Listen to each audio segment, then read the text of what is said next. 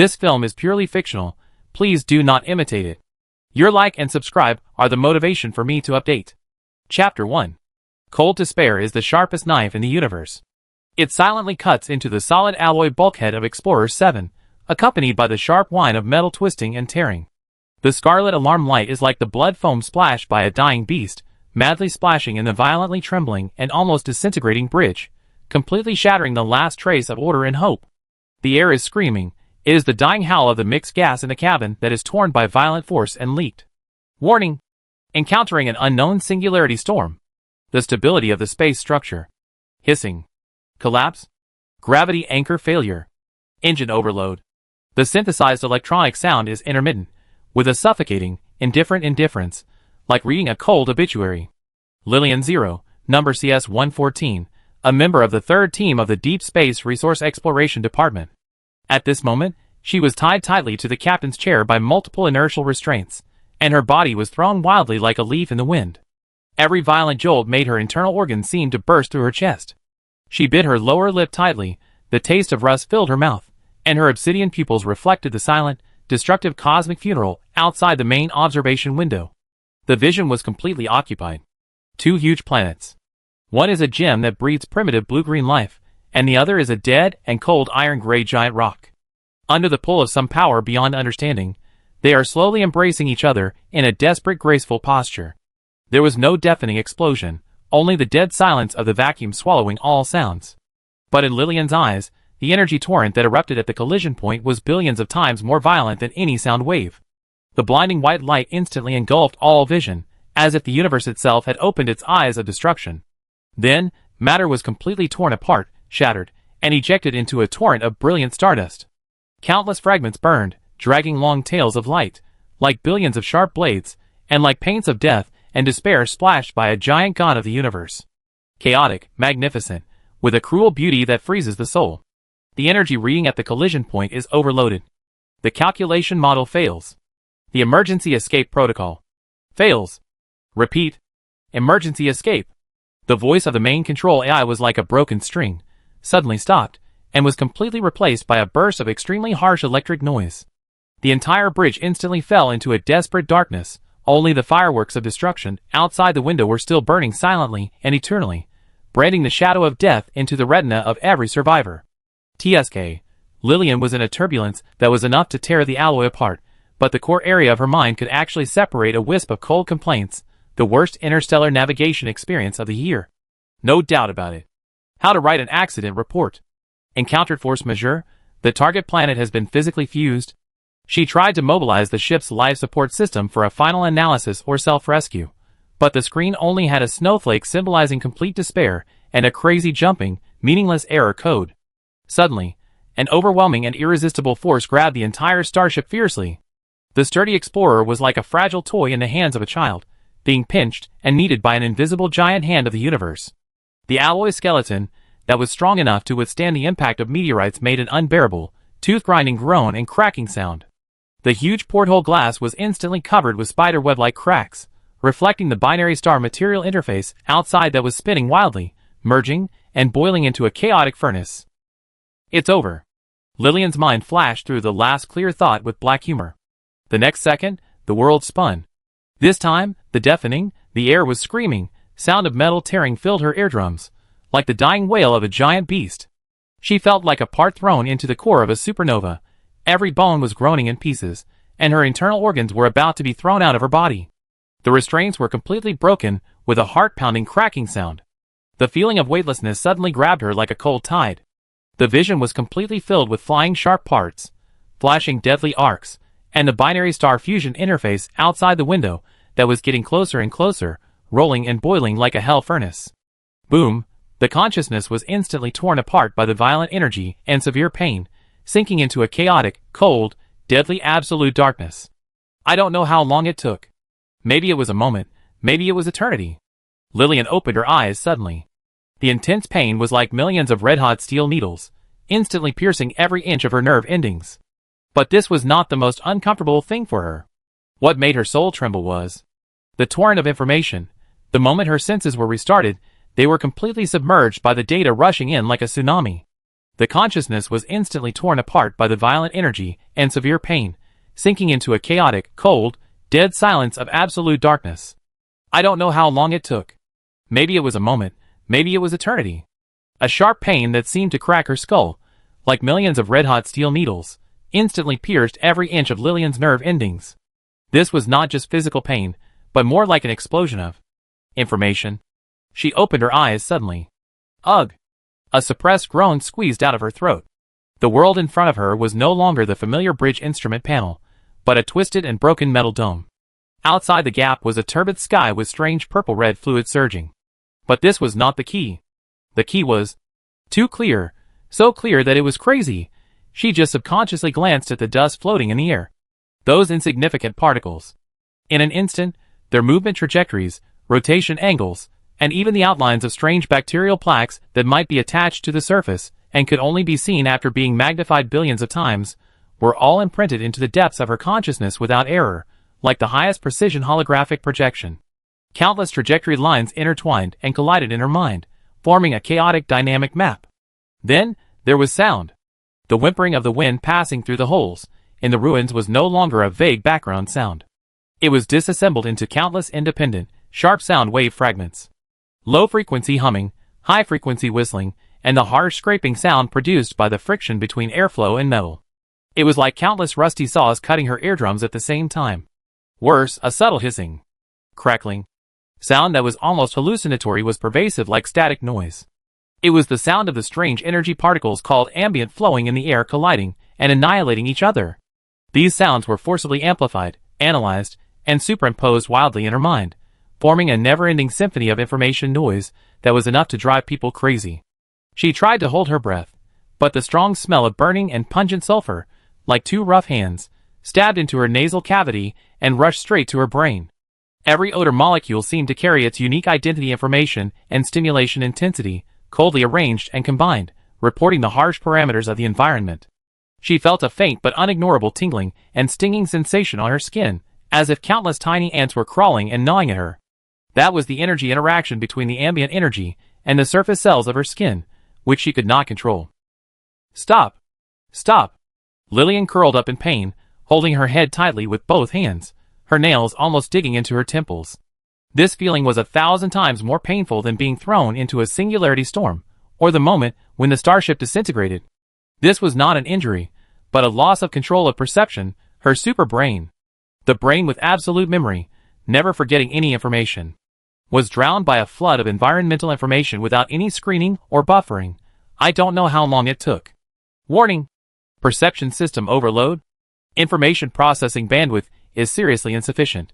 It is recommended to start the emergency information filtering protocol. No protocol is available. A cold alarm from her own biological computer instinct flashed in her chaotic consciousness. Filter. Yes, filter. She grabbed a life-saving straw and forced herself to calm down.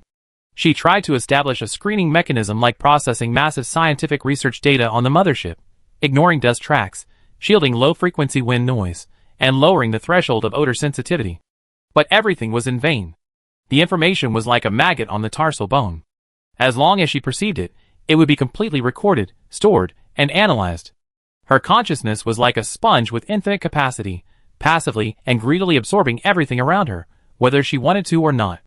This unstoppable, endless torrent of information was the beginning of an eternal curse that was more terrifying than the ruins in front of her. She struggled to sit up, ignoring the discomfort caused by the cold and rough metal fragments under her body. This discomfort itself was also recorded in detail: contact area, pressure distribution, material hardness analysis, gasping for breath, trying to adapt to this endless data bombardment. In the depths of her obsidian eyes, in addition to the remaining pain, there was more of the cold concentration and evaluation of the researcher when facing an out-of-control experiment. Environmental parameters. Information density. Rating: catastrophic. She whispered to herself, her voice hoarse, as if to give this hellish sensory experience a cold label. Primary task: survival.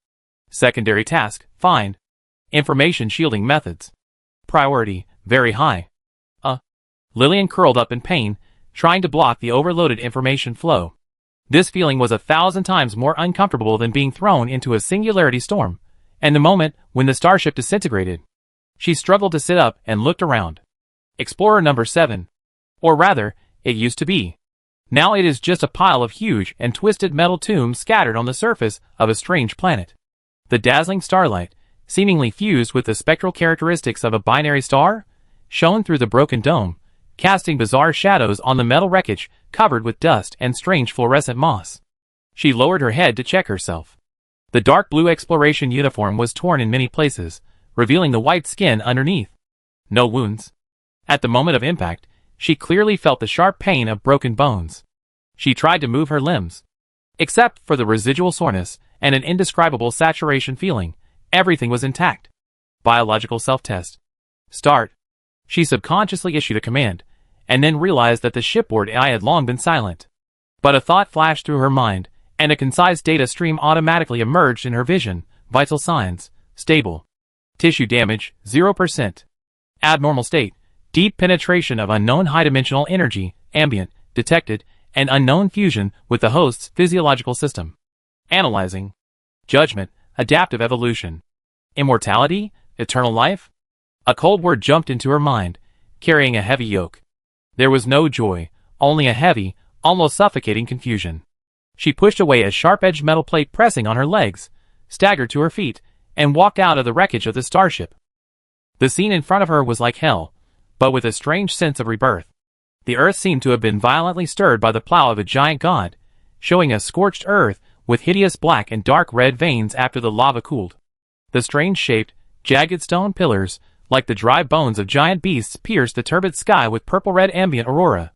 In the turbid air, the substantial ambient energy flow meandered on the earth like blood vessels. In the distance, the cracks in the ground that had not yet cooled were spewing hot gas and dark red light, like the wounds of the planet that had not yet healed. There were no plants or animals, only the whimpering of the wind and the faint humming of the ambient particles, as if the planet itself was groaning in pain. Absolute silence, absolute desolation, absolute loneliness. Lillian stood at the edge of the ruins, her black hair flying in the wind with a strong smell of sulfur. She stretched out her hand and tried to mobilize the strange, boundless power in her body. At her fingertips, a tiny wisp of ambient energy gently swirled and jumped like a tamed purple firefly. She could feel that this power was as natural as breathing, and as deep as the universe. The source seemed to be connected to the beating core of the planet itself. A cold, vast existence called the core. The source of magic. She murmured to herself, her voice was particularly clear in the empty silence. Report status. CS-114, Lillian 0, confirmed alive. Coordinates, unknown. Mission objective, deep space resource exploration. Failed. She paused, as if reporting to a non-existent superior, or as if confirming herself. New mission, environmental observation and survival. She looked up at the turbid sky with ambient aurora flowing. There was no fear or sadness in her obsidian eyes, only a kind of almost cold concentration when a researcher faced an unknown sample, and under that concentration, a trace of undetectable fatigue squeezed out by the huge information flow and eternal loneliness. Primary goal: establish a sustainable observation point. She took a step and stepped onto this strange and wild land forged by destruction and rebirth. The boot stepped on the hot black gravel, making a light rustling sound. This was the lonely and long prelude of this planet to her, the eternal observer. This damn place, she complained in a low voice to the deserted ruins and the roiling energy flow. Her voice was particularly clear in the dead silence. There is not even a Wi-Fi signal. Bad review. Chapter 2. Time, for Lillian 0, has lost its precise scale on the starship log. It has been a few decades since she crawled out of the metal tomb of Explorer 7. In short, it is enough for a large area of glimmering moss to grow tenaciously on the edge of the scorched earth ravaged by the collision of two stars, and for a few strange shrubs to grow next to those twisted crystal clusters that dare to challenge the harsh environment. At this moment, Lillian was squatting beside a gurgling stream with a strange light blue sheen. Her crow-like long hair was loosely tied up with a grass stem that was as tough as a metal wire that she had picked up casually, revealing her smooth forehead and a pair of black eyes that were as quiet as the eternal night. The sunlight penetrated the layers of giant ferns above, like the leaves of an emerald canopy, casting mottled and swaying light spots on her body, and also illuminated a crystal stone that was half buried under the pebbles, and flickered with unstable purple-red light that her fingertips were carefully touching. The microprobe on the fingertip popped out silently, and pierced the surface of the crystal. Instantly, a cold and detailed data stream washed over her vision like a waterfall. Sample number, SP114. Location: buffer edge of the scorch zone, unnamed stream, coordinates, XA7, Y beta 3, material composition, silicon dioxide base, 72%, fused with unknown high-activity energy crystals, ambient 28%. Impurities: trace iron sulfide. Ambient energy purity, 87.3%, rating, A-, enrichment, 142% higher than the regional average, abnormal point. Cause speculation: long-term scouring of stream water leads to energy precipitation and enrichment? Need to be verified. Environmental parameter scan, temperature 28.7 degrees Celsius, comfortable, humidity 65%, high, atmospheric composition, nitrogen, 68%, oxygen, 29%, trace hydrogen sulfide, 0.003%, warning, irritant, ambient particle concentration, medium, fluctuating. Biological scan, 50 m radius plants, 37 species of fern-like plants, including 3 new variants, luminous moss, ambient symbiotic type, unknown berry bushes, target point, northeast 11 o'clock, 7.3 m away. Animals, 189 arthropods, small, harmless, 3 small mammals, rodents, medium ambient resistance, threat level, very low. Intelligent life forms, none. Threat assessment, current environmental risk, low, no large predators, ambient fluctuations within the safe threshold. High purity ambient enrichment point, cause model verification degree, 65%. Lillian whispered to herself, her voice was cold, with a strange, flat rhythm, as if recording a cold experimental log. Environmental suitability rating, B+. Can be used as a candidate for a long-term observation point. Mark. She carefully dug out the warm crystal and put it into a simple collection bag sewn with some tough animal skin on her waist. The bag was already filled with half a bag of similar crystals, several samples of peculiarly shaped glowing mosses, and several pebbles with strange energy patterns. This was the 114th sample point she had established after leaving the wreckage of the starship. A rigorous numbering system was her last bastion of order against this chaotic world. She stood up, her dark eyes calmly scanning the scene that was completely different from the purgatory in the prologue. Time, or perhaps the effect of ambient, showed a strong healing power. Towering ancient trees rose from the ground, their bark covered with thick mosses that emitted faint green or light blue light, like giants covered in starlight. Huge ferns stretched out their feathery leaves, layer upon layer, forming dense and moist shade, filtering most of the scorching sunlight into soft spots of light. The air was filled with a mixed smell of moist soil, rotten branches and leaves, and some fresh floral fragrance, covering the faint sulfur smell wafting from the scorch marks in the distance. Ambient energy is no longer a violent torrent, but like a light gauze, flowing slowly in the woods, reflecting a dreamy purple-red halo at a certain angle, adding a bit of mystery to this primeval forest. Very beautiful. Lillian's brain accurately recorded every frame, every spectral data, and every flow of ambient. But the concept of beauty itself, to her, was just a cold label in the database, corresponding to a combination of visual/olfactory/auditory stimulation that can induce pleasure in specific organisms. Her eyes were more like the most sophisticated scanner, sweeping across this vitality, and finally locked on a bush full of bright red berries not far away. The new mutant species suggested by the biological scan just now. Visual analysis started instantly. Berry variety, unknown. Tentative name, SP114 beta, berry. Morphology, spherical, about 1.5 centimeters in diameter, smooth skin, color, high saturation scarlet. Warning, bright colors in nature are often associated with toxicity or warning colors. Preliminary spectral analysis, contains sugar compounds, fructose, glucose, vitamin C derivatives. Trace amounts of unknown alkaloids, structural formula to be analyzed, toxicity risk assessment, to be determined. Conclusion, edibility to be verified. Risk factor, medium to high. Recommendation, do not ingest for the time being. Rely on the existing nutritional pace for replenishment, sufficient inventory, taste database evaluation, hopelessly monotonous but efficient. Potential energy source or toxin source. Subsequent laboratory analysis is required. She concluded and cautiously did not approach. As a rigorous researcher, it would be a low-level mistake to rashly ingest an unknown sample. She would rather chew the standard nutritional paste with a taste rating of D-. At least the data is safe. Just as she was about to turn around and look for the next abnormal point in the ambient reading, the alarm icon at the edge of her vision flashed silently, emitting a slight vibration that only she could perceive. Warning! High heat moving target detected. Direction: 15 degrees due east by north. Distance: 120 meters. 100 meters. 80 meters. Speed: about 5 kilometers per hour. Biometric scan: humanoid. Walking upright. Surface temperature: 37.2 degrees Celsius, slightly high. Vital signs: stable. Threat assessment: low, no obvious metal weapons. Muscle density below the combat standard. Energy readings: weak ambient affinity detected, abnormal points. Concentrated on the forehead and hands.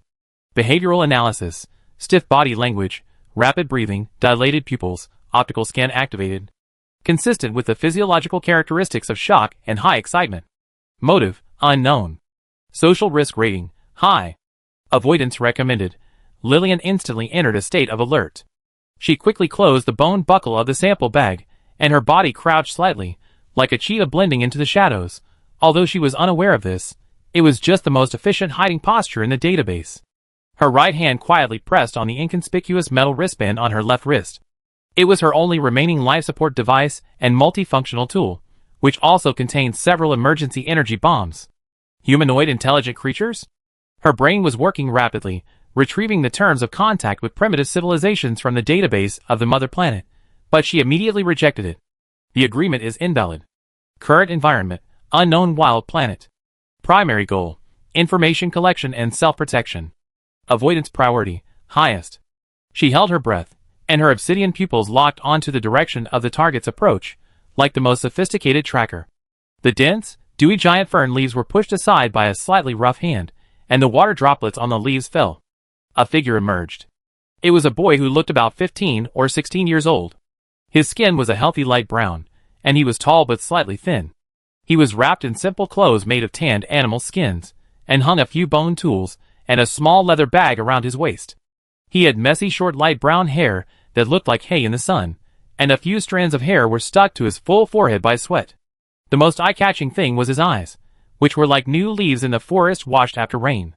The clear green was filled with a calmness that should not be there at this age, as well as the shock that was difficult to conceal at the moment and a kind of almost fanatical exploration. Lillian's scanning module was fully opened instantly, and a more detailed report popped up in the field of vision. Target individual: male. Estimated age: 15 to 17 Earth years. Height: 172.1 centimeters. Weight: estimated 54.8 kilograms. Clothing analysis: primitive tanning process, decorations, animal teeth, wolf, colored stones, no energy reaction. Function: basic protection and tool carrying. Ambient affinity abnormal point confirmation: the energy reading activity of the forehead area, pineal gland location, increased by 15%, and there are weak traces of energy guidance residual in both hands, palms, not actively cast. Current status: high alert lifted. Target site locked on this machine, Lillian. Breathing rate increased by 20%, heart rate increased by 35%. Emotional parameters: shock, excitement, awe. Database matching is low. The boy, Athos, the apprentice priest of the tribe, is staring at Lillian at this moment. He has been tracking the burning star that tore the sky and fell into the edge of the forest last night for most of the day, passing through the dangerous dense forest, praying for the guidance of his ancestors in his heart. He has imagined countless possibilities: meteorite, miracle, disaster, but he never expected to see a person. No, definitely not an ordinary person. The girl's dark clothing, material unknown, was something he had never seen before, smooth and tight like a snake's slough. Her face was so delicate that it didn't seem like a creature of the mortal world. Especially her long hair, which was purer than the darkest night, and shone with a faint blue starlight under the sunlight through the leaves of the forest. Her black eyes, which seemed to be able to absorb souls and reflect the eternal starry sky, were calm and without ripples. Everything was violently impacting the cognition and tribal oral history he had received since childhood. What made him tremble even more was that when his eyes met the girl's pure black pupils, a throbbing from the depths of his blood suddenly grabbed him. It was as if the power dormant in the priest's blood was instantly ignited, like iron filings attracted by a magnet, pointing to the existence in front of him very clearly.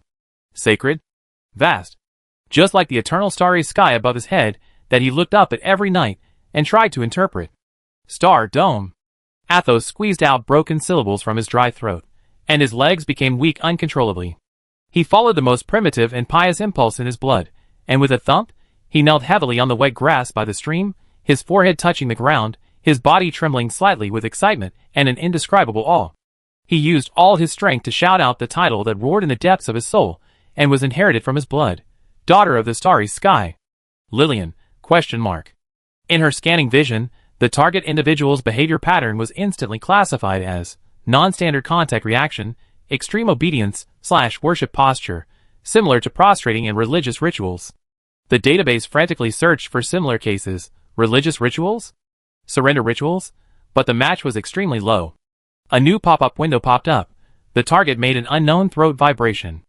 Audio analysis in progress. Syllable combination, Xing, Qiong, GNV. Database match, none. Speculation, local indigenous language. Meaning, unknown, maybe an honorific title / name of a god? Updated behavioral motivation, highly suspected worship behavior based on an unknown belief system. Threat level, maintain low. Social complexity, soaring. Suggestion, keep observing and collect language samples. Upright ape-like intelligent creatures. Emit unrecorded throat vibration combinations. Perform kneeling movements that significantly reduce their own defensive posture and mobility. Lillian analyzed calmly, and the data flow in her field of vision slid smoothly. Preliminary judgment, non-attack intention. Behavioral motivation, highly related to the detected ambient affinity anomalies and suspected belief systems. Communication barrier level, high. Further observation and language data collection are required. She still maintained a guarded posture.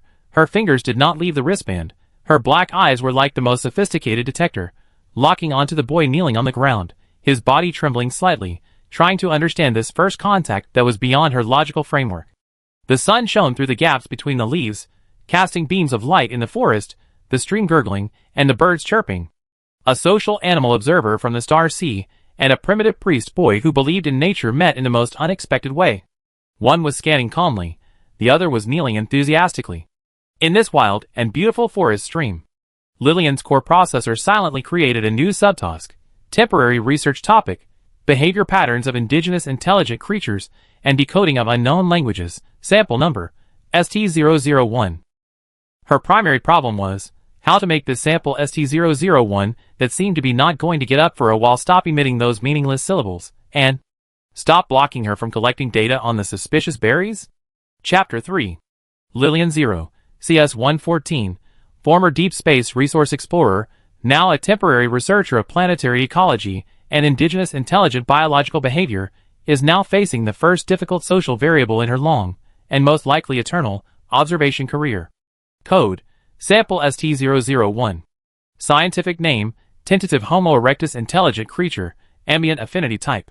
Current state, kneeling on the ground, forehead touching the grass, body trembling slightly, and continuously emitting meaningless throat vibrations. Behavior pattern classification, non-aggressive / extreme worship posture, database matching degree, low. Core problem. This sample seriously hinders the data collection work of the potential high-value sample SP114 beta, suspicious berry. Lillian maintained a half-squatting alert posture, her fingers resting on the life support device wristband on her left wrist, and her obsidian eyes were like two high-precision scanners, locking on the prostrating boy. The data stream in the field of vision is refreshed steadily. Sample ST001 status update, body temperature, 37.5 degrees Celsius, continues to rise, emotional? Heart rate, 115 BPM, 32% beyond the normal resting range, respiratory rate, 28 times/minute, shallow and rapid, micro-expression analysis, visible part of the side face eyelids closed, eyebrows slightly frowned, mouth corners slightly downturned. Database match, pious, extremely nervous, expectant? Confidence, medium-low. Continuous audio reception, Xing Qiong, GNV, syllable repetition rate, high. Added weak vibrato. Conclusion. The sample is in a highly unstable emotional state. Risk of communication attempt, unknown, lack of data. Recommendation. Maintain observation and wait for its behavior pattern to change or voluntarily withdraw. Inefficient. Lillian gave this stalemate a bad review in her heart. She tried the first interaction experiment. She slowly raised her right hand with the smallest amplitude and pointed to the bush full of scarlet berries behind the boy, SP114 beta, while uttering a clear single syllable in the smoothest and most non-volatile tone. That. Her goal was to guide the attention of sample ST001 to shift, relieve its obstruction state, and observe its reaction to the new instructions, and collect behavioral data. The effect was immediate. But the direction was completely wrong. Athos, ST001, seemed to be stabbed in the soul by this sudden sound and movement. His body trembled violently, and instead of looking up or moving, he buried his forehead deeper into the wet grass, repeating more quickly with a nasal and trembling tone, "Daughter of the starry sky! Daughter of the starry sky! Athos, the humble son of a priest, pays you the most pious respect. Please forgive my offense." Of course, in Lillian's scan, this is still a string of unresolvable, strange syllables with a crying tone. Lillian, Enter OS, directional command failed. Sample comprehension ability, to be evaluated. Communication complexity, increased again. What's more troublesome is that Athos, he finally has a name. Although Lillian only recorded it as sample ST001 self-pronunciation, Asuasi seems to have misunderstood Lillian's action of pointing to the berries. He slightly raised his forehead, which was covered with grass and dirt, and his green eyes quickly glanced in the direction that Lillian pointed to. The cluster of bright berries then quickly lowered his eyes, and said in a panic, You want the Chi-Yen-Gua? It is a gift from the forest, but the unpurified fruit may be slightly poisonous. The humble Athos is willing to pick the purest morning dew for you to wash. Please wait. Another string of syllables, accompanied by his attempt to get up, and hesitated in awe. Lillian's vision was instantly filled with analysis data. Keyword capture, Chi-Yen-Gua, syllable combination. Related target, SP114 beta berry. Behavior association, sample points to berries. Sample ST001, Athos, has the intention to pick them. New information. Sample provides local name Chi-Yen-Gua and attached attribute information. Slightly toxic, needs to be purified. Partially consistent with a preliminary spectral analysis, unknown alkaloids. Credibility, medium-high. Warning, sample ST001 intends to approach high-value sample SP114 beta. May cause sample contamination or damage. Stop.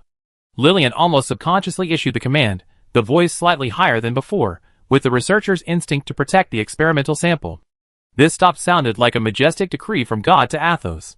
His knees, which had just been raised, instantly fell back to the ground, his body tensed, his head drooped even lower, and he even held his breath, leaving only the slight trembling that his body could not control. He was filled with regret. I really offended you.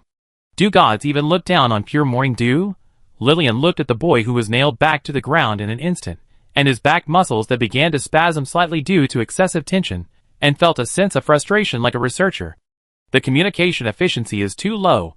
She needs a more effective way to exchange data. She decided to change her strategy. Since sample ST001, Athos, seems to have basic understanding ability and willingness to communicate, although the direction is always off, and can provide valuable local ecological information, slightly poisonous, then deciphering the local language has become the highest priority task. She needs a controllable source of language samples. Lillian slowly stood up, and this action made Athos tremble again. She ignored the boy's tense state, and her black eyes calmly stared at the back of his head, and uttered a most basic word in a clear, slow, teaching recording-like speed. You. Athos shuddered and raised his head blankly, his green eyes full of confusion, and a hint of cautious exploration. He didn't understand the meaning of this syllable, but the calm, which seemed sacred to him, tone didn't seem to have any accusatory meaning. Lillian caught his movement of raising his head and his confused expression, and recorded in her vision, reacting to the syllable and I. Head movement, raised. Micro-expression, confused, expecting further instructions. Confidence, medium. Very good, there is a reaction. She extended her index finger, without any energy fluctuations at the fingertips, just pointed flatly at the boy kneeling on the ground, and repeated again, You. Then, she pointed to herself, me. Finally, she pointed to the berries again, but this time she didn't make a sound, just signaled with her eyes. Athos's green eyes lit up instantly. It was like clearing away a thick fog. He understood. The gods were teaching him the language, telling him the title. He was so excited that he almost bowed down again, but he forced himself to hold back. He just used a voice with great reverence and a little trembling, carefully imitating Lillian's pronunciation, pointing to himself. And I? The pronunciation was a little distorted, then pointed to Lillian. The voice was even more odd. Wha? Finally, he looked at the berry and blurted out the familiar word, red flame fruit. Language deciphering milestone. Syllable in I second person pronoun you. Sample ST001 pronunciation deviation. 15%. Syllable with first person pronoun I. Sample ST001 pronunciation deviation. 10%. Syllable combination chi yen guo local naming of target sample SP114 beta.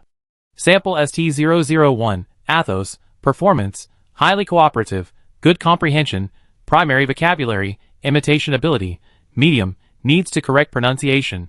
Language learning potential, high.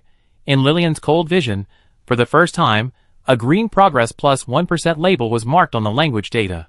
Although the process was full of surprises, and kneeling, the dual goals of obtaining key ecological information, the berries are poisonous, and starting language learning seemed to be unexpectedly achieved.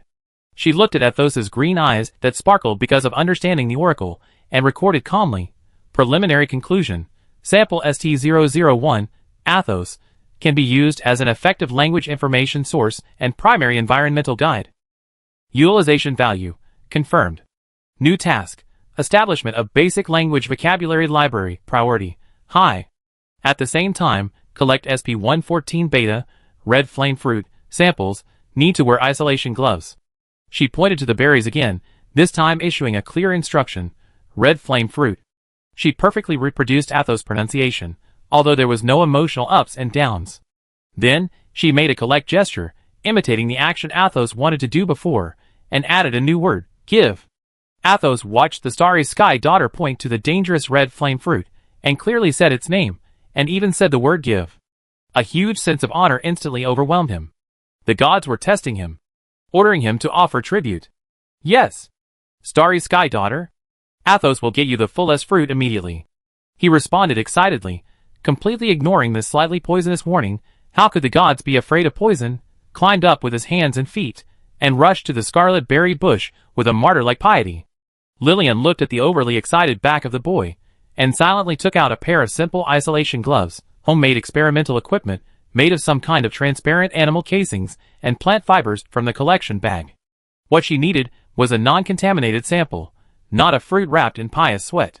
It seems that while teaching languages, we also need to add a course on experimental operation specifications. The wind in the wilderness blew through the forest, bringing with it the freshness of grass and trees and a hint of sulfur. One was thinking about how to efficiently collect pollution-free samples and build grammar models, while the other was enthusiastically carrying out the sacred mission of picking berries that might be poisonous. Their cooperative relationship began with a stumbling start amidst this ridiculous misunderstanding and Lillian's cold efficiency evaluation. Chapter 4. Time goes back to a few minutes ago, when Lillian's scanning vision just popped up a warning. High heat moving target detected. Athos' heartbeat was so fast that it seemed to break his ribs. He had been trekking for most of the day, tracking the burning star that tore the sky last night, and fell into the edge of the forest with a long tail of light. Sweat soaked his simple animal skin vest, and small thorns scratched his arms and cheeks, but he was unaware. The legends of his ancestors, the duties of a priest, and the indescribable throbbing deep in his blood, like an invisible whip, drove him through the dangerous jungle. Guide me, the eternal starry sky. He whispered the prayer passed down from generation to generation in the tribe, and pushed aside a bunch of huge fern leaves with dewdrops. The sunlight instantly pierced his eyes, and he squinted subconsciously. Then he saw her. The stream gurgled, and the sunlight shone through the huge emerald leaves, casting swaying spots of light on the open space in the forest. In the interweaving of light and shadow, a figure was squatting by the stream. It was not a meteorite. It was not a disaster beast. It was not anything he imagined. It was a girl. But Athos had never seen such a girl before. She was wearing a dark-colored dress material, unknown, that fit her body tightly and was as smooth as the deepest night sky, outlining her slender but not weak figure. Her long raven-like hair was loosely tied up, revealing a slender white neck and a face. A face that Athos could not describe in his poor vocabulary. Exquisite, perfect, but with a sense of alienation that did not belong to the mortal world. What froze his soul the most was her eyes. Pure black, as deep as the starless night, but clearly reflecting the glimmer of the flowing water and the greenery of the forest. There was no curiosity, no fear, only a kind of almost cold concentration, staring at something in the stream. The sun just passed through the gaps between the leaves, and several beams of light fell on her like spotlights on the stage. Athos clearly saw that the few strands of her black hair that were not tied up actually glowed with a faint blue-purple luster like distant stars. Athos opened his mouth, and all his breathing and thinking stopped at this moment. The star he was tracking turned out to be a person who had descended to the mortal world. At this moment, the girl seemed to notice something. She raised her head suddenly. The four eyes met. The pair of pure obsidian eyes instantly locked onto Athos. Boom! An overwhelming force, not a physical impact, but a torrent of power that came from the deepest part of Athos' blood and had been passed down by priests for countless generations, was completely ignited at this moment. It roared and rushed with unprecedented violence, like a river bursting its banks, pointing at the existence in front of it with great clarity and enthusiasm. Holy! Vast! Eternal! Majestic! The feeling was so clear and so strong, far exceeding any faint ancestral echo he had felt when listening to the old priest of the tribe telling the legend of the stars. It was as if the vast starry sky above his head, which he looked up at every night and tried to decipher its mysteries, was now concentrated in the eyes of the black-haired girl in front of him. She was the incarnation of the starry sky. A miracle walking in the world. Star Dome. Athos' dry throat was like being rubbed by sandpaper, squeezing out two broken syllables. His mind was blank, and all his reason and common sense were washed away and shattered by this torrent from his blood. My legs felt as if all the bones were pulled out, and they became weak and trembled uncontrollably. Plop! His knees slammed heavily on the wet grass by the stream, and he felt a clear pain in his knees, but the pain was insignificant at the moment. He almost instinctively used up the last bit of strength in his body and pressed his forehead deeply against the ground with the smell of soil and grass. His whole body trembled uncontrollably due to extreme excitement, awe, and an indescribable sense of insignificance. Daughter of the starry sky! He finally shouted out the title that roared in the depths of his soul, and was engraved by his bloodline. His voice was trembling like a cry and unconcealed ecstasy. Every syllable was like the most pious sacrifice, squeezed out from his lungs. In Lillian's vision, the data stream was refreshed explosively at the moment when the target individual, ST-001, made a kneeling action. Target behavior: kneeling on both knees, forehead touching the ground, and the whole body prostrating. Posture name: prostrating. Muscle group: the lower limb flexor group is highly tense, the upper limb supporting muscle group is trembling slightly, and the back muscle group is relaxed/surrendered. Physiological parameters changed dramatically. Body temperature: 37.2 degrees Celsius, 37.8 degrees Celsius, increased by 0.6 degrees Celsius, and continued to rise. Heart rate: 70 BPM, estimated resting value: 130 BPM, increased by 85.7%. Respiratory rate: 12 times/minute, estimated 28 times/minute, increased by 133%. Shallow and rapid skin conductivity: soaring. Sweat gland secretion surges: new audio, Xingqiong, GNV. Syllable intensity: high, with obvious vibrato. Emotional analysis: extreme awe/excitement/fear. Confidence: high. Behavior pattern analysis: completely deviates from any known friendly, neutral, or hostile attitude in the Interstellar Intelligent Life First Contact Protocol. Database matching failed. New classification suggestion: unknown religious/cultural ritual behavior, worship/submission. Threat level reassessment: maintain very low. Physical attack intention: 0%. Social complexity and potential communication barrier level upgraded to catastrophic level. Warning: standard contact protocol: show friendly gestures. Try basic language communication. Failed. Emergency plan needs to be activated. No plan is available. Lillian maintained a half-squat alert posture, her fingers on the energy bullet launch button of the wristband, but a rare feeling of researcher-like confusion rose in her heart. The first contact protocol failed.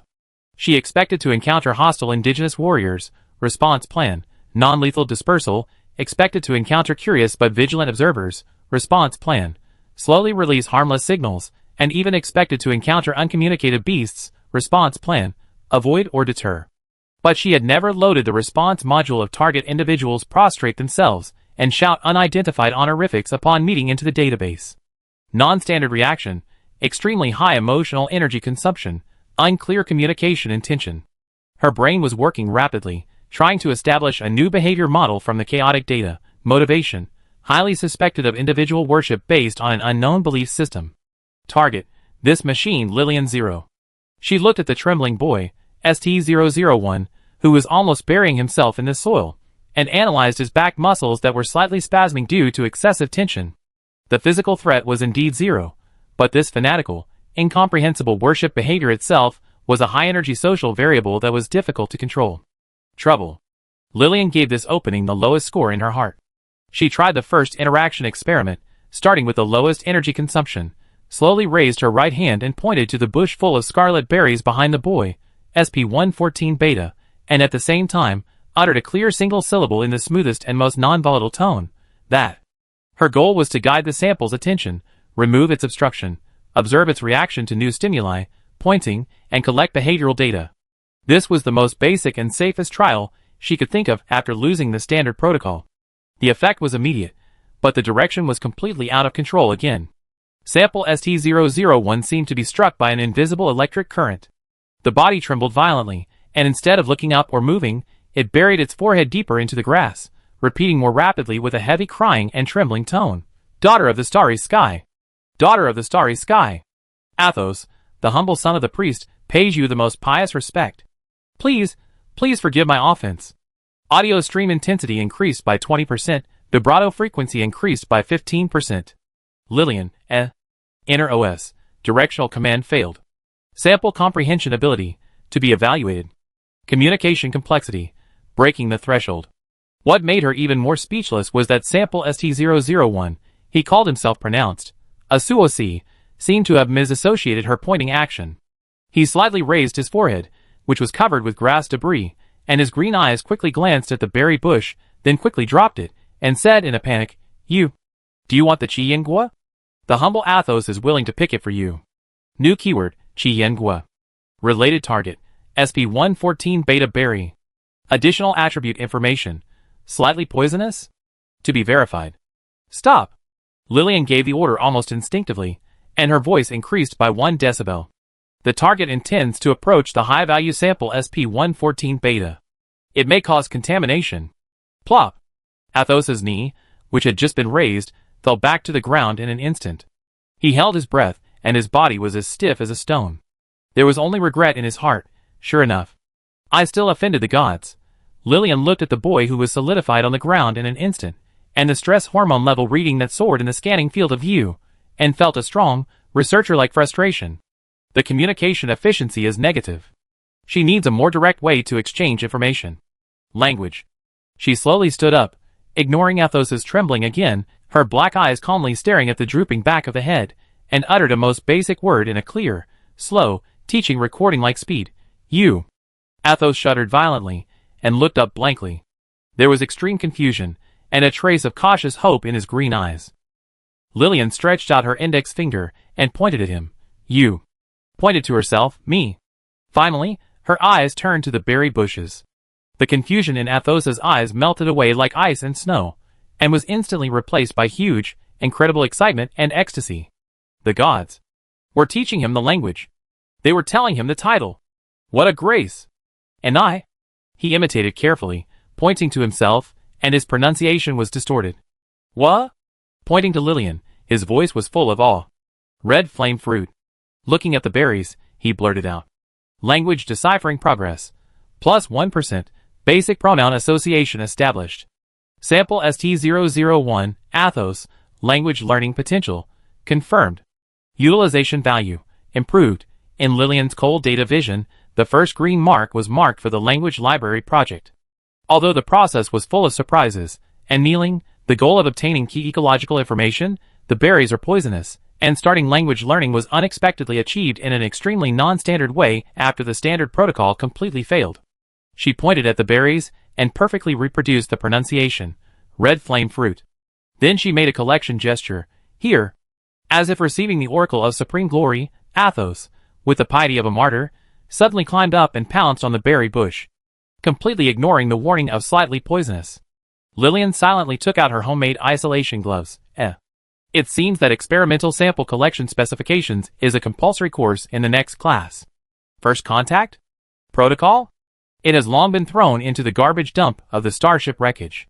Now, there is only researcher Lillian and her language sample and environmental guide whose behavior pattern is a mystery, but seems to be very useful.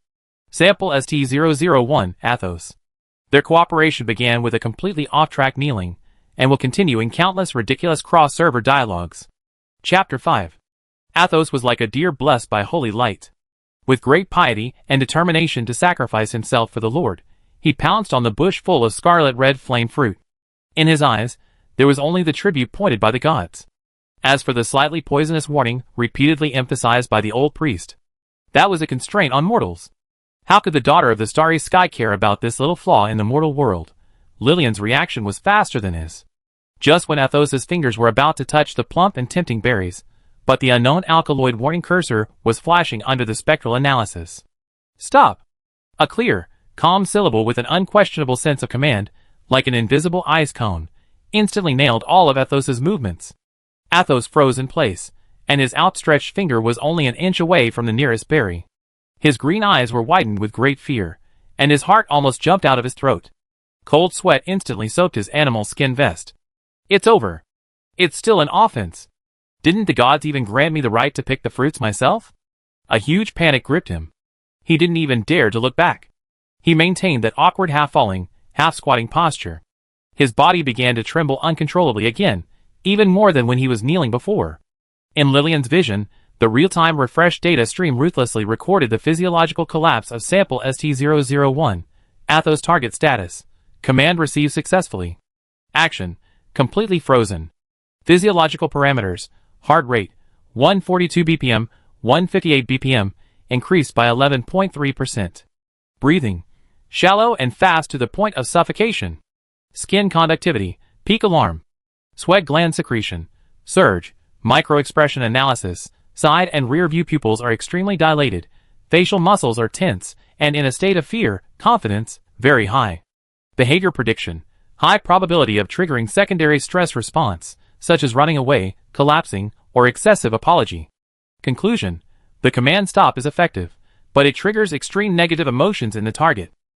Communication efficiency, negative. Behavior correction and language assistance are required immediately. Lillian gave this communication a big cross, X, without any ripples in her heart. Inefficient, with significant side effects. She needs more precise guidance. She did not make any more sounds to stimulate this language sample source that was already on the verge of collapse, but took direct action. She walked a few steps to the stiff Athos, ignoring his instantly paler face and the fear that was almost overflowing. She took out a pair of strange things from the simple animal skin collection bag at her waist with a neat movement. The gloves were carefully sewn with some kind of almost transparent, tough-thin leather, air-dried, and tan casings of some large aquatic creatures, and the edges were closed with flexible plant fibers. It was so thin that you could almost see the texture of the skin underneath, but it had a sense of regularity of laboratory products.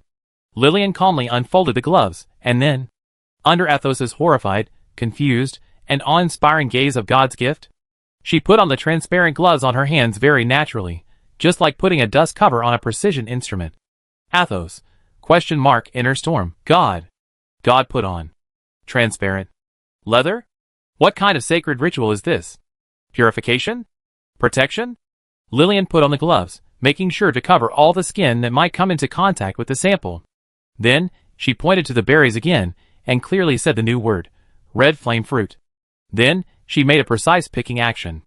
Pinching the fruit stem with her thumb and index finger, and gently twisting it, perfectly replicating the standard process of collecting plant samples.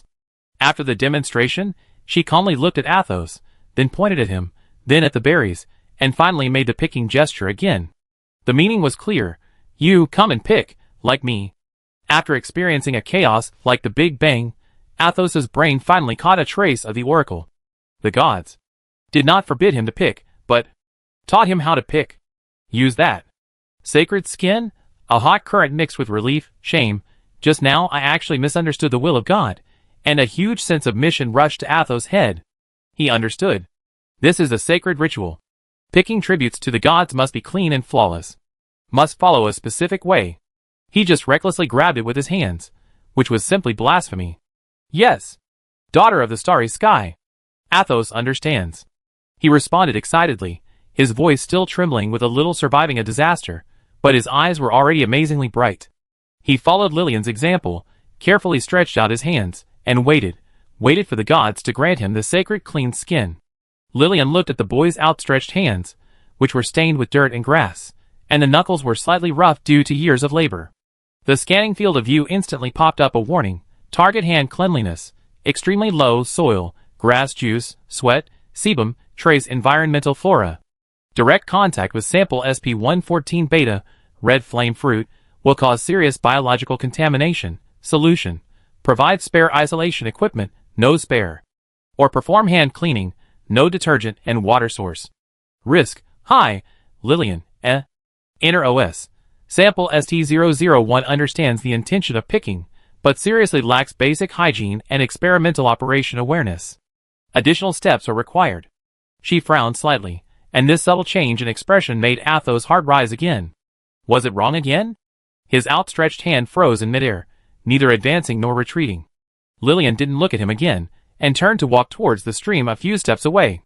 She squatted down, dipped her gloved hands into the clear and slightly cool stream water, and rubbed them carefully. Although the gloves themselves were waterproof, this was part of the demonstration. After washing, she shook her hands. The action was as standard as a centrifuge, and then pointed to the berry bush again. Athos suddenly realized. So that's it. Not only do you have to wear the god's skin, but you also have to wash your hands with clean stream water before picking. What a sacred and meticulous ritual. His reverence for the gods deepened.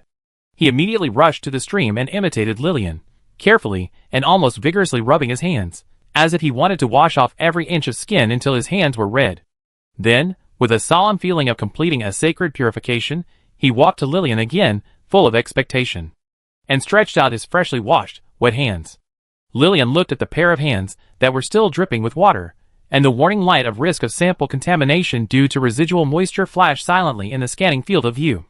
She was silent for a second, and finally chose to ignore this minor variable.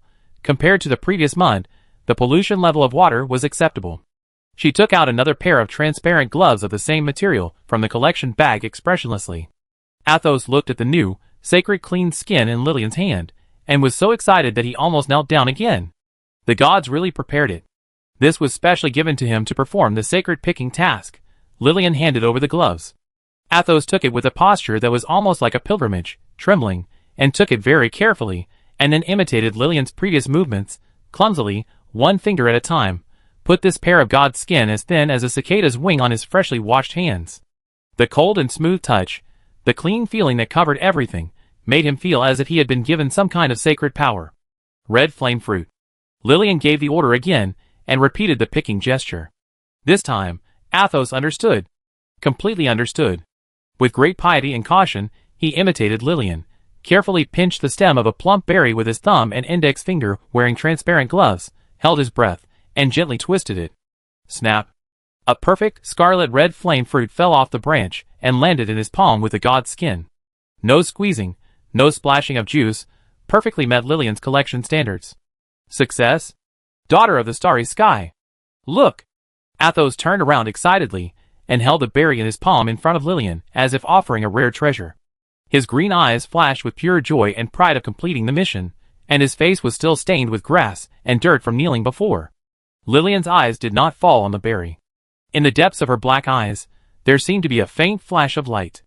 Just as Athos successfully picked the fruit and made the joyful announcement. Language analysis mode, 4 start, target voice, audio stream capture, sound wave analysis in progress.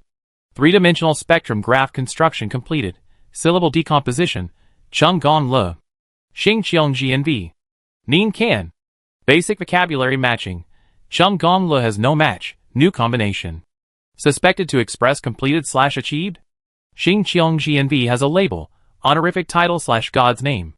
Nien Can syllable Nien has an 80% correlation with the previous NI, which may be a variant of honorific. Can visual action command see? Matching degree 65%. Contextual association.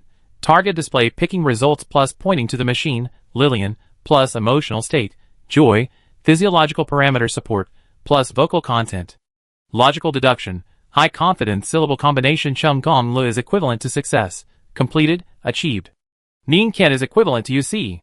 New vocabulary entry. Success verb/adjective, indicating goal achievement or state realization. Look verb, visual observation instruction. You mean, second person pronoun, honorific form. Language model update. The prototype of grammar is emerging. Subject, I, plus predicate, success, plus object, picking red flame fruit, plus call, star sky girl, plus imperative sentence you see. Analysis conclusion. Sample ST001, Athos, has basic language ability and simple logical expression. Emotional expression vocabulary appears. Success is accompanied by joy physiological reaction. Language decoding efficiency, significantly improved. Project progress, plus 5%. In the cold vision, the virtual bar representing the progress of language decoding jumped forward a small grid. Lillian looked at the boy holding the berries in front of her, with a dirty face, but a very bright smile.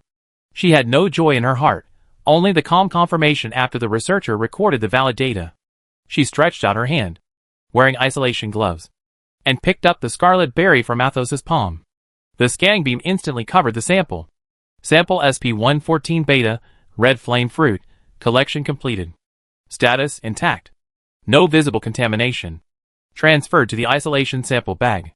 Record. After training, the local assistant, Athos, can perform basic pollution-free sample collection tasks.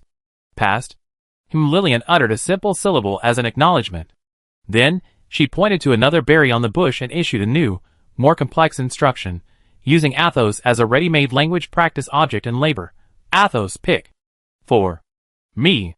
She deliberately slowed down her speech to ensure that each syllable was clear and coordinated with the pointing action. Immersed in great joy and the happiness of being approved by the gods, Athos immediately threw himself into the sacred picking work more vigorously, as if he had been injected with chicken blood. He carefully picked one berry after another, and respectfully placed them on Lillian's open palm, which was covered with the god's skin. Every time he successfully picked berries, he would report excitedly, "Success! Starry Sky Girl! Here you go!" Lillian received the berries expressionlessly. At the same time, her sound wave analysis mode was fully turned on, like a recording analyzer with the highest precision, greedily capturing, disassembling, and recording every syllable uttered by Athos, every ups and downs in tone, and every breathing frequency that changed due to emotions, converting them into cold data streams and filling them into the rapidly expanding indigenous language, tentative name, Athos Language Database. Beside the gurgling stream, the sun shines through the gaps between the leaves. One is enthusiastically carrying out the sacred mission and expressing joy in the most simple language, while the other is calmly collecting samples, analyzing sound waves, and building a database, treating every word of the other as experimental data that needs to be decoded. Their communication was carried out efficiently, only for Lillian, in this peculiar cross-server channel, one on the 5th floor and the other in the basement, accompanied by the slight click sound of berries falling into the palm, and the clear meaning of success. "Here you go!" What echoed in the forest was Athos's energetic voice, and the three-dimensional spectrum of sound waves running silently in Lillian's mind. Chapter 6. The last full red flame fruit fell into Lillian's palm with a slight click sound. Athos looked at his empty gloves, and then at the scarlet fruits in Lillian's hand. A huge sense of satisfaction from completing a sacred mission filled his chest, and he couldn't help but blurt out again, "Success! Daughter of the starry sky!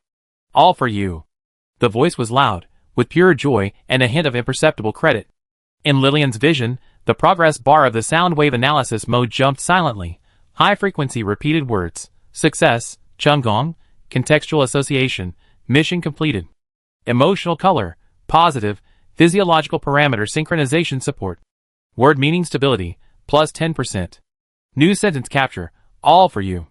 Logical deduction, all, range adverb, plus give, action, plus you, honorific title. Sentence complexity, improved.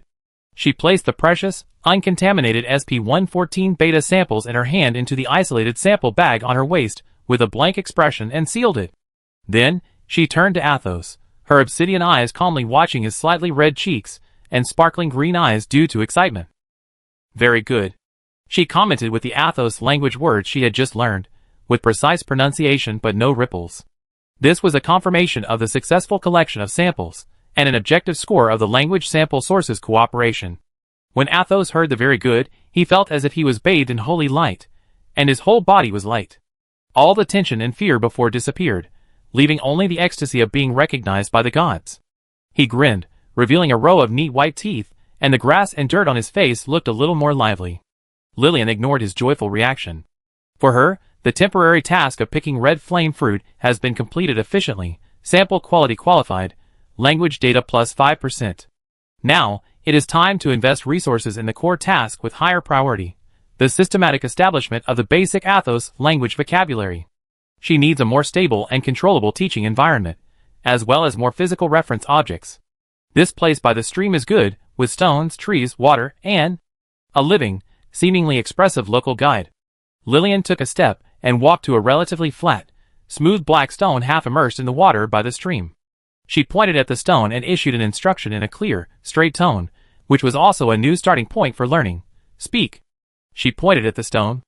Athos immediately straightened his back like the most obedient student, stared at the ordinary stone with burning eyes, and answered in a loud and pious voice. Stone. Daughter of the starry sky, this is a stone. Vocabulary capture, stone. Object association, confirmed. Language model update, noun category enabled. Object reference is effective. Lillian nodded and repeated perfectly, stone. The pronunciation was as standard as if it were a recording. Then, she moved her finger and pointed to a towering ancient tree with gnarled roots and glowing moss on its bark. Say. Tree. Big tree. Athos answered immediately. Tree. Lillian repeated, pointing to the gurgling stream with a light blue sheen. Say. Water. Stream. Athos felt as if he was participating in a sacred naming ceremony, and every answer was full of power.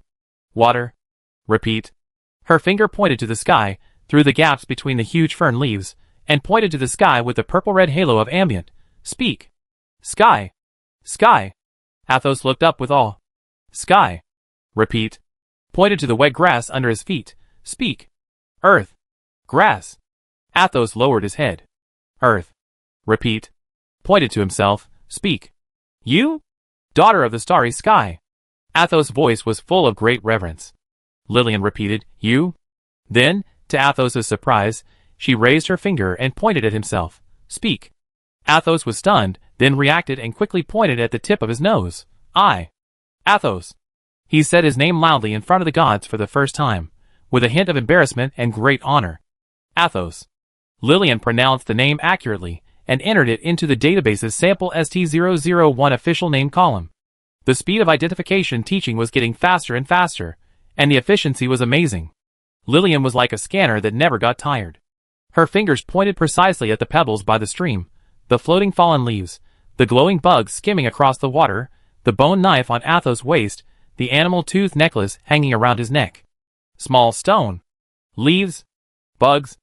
Athos was a little embarrassed, thinking that this bug was not worthy of the god's gaze. Bone knife. Wolf fang. Amulet. Athos was like an answering machine with a switch pressed. Every question received a loud, pious and quick response from him. He cherished this opportunity to talk directly with the gods, and even teach the gods language, and poured all his enthusiasm into every word. Lillian, on the other hand, is a more efficient repeater and recorder. She does not need to understand the cultural meaning or emotional color behind the words. Her absolute memory and the biological computer in her brain allow her to instantly capture every subtle sound wave feature of Athos' pronunciation, frequency, amplitude, pitch transition, and perfectly reproduce it, store it in the database, and establish an unbreakable neural link with the physical object or concept it refers to. Every new word, from the time Athos said it to the time Lillian accurately repeated it and entered it into the vocabulary, takes no more than 1 second. Progress of establishing the noun vocabulary, basic environment/tools at 15%, at 30%, at 50%. Vocabulary to be entered: stone, tree, water, sky, earth, small stone, leaf, insect, bone knife, wolf tooth, amulet. Efficiency rating of the physical object reference teaching method, S level, sample ST001 has a very high degree of cooperation. Soon, common things by the stream were identified in a circle. Lillian's vocabulary expanded like a balloon. Her eyes fell on Athos' face. The still bright smile. Say. She pointed at Athos' face, more specifically, at his grinning mouth and curved eyebrows. Athos was a little confused by this sudden name. He subconsciously touched his face, and touched the dirt that had not been wiped off. He was embarrassed. Face? My face? Is dirty? He thought the gods were pointing out his uncleanness. No, Lillian denied. Her fingers touched the outline of Athos' face, focusing on the arc of the corner of his mouth. This. Say. What she needed was a word to express the expression state of smile. Athos followed the direction of Lillian's finger, and finally understood. The god was asking about smile itself. He immediately tried to bloom a bigger, even a little exaggerated smile, showing more white teeth, and squeezed out fine smile lines at the corners of his eyes, trying to show this expression clearly, and answered loudly, "Smile. This is a smile. Daughter of the starry sky. Athos is smiling. Because I am happy." Vocabulary capture. Smile action/state description. New key emotional word. Happy. Physiological parameter synchronization analysis. Target heart rate is stable and high. Pleasure range. Facial muscle groups. Zygomatic major. Orbicularis oculi. Activity is improved, and neurotransmitter secretion pattern meets the characteristics of positive emotion. Logical association. External manifestation of happy. Emotional vocabulary library establishment. Open. Smile. Lillian repeated, perfectly imitating the tone of Athos' pronunciation. Happy. She also repeated this new word, and the pronunciation was still accurate, but in those black eyes, there was still eternal calm, like a deep pool. Athos watched Lillian say the word happy calmly, and the huge bubble of joy in his heart seemed to be poked. God knows the word happy, but he doesn't seem to understand it? Or he has never felt it. This thought made his heart inexplicably tug, and the excitement just now cooled down a little, replaced by a trace of cautious exploration and indescribable heartache? You? Athos mustered up the courage, and his green eyes were filled with pure concern, and he asked softly, "Are you happy?" Lillian looked at the complex light in Athos' eyes, listened to his cautious question, and the data flow in her vision paused for half a second, which was rare. The target asks, "Are you happy?" Word analysis, complete. You is a second person honorific. Happy is a positive emotional state. Maybe is an interrogative particle. Logic, ask the current emotional state of the machine, Lillian. Emotional state self-check module starts. Searching. Current physiological parameters. Stable heart rate, 58 BPM, stable breathing, 12 times/minute, facial muscle group activity, baseline level. Neurotransmitter secretion. No pleasure-related characteristic peaks were detected. Subjective emotional feeling assessment. No corresponding data. There is no matching physiological and subjective experience record under the happy entry in the database. Conclusion. The current state does not meet the definition of happy. Unable to generate yes feedback. Response plan, based on facts, negative. Under Athos's hopeful gaze, Lillian calmly and clearly answered in the flawless Athos language she had just learned, "No." She paused, and there was no offense or confusion in her black eyes, only the pure rationality of a researcher facing an unverifiable hypothesis. She added a basic vocabulary she had just learned and pointed to herself. "I am not happy." This sentence, like a basin of cold stream water, instantly extinguished all the cautious light in Athos' eyes. He looked at Lillian's perfect but expressionless face, at her black eyes that reflected the light and shadow of the forest but seemed to isolate all the temperature, and an indescribable bitterness suddenly rushed to the tip of his nose. The daughter of the starry sky will not be happy. This cognition weighed more heavily on the young priest's heart than all his previous awe combined. The vocabulary library was established in cold efficiency, from the hard stone to the illusory daughter of the starry sky, and then to this happy that made Athos feel depressed. However, the communication gap does not seem to be narrowed by the increase in vocabulary. Instead, it reveals a deeper and more disorienting darkness at the level of emotional understanding. Chapter 7. I'm not happy. Lillian's voice was calm, like stating an irrefutable objective fact such as water is wet or stone is hard. Every syllable was clear and standard, perfectly reproduced from Athos's teaching. However, it was this perfect precision and calmness without ups and downs, like a cold bone knife, piercing Athos's hot heart. The smile on the boy's face froze and shattered instantly. In those green eyes, there was still the brilliance of completing the mission and the cautious hope, but now there was only a huge, incredible confusion and a deeper, suffocating dull pain. The daughter of the starry sky won't be happy? The gods can't feel joy? The impact brought by this cognition was far more violent than any previous kneeling or fear. It subverted Athos's most basic imagination of God. Shouldn't gods be majestic and kind? Shouldn't they enjoy the worship of believers and the beauty of the world? Why? Why would he say I'm not happy so calmly? Moreover, that look. Those obsidian eyes were empty, nothing in them. No sadness, no anger, only a frightening silence? Not happy? Athos' voice was dry and trembling, as if it was squeezed out of his throat. You How could you not? He wanted to say how could you not be happy, but the rest of the words were stuck.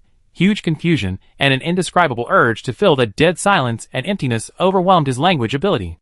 Lillian looked at the drastic changes in Athos's expression. From shock and confusion to pain, and then to a concern that was almost anxious.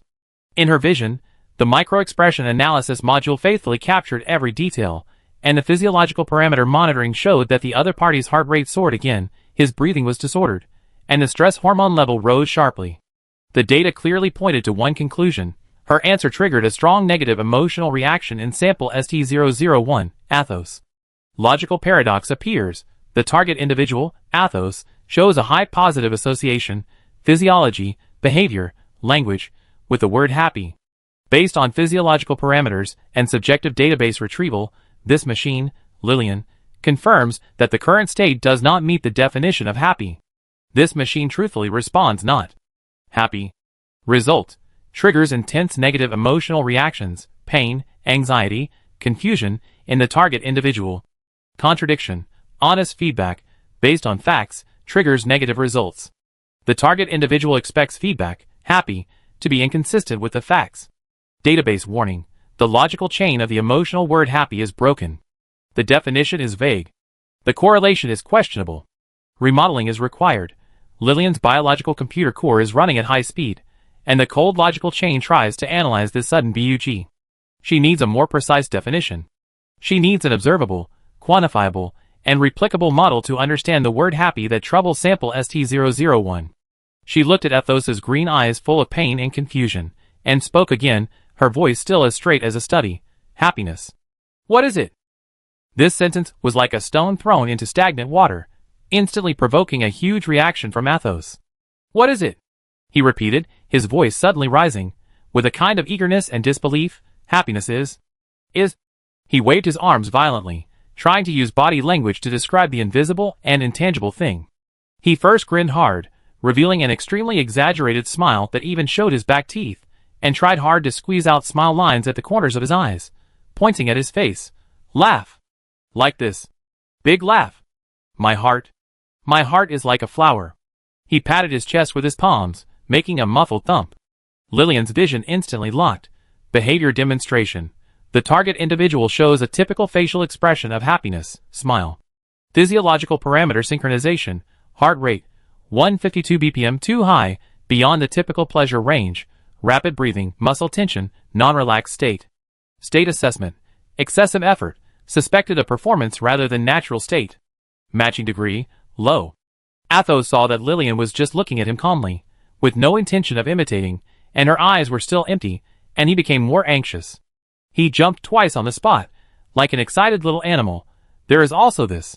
Jump up. I want to sing. I want to tell everyone. He opened his arms, and turned around awkwardly, trying to express that kind of joy. Behavior demonstration. The target individual shows body movements accompanied by happiness, jumping, spinning. Energy consumption analysis. Meaningless movements, low energy efficiency. State assessment. Stiff movements, poor coordination, unnatural expression. Matching degree, low. After turning around, Athos felt a little dizzy, holding his knees to breathe. His green eyes were covered with a layer of mist due to anxiety and effort. He looked at Lillian's indifferent look, and a deep sense of frustration and powerlessness seized him. God! Is it really impossible to understand? He looked around, his eyes swept over the gurgling stream, the lush trees, the sky with an ambient halo above his head, and the red flame fruit in the god's bag, isolation sample bag, that he had just offered devoutly. These are all beautiful things. Why can't the god feel it? He suddenly remembered something and ran to the stream, not caring about the god's skin gloves. After all, he had just washed his hands, and quickly picked a few inconspicuous white flowers growing in the cracks of the rocks, exuding a light and elegant fragrance. He held these fragile flowers, as if holding the most precious treasures in the world, and ran back to Lillian, carefully, with almost humble expectations, holding the flowers in front of her. Look! The daughter of the starry sky! The little flowers. They smell good. They are beautiful. His voice was trembling and pleading, and his green eyes were fixed on Lillian. Seeing them, my heart feels warm. Very comfortable. This is happiness. A little bit. Even a little bit of happiness is fine. Behavior demonstration. The target individual displays possible triggers of happiness, natural scenery. Added information. The target attempts to associate happiness with beauty, visual, fragrance, smell, and comfort, subjective feeling. Physiological parameters. Heart rate slightly decreased, 145 bpm. Breathing slightly slowed down, but anxiety index is still high. Status assessment. Looking forward to feedback. Matching degree, to be verified. Lillian's eyes fell on the slightly trembling little white flowers in Athos's palm. Her scanning module was instantly activated. Plant sample, SP114 gamma, little white flower. Ingredients, conventional plant tissue, containing trace amounts of aromatic hydrocarbons, harmless. Ornamental value, low, ordinary morphology. Practical value, none. Beauty? Fragrance? The database definition is vague. Logical correlation with happy, not established. Target individual status, still in high anxiety and expectation. She stretched out her fingers wearing isolation gloves and gently picked up a small white flower. The action was standard, just like picking up a sample for an experiment. She moved closer and activated the olfactory analysis sensor, odor component analysis. The main components are limonene, 45%, linalool, 30%. Odor rating, fresh and elegant, objective description in the database. Subjective feeling trigger, none. The neural pleasure center did not respond. Warm? Comfortable? Normal body temperature, no abnormal body sensation. Comfort level maintained at baseline. Lillian put down the flower and looked back at Athos's eyes, which were full of hope but gradually dimmed because of her lack of reaction. Her brain's biological computer processed all the data she had just collected at high speed. Exaggerated smiles, unnatural, meaningless jumps, inefficient, ordinary flowers, low value, elegant fragrance, no special stimulation. And the sample's continuously high anxiety physiological parameters. All the data points could not point to a clear happy model that could be recognized and replicated by her system. On the contrary, in the process of trying to explain happiness, sample ST001, Athos, was closer to confusion and anxiety. The logical chain could not be closed. The paradox still exists. Logical error. Lillian calmly gave her final analysis conclusion, using the new vocabulary she learned. She looked at Athos, with no blame in her eyes, only the pure confusion of a researcher facing a vague concept that could not be falsified or verified. Happy. Undefined. Database. No match. She pointed at Athos himself and gave a judgment that was more in line with her cognition based on the physiological scan data. You are not happy. Anxious. Athos stood there blankly, holding the remaining flowers. Lillian's cold conclusion was like the last boulder, completely crushing the bridge of understanding he was trying to build. He looked at the god's pair of pure rational, unruffled black eyes, and then looked down at the ordinary flowers in his hands. A huge sense of powerlessness and sadness finally overwhelmed him. In the green eyes, the layer of water vapor could no longer be suppressed, and gathered into two hot tears, silently sliding down the cheeks and hitting the grass under his feet. He taught the god stone, tree, water, sky, earth, and even taught the pronunciation of laugh and happy. But he seemed to never be able to make the god understand what happy itself was. The vocabulary library was established, cold and efficient. But the abyss of communication, in the world of emotions, seems to be farther away than the sea of stars. In Lillian's logical world, the happiness that Athos tried to depict is still an unresolvable, unreproducible, and logically confusing paradox. Chapter 8. Athos's silent tears fell like two heavy dewdrops, hitting the wet grass beside the stream, and also smashed all his efforts to explain happiness to the daughter of the starry sky. Lillian's cold logical error and no match in the database were like an invisible barrier, isolating him from the world of gods. He held the small white flowers that were identified by the gods as ordinary, and there was only a sense of bewilderment and a deep sense of powerlessness in his green eyes. The gurgling sound of the stream and the birdsong in the forest seemed particularly harsh at this moment. In Lillian's vision, the physiological parameter monitoring clearly showed the status of sample ST001, Athos heart rate, 130 bpm, slowly decreasing but still high. Breathing, disordered. Tear gland secretion, active. Stress hormone, peak. Behavioral assessment. The target individual fell into a significant negative emotion, sadness, frustration. Communication efficiency, dropped to the bottom. Language learning project, temporarily suspended. She calmly watched the boy sobbing silently, without any ripples in her heart. The logical paradox caused by the emotional word happy has no solution for the time being. Forcing it to continue will only aggravate the unstable state of the sample and affect the subsequent data collection. She needs a new environmental variable to break the deadlock, or at least divert the attention of this efficient language sample source. Leave. Lillian issued a command using the newly learned vocabulary. She needs to find a new observation point or sample. The atmosphere here, Athos's mood, is no longer conducive to research efficiency. This command is like a piece of driftwood grabbed by a drowning man, instantly pulling Athos out of the quagmire of sadness. Leave? Where's the god going? Go back to heaven. No! The huge panic instantly overwhelmed the sadness. He raised his head suddenly, and his cheeks stained with tears, and Mud looked embarrassed and anxious. No! Daughter of the starry sky! Please don't leave! Athos almost rushed forward, but stopped abruptly, keeping a respectful distance. His voice was hoarse and extremely pleading after crying, "It's getting dark. The edge of the forest is dangerous. There are nocturnal beasts, and there are wandering demons. Please, please follow me back to the tribe. It's safe there. There is fire. There is food.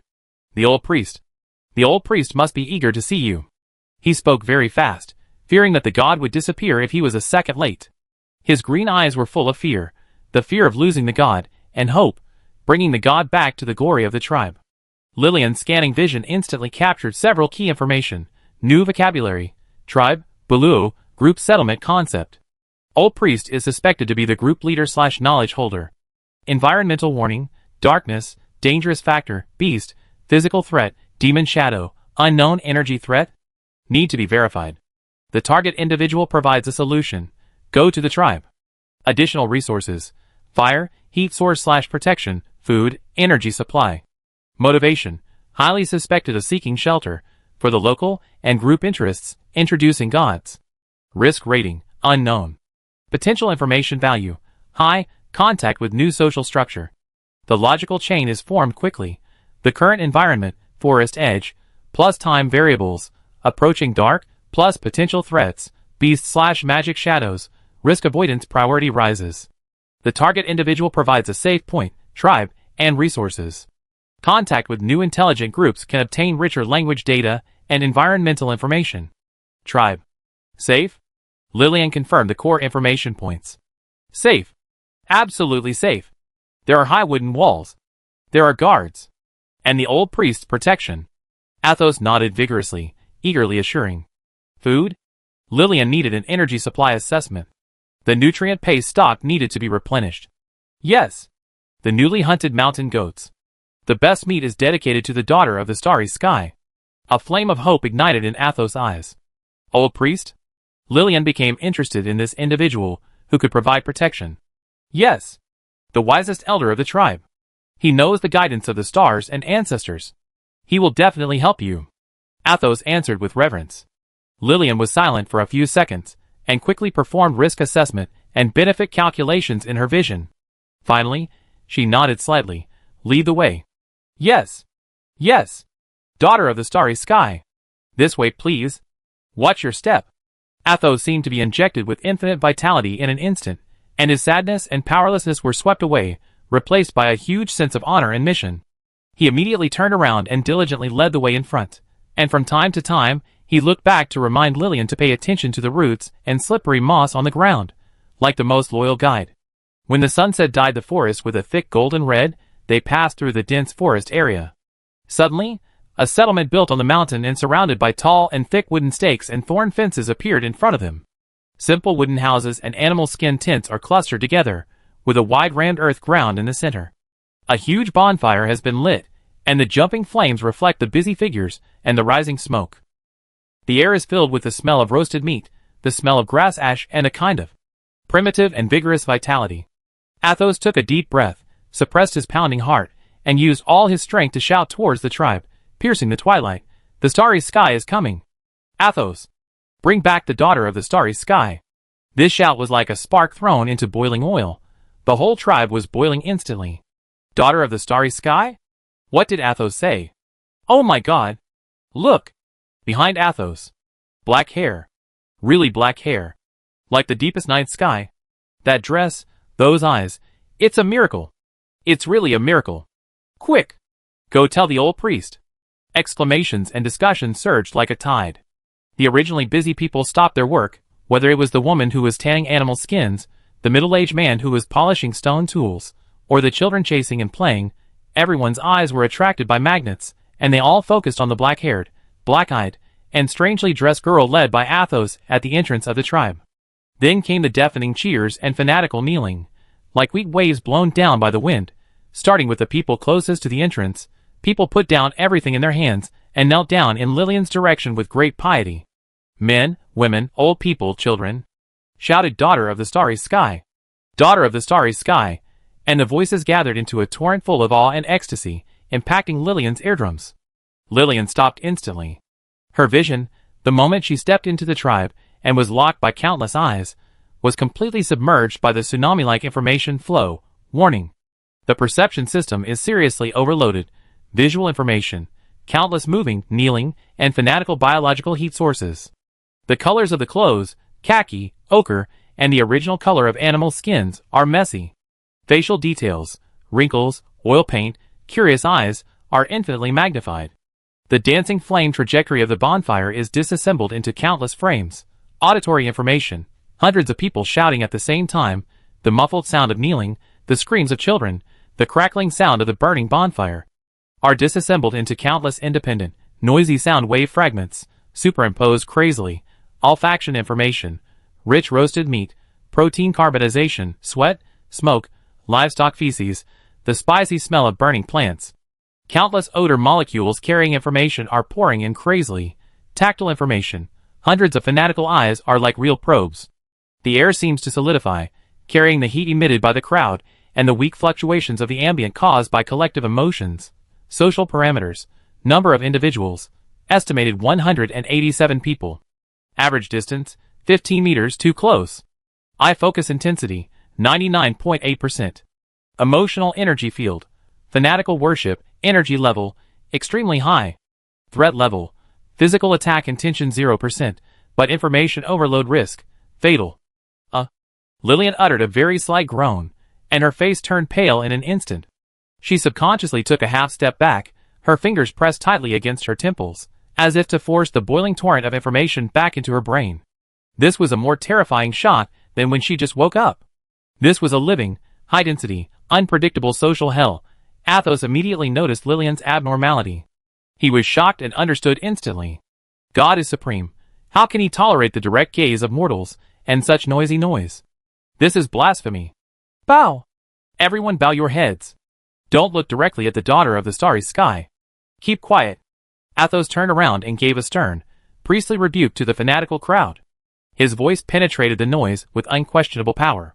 The cheers of the crowd seemed to be cut off and fell silent in an instant. All the people kneeling on the ground lowered their heads and dared not look up. The suffocating torrent of information weakened a little, but the heat sources and suppressed breathing of hundreds of kneeling creatures were still like heavy lead blocks pressing on Lillian's perception system. Athos breathed a sigh of relief and bowed to Lillian with great respect. Daughter of the starry sky, please forgive the rude disturbance of mortals. Please come this way, the old priest is waiting for you. Lillian resisted the dizziness and nausea caused by information overload and forced herself to re-establish the information filtering barrier. She blocked most of the irrelevant visual details, only keeping the path and potential threat scans, focused her hearing on Athos and the sounds near the core area, and tried to ignore the mixed smells. She was expressionless, like a precision instrument with a set path, following behind Athos, passing through the kneeling crowd on both sides, and walked towards the most vigorous bonfire in the center of the tribe. Next to the bonfire, an old man wearing an animal skin robe decorated with more bone pieces and colored stones, holding a wooden staff with a glowing crystal on the top, and with deep wrinkles and mysterious oil paint on his face, was slowly standing up. His eyes, like a hawk that has experienced the years, passed through the crowd and fell on Lillian. There was shocked scrutiny, deep awe, and a subtle doubt that belonged to a wise man. The old priest has arrived. However, the welcoming ceremony was not over. When Lillian stood in front of the old priest, Athos had already kneeled respectfully beside him. The crowd began to express their highest respect and suppressed excitement. Several strong hunters carried the whole hind leg of a mountain goat that had just been roasted, sizzling with oil and exuding a deadly and tempting burnt aroma, to Lillian's information overload system, and placed it respectfully on the ground covered with clean leaves in front of Lillian. The golden oil dripped into the fire, making an alluring sizzling sound. Olfactory alarm. High concentration of carbonized oil compounds, aromatic hydrocarbons. Information intensity. High. Visual alarm. Huge food entity. Details. Muscle fibers, fat layer, charred layer, are forcibly analyzed. Then, the strongest men in the tribe beat the war drums covered with animal skins. Boom. Boom. Boom. Every sound was like hitting Lillian's brain, while the women held hands, surrounded the huge bonfire, stepped on the drums, and began to dance with power and primitive wildness. They swung their long hair, stepped on the solid ground, and shouted rhythmically. Every movement was full of life tension, but also full of unpredictable body trajectories and deafening noise. Auditory alarm. Low-frequency drums, resonance threat, high-frequency shouts, footsteps. Composite noise index. Exceeded.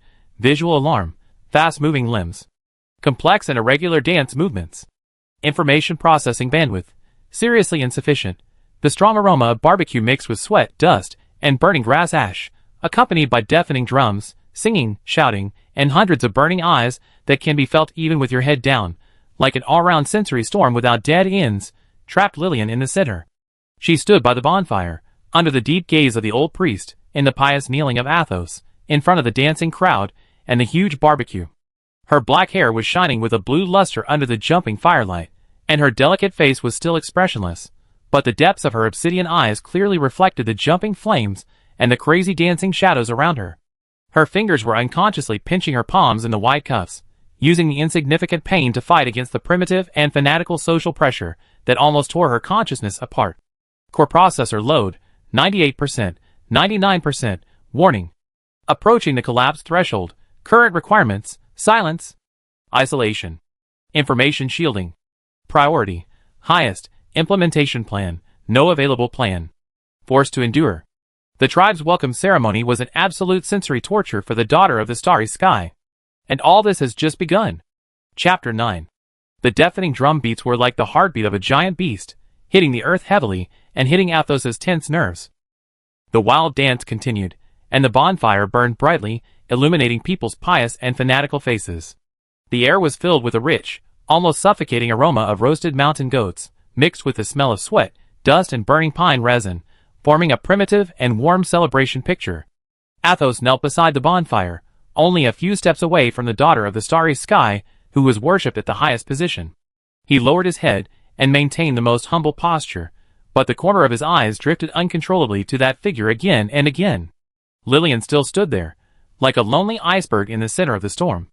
Her black hair flowed with a deep blue-purple luster under the jumping firelight, and her exquisite and perfect profile seemed a little unreal in the light and shadow. Her back was straight, and her wide sleeves fell down, covering her clenched hands. From the outside, she looked incredibly calm, as if the deafening noise, dancing figures, and burning eyes around her were just the breeze brushing against the corners of her clothes. But Athos' heart sank a little after every sneak peek. He saw it.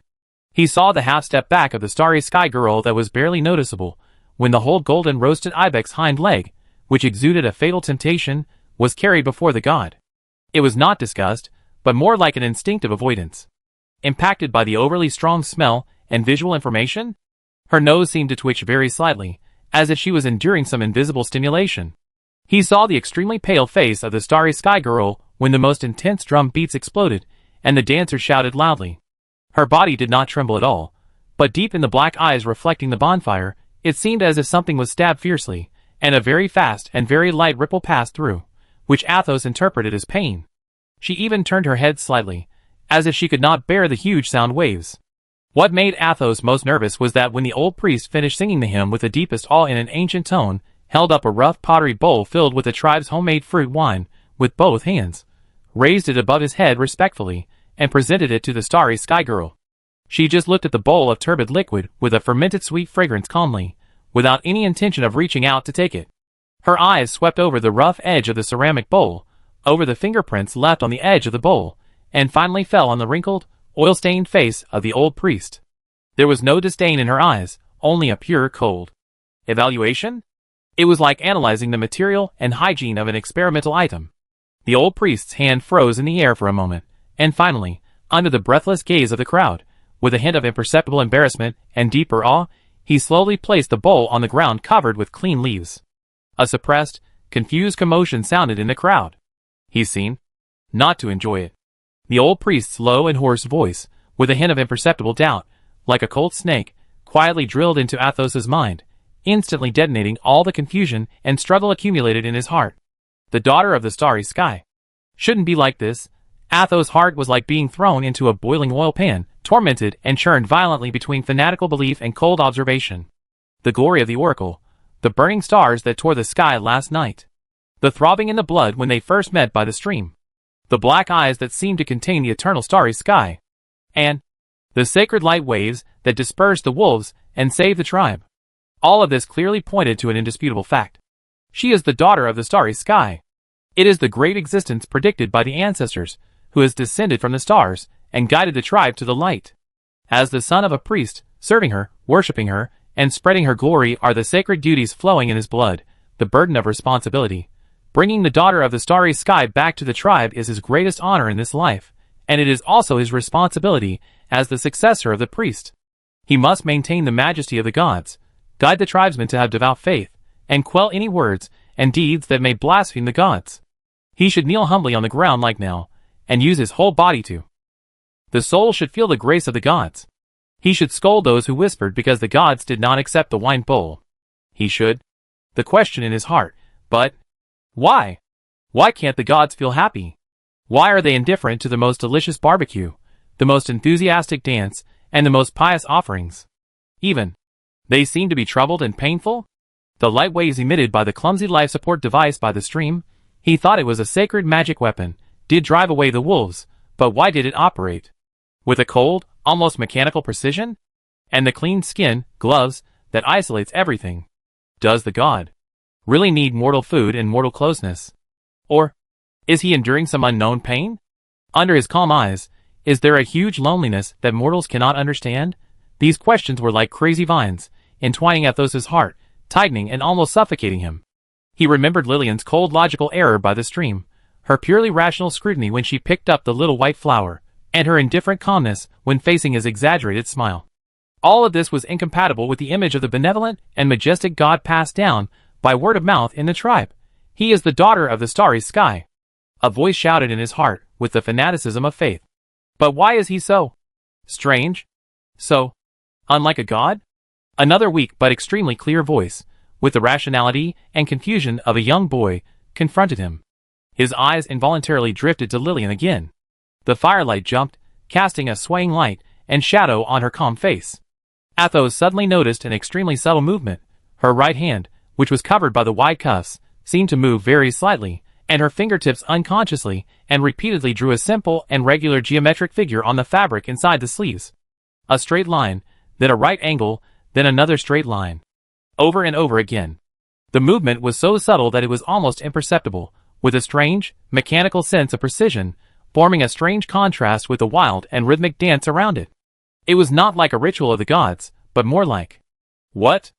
Athos couldn't think of it, but this movement was like a key, instantly opening a picture in the depths of his memory that was temporarily suppressed by fanaticism. By the stream, when he first saw the daughter of the starry sky, she squatted there, her fingers pressed on the strange metal wristband on her left wrist, and her fingertips seemed to have made similar subtle, rapid clicking movements. At the time, he thought it was a sacred spell-casting gesture, but now thinking back, that precise, fast, and emotionless operation seemed to faintly echo the unconscious movement in front of him. A bolder and more frightening thought split the fog like lightning. Could it be that the miraculous light wave that dispersed the wolves was not the power of the gods, but some kind of stone spear, bone knife, but more sophisticated tool? As soon as this thought came up, Athos felt a dizzy fear and blasphemy. He clenched his fists fiercely, his nails dug deep into his palms, using the intense pain to dispel this treasonous thought. How could he doubt the gods? This must be the whisper of the devil. A test of his weak faith. Stars above, forgive my hesitation. He prayed frantically in his heart, cold sweat oozing from his forehead, and his body trembling slightly because of the fierce battle in his heart. He forced himself to lower his head and lock his eyes on the rough land in front of him, not daring to look in Lillian's direction again, as if he looked at it again, the terrible doubt would completely devour him. However, once the seeds of doubt are planted, they are difficult to remove. It was buried deep under the young priest's devout faith, quietly taking root between the pressure of duty and the glimmer of reason. The old priest's whisper that he doesn't seem to enjoy echoed in his ears like a spell. The bonfire was still burning, the dance was still going on, and people were still expressing their reverence for the gods and suppressed enthusiasm. Only the young priest kneeling at the feet of the gods was experiencing an unknown storm in his inner world. The glory of the oracle and the doubts in his heart were like two huge forces, tearing him apart. How should he fulfill his duties as a priest? How should he face the increasingly clear, strange feeling in his heart about the daughter of the starry sky? Athos closed his eyes tightly, his body stiff, as if kneeling on the edge of the cliff of faith and truth, tottering. Chapter 10. The embers of the bonfire exuded the last trace of warmth and burnt smell in the slightly cool air of the early morning. The deafening drumbeats and wild dancing had long ceased, and the tribe sank into a tired and satisfied tranquility from the frenzy of last night. Only in the priest's tent, the place arranged by Athos for the daughter of the starry sky to rest, was there an invisible, suffocating sense of tension. In the tent, Lillian did not lie down. She sat cross-legged on the ground covered with thick dry straw mats, her back straight, like the most sophisticated instrument in standby mode. Although the information overload storm brought by the bonfire party had subsided, the aftermath of the perception being forced to fill up and the logical chain on the verge of breaking still left a slight tremor in her cold nerve endings. She closed her eyes, not resting, but concentrating all her computing power on internal information processing. Madly building, strengthening, and optimizing her information filtering barrier, labeling all the useless visual details of last night, dancing body trajectories, crowds' enthusiastic expressions, noisy sound wave fragments, drum beats, shouting, whispers, mixed odor molecules, barbecue, sweat, smoke, low priority / disposable, and compressing them into an inconspicuous corner deep in her consciousness. Her fingertips unconsciously moved on her knees, no longer the regular but tense geometric figures of last night, but a smoother and more complex path. That was the neural signal mapping of the information processing algorithm she simulated in her mind. Outside the tent, the subtle sounds of the tribe waking up in the early morning. Children's playfulness, women's whispers, the light sound of stone tools colliding, the gurgling of streams in the distance. As if they had passed through an invisible filter, weakened, analyzed, and classified, no longer having impact. Information filtering protocol version 1.2 optimization completed. Core processor load, reduced to the safety threshold, 45%. A cold prompt flashed in the field of vision. Lillian slowly opened her eyes, and the depths of her black eyes regained the usual concentration and calmness of a researcher facing an unknown environment. She needed data, and needed to systematically and controlledly observe and record this tribal environment. Primary goal: basic survival resource point mapping, water source, potential food source, threat source. At this moment, the heavy animal skin curtain of the tent was carefully opened. Athos's face, with obvious fatigue, a faint blue-black under his eyes, but full of vigor and cautious hope, came in. He hardly slept last night, and stayed outside the tent all night. His heart was repeatedly tormented between the fanaticism of faith and cold doubts.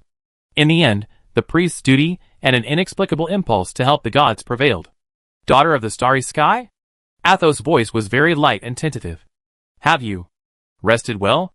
It's dawn, and the morning dew in the forest is the purest. Athos wants to get you some water. He held a rough pottery jar in his hand. This was the most natural excuse he could think of to serve the gods and observe the gods. Lillian's eyes fell on the rough inner wall of the pottery jar. The scan instantly captured tiny pores and possible bacterial residues. She frowned slightly, but soon relaxed. Obtaining clean water is a basic need for survival, and Athos, as a local guide, his behavior pattern, getting water, itself is an important observation sample. Water. Lillian uttered a clear syllable to confirm the need. She stood up, her movements smooth and silent together. Athos' eyes instantly lit up. The gods were willing to let him follow. This was a great favor. Yes. Daughter of the starry sky. This way, please. He immediately stepped aside, and respectfully led the way. The edge of the forest in the early morning was shrouded in a layer of veil-like mist, and the sun penetrated the leaves, casting mottled light beams on the wet grass. The air was fresh, with the fragrance of grass and soil, and the ambient energy flowed through the forest like a light veil. Lillian turned on the environmental scan and greedily recorded this relatively quiet data stream. Athos took Lillian to a place upstream of the stream yesterday, where the water flow was more gentle, and huge broadleaf plants grew on the shore. He put down the pottery pot, took a deep breath of the morning air, and tried to make himself look natural and full of wisdom. He decided to fulfill his duties as a priest.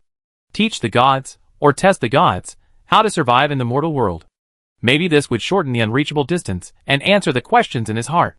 Look, daughter of the starry sky, Athos walked to a plant with leaves half a person's height and shaped like a giant cattail leaf fan. He tried to put on an experienced smile, although it was a little stiff, picked a complete large leaf, and skillfully rolled it into a cone-shaped tube, cleverly folding the bottom a few times to form a pointed bottom that would not leak. In the forest, there are not always pottery jars. Use the cattail leaf fan to roll it up like this, and you can hold clean stream water. It's much more convenient than scooping it with your hands. As he spoke, he carefully put the rolled leaf tube into the clear stream water, filled it with water, and held it in front of Lillian like a treasure, and water droplets slid down the veins of the leaves. Analysis popped up in Lillian's vision. Plant sample, SP115, tentative name, cattail leaf. Leaf structure analysis. The main vein is thick, the secondary veins are reticular, the intercellular gaps of the mesophyll are large, and the cuticle is thin. Behavior analysis. The target individual, Athos, demonstrated the use of plant leaves to make a simple water container. Container performance evaluation. Capacity, about 300 milliliters. Ceiling, low, there is slow leakage between the veins, and the estimated time for complete leakage, 8 to 12 minutes.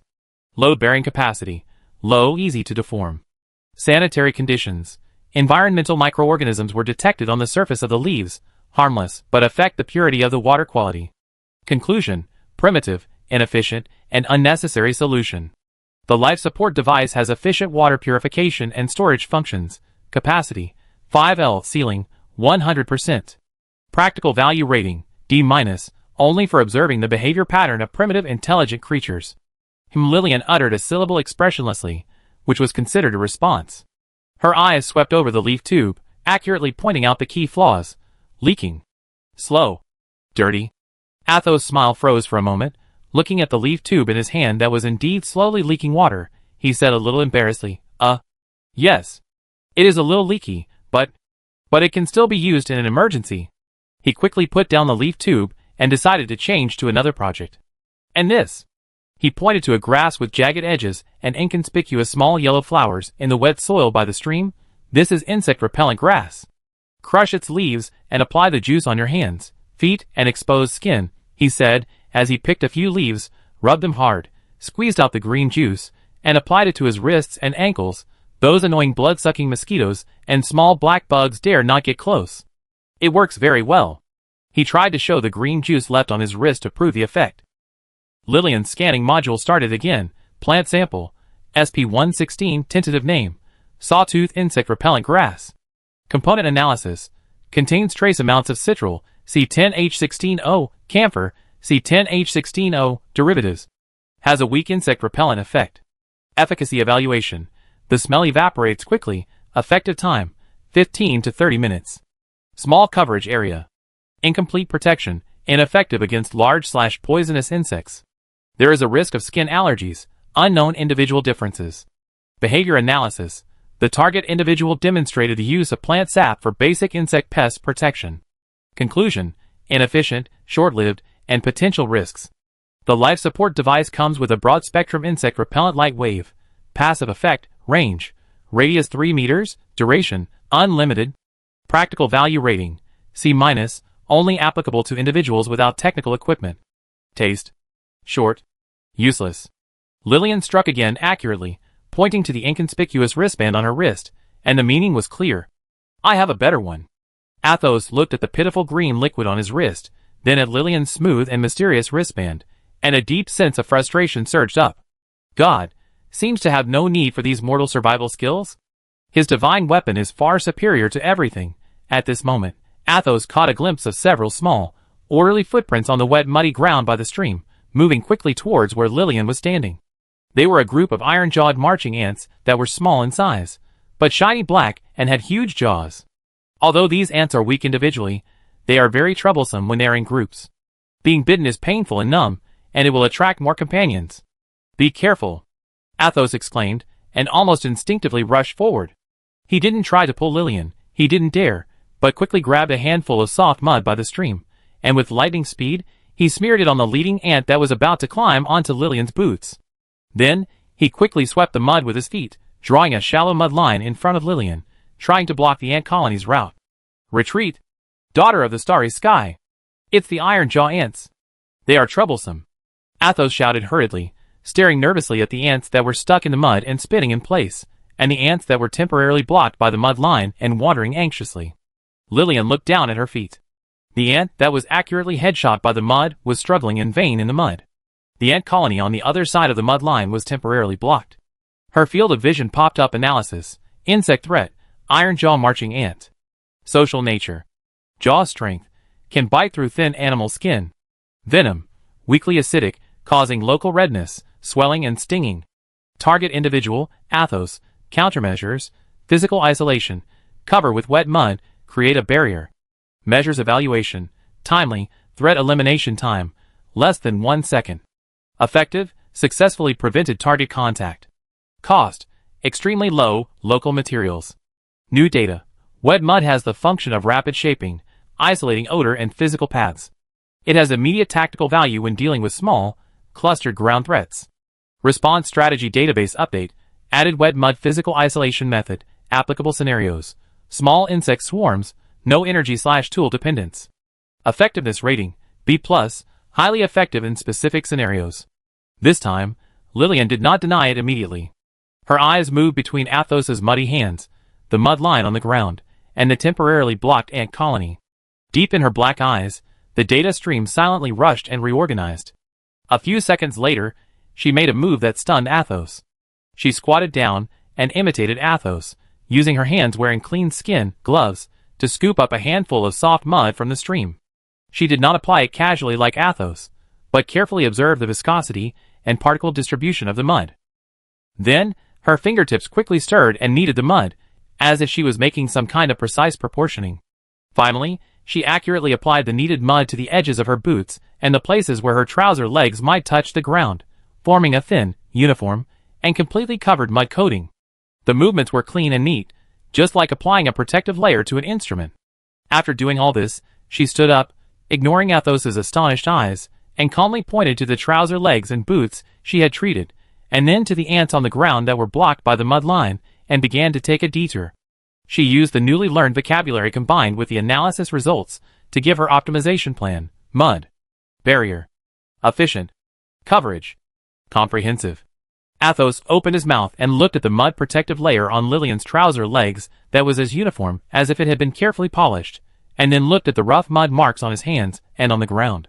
The god not only understood his method instantly, but also reproduced and optimized it with a near-perfect craft that he could not imagine. This efficiency, this precision, is this really the god learning the skills of mortals?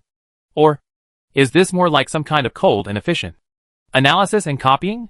The questions that were madly tearing at his heart last night were now like being fed with new fuel, burning more fiercely. He looked at Lillian's calm black eyes that reflected the stream and the morning light. For the first time, a thought so clear that it made his soul tremble overwhelmed his fanatical belief. Daughter of the starry sky, what are you? Chapter 11.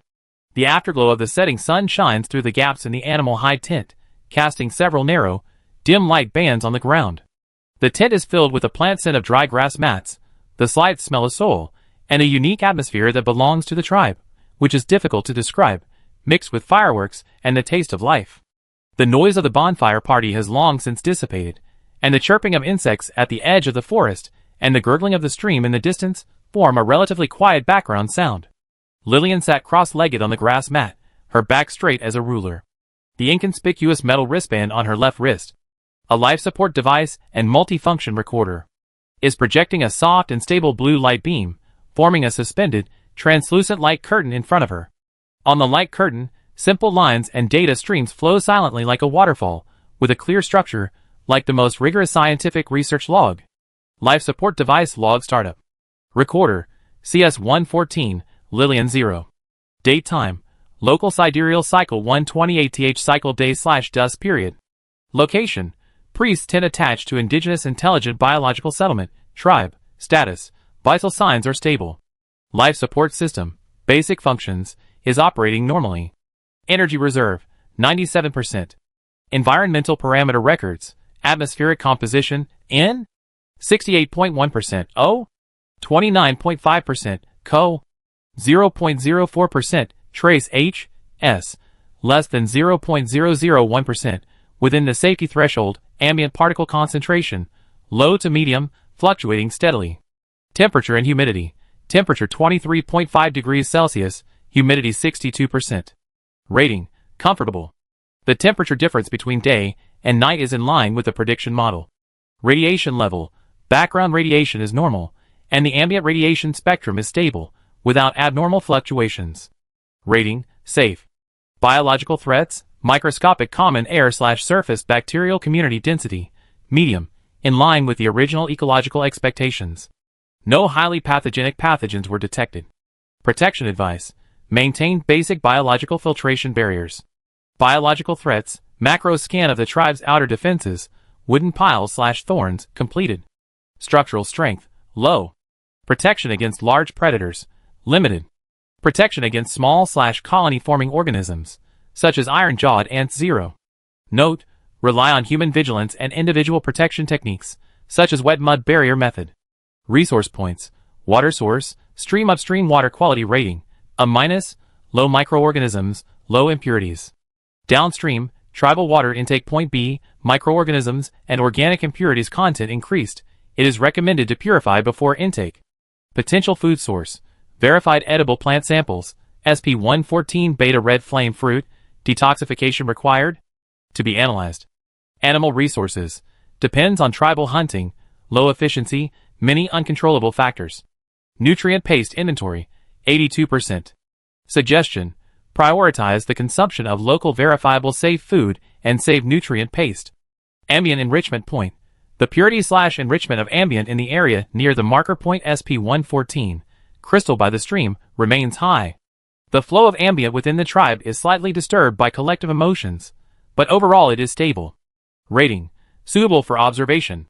Sample ST001, Athos, behavior analysis, role positioning update, efficient indigenous assistant/high-quality language sample source/primary environmental guide. Behavior pattern, highly obedient to instructions, strong willingness to learn, medium imitation ability, with basic survival wisdom and adaptability. See the application and optimization of the wet mud barrier method. There is a cognitive fixation on the identity of God, continuous use of the honorific daughter of the starry sky, excessive all posture. New observations. The sample showed a teacher attitude when imparting survival skills, trying to establish dominance, but showed significant cognitive shock when facing the local optimization plan, logical confusion, efficiency worship. There are rational behaviors, such as excessive attention to the local emotional state, happy paradox. Utilization value, maintain high rating. It is recommended to continue to guide it to carry out language teaching, environmental information provision and basic labor assistance, such as pollution-free sample collection, route guidance. Potential risks. Cognitive fixation may lead to decreased communication efficiency or unexpected behavior, such as overprotection/interference. It is necessary to monitor its interaction with the group leader, old priest. Preliminary observation of tribal social structure, high-density social environment assessment, individual density, too high. Average social distance, seriously below the comfort threshold, less than 5 meters is normal. Information noise level, extremely high, visual, auditory, olfactory. Multiple information sources continue to bombard. Analysis of information overload event at yesterday's bonfire party. The peak value of the composite noise index exceeded the standard by 427%, and the bandwidth of the visual dynamic information flow occupied 99.8%, which was the main reason for the core processor to be on the verge of collapse. Group behavior pattern, highly dependent on ritual expression, kneeling, dancing, specific shouting. There is a tendency of collective fanatical worship of gods, and the behavior logic is single, dedication and prayer mode. Individual differences are suppressed by the group's will. Hygiene conditions, generally low. Food processing, such as barbecue, has a high risk of cross-contamination. Water source management is extensive. Personal cleanliness, uneven, body odor, sweat, and dirt are important sources of information interference. Social stress index, catastrophic level. Continuous exposure to hundreds of focused eyes and irregular social interactions constitutes a continuous high load pressure on the information processing system. Response strategy, Maximize the use of information filtering protocol version 1.2, actively avoid unnecessary contact, and establish a physical isolation area. This tint. Core conclusion. The social structure is inefficient, and the information interaction mode is primitive and high energy consumption. The attention resource consumption of individuals, especially the local machine, is too large, which seriously interferes with the execution of core observation tasks. Social environment parameter rating, abnormal, high risk. Log notes / informal records encryption level, low, about ritual, meaningless high energy collective behavior. Barbecue ritual, excessive carbonization causes a 19% decrease in nutritional value and produces 32 known carcinogens, benzopyrene, etc. Dance ritual, inefficient body movements, energy utilization rate is less than 15%, accompanied by high decibel noise pollution, average greater than 85 decibels. Wine offerings. The sanitation of fermented drinks is worrying, the total number of colonies exceeds the standard, and the local machine has no need to consume ethanol. Summary, inefficient, harmful, and redundant. Regarding smell, the complex odor spectrum within the tribe is extremely complex and aggressive. Main components, incomplete combustion products, barbecue, volatile fatty acids and sweat, microbial metabolites, fermentation/corruption, ammonia smell of excrement, too close to the corral, spicy burning of plants. Recommendation. Permanently enable the olfactory filter with a 70% shielding threshold. Regarding gaze, continuous, high-intensity nonverbal attention. Unclear logic, no offensive intention, no information exchange needs. Resulting in an additional 18% increase in the information filtering system's load. Response. Establish a gaze avoidance behavior model, such as looking directly into the distance, reducing visual contact, and using environmental occlusion. Regarding Athos teaching, the demonstration of primitive survival skills has tactical value in specific environments, such as the wet mud barrier method, which has been included in the optimized version. However, the emotion recognition, happiness, and inefficient tool making, leaf water, that it attempts to teach lack practical significance. Core needs. Guided to focus on providing environmental data and language samples, and reduce ineffective care behaviors. Top priority. Obtain an independent, quiet long-term observation point. Stay away from the core area of the tribe. Reduce the continuous loss caused by abnormal values of social parameters. Current tent isolation level, C, can only filter 60% of external interference. Urgently need to upgrade. Logins data is automatically archived. The suspended blue light curtain goes out, and the tent is shrouded in dim light again. Lillian slowly retracted her wrist, and her black eyes looked deeper in the dim light. She tilted her head slightly, and heard the voice of a woman calling her children home from outside the tent, the rustling sound of stone tools being polished, and the crackling sound of firewood being reignited in the distant campfire. These sounds are weakened by the information filter, and no longer have impact, but they still consume tiny system resources, like background programs. She closed her eyes. Her fingertips unconsciously swiped the trajectory of optimizing the information processing path on her knees, and her mind replayed the cold analysis results in the log. Environmental parameters are stable and controllable, ambient resources are abundant, and sample ST001, Athos, is of significant value. Only the abnormal social parameters, like the most stubborn, invisible thorns in this wild land, entangled her, consumed her, and made her, an interstellar social animal accustomed to vacuum-like silence and efficient data flow, feel unprecedented exhaustion from the logical level. Trouble. She silently complained in her heart in her most familiar mother tongue. For her, the biggest threat to this primitive tribal life is not the beasts and phantoms, but the endless, inefficient people. Chapter 12. The dimness in the tent was completely swallowed up by the thick darkness. Lillian did not lie down to rest, but maintained a cross-legged sitting posture, like a precision instrument in low-power mode. The information filtering protocol version 1.2 was running efficiently in the depths of consciousness, classifying the quiet noises of the tribe at night outside the tent. The occasional crackling of firewood in the distant campfire, the low conversation of the night watchman, the occasional noise in the livestock shed, and the filtered and weakened insect chirping from the edge of the forest, all as harmless background white noise. Her core processor focused on internal data sorting, reviewing the daytime observation records, and optimizing the environmental model parameters. The trajectory of the fingertips on the knees became extremely subtle and regular. It was the neural signal simulating the construction of a more efficient ambient energy flow monitoring algorithm. The continuous loss caused by the tribe's abnormal social parameters was like a stubborn low-priority background process. Although annoying, it was still within the tolerable range. What she needed was time, data accumulation, and finding the ideal location far away from the crowd, quiet enough to observe the ambient enrichment point. Buzz, an extremely slight vibration, as sharp as an ice cone, suddenly pierced the skin of Lillian's left wrist and reached the nerve endings. It was not an external sound. It was a first-level thread vibration alarm emitted by the wristband of the life support device, which directly acted on the biological nerves. Lillian opened her eyes instantly. In the pure darkness, her obsidian-like pupils seemed to absorb all the glimmers, and suddenly shrank. The sitting posture was like being balanced by an invisible spring, silently switching to a half-squat alert state, and the index finger of her left hand had accurately pressed on the energy bullet launch button of the wristband. Almost at the same time as she opened her eyes, the scarlet holographic alarm frame suspended in the center of her vision exploded with a silent, but dazzling light. Warning. High-energy biological threat detected. Direction: 22 degrees west of due north. Distance: 500 meters. 400 meters. 300 meters. Speed: extremely fast. Number: 13. 15. 17.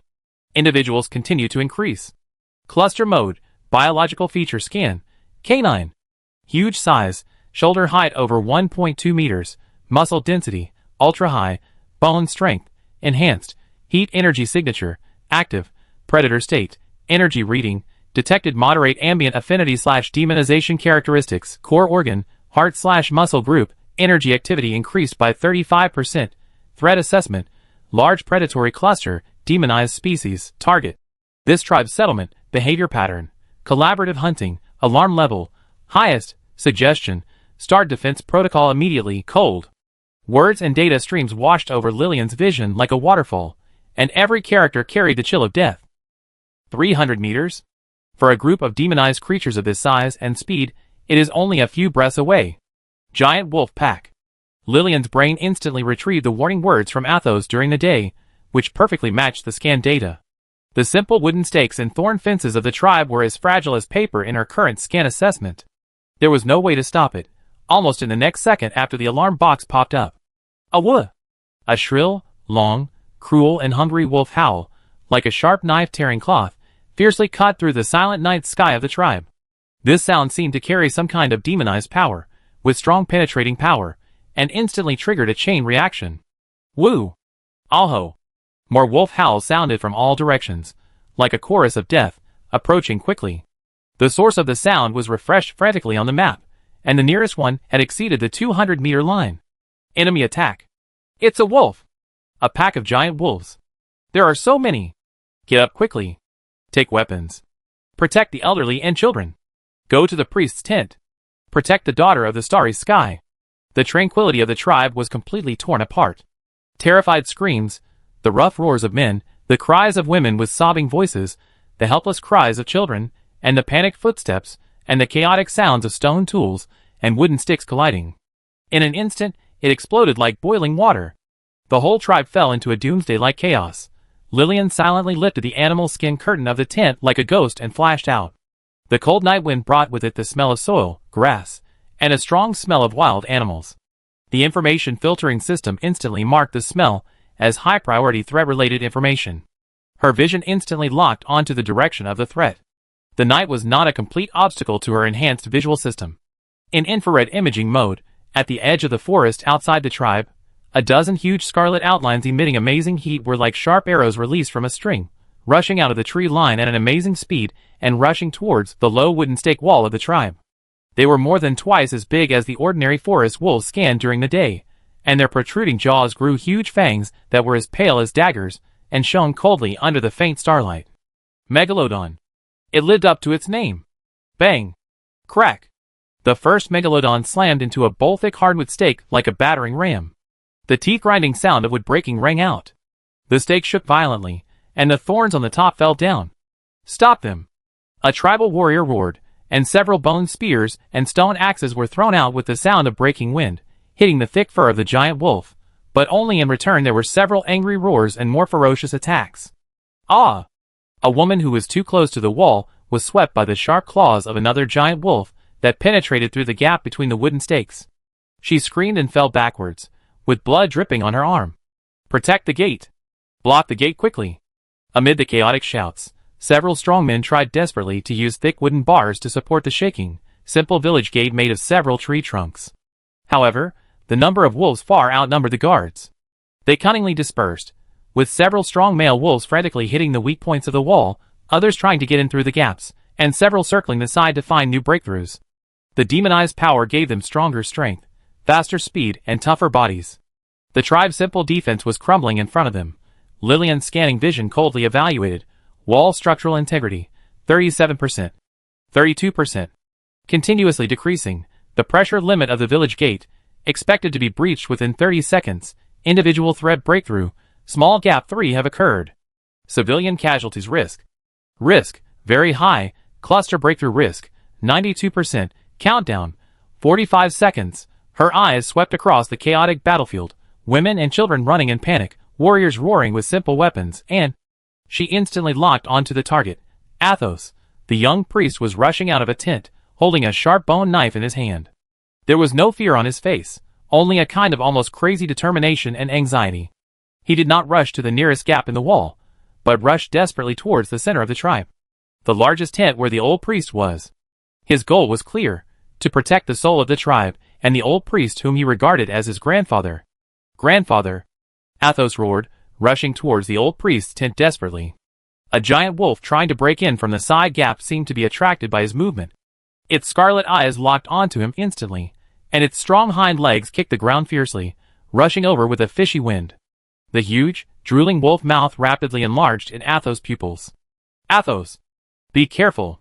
A nearby warrior shouted in fear, but it was too late to rescue. In Lillian's vision, cold calculations were completed instantly. Target, Athos, sample ST001. Threat, demonized megalodon, individual Alpha 7. Distance, 5 meters. Contact countdown, 1.2 seconds. Probability of target survival, without intervention less than 5%. Sample ST001 Athos. Efficient assistant, high-quality language sample source, key environment guide. Is about to be lost. Value assessment, high. Loss will lead to a significant decrease in the efficiency of subsequent observation tasks. Non-lethal expulsion protocol, activated, target locked, demonized giant wolf Alpha 7's vulnerable eye area, energy output, adjusted to dispersal mode, non-lethal, execution, life support device wristband high-frequency directional light wave emission. Lillian raised her left wrist, and a tiny crystal lens at the front of the wristband lit up instantly, aiming at the giant wolf that pounced on Athos, whose eyes were flashing cruel red light in the dark. Chapter 13. Time, under the fangs of death, was compressed into a suffocating fragment. In Athos' pupils, the rapidly enlarged bloody mouth full of pale teeth and dripping with fishy saliva was reflected. The cruel red light in the eyes of the giant wolf Alpha 7 was like the candlelight of hell, and the cold killing intent almost froze his blood. He instinctively raised the bone knife, but the fragile weapon was like a mantis trying to stop a chariot in front of the demonized giant wolf. The exclamation of the warriors in his ears was like a heavy curtain, and the world seemed to be left with only the bloody wind and the shadow of death. Contact countdown, 0.8 seconds. 0.5 seconds. Lillian's vision was as cold as iron. The scarlet alarm frame flashed with dazzling light, and the target lock frame tightly trapped the scarlet eyes of the giant wolf Alpha 7 that were emitting energy fluctuations. Inside the wristband of the life support device, the micro-energy core was instantly activated, and the cold energy flow rushed along the precise circuit and gathered on the tiny, sapphire-like crystal lens at the wrist. Non-lethal expulsion protocol execution. Target, vulnerable area of the eye, optical perception organ/nerve dense area. Energy mode, high-frequency pulse light wave, non-particle beam/non-thermal energy. Frequency modulation, simulate high-intensity natural flash, avoid abnormal fluctuations in the ambient. Output power, level 2, dispersion level. Launch, no earth-shattering loud noise, no dazzling energy torrent. There was only a very brief, extremely concentrated, pure white flash whose brightness instantly surpassed the blazing sun at noon. Swish. It was like a red-hot iron pressing into ice and snow. That beam of light, pure to the extreme, shot out from Lillian's wrist with incredible precision, like an invisible sharp blade, spanning a distance of just a few meters and fiercely piercing into the wide-open scarlet pupils of the giant wolf Alpha 7. A shrill and deformed howl, mixed with extreme pain and horror, suddenly exploded from the giant wolf's throat. Its fierce attack was like being hit hard by an invisible hammer, instantly deformed and interrupted. The huge wolf body twisted and rolled painfully in the air, as if all the bones were pulled out. The scarlet eyes that were directly exposed to the strong light were like broken glass at this moment, instantly filled with dazzling white light, and then quickly dimmed and covered with a layer of gray and decayed. It fell heavily to the ground, scratching its eyes and head with its front paws frantically, whimpering and rolling in pain and despair, and completely lost its ability to attack. Time seemed to freeze at this moment. Athos, who was running wildly, felt that a ball of pure blood that could not be seen directly suddenly exploded in front of him. White. The light was so sacred, so majestic, and it carried a purifying power that could not be desecrated. He subconsciously closed his eyes and tilted his head. When he opened his eyes again, he saw the fierce giant wolf rolling and wailing in pain, as if it had been hit by a heavenly punishment.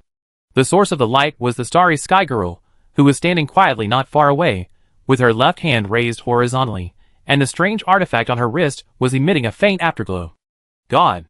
Miracle! Athos' heart was like being tightly grasped by an invisible hand, and then suddenly released.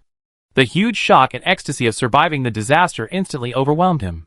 The torrent of faith once again washed away all doubts. He almost instinctively turned to Lillian's direction and roared with all his strength, "Starry Sky Girl! It is the power of the Starry Sky Girl!" Lillian turned a deaf ear to Athos' shouts. In her vision, the giant wolf Alpha 7 had been marked as threat-free, permanent visual damage, probability greater than 95%, neural interference, continuous, and no subsequent attack capability. But the crisis is far from over. Warning. The howl of target Alpha 7 triggers a chain reaction of wolves. Cluster attack mode, change. From dispersed breakthrough to concentrated attack on the priest tent area. Thread source location. Target locked on this machine, Lillian. Cluster charge. Number, 9. Distance, 50 meters. On the visual map, the heat source signal representing the wolf pack was like a shark smelling blood, instantly abandoning the gap in the wall and the gate it was attacking. The scarlet light spots gathered crazily, with more violent killing intent, like 9 black torrents wrapped in bloody wind and the shadow of death, heading towards Lillian. The area of the priest tent where Lillian was located pounced. The ground trembled slightly under their heavy claws. The demonized power made them faster and stronger. Protect the goddess. Some tribal warriors saw the wolves turning around and shouted in fear, trying to throw weapons to intercept them. But the bone spears and stone axes seemed so powerless in front of the giant wolves that were moving at high speed and strengthened by the demonized power. Stop them. Use fire. Use fire quickly. The old priest's old but majestic voice sounded, and several warriors hurriedly threw burning torches into the path of the wolves' charge. However, the effect was minimal. These demonized giant wolves seemed to have considerable resistance to ordinary flames. They either evaded cleverly, or directly knocked away the burning wood with their thick fur. Their scarlet eyes were fixed on Lillian, and the momentum of the charge did not weaken at all. The distance quickly shortened, 40 meters. 30 meters. In Lillian's vision, the cold calculation was running at high speed again. Number of targets, 9. Charge formation. Disperse fan, avoid concentrated attack. Speed, extremely high. Threat assessment. Cluster charge breakthrough probability, 98%. Countdown. 3 seconds. Non-lethal expulsion protocol effectiveness assessment. Single point strike is inefficient and cannot cope with cluster charge. Scheme upgrade. Wide area dispersion. Target. Eye vulnerability zones of all individuals in the cluster. Energy mode. High frequency pulse light wave. Wide area scattering mode. Frequency modulation. Maintain. Output power. Level 3. Wide area dispersion level energy consumption increased by 200%. Coverage. 120 degree cone area in front. 15 meter radius. Execute. Lillian did not hesitate. She slightly adjusted the angle of her wrist, and the crystal lens on the wristband instantly adjusted its internal structure, and the condensed point of light spread out. She faced the 9 roaring giant wolves that rushed over with the bloody wind of death, and took a step forward instead of retreating. Buzz. This time, it was no longer a condensed single beam of light, but a pure white light curtain that suddenly exploded and covered the fan-shaped area in front. It was like a miniature sun suddenly rising in the dark night. The brightness of the light curtain was even greater than before, with a pure torrent of light that swept across everything. A woo! Roar! Woo! 9 extremely shrill howls sounded almost simultaneously. As if covered by an invisible giant net, the 9 fierce and raging giant wolves' charged formation collapsed instantly. They were like hitting a wall of size made of pure light, and the momentum of the charge came to an abrupt end. All the giant wolves rolled over in pain, wailing, and scratched their eyes with their claws like the first one, which were burned by the strong light and instantly blinded. Some of them even collided with each other fiercely due to the severe pain and loss of sense of direction, making a dull sound of bones and flesh colliding. The pure white light curtain lasted for less than a second before it suddenly went out, leaving a faint, ozone-like strange smell in the air and a rolling, wailing mess. The giant wolf group that was so fierce just now seemed to have its spine pulled out, rolling and struggling on the ground in pain, completely losing its threat. The entire tribal battlefield fell into a dead silence. All those who were fighting, fleeing, and shouting were like being cast a spell, staring blankly at the rolling giant wolf hell in front of the priest's tent, and then looking at the black-haired figure standing quietly on the edge of the mess, with a faint blue light still remaining on his left wrist. The light of the campfire jumped, reflecting Lillian's calm face. The night wind blew a few strands of her black hair, and the ends of her hair flowed with a faint blue-purple luster. Her eyes were still deep and calm, as if the miracle of dispersing the 9-headed demon wolf just now was just a dust on her sleeve. The absolute dead silence lasted for several seconds. Then, it was like a volcano that had been suppressed to the extreme and erupted. Starry sky. God's power. This is the real God's power. Starry sky daughter. It was the starry sky daughter who saved us. Miracle. Miracle has come. The deafening shouts filled with extreme fanaticism and awe swept the entire tribe like a tsunami. All the warriors, women and children, no matter how terrified and desperate they were before, now faced the direction of Lillian, using all their strength to scream from the bottom of their souls. Then, like wheat waves blown down by the wind, they all knelt down in unison, extremely devoutly. Daughter of the starry sky! Daughter of the starry sky! Daughter of the starry sky! The sound waves rushed straight into the sky, shaking the leaves to fall, and even drowned out the howling of the few frightened giant wolves in the distant forest. Athos stood not far from Lillian, panting violently, his green eyes filled with gratitude for surviving the disaster, incomparable shock, and a more complex light. He saw it. At the moment the light burst out, he saw the artifact on the wrist of the daughter of the starry sky, emitting a precise and cold white light like a star.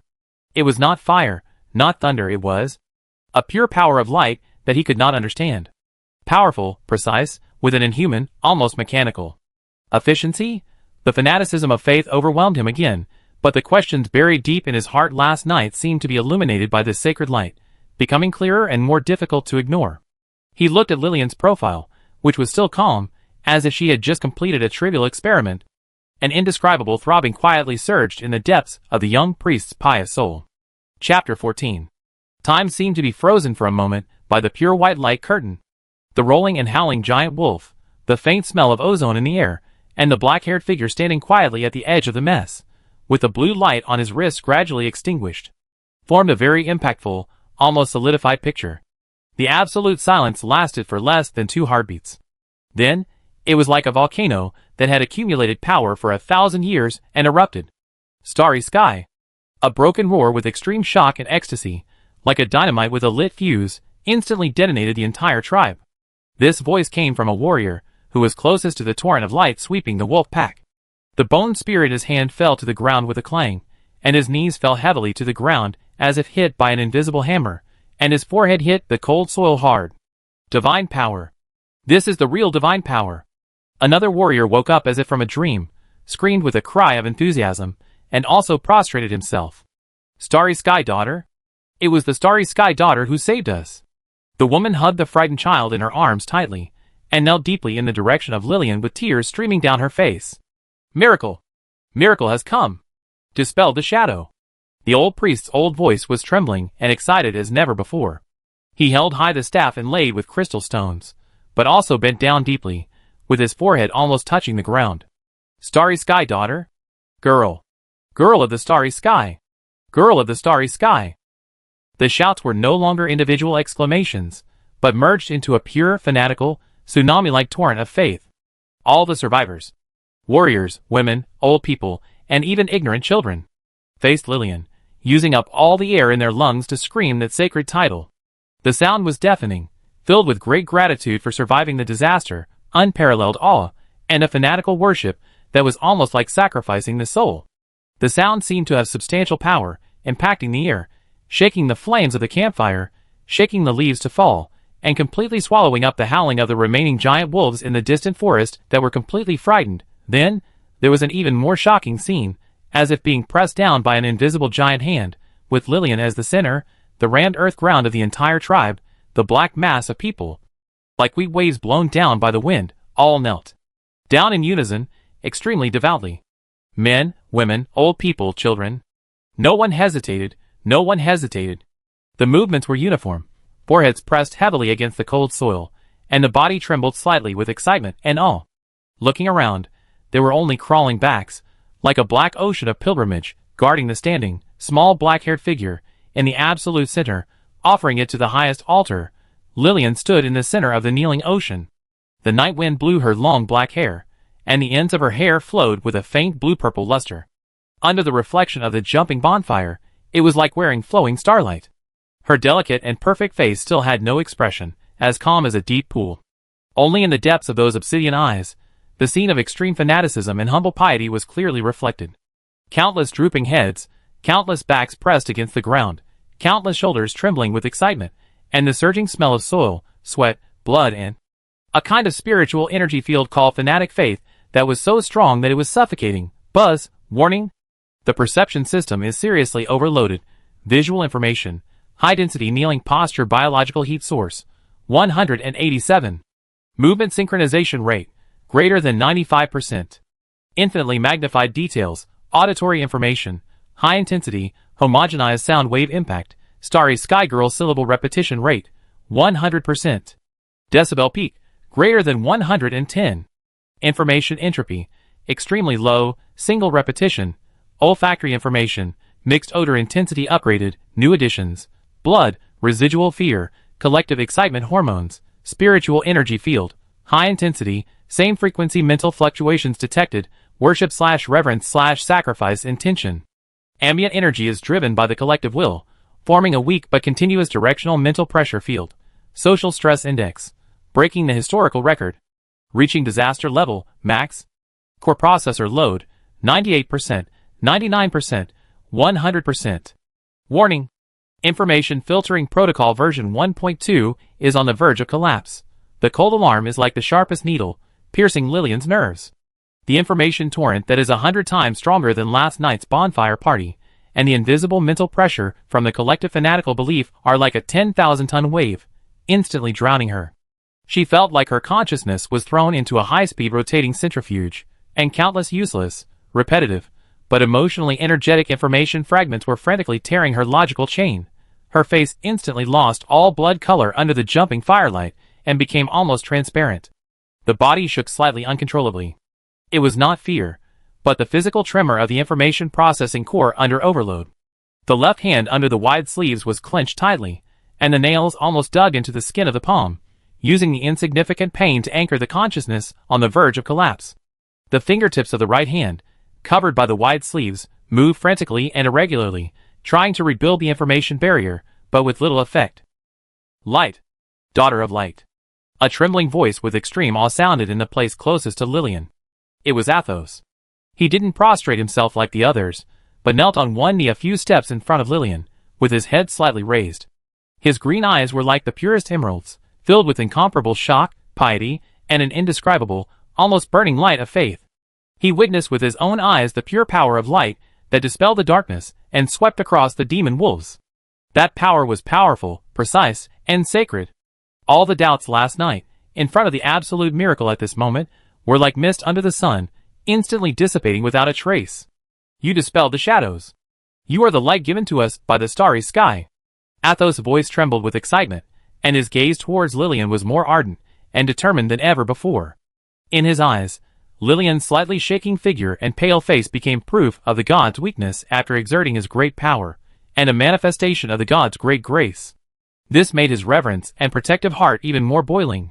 The old priest, supported by his tribesmen, trembled and walked to the front of the crowd, only a few steps away from Lillian. His wrinkled face, painted with oil, looked even more mysterious and solemn under the firelight.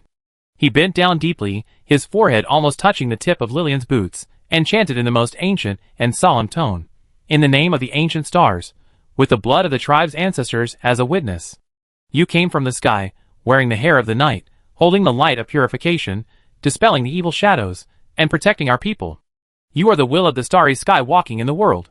You are the daughter of the starry sky of our people's eternal faith. The bonfire of the tribe is burning for you, and the lives of the tribe members are given by you. We are willing to offer our souls and flesh to become your most loyal servants and the lights on the earth. Daughter of the starry sky, the master of light, the eternal guardian of our people." The old priest's oath was like the final coronation ceremony. As his solemn chanting fell, all the people prostrating on the ground, including Athos, shouted in unison, and the voices gathered into a more fanatical torrent of faith. Daughter of the starry sky, Lord of light, the eternal guardian of our race.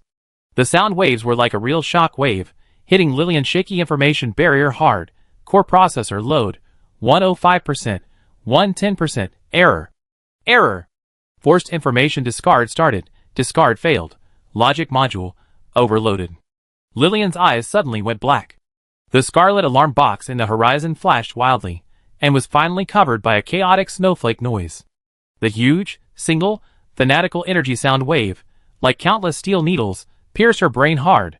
She could no longer maintain her standing posture, and her body staggered back uncontrollably, and her back leaned heavily on the cold pillars of the priest's tent, barely avoiding falling down. She was panting rapidly, with fine sweat oozing from her forehead, her black eyes tightly closed, and her long eyelashes trembling violently like frightened butterfly wings. The wristband of the life support device gave a subtle overheat alarm vibration that only she could feel. She felt as if her consciousness was about to be completely assimilated and torn apart by this primitive and fanatical belief. Miracle? Daughter of light? Will of the starry sky? Eternal guardian? The cold logic groaned silently, and on the verge of breaking in the huge waves of faith. She just wanted to observe, record, and find a quiet place to analyze the ambient. She didn't want to be a lady of light, and she didn't want to bear the title of eternal guardian that could crush her spirit. However, in the black ocean of kneeling, in the deafening fanatical shouts, under the gaze of Athos's green eyes that seemed to burn with the flame of faith, Lillian Zero, the lone observer from the sea of stars, was forcibly pushed onto the throne of Lady of the Starry Sky and became the supreme Lord of Light in this wild land. The price was that her perception system, which was accustomed to the silence of a vacuum, was suffering unprecedented torture from faith. Chapter 15. The deafening fanatical shouts were like a real tide, hitting the cold pillars of the priest's tent, and also hitting Lillian's slightly trembling body against the pillars. She closed her eyes tightly, her long eyelashes cast an uneasy shadow on her pale cheeks, and the fine cold sweat on her forehead was clearly visible under the jumping firelight. The rapid and suppressed panting sound seemed so weak, yet so harsh in the dead silence of this fanatical faith. Athos knelt on one knee a few steps away from Lillian, his body leaning forward slightly like the most devout believer. In his green eyes, the pure and fiery light of faith that was almost overflowing was like a cold stone thrown into it, instantly causing complex ripples. He saw it. He clearly saw the subtle but unignorable pain of the starry sky daughter as she endured this boundless frenzy. Her pale face, her tightly closed eyes, her slightly trembling eyelashes, her rapid breathing, and her back leaning against the tent pillars as if seeking the only support point. All of this was completely different from the majesty, kindness, or indifferent calmness that he thought the god should have when accepting offerings. This was more like a kind of weakness that could not bear the heavy burden. A huge emotion mixed with heartache and self-blame suddenly seized Athos' heart. In order to save the tribe, the gods performed such a shocking miracle, the torrent of light that dispersed the nine-headed demon wolf, which must have consumed unimaginable power. And these humble mortals not only did not offer the purest tribute and a quiet resting place in time, but instead used this noisy, fanatical, and physical pressure like shouting and kneeling to disturb and torture the weak gods. Shut up. Everyone, shut up. Athos stood up suddenly, using all his strength to shout at the crowd that was still crawling on the ground and immersed in the fanatical shouting. The young man's voice was unprecedented, with the majesty and anxiety of the successor of the priest, and even drowned out some of the noise. The daughter of the starry sky needs to rest. Put away your noise. Keep it all. Keep quiet. His voice was like an ice cube thrown into boiling water, which made the fanatical voices stagnate for a moment. Many people looked up in astonishment and looked at the young son of the priest, their eyes full of confusion and a trace of offended confusion. Quiet. At the moment of the miracle? Athos didn't care about the reaction of his people. He turned around suddenly, with an almost reckless and anxious movement, and rushed to Lillian in a few steps. He didn't dare to touch the sacred body, but stared at her pale face and closed eyes at a close distance with great concern. In his green eyes, under the pure light of faith, for the first time, he clearly surged with uncontrollable concern and heartache. "Daughter of the starry sky, how are you?" His voice was very low, with obvious trembling and caution, as if he was afraid that his voice would disturb the gods. "It's Athos's fault. It's the fault of the tribe. We shouldn't disturb your meditation. What do you need? Clean water? A quiet residence? Athos will prepare it for you immediately," he said anxiously, his eyes anxiously searching for any signs of instructions on Lillian's face. Lillian did not open her eyes, but shook her head very slightly, so slightly that it was almost imperceptible. Her breathing was still rapid, as if every breath she took needed to resist invisible pressure. She needed an information vacuum. An absolute silent field. But she could not express these words in Athos, nor could she expect the young man in front of her, who was filled with faith and worry, to understand. Athos looked at Lillian's weak shaking of her head, and his anxiety became even worse. Gods don't need clean water? Don't they need a new home? What do they need? He looked at Lillian's frowning brows, the cold sweat on her forehead, and her posture as if she was struggling against something invisible. A thought flashed through his mind like lightning. Could it be that what the gods endured was not just the consumption of power, but the voices and eyes of mortals themselves? This thought shocked him. He suddenly recalled the confusion of the gods about emotional vocabulary when they first met by the stream, her stiffness and discomfort when facing the bonfire party, and her habitual avoidance of the crowd's gaze, always seeking a quiet corner. Even when teaching her language, she seemed to prefer the streamside where only the two of them were, rather than the noisy tribe. The hustle and bustle of the mortal world is such an unbearable burden for the gods? This cognition was like an ice-cold key, instantly opening the gate of doubt in his heart. The doubts that were buried deep last night were not completely dispelled by the miracle just now. Instead, they were given a new and more specific direction under this close observation. His eyes, involuntarily, with a desire to explore that he himself had not even noticed, fell on Lillian's left hand that was still tightly clenched at her side. More precisely, it fell on the inconspicuous metal wristband on her left wrist. That's it. The pure white holy light that just burst out to dispel the darkness and purify the demon wolf. Athos' pupils shrank slightly. At such a close distance, under the reflection of the jumping firelight, he could see more details. The material of the wristband was neither gold nor stone, smooth and cold, with a sense of precision that did not belong to the mortal world.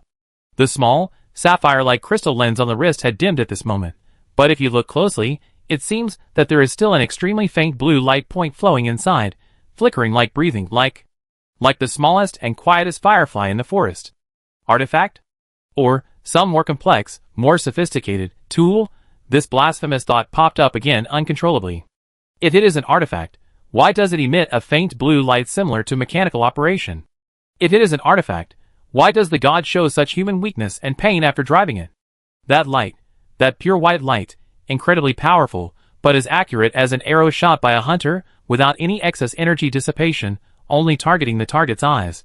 Why does this power carry a cold, inhuman efficiency? All is still rooted in Athos' heart like a rock. The shock of the miracle, the gratitude for saving the tribe, and the piety to the gods, all of these are real and blazing. But at this moment, in the cracks of this awe-inspiring rock, a faint, but extremely tenacious flame of exploration is quietly ignited. It is no longer just a vague doubt from last night, but has a specific direction, the source of the gods' powerful power, and the gods' inadaptability to the mortal world that is completely different from the legend. His eyes were so complexly focused on Lillian's pale face, and the wristband with a faint glow. In the depths of his green eyes, it seemed as if two souls were fighting. One was a priest believer who was kneeling devoutly and willing to sacrifice everything, and the other was a young man who was attracted by the abnormality of the god, and couldn't help but want to get closer to observe and try to understand the truth behind the cold light. The old priest, supported by his tribesmen, also slowly approached a few steps. His hawk-like eyes, that had experienced vicissitudes of life and seemed to be able to see through people's hearts, did not look at the weak Lillian, but fell on Athos' face, on his green eyes that were full of awe, worry, but faintly burning with the flame of inquiry. On the old man's wrinkled face, the oil paint was bright and dark in the firelight. He didn't speak, but his deep eyes stayed on Athos' face for a moment, as if seeing through the tearing in his heart. Then, The old man sighed very lightly, almost imperceptibly, and the sigh was drowned in the prayer that sounded again, but was suppressed by Athos. The old priest's eyes, like Athos's, were cast towards the black-haired figure who was leaning against the pillar, closing his eyes and breathing. Under the awe, it was not just Athos's exploration flame that was hidden, but in the old priest's eyes, the flame was deeper and more obscure, mixed with the burden of the tribe's survival and the vigilance of the wise man who saw through the unknown. Athos did not notice the old priest's gaze. All his attention was focused on the god in front of him, who was both extremely powerful and seemingly extremely fragile. He looked at her frowning brows, her slightly trembling eyelashes, and a drop of cold sweat sliding down her forehead. The cluster of exploration flames in the boy's heart, on the fuel of devout faith, burned silently, illuminating the deep shadow called unknown under the awe. Chapter 16. Athos's shut up with the majesty of a young priest was like an ice cube thrown into boiling water, causing the deafening and enthusiastic voice to stagnate for a short time. Many people looked up in astonishment and looked at the young son of the priest, their eyes full of confusion. But Athos's anxious expression and the starry sky girl behind him, who was leaning on the pillar, breathing with eyes closed, and her face as pale as paper, made even the most obtuse people realize something unusual. The old priest's turbid and deep eyes swept between Athos and Lillian, and finally stopped at Lillian's slightly trembling eyelashes and cold sweat on her forehead. On his wrinkled face, the oil paint was uncertain in the firelight, as if he was weighing something. After a moment, he spoke in a low voice with an old but unquestionable majesty. "Silence! Everyone, be silent!" The voice was not loud, but it seemed to contain some invisible power, instantly suppressing all the remaining noise. "The daughter of the starry sky dispels the shadows for our tribe, and the power is depleted. What is needed at this moment is silent reverence and pious prayer, not noisy disturbance. Put away your voices, and let holiness return to tranquility." The words of the old priest were like a magic needle that stabilized the sea. Although many tribesmen still had fanatical flames in their eyes, they all obediently lowered their voices, leaving only heavy breathing and suppressed excitement. The crawling posture remained the same, but the sound waves that wanted to drown the gods finally subsided a lot. Lillian felt that the torrent of noise that almost tore her consciousness apart finally receded, leaving behind bursts of tinnitus and exhaustion like a receding tide. Her rapid breathing calmed down a little, but the dizziness and mental pressure brought by the information overload were still like a heavy lead block pressing on her perception system. She slowly opened her eyes, and there was a trace of imperceptible fatigue in the depths of her black eyes. Her eyes swept over the people who were still kneeling on the ground, and finally fell on the old priest and Athos a few steps away. When Athos saw Lillian open her eyes, his green eyes instantly burst out with great concern and hope. "Daughter of the starry sky, how do you feel? What do you need? Athos will do it immediately." His voice was very low and full of caution. Lillian did not look at him. Her eyes fell on the old priest, and in a tone as gentle as possible but still with a barely noticeable hoarseness, she issued a clear instruction: "Silence." This was her only and most urgent need at the moment. The old priest immediately understood and said to the tribe again in a deep voice, "Keep silent. With the deepest reverence, respectfully send the daughter of the starry sky back to the altar to rest. Do not disturb her." "Altar?" Lillian caught this new word and immediately marked it in her vision. New term: altar. Inference: a high-level place for worshipping/accommodating gods. Before she could think about it, several of the strongest and most pious warriors in the tribe named by the old priest had already walked forward cautiously with great respect, even with a sense of sacred mission. They dared not touch Lillian's body, but only used their eyes to signal with great awe, and then formed a silent protective circle as if guarding the most fragile treasure in the world, guiding, or semi-forced escorting, Lillian away from this sea of kneeling and walking towards the center of the tribe. The so-called altar was just a platform more than half a meter high built with several relatively flat large bluestones next to the largest bonfire in the center of the tribe. On weekdays, this was probably where the old priest presided over ceremonies and announced important matters. At this moment, the platform had been cleaned up and covered with a layer of the softest and whitest unknown animal skin found in the tribe. Even around the platform, there were several wooden sticks with fresh green leaves and glowing moss on the top, emitting a weak but soft light, creating a kind of primitive and simple sacred atmosphere. "Daughter of the starry sky, please stay at the altar temporarily, and accept the most pious offerings and prayers of our people." The old priest bowed under the stone platform, his voice extremely respectful. Lillian looked at the stone platform covered with animal skins and exuding the smell of grass and soil, and glanced at the tribal warriors around her, who were holding their breath and staring at her fanatically, and the crowd still crawling in the distance. Reject? The communication cost is too high, and it may trigger a new round of attention storm. What she needs is silence. An information vacuum. Logic quickly concluded that satisfying the other party's request to place the gods is the best solution in exchange for the current relatively quiet environment, although the environment rating is still D-. She had no expression on her face, and her movements were without hesitation. As if executing a preset program, she raised her feet, took a step, and stepped steadily onto the stone platform covered with white animal skins. Then, she sat cross-legged in the center of the platform, the flattest and most honorable position. A standard researcher sitting posture, with her back straight like a ruler. Target achieved, physical location alter. Ambient noise level, dropped to class C, still distracted by focused eyes and whispered prayers. A cold reminder flashed across the horizon. Temporarily. Tolerable. Lillian's cooperation relieved the old priest and Athos. The old priest bowed deeply again, then turned around and began a lengthy prayer in a solemn tone to the prostrate tribesmen.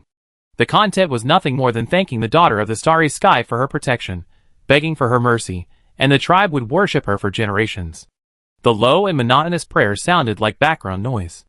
Although it still consumed computing power, it was much better than the previous roar. However, the offering began. The first thing that was respectfully carried to the stone steps of the altar like a rare treasure was the huge, golden roasted mountain goat hind leg that exuded a fatal and tempting burnt aroma. The fat dripped onto the stone steps, making a sizzling sound. The rich meaty aroma mixed with the smell of carbonized matter was like a tangible fist, hitting Lillian's olfactory system that had just calmed down. Olfactory alarm. High concentration of aromatic hydrocarbons, barbecue aroma, fatty acid oxidation products, burnt fat smell. Intensity, high. Triggering the information filtering protocol for emergency shielding, Enter OS. This damn carbonized protein again. Data record. Produces 32 carcinogens such as benzopyrene. Nutritional value reduced by 19%. Pure energy waste and pollution source. Bad review. Next, there were several strings of various juicy berries strung on fresh vines, including the red flame fruit, SP114 beta, that Lillian had collected. They were carefully placed on clean leaves and offered next to the mountain goat legs. The bright colors looked pretty good under the firelight. Visual scan, berry freshness, good.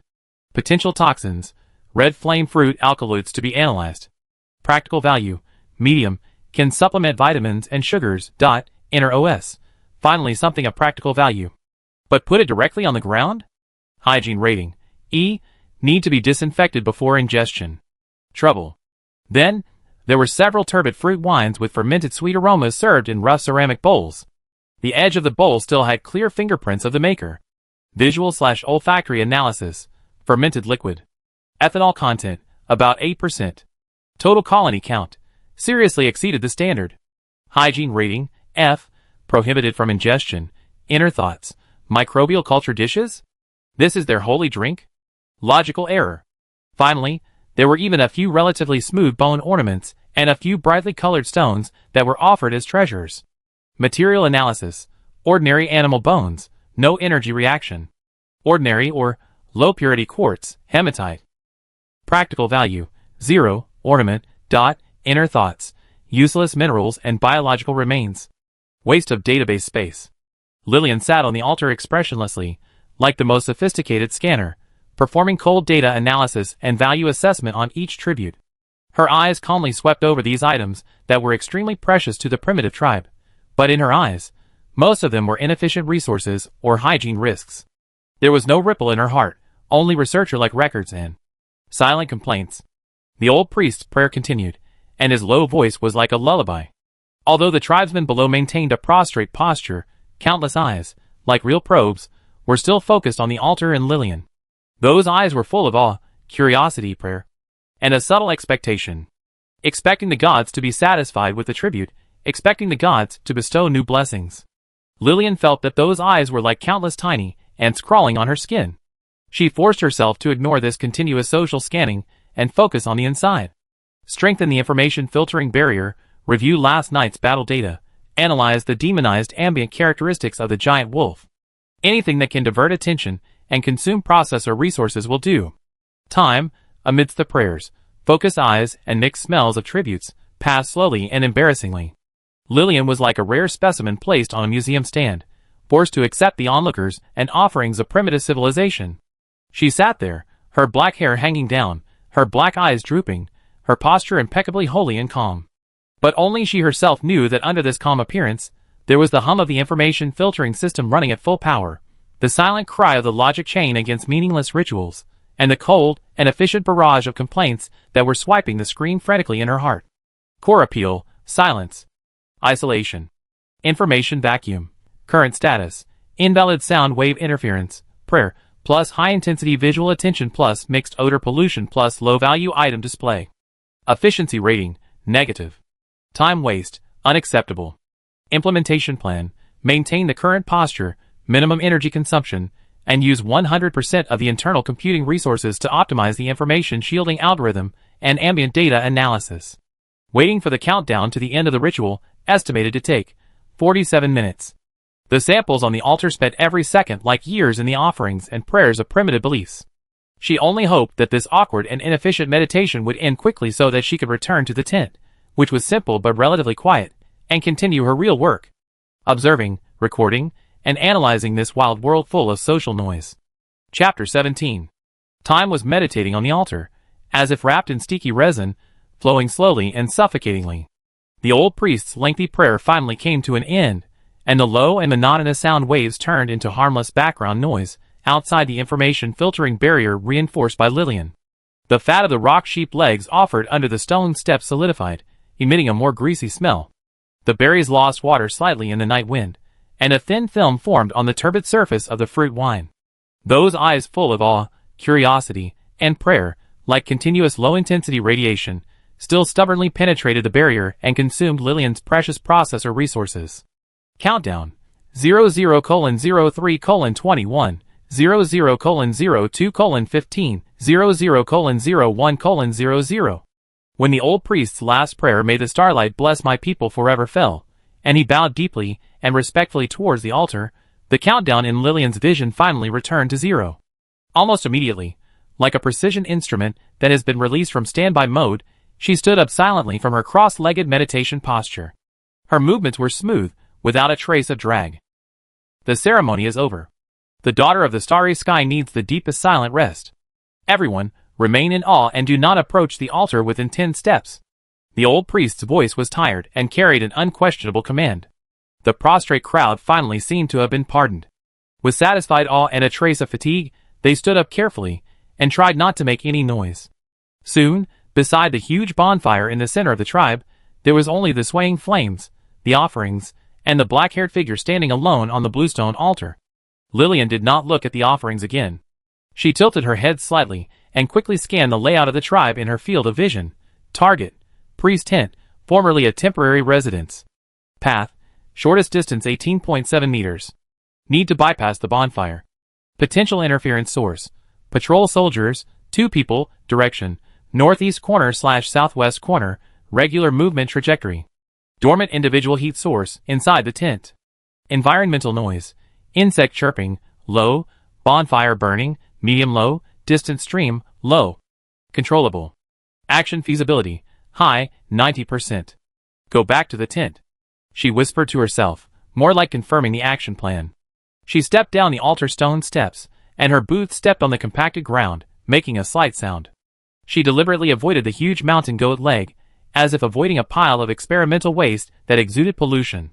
She moved quickly and silently along the edge of the bonfire, like a ghost blending into the shadows. The enhanced vision clearly outlined the path in the dark, avoiding scattered debris and sleeping livestock sheds. The 2 patrolling soldiers were like 2 slowly moving orange light spots on the horizon map, and she calculated the trajectory accurately and easily bypassed them. The tribe was immersed in the exhaustion and awe of surviving the catastrophe. Apart from the crackling of the campfire, there was almost no other noise. Distance to the target tent: 5 meters. 3 meters. The animal skin curtain of the tent was right in front of her. Lillian could even smell the familiar smell of the dry straw mat inside. Just lift the curtain, and she would be back to that simple but relatively quiet environment with less information interference. However, just as her hand was about to touch the curtain, "Daughter of the starry sky?" A deliberately low voice, with a hint of hoarseness and deep sleepiness, but extremely clear, sounded from the shadows beside the tent entrance. Lillian's movements froze instantly, as if the pause button was pressed. Her dark eyes instantly locked onto the source of the sound. Next to the entrance of the tent, a figure was sitting on the ground leaning against the tent pillars. It was Athos. The young priest had obviously been guarding here for a long time. He curled up on the cold mud, wrapped in only a thin animal skin to resist the cold of the late autumn night. His face looked a little pale in the afterglow of the campfire, with obvious dark blue under his eyes, and his green eyes were full of tired bloodshot. But at this moment, because of Lillian's sudden appearance, his eyes widened instantly, full of surprise and a kind of relief. You? Why did you come out? Athos tried to stand up in a hurry, but because his legs and feet were numb from sitting for too long, he stumbled and almost fell. He quickly held the tent pillars, with embarrassment and eagerness on his face. Is it the altar? Is the altar not comfortable enough? Or do you need something? Athos will get it for you immediately. His voice was very low, but full of concern and worry from the bottom of his heart, as if Lillian's leaving the altar was a big deal. Lillian looked at the boy in front of her, who was obviously keeping watch, and the data stream in her vision was instantly updated. Target individual: Athos, sample ST001. Status: long-term low-temperature exposure, body surface temperature, 34.1 degrees Celsius, muscle stiffness, legs, high fatigue, nerve reaction delay plus 15%, high mental tension, focus on the machine. Behavior pattern: violation of regular rotation rules, logic, meaningless consumption. Motive: highly suspected of individual behavior based on the belief in guardian gods, not assigned by the tribe. Current obstacle level: high, physical block plus continuous attention. Go back. Rest. Lillian issued the command in the simplest words, trying to bypass this unplanned obstacle. No! Daughter of the starry sky! Athos shook his head vigorously, with a stubborn light flashing in his green eyes. He moved his numb legs, and tried to straighten his body to block the entrance of the tent.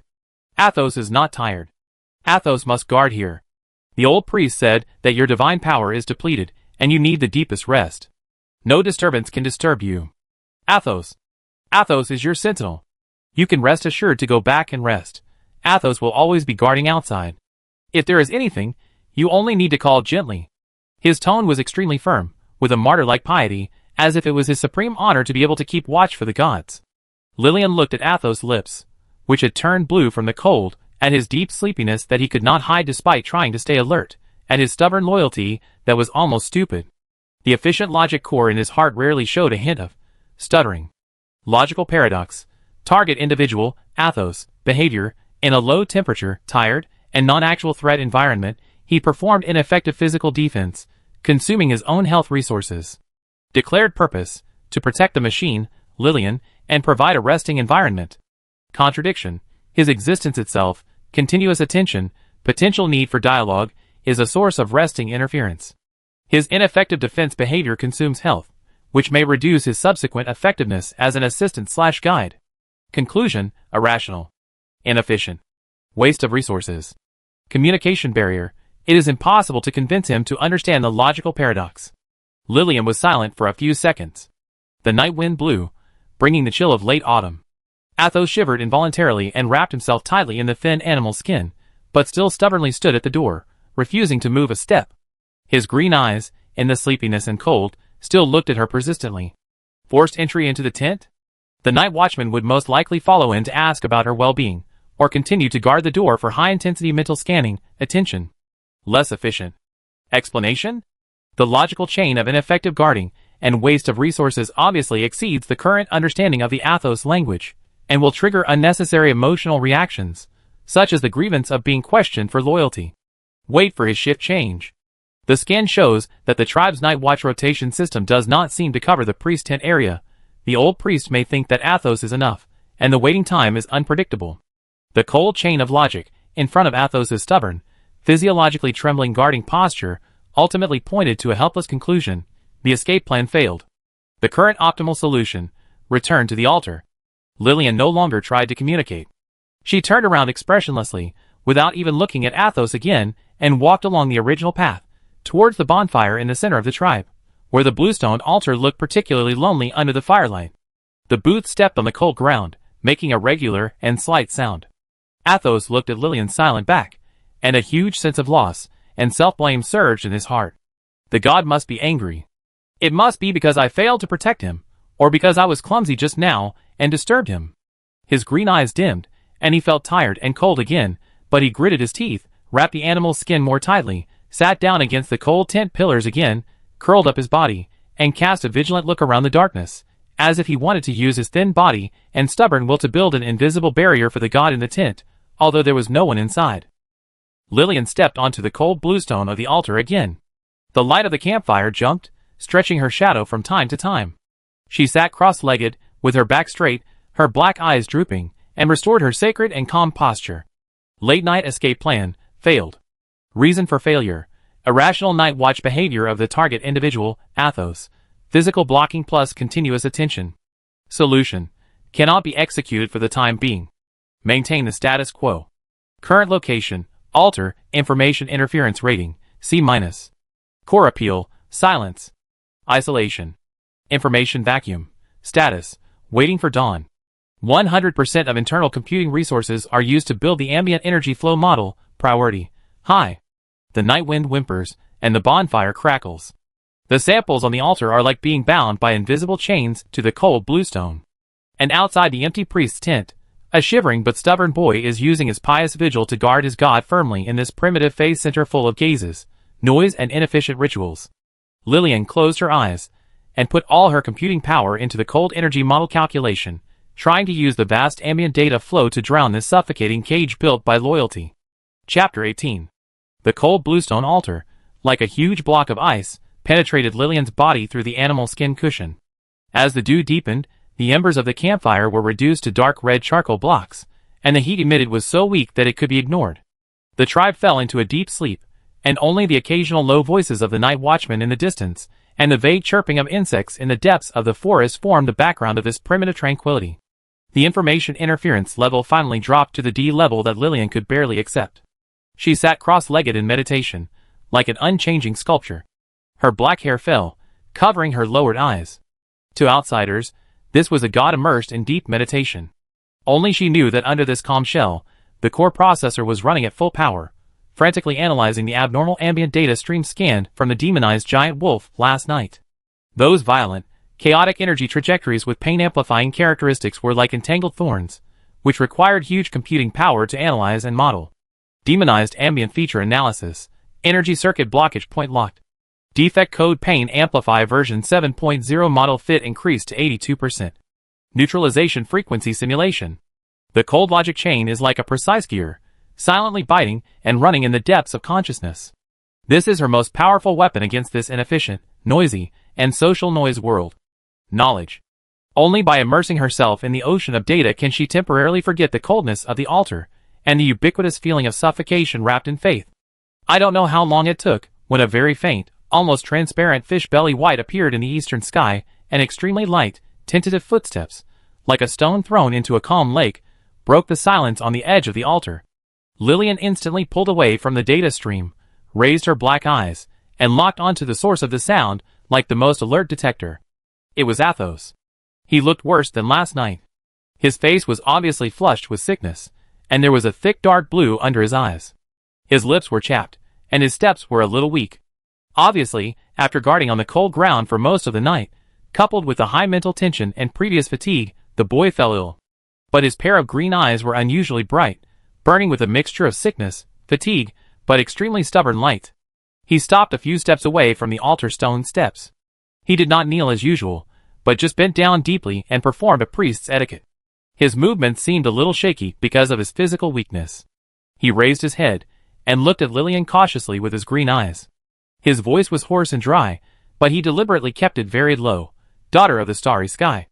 Please forgive Athos's presumptuous interruption. He paused, as if he was gathering strength, and seemed to be considering his words. His eyes quickly swept across the tents that were still sleeping around him, confirming that no one was paying attention to this side. Athos. Athos knows that the hustle and bustle and offerings of the tribe may not be what you want. This sentence, like a stone thrown into a deep pool, caused a very slight fluctuation in the depths of Lillian's calm black eyes. She looked at the abnormal blush on Athos' face, and scanned the horizon and instantly gave a diagnosis. Target individual, Athos. Status, mild fever, body temperature, 38.2 degrees Celsius, dehydration, physical overdraft, upper respiratory tract infection, probability, high. Motivation for behavior, unknown, approaching with illness. Risk, spreading pathogens, low probability. Athos didn't notice Lillian's subtle scrutiny, or rather, he noticed it but interpreted it as the gaze of a god. He mustered up his courage, his green eyes flashing with a kind of sincerity and expectation that was almost desperate. Athos. Athos wants to take you to a place. A place. Far away from the crowd, with only wind, forest and... His voice was lower, with a solemnity like sharing a secret. A place with only real stars. He raised his hand and pointed at the sky above his head, which was gradually fading from darkness to reveal a deep sapphire color. Several of the brightest stars were like tenacious diamonds, still shining in the morning light. Real stars? Lillian caught this word, and her pronunciation was accurate, but her tone was accompanied by a subtle confusion. Stars? She came from the sea of stars, and had seen the destructive fireworks of binary star collisions, and the Milky Way composed of billions of stars. In her eyes, the night sky on this wild planet was nothing more than a sparse and ordinary star map. What is real? Yes. Real stars. Athos nodded vigorously, his face flushed with excitement and fever. Not here, not by the bonfire, not on the altar. It's at the edge of the forest, upstream of the stream, on the highest stargazing stone. There is no obstruction, no smoke, only the purest night sky. When night falls, thousands of stars are like the dust of light scattered by ancestors, dazzling beyond description. The stream will reflect the starlight, like a flowing galaxy. That is the place that Athos feels is closest to the starry sky. His voice is full of the unique longing of a teenager, and a kind of poetic clumsiness, and his green eyes reflect the faint morning light, as if he has already seen the dazzling sea of stars. He looked at Lillian eagerly. Athos knows where you come from. He pointed to the sky in awe. Maybe there, away from the hustle and bustle and worship of the mortal world, you can be more comfortable? Can you feel the real starry sky? Athos' words, like a weak but precise beam of light, instantly penetrated Lillian's reinforced information barrier and illuminated the word in her core appeal that was repeatedly emphasized but never understood. Silence. Stay away from the crowd. Keyword capture. Stay away from the crowd. Environment description. Forest edge, upstream of the stream, stargazing stone, new landmark, pure night sky, no smoke and fire. Target individual motivation. Provide a quiet environment, subjective judgment, close to the starry sky. Added value. Potential high-value observation point, ambient purity may be higher? Is starlight related to ambient? Risk assessment. Target individual health status. Poor, risk of exhaustion/fainting. Path safety. Need to cross some forest areas, potential small threats. Tribal attention. Need to avoid, secret invitation. Logic chain. Accept the invitation. Obtain a quiet environment away from the core of the tribe. Priority.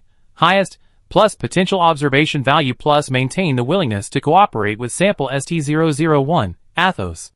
Risk controllable, target status can be monitored along the way. The cold analysis of pros and cons was completed in an instant. Athos's weak, poetic invitation hit the core of Lillian's most urgent needs. She didn't say anything, but just looked at Athos's green eyes, which were full of expectation and a little moist due to nervousness and fever. Then, under the boy's breathless gaze, Lillian nodded very slightly, so little that it was almost imperceptible. Athos' eyes suddenly burst into incredible surprise. It was like the gloomy sky was suddenly pierced by the sun. He even swayed slightly because of excitement, and quickly held on to a low wooden stake next to him to stand firm. The great joy diluted the weakness and discomfort of the body. Great! Daughter of the starry sky! He lowered his voice, trembling with excitement. Please wait a moment. Athos will get ready. Let's wait for the sun to rise a little higher, avoid the tribesmen who get up early, and quietly set off. He seemed to be afraid that Lillian would regret it, and also afraid of disturbing this hard-won secret.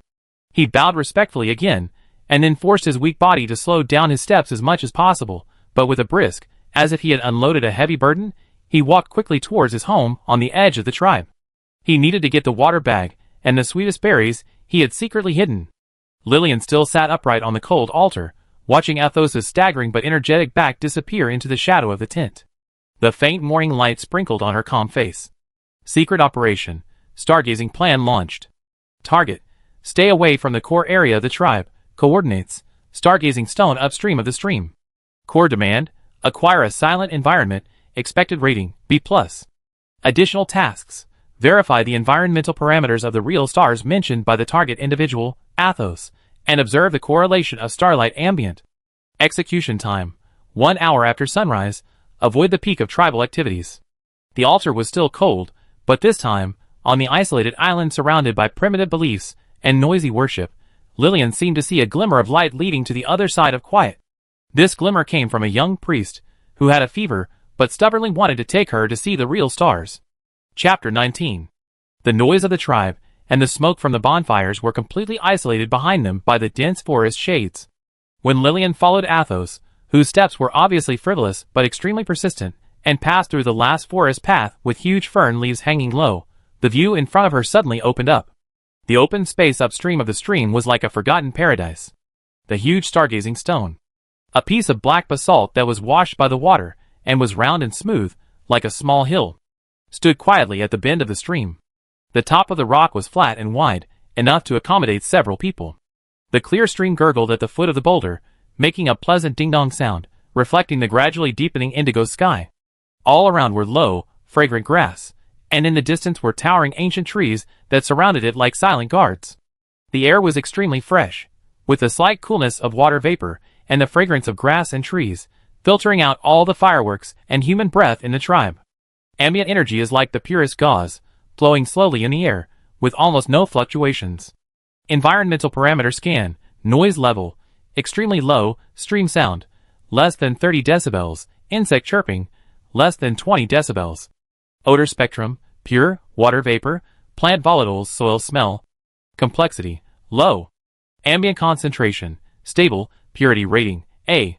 Vision, excellent, sky obstruction rate, less than 5%. Social stress index, 0. Conclusion, target environment rating, S level, close to ideal observation conditions.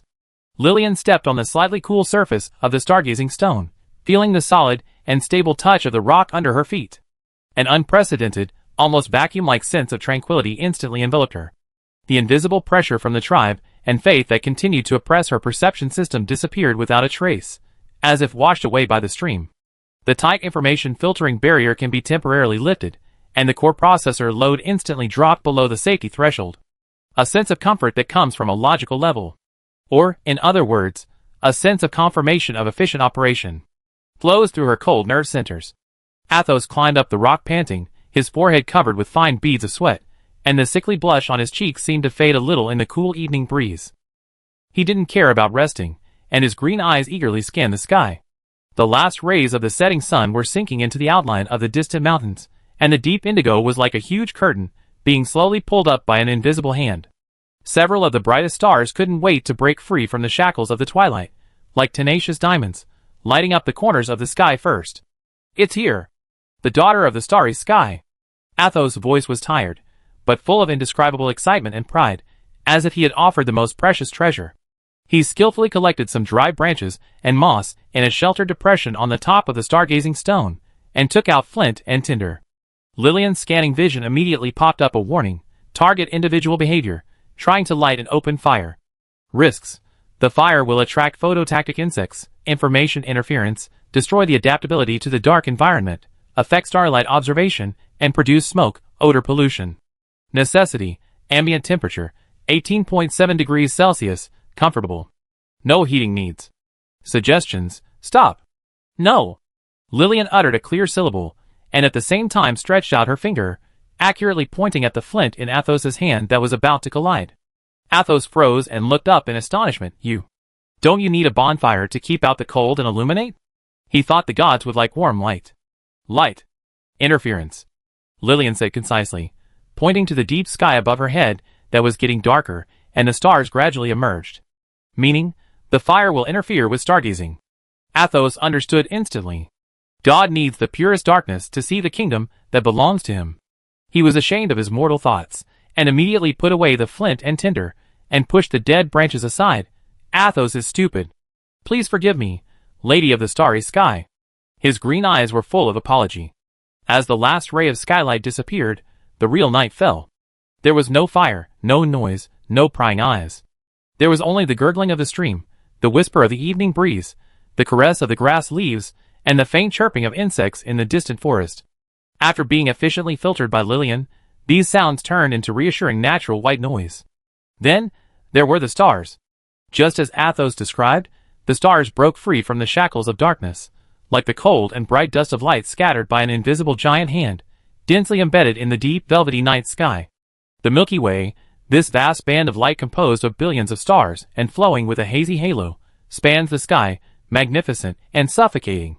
The starlight is pure and bright, without the interference of atmospheric pollution and light pollution, and it is so clear that it seems to be within reach.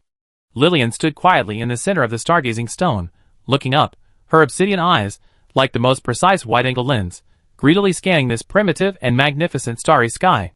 In her field of vision, cold data streams surged silently. Full spectrum scan started. Main star location: Sirius, apparent magnitude 1.46, spectral type A1V, distance estimation 8.6 light years, local observation value calibration. Galactic core direction: Sagittarius, interstellar dust belt distribution modeling. Constellation identification: Orion's belt 3 stars are clearly visible, Taurus Aldebaran is orange-red. Ambient energy field and starlight correlation analysis: Weak resonance effect detection. Specific wavelength starlight, blue-white, can cause local ambient particles to be slightly polarized. Correlation coefficient 0.15, more data required. Background radiation, stable. No abnormal space fluctuations. Conclusion: the local star system star map has been initially established. Observation environment rating, excellent, S+. For her, this is not the starry sky full of divinity mentioned by Athos, but a huge dynamic star map containing countless physical laws and cosmic information. Each star is a cold coordinate, a spectral type, and a distance data in the database. The magnificent Milky Way is a complex model of interstellar dust and star birth areas. Her consciousness is immersed in the ocean of data, efficiently recording, analyzing, and modeling, as if she has returned to the familiar spacecraft observatory. Look! The daughter of the starry sky! That is the guardian of the ancestors. Athos, with uncontrollable excitement, lowered his voice and pointed to a striking constellation, the Big Dipper, in the night sky composed of 7 bright stars, like a long-handled spoon, with the starlight of the tribal heritage flashing in his eyes. Legend has it that is the first high priest of our tribe, who turned into a star after his death, and will always guard the tribesmen on the earth. Lillian's sight moved along Athos's finger, and the horizon was instantly marked. Target, Big Dipper. Positioning, North Star direction indicator. Practical value, navigation. New information, local name, Ancestors Watcher. Cultural association, tribal origin legend. Record, Folk Astronomy Association. And there, the silver shuttle of the Dream Weaver. Athos pointed to the Milky Way across the sky again, his voice full of poetic yearning. Legend has it that a long time ago, a star goddess, who loved a mortal warrior, secretly used starlight to weave a bridge across the sky in order to get closer to him. That is the Milky Way. The silver shuttle in her hand is the brightest star in Lyra. He pointed to Vega. Target, Lyra, Vega. Spectral type, A0V. New information, local name, Silver Shuttle of Dreamweaver. Cultural association, love legend. Record, non-scientific romantic narrative. No practical value. Athos's voice was not loud, but it was full of the passion unique to teenagers and a heartfelt love for the starry sky. He pointed out the familiar constellations one by one, telling the star stories passed down from generation to generation in the tribe. Which constellation represents a good harvest, which constellation guides lost travelers, and which constellation's movement indicates the change of seasons. His voice flowed under the silent night sky, as if covering this cold star map with a veil full of warmth and imagination, belonging to the mortal world. Lillian listened quietly, as if receiving another set of precious observation data. A cultural sample of how primitive intelligent creatures interpret the starry sky. Her eyes occasionally moved with Athos's fingers to confirm the coordinates of the stars he pointed to, but most of the time, she was still immersed in her own data analysis and spectral scanning. Athos's story, like the background sound of a stream, was classified as low-priority cultural information and entered into the database, but it did not stir up any ripples called romance or touching in her cold logical core. Athos stopped after a little tiredness and physical discomfort. He looked at Lillian, who was still standing like a sculpture, looking up at the starry sky with a focused and cold look, and then looked at the cold but flat rock under him. A bold idea, or the boy's instinctive impulse to share the best experience came to his mind. Carefully, trying not to make any sound, he slowly laid down on a rock covered with soft and dry moss a few steps away from Lillian. He crossed his arms and pillowed them behind his head, his body stretched out in a relaxed manner, and faced the vast and boundless sea of stars. This action seemed to have exhausted his last bit of strength, but an unprecedented sense of relaxation that merged with the world replaced the fatigue. Daughter of the starry sky. Athos' voice was filled with a sigh of satisfaction, as soft as a whisper. Do you want to try looking at the stars this way? Lie down. Feel the entire starry sky fall into your eyes. Your heart will become very quiet and vast. Lillian lowered her head, her dark eyes falling on Athos, who was lying flat. Scanning horizon assessment, target posture, lying flat. Stability, high. Field of view, maximized, unobstructed. Comfort, medium, heat loss due to rock thermal conductivity. Behavioral motivation, sharing subjective experience, quiet, vast. Effectiveness assessment, the posture itself does not affect the accuracy of astronomical observations. Subjective experience value, to be verified. Based on the logic of maintaining cooperation and verifying subjective experience data, Lillian made a decision. She walked to another flat rock area next to Athos, did not choose moss. The scan showed signs of microarthropod activity, and laid down directly. Action standard, just like calibrating some instrument. She also crossed her arms and pillowed them behind her head, her body straight, ensuring that her vision covered the sky to the maximum. The touch of cold rock came through the thin clothes.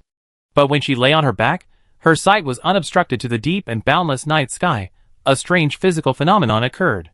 Without the reference of the upright horizon, the unfathomable dome dotted with billions of stars seemed to have lost the boundary of up and down, like a huge, slowly rotating black crystal ball, completely wrapping her in it.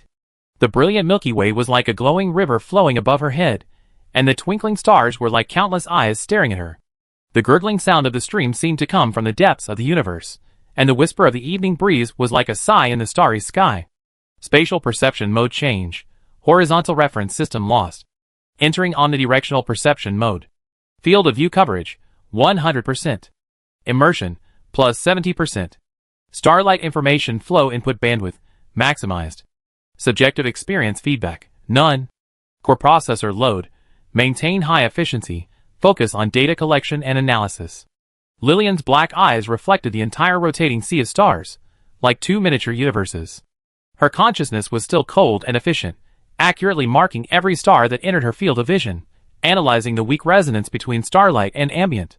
The quiet and vast described by Athos, to her, were just the improvement of data processing efficiency brought about by physical environment parameters, low noise, wide field of view.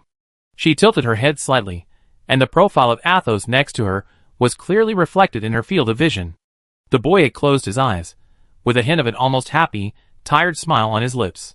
His long eyelashes cast a faint shadow under the starlight, and his chest rose and fell slightly with his steady breathing. He was obviously very tired and relaxed. The sickly flush seemed much softer under the starlight. He stopped talking and pointing at the stars. He just lay there quietly, as if his whole soul had melted under the quiet and brilliant starry sky, feeling the quiet and vastness he talked about. Lillian's eyes stayed on Athos's peaceful sleeping face for a few seconds. Scan showed, target individual, entering a shallow sleep state. Vital signs, stable. Body temperature, 37.8 degrees Celsius, slightly high. She retracted her gaze, and turned back to the vast sea of stars. The cold starlight flowed in her eyes, turning into a silent torrent of data. The even breathing of the boy next to her was like the only white noise belonging to life in this silent starry night. Astronomical observation, original version, continued under the pure night sky after the bonfire was extinguished. One was traveling in the ocean of starry data, and the other was sleeping in the ancient legends of the stars. They shared the same starry sky, but were separated by the vast Milky Way of cognition. Chapter 20. The deep night sky is like a huge black jade dome, and billions of stars are like carefully inlaid broken diamonds, flashing cold and eternal light. The air on the top of the stargazing stone carries the chill of the late night, and the gurgling of the stream is the only pulsation in this silence, like background white noise. Lillian remained lying flat, with her arms folded behind her head, and her obsidian eyes reflected the slowly rotating sea of stars. Her consciousness was like a precise probe, shuttling through the vast data stream. Aquila, spectrum analysis completed. Spectral type, A7V. Comparison with the spectrum difference of Vega. Optimization of the local observation model of the cantilever structure of the Milky Way. Correction of interstellar dust distribution. Secondary verification of the starlight wavelength lambda equals 486.1 nm, blue light, and the ambient particle resonance effect. Correlation coefficient confirmed, 0.17. Weak but existent. The cold logic chain silently bites, efficiently processes, and archives the information of the universe. This environment, which Athos called real stars, is an excellent, undisturbed natural observation station for her. A slight, chilly shivering sound came from beside her. Lillian's edge of vision instantly captured the dynamic changes. She tilted her head slightly, and in the infrared imaging mode, the outline of Athos's heat source next to her was clearly visible. He curled up his body, wrapped the thin animal skin tightly around him, and shivered slightly in the deepest cold before dawn. Scanning shows, target individual, Athos. Body temperature, 36.5 degrees Celsius, continuously decreasing, below the comfort threshold. Status, interrupted shallow sleep, cold stimulation. A few seconds later, Athos's long eyelashes trembled a few times, and his green eyes slowly opened. The confusion of waking up only lasted for a moment, and when he refocused on the vast, dazzling starry sky above his head, it was like magic. A pure and strong, indescribable joyful light instantly lit up Athos's green eyes. It was as if something sleeping in his blood was awakened by the starlight. He forgot the cold, the fatigue and discomfort of his body, and the corners of his mouth rose uncontrollably, outlining an extremely satisfied and intoxicated smile. His pupils were slightly enlarged, reflecting the entire Milky Way band of light, as if to absorb this magnificence into the depths of his soul. He made a very light, sigh-like satisfied nasal sound, and his body unconsciously stretched more, as if to embrace the starry sky. At this moment, all the sickness and fatigue on his face were replaced by a pure joy from the heart. Lillian's micro-expression analysis and physiological parameter monitoring modules were triggered instantly, faithfully recording all changes in the target individual, facial muscle groups, zygomatic major, dominant smile, orbicularis oculi, slight contraction, forming smile lines, activity significantly increased. Pupil diameter, expanded by 12.8%, well-lit environment, non-adaptive dilation. Respiratory rate, slightly slowed, depth increased. Heart rate, stable at 68 BPM, resting range, but heart rate variability, HRV, indicators show relaxation/pleasure mode, confidence, 85%. Neurotransmitter secretion model predicts. Dopamine, serotonin levels may increase significantly, subjective pleasure association. Endorphin levels may increase slightly, comfort association. Comprehensive behavioral assessment. The target individual has a strong positive emotional response to the starlight stimulation, pleasure, satisfaction, intoxication. The data stream is cold and detailed. But for Lillian, it is just a phenomenon that needs to be analyzed. Why? Why does the same starlight, spectral data and coordinates in her eyes, produce such significant physiological and psychological changes in the target individual, Athos? What is the internal mechanism of this change? Is it universal? Can it be quantified? Based on the researcher's logical instinct, a clear instruction formed in her consciousness. She needs a more specific, verifiable explanation. She turned her head, her black eyes calmly staring at Athos's profile, which was filled with an intoxicated smile. She issued a command that seemed extremely abrupt in the current situation in a clear, straight tone, like a laboratory question, explain. She paused, pointed accurately at Athos's face, and then pointed to the starry sky above her head, starlight. Pleasure. Then, she added a core word that did not exist in the Athos language, but was derived based on the physiological scanning model, neurotransmitter changes. Huh? The intoxicated smile on Athos's face, as if it melted in the starlight, froze instantly. He turned his head abruptly, his green eyes filled with extreme confusion, as if he had heard a divine book. Starlight? Pleasure? He could understand this. But, neurotransmitter changes? What is this? What is the god talking about? Daughter of the starry sky. You mean? Athos feels happy to see the starlight? He tried to understand the first half, carefully confirmed, and pointed his finger at his face, and the starry sky helplessly. Lillian nodded slightly, confirming the pleasure part, but her dark eyes were still calmly locked on Athos, waiting for the explanation of the key term. Neurotransmitter changes. There was no teasing or ridicule in her eyes, only pure, researcher-like curiosity.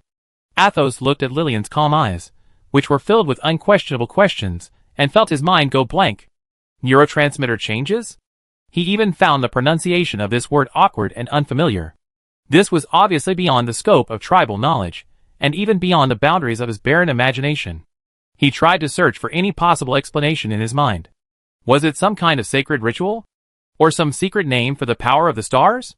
God, neurotransmitter? He repeated this unfamiliar syllable combination with difficulty, his green eyes full of helplessness and panic. Athos. Athos doesn't understand. Is this some kind of secret power of the stars? Or is it some kind of induction you have given me? He could only guess in the direction of his own understanding, the realm of the gods, his voice trembling with uncertainty. Command feedback. The target individual, Athos, understands the term neurotransmitter, 0%. Associated guesses. Wrongly associated with supernatural concepts, such as secret power of the stars and God induction. Conclusion. Communication is invalid. The term is beyond the cognitive scope of the target individual. Information transmission failed. Lillian looked at Athos's confused and terrified expression, and the cold conclusion of the analysis emerged silently in her vision. She understood. This precise terminology derived from the physiological model to describe the changes at the material level was nothing but a fantasy to the boy who lived in a primitive tribe and understood the stars with myths and legends. It was like trying to explain the principle of a particle accelerator to someone who only knew stone spears. She stopped asking. The explanation didn't make sense. This was an invalid command. She calmly retracted her gaze and turned back to the vast sea of stars. The data stream occupied the core of her vision again. The spectrum of Aquila, the dust model of the Milky Way, the weak resonance of starlight and ambient. These cold and certain data were the world she could control and understand. However, Athos fell into great anxiety and self-blame. The god asked a question he couldn't understand. Does this mean that his understanding is too low? Did he blaspheme the test of the god? He watched Lillian regain her calm and focused profile on the starry sky, and the cold feeling that kept people away from him came again. The happy smile on his face that rose because of the starlight had long disappeared, leaving only confusion, fear and a trace of loss separated by an invisible gap. He opened his mouth, wanting to say something more, wanting to use the tribal legends and poetic language to describe the throbbing of the soul when seeing the stars, but looking at Lillian's focused expression immersed in the cold data, all the words were stuck in his throat. In the end, he could only lie down again silently with a trace of grievance and confusion, and imitate Lillian and look at the starry sky again. But this time, the brilliant Milky Way seemed to be covered with a veil called unknown and barrier in his eyes. The starlight is still beautiful, but the pure pleasure is mixed with a trace of unspeakable bitterness because of an unanswerable question. The invalid command, like a cold boundary marker, once again clearly marked the deep gap between the two people's cognitive worlds. One seeks answers to neurochemical reactions in the starlight, and the other seeks solace for the soul in the starlight. They lie on the same rock, looking at the same starry sky, but it's like being in two parallel universes that never intersect. Chapter 21. The cold starlight flowed silently, casting a cold glimmer on the smooth surface of the stargazing stone. Lillian sank her consciousness into the vast star map data stream again, as if the invalid command about neurotransmitter changes had never been issued. For her, communication failure is just a common loss in the research process. It can be archived after marking it as out of sample cognition range. It is not worth wasting more computing power. However, this cold efficiency is like an invisible pressure for Athos, who is in panic and lost next to him. He lay stiffly, his body slightly tense because of the cold and tension, and his green eyes stared blankly at the bright galaxy above his head, but he could no longer find the intoxication a moment ago. The problem of the gods is like an invisible chasm, lying between him and the sacred starry sky. His poor knowledge cannot touch the realm of the gods, which makes him feel unprecedentedly small and frustrated. Silence spread under the starlight, and only the gurgling of the stream filled the suffocating gap. Athos could clearly hear his heartbeat, which was a little rapid due to anxiety, beating his eardrum like a drum. He secretly turned his head, and carefully looked at Lillian's calm face. Her black eyes reflected the stars, focused and cold, as if the question that made his soul tremble just now was just a speck of dust brushing against the corner of her clothes. A mixture of grievance, unwillingness, and the urge to prove something surged in the young priest's heart like magma. He couldn't just keep silent.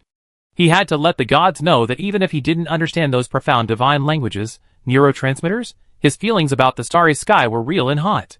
That was something flowing in his blood, the legends told by the old priest, and the unspeakable throbbing accumulated from countless nights of looking up at the starry sky alone. Daughter of the starry sky. Athos summoned up his remaining courage. His voice was dry and hoarse, with a slight tremor, breaking the silence. His voice was very light, as if he was afraid of disturbing the starlight, and afraid of attracting the incomprehensible questioning again. Lillian's movements did not pause at all, but the indicator light representing Athos' audio input on the edge of her vision lit up silently. The data stream still occupied the core, but a thread was separated to process this new language sample.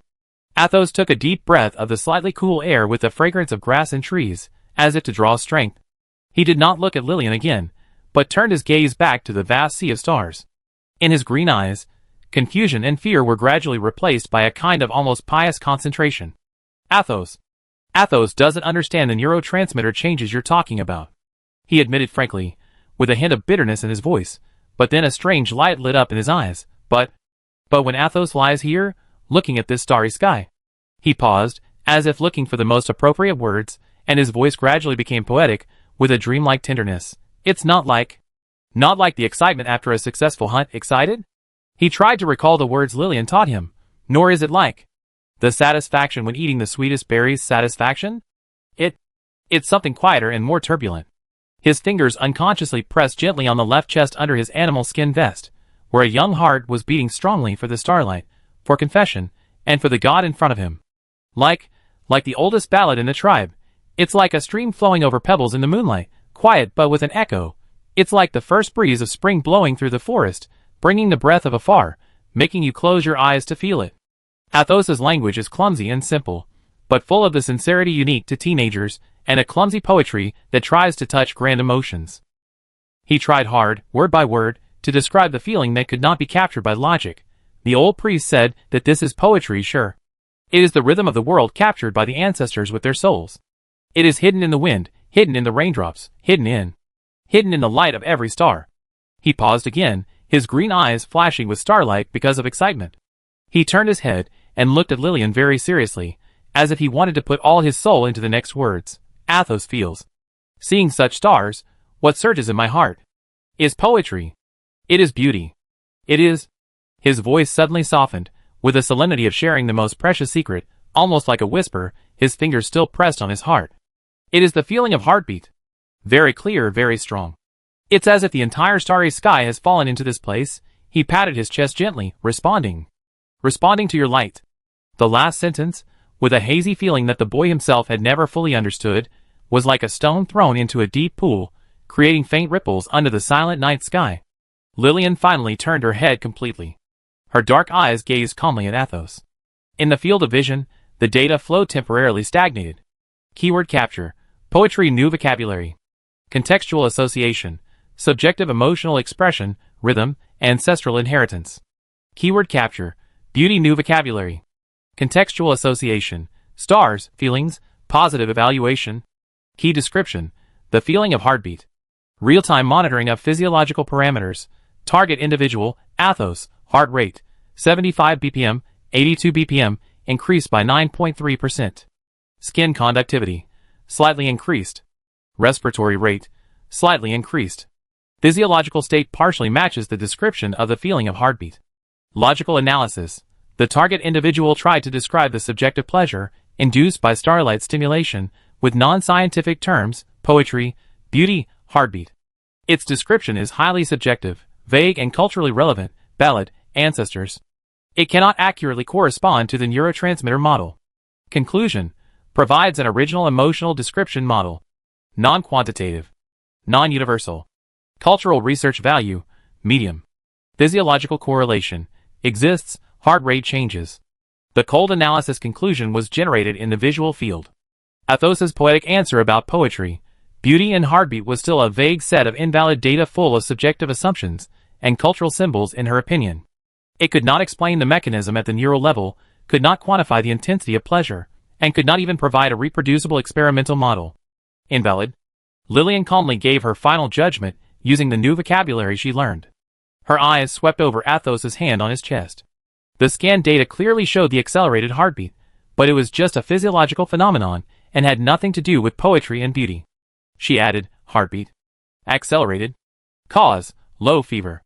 Or, nervous. The hopeful light in Athos' eyes that was ignited by the confession dimmed instantly like a candle flame blown out by the cold wind. He looked at Lillian's calm eyes that even had a hint of diagnosis, and listened to the cold conclusions of ineffective and low fever/tension. A huge sense of powerlessness and grievance instantly overwhelmed his heart. Poetry? Beauty? The feeling of heartbeat? In the eyes of the gods, is it just a physiological phenomenon caused by low fever and tension?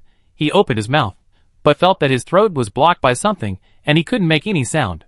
In the green eyes, the luster that lit up because of the starlight and confession quickly faded, leaving only a deep loss and an indescribable loneliness. He silently withdrew his hand from his chest, curled up his body, and buried his face in his arms, as if he wanted to hide himself, hiding in this cold starlight that couldn't understand him. Lillian looked at the boy's curled up back, and scanned the horizon to prompt the target individual's emotional state, significantly depressed, physiological parameters synchronous support. She didn't understand the reason for this depression. Correlation analysis pointed to invalid evaluation, but this was a low-priority social variable. She turned her eyes back to the vast sea of stars, and the cold data stream surged again, covering Athos' silent loss. The starlight was still bright, and the weak resonance of ambient was still the only variable she cared about. Athos' poetic answer, along with his accelerated heartbeat and depression at the moment, were all classified as invalid data and temporarily archived. Under the starlight of the failed romantic teaching, astronomical observation, original version, returned to its pure and cold scientific process. Chapter 22. The cold starlight still silently flows on the smooth surface of the stargazing stone, and the gurgling of the stream is particularly clear in the silence. Athos curled up, his face buried in his arms, and his thin shoulders revealed a silent stubbornness and deep loss in the cool night breeze. Lillian's cold diagnosis of ineffective and low fever or tension was like an invisible ice cone, piercing his courage to try to share the heartbeat feeling, pushing him back to the unreachable distance when looking up at the gods. He didn't even dare to look at the starry sky that once fascinated him, as if the bright light was now mocking his ignorance and usurpation. Target individual, Athos, status is continuously monitored, posture, defensive curling, surface area reduction, core heat preservation. Body temperature, 36.3 degrees Celsius, continued to be low, close to the threshold of mild hypothermia. Emotional parameter inference, significantly depressed, social withdrawal, avoiding eye contact. Environmental factors, night temperature continues to drop, current, 17.2 degrees Celsius. Conclusion, physiological comfort and social interaction willingness of the target individual, extremely low. Recommendation, maintain observation, do not intervene unless necessary. Lillian's vision clearly outlines the state of Athos. Low body temperature and significant depression are both clear negative parameters. She evaluated the possibility of intervention, providing insulation measures or verbal comfort. But the former requires additional energy output. Lighting a bonfire has been proven to interfere with observation, and the latter is highly uncertain. Refer to the neurotransmitter change communication failure case. Based on the principle of efficiency priority, she chose to maintain the status quo and continue her astronomical observations. The core processor load is steadily processing a new batch of starlight spectrum data, and Athos's curled figure is classified as a low-priority environmental variable. Time passed quietly in the cold starlight, and the boy suppressed breathing. Athos felt his body getting colder and colder, not only because of the night wind, but also because of a chill spreading from the bottom of his heart. He regretted that he should not have rashly invited the gods to see the stars, and should not have tried to use poor language to describe those feelings that even he could not explain clearly. Just when he was almost completely swallowed by depression and coldness, a faint but extremely familiar breath entered his nose. The sweetness was accompanied by a subtle fermentation sourness. It was berries. And it was the kind of night-dew berries that fell naturally after ripening and brewed a unique flavor in the grass. This familiar breath was like a tiny needle, piercing the haze that enveloped him. The instinctive memory of tribal life instantly overwhelmed the loss. Athos raised his head suddenly, and his green eyes eagerly scanned the lush grass on the edge of the stargazing stone under him under the starlight. Several low bushes were looming in the shadows. With the faint starlight, he could identify clusters of dark purple, almost black small fruits hanging on them. They were the purple berries commonly seen near the tribe. They were usually picked before dusk, but there were always a few bunches hidden in hidden corners. They would fall naturally after ripening. After a night of dew and slight fermentation, they would brew a sweet and sour flavor that was richer and more layered than when they were fresh. It was a little surprise that the children in the tribe secretly looked for. The instinct of survival and the impulse to do something to prove that he was not completely useless drove Athos to act. He temporarily forgot the frustration brought by the gods, and temporarily suppressed the coldness and fatigue in his body. He carefully propped up his body, trying not to make any sound, and crawled towards the bushes on the edge of the stargazing stone with his hands and feet. Lillian's vision instantly captured the abnormal movement of the target individual. Target behavior: change posture and move to a specific area, bush on the edge of the stargazing stone. Action: cautious, low noise. Motive: speculation, collection behavior, based on odor clues and vegetation distribution model of the target area. Athos' fingers groped in the dark, avoiding thorns, and accurately pinched those plump, dark purple berries. The touch was soft and elastic, with the moist coolness of night dew. He carefully selected, avoiding fruits bitten by insects or rotten, and soon, a small handful of dark purple berries lay in his open palm. Tiny water droplets condensed on the surface of the berries, reflecting a faint, attractive luster under the starlight. He held this small handful of treasures, took a deep breath, as if absorbing the vitality of the berries, mustered up the remaining courage, turned around and crawled back to Lillian. He didn't get too close, keeping a distance of a few steps, and knelt down on the cold rock. He spread out his palm and carefully handed the deep purple berries to Lillian. Daughter of the starry sky. Athos' voice was still a little hoarse and barely perceptible, but the clumsy enthusiasm to share returned to his eyes. Night dew-soaked purple berries. Very sweet. And a little sour to wake up the tongue. Do you want to try it? In the tribe, only the earliest children in the morning can find them. They are very clean. He tried to organize his words, trying to describe this unique taste with limited words. His eyes were anxious and expectant. This was the only thing he could think of at the moment, something that might please the gods, or save a little impression. He didn't even dare to mention the vague words heartbeat or beauty, and only dared to say the most basic taste feelings such as sweet and sour. Lillian's eyes moved away from the vast star map, and fell on Athos's open palm. The dark purple berries showed an almost black outline under the starlight, and the condensed water droplets on the surface reflected a faint light. The scanning horizon was instantly activated. Target item: small aggregate berry. Appearance: dark purple, visual wavelength 400 to 450 nanometers, nearly spherical, 0.8 to 1.2 centimeters in diameter, shiny and condensed on the surface. Odor spectrum analysis: main volatile compounds detected: esters, fruity aroma, aldehydes, grass aroma, trace short-chain fatty acids, fermented acid gas. Complexity: medium. Preliminary component model speculation: rich in anthocyanins, antioxidant, fructose, glucose, organic acids, such as citric acid, tartaric acid, vitamin C, moisture, plant fiber.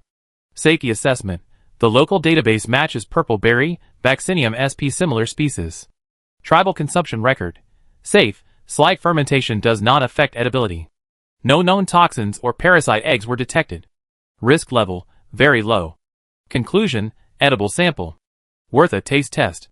Based on the research objectives of expanding the local biological database and verifying the taste description of the target individual, Athos, Lillian made the decision to accept.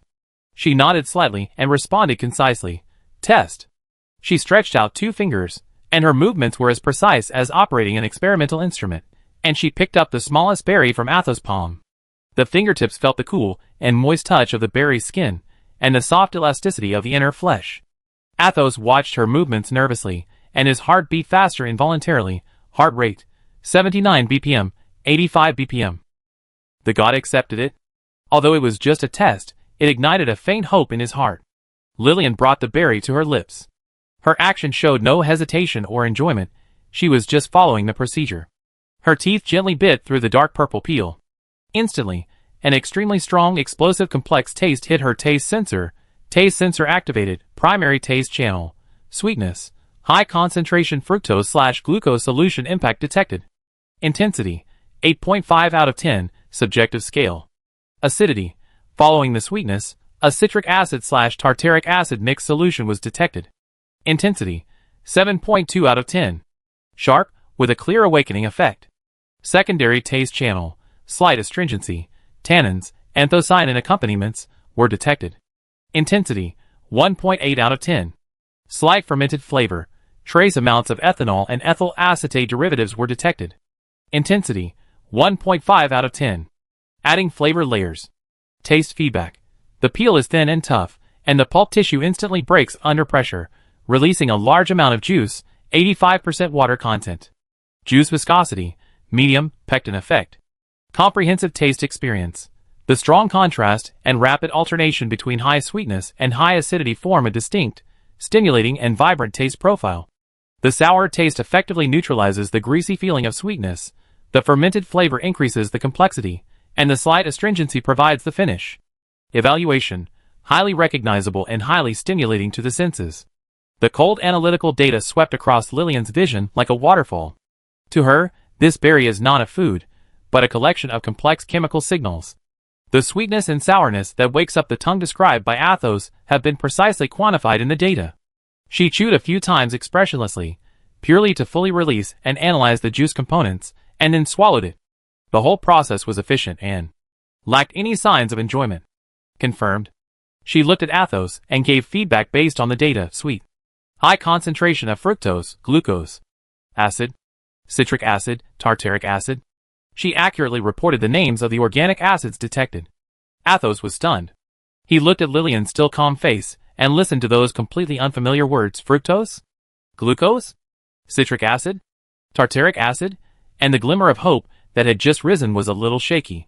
The god did not say delicious, but just coldly confirmed the existence of sweet and acid, and added something he could not understand at all. Then do you think it delicious? He couldn't help asking, with a hint of imperceptible hope in his voice. How he hoped that the god could feel a little of his happiness when he tasted the night dew berries. Lillian's dark eyes stared at Athos, and in her field of vision was his accelerated heart rate, 87 BPM, and expectant eyes. The database quickly retrieved the definition of delicious. Usually associated with pleasure, satisfaction, and physiological needs, energy replenishment, being met. She made an objective assessment based on logic. Energy replenishment. The calories provided by a single berry are negligible. Physiological needs. No hunger. Pleasure. The taste sensor recorded high-intensity stimulation, but did not trigger positive feedback from the emotional module, the same as the starlight pleasure. Conclusion. The sample provides effective taste stimulation data. Energy replenishment value for the body, low. Subjective pleasure value. No associated data was detected. Unable to determine delicious. Purpose, data update. Lillian replied calmly, her eyes sweeping over the remaining berries in Athos's hand. Samples. Continue to provide. She needed more samples for repeated testing to confirm the stability of the ingredients. The light in Athos' eyes completely dimmed. He looked at the few dark purple berries left in his palm, and they seemed to have lost their attractive luster. Delicious? The gods only care about data update. He silently put the remaining berries back into his palm, picked up one and put it in his mouth, chewing it vigorously. The familiar, strong sour and sweet taste burst out in his mouth, with the coolness of the night dew and a slight fermentation feeling, which is a precious taste in the hearts of tribal children. But at this moment, this taste is mixed with an indescribable bitterness, which spreads to the bottom of his heart. He ate silently and stopped talking. Lillian waited for him to continue to provide samples. In the cold vision, new data entries were being generated. Local edible plant database update: purple pillberry, night dew fermentation taste characteristics entered. The chemical composition model was initially established. The taste test under the starry sky completed its mission in the cold database update, and the bitterness of the boy's silence. The sourness that wakes up the tongue seemed to wake up too thoroughly at this moment. Chapter 23. The deep purple berries burst in Athos' mouth, with a strong sweet and sour taste intertwined with a hint of fermentation. This should have been one of the most pleasant tastes in the tribe in the morning. However, at this moment, this familiar taste was like chewing wax, mixed with the bitterness that spread in his heart, and it was difficult to swallow. He chewed silently, his eyes lowered, and he dared not look at the god next to him, who was focusing on updating the database. Lillian's words: purpose, data update, and samples. Continue to provide were like cold instructions, completely extinguishing the last spark of his attempt to share the little surprise. He silently ate the few berries left in his palm, and the slightly sticky and cool juice remained on his fingertips. The night wind seemed to be cooler, blowing across his thin animal skin, taking away the remaining warmth of the berries, and deepening the loneliness that no one understood. He curled up, wrapped his arms around his knees, rested his chin on them, and stared blankly at the stream flowing under the stargazer, reflecting the broken starlight. Silence fell again, heavier than before, with only the sound of the wind and the whisper of the stream circling over the empty rocks. In Lillian's vision, Athos's emotional state was estimated to remain significantly low. His curled-up posture and avoidance of interaction were classified by the system as low social willingness/low activity mode, and the priority was lowered again. The core processor was efficiently processing the newly entered purple berry, night dew fermentation, taste, and ingredient data. The cold characters were arranged and combined in the database, expanding the material cognition of this world. Athos's existence, like a slightly hotter rock next to it, was temporarily classified as an environmental background. Time passed in silence, and the eastern skyline was faintly gray, indicating that the long night was about to end. A slightly crisp morning breeze, carrying the scent of awakening plants and trees deep in the valley, quietly passed over the stargazing stone. This breeze was stronger and more moist than the night wind. It playfully lifted the strands of flaxen hair scattered on Athos' forehead, bringing a fresh and vibrant coolness. The feeling of the wind brushing against his skin was like a silent switch, instantly awakening Athos' perception of being immersed in loss. He subconsciously raised his head and took a deep breath of the air full of morning dew and the fragrance of plants and trees. The fresh breath rushed into his lungs, as if with some kind of cleansing power, slightly diluting the haze in his heart. His green eyes refocused and looked in the direction of the wind. The forest surrounding the stream, whose outlines gradually appeared in the dim morning light. A pure feeling of the beauty of nature, which came from the instinct of life, overwhelmed depression again. Almost subconsciously, he wanted to pass on this feeling. He turned his head and looked at Lillian, who was still sitting like a sculpture, with her black eyes reflecting the fading stars. This time, he learned his lesson. He no longer tried to describe those illusory heartbeats or beauty, but pointed to the most basic and direct physical phenomenon. Daughter of the starry sky. Athos's voice was very light, with a hint of temptation, pointing to the breeze that was passing over the rocks and bringing coolness. Do you feel it? Wind. Lillian's auditory sensor captured the keyword wind. She moved her eyes away from the gradually dimming star map and turned in the direction of Athos's finger. The scanning field of view instantly locked the environmental parameters: environmental fluid dynamics, stable airflow detected, direction, northeast to southwest. Current wind speed, 1.5 meters per second, level 2 wind. Temperature, 18.5 degrees Celsius, relative humidity, 85%. These are macro data. Wind exists. Lillian calmly confirmed the existence of physical phenomena, just like confirming the position of a star. When Athos saw Lillian respond, although it was just a confirmation of existence, the faint flame in his heart jumped again. He mustered up his courage and went a step further, trying to guide her to feel. This was the only way he could think of at the moment, and perhaps the gods could understand. It blows on my face. It's very comfortable. Athos tried to find the most basic words, and his fingers gently brushed his cheeks, feeling the coolness and weak touch pressure brought by the wind. Cool. Gently. Like the softest feather brushing. He described it clumsily, and his green eyes looked at Lillian with a hint of hope. Do you want to feel it too? Keyword capture. Comfortable new vocabulary. Contextual association. Wind, touch, positive evaluation. Behavior suggestion. The target individual, Athos, proposed tactile interaction, feeling the wind. Evaluation. The tactile sensor, skin, can be activated. The environmental fluid parameters are stable and have repeatable test conditions. The physical stimulus data corresponding to the subjective description of comfortable can be obtained. Value. High, expanding the sensory database and correlation research.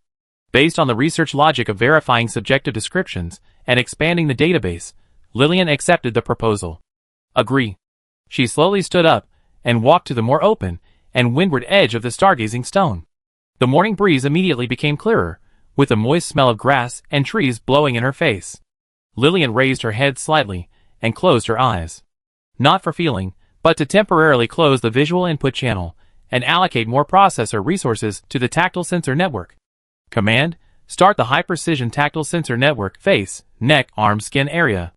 Command: start the fluid dynamics simulation analysis module, synchronize environmental fluid parameters. Goal: analyze the physical action mode of wind on the skin surface and associate it with the comfortable description of the target individual. Instantly, Lillian's perceptual world switched modes. The cold starlight data stream disappeared, replaced by a massive information stream from millions of microsensors covering the exposed skin surface. Every gust of wind provokes a complex physical reaction on her skin, fluid contact, action surface, facial cheekbone area, forehead, side of neck. Fluid properties, air, density 1.225 kilograms per cubic meter, viscosity 1.8 E to 5 pascals. Fluid dynamic simulation starts. Boundary layer formation. Low-speed laminar flow area close to the skin surface is detected, velocity gradient is obvious. Shear force distribution. Real-time calculation of the tangential stress, T, on each point on the skin surface. Value, 0.02 to 0.08 pascals, extremely low, several orders of magnitude below the pain threshold. Pressure fluctuation. Micropressure pulsations caused by irregular airflow, turbulence, are detected. Frequency, 1 to 3 Hz. Heat exchange rate. It is estimated that at a wind speed of 1.5 meters per second, the efficiency of forced convection heat dissipation on the skin surface is increased by about 35% compared to the windless state. Core body temperature stability, plus 0.7%. Vortex shedding simulation.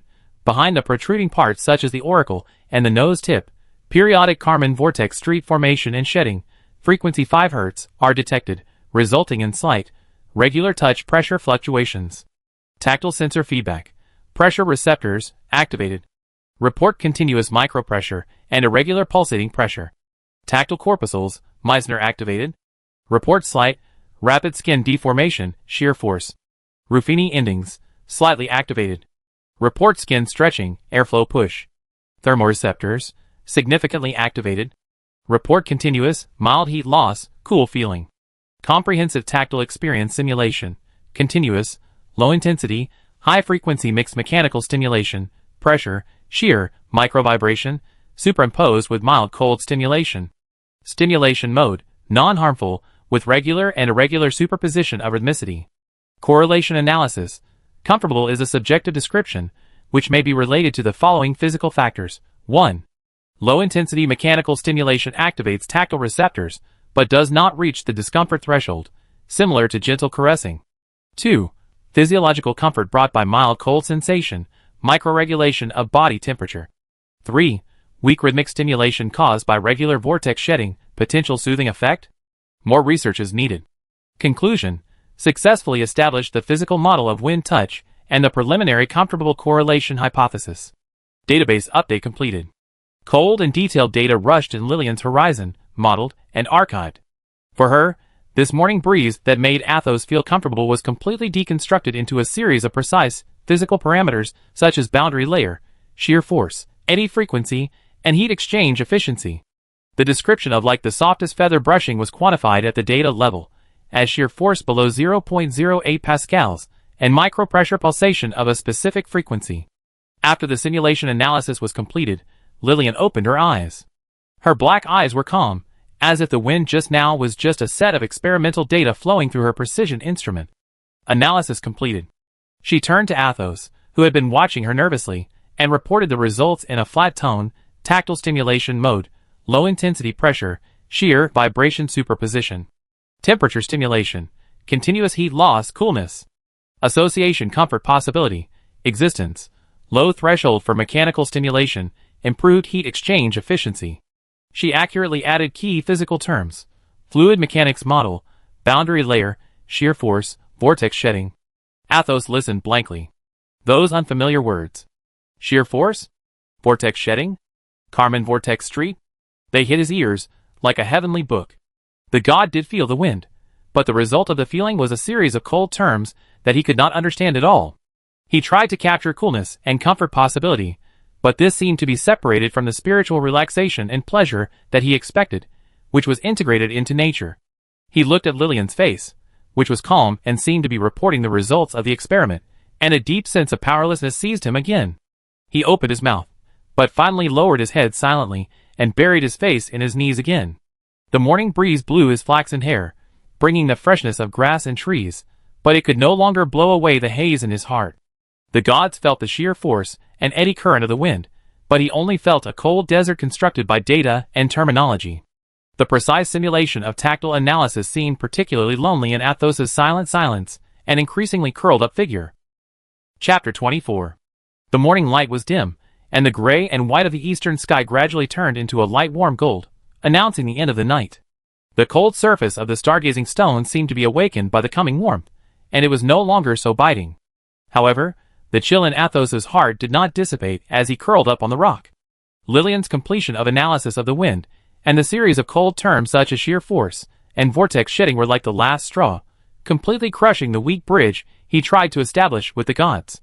He buried his face in his knees in silence. His flaxen hair was slightly blown by the morning breeze, and the whole person exuded a kind of deep fatigue and loneliness, abandoned outside the desert of understanding. Even the morning breeze, with the fragrance of grass and trees blowing on him at this moment, only brought a hollow chill. He didn't want to try again. Every attempt was just a futile collision on the cold data monument of the gods, and she became more aware of the insurmountable gap. In Lillian's vision, Athos's emotional state was estimated to be stable at deep depression/social avoidance.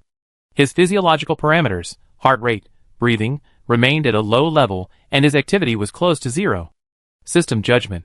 This sample currently has no effective interactive value, and the priority is reduced to the lowest. Her core processor has invested all its resources in sorting out the night's astronomical observation data, constellation map, ambient starlight resonance coefficient, and the wind tactile analysis report in the early morning. Athos's existence, like a rock next to it that is slowly absorbing the heat of the environment, is completely classified as a static background. The gurgling sound of the stream was particularly clear in the morning light. Athos listened to the sound unconsciously, his eyes falling on a small patch of wet sand near the stream at the edge of the stargazing stone. The fine river sand was soaked by the stream water, showing a dark brown color, flat and clean. A vague thought, or a habitual action from instinct to relieve emotions that had nowhere to go, drove him to move. He did not look at Lillian, as if he just wanted to do something. He silently propped up his body, with an almost numb calmness, climbed down the stargazing stone, walked to the wet sand, and knelt down. The cold sand grains were wet through the thin animal leather pants. He stretched out his index finger, and with an unconscious concentration, his fingertips gently and slowly stroked the dark brown sand surface. The edge of Lillian's wide-angle field of vision captured the movement of the target individual and the new behavior pattern.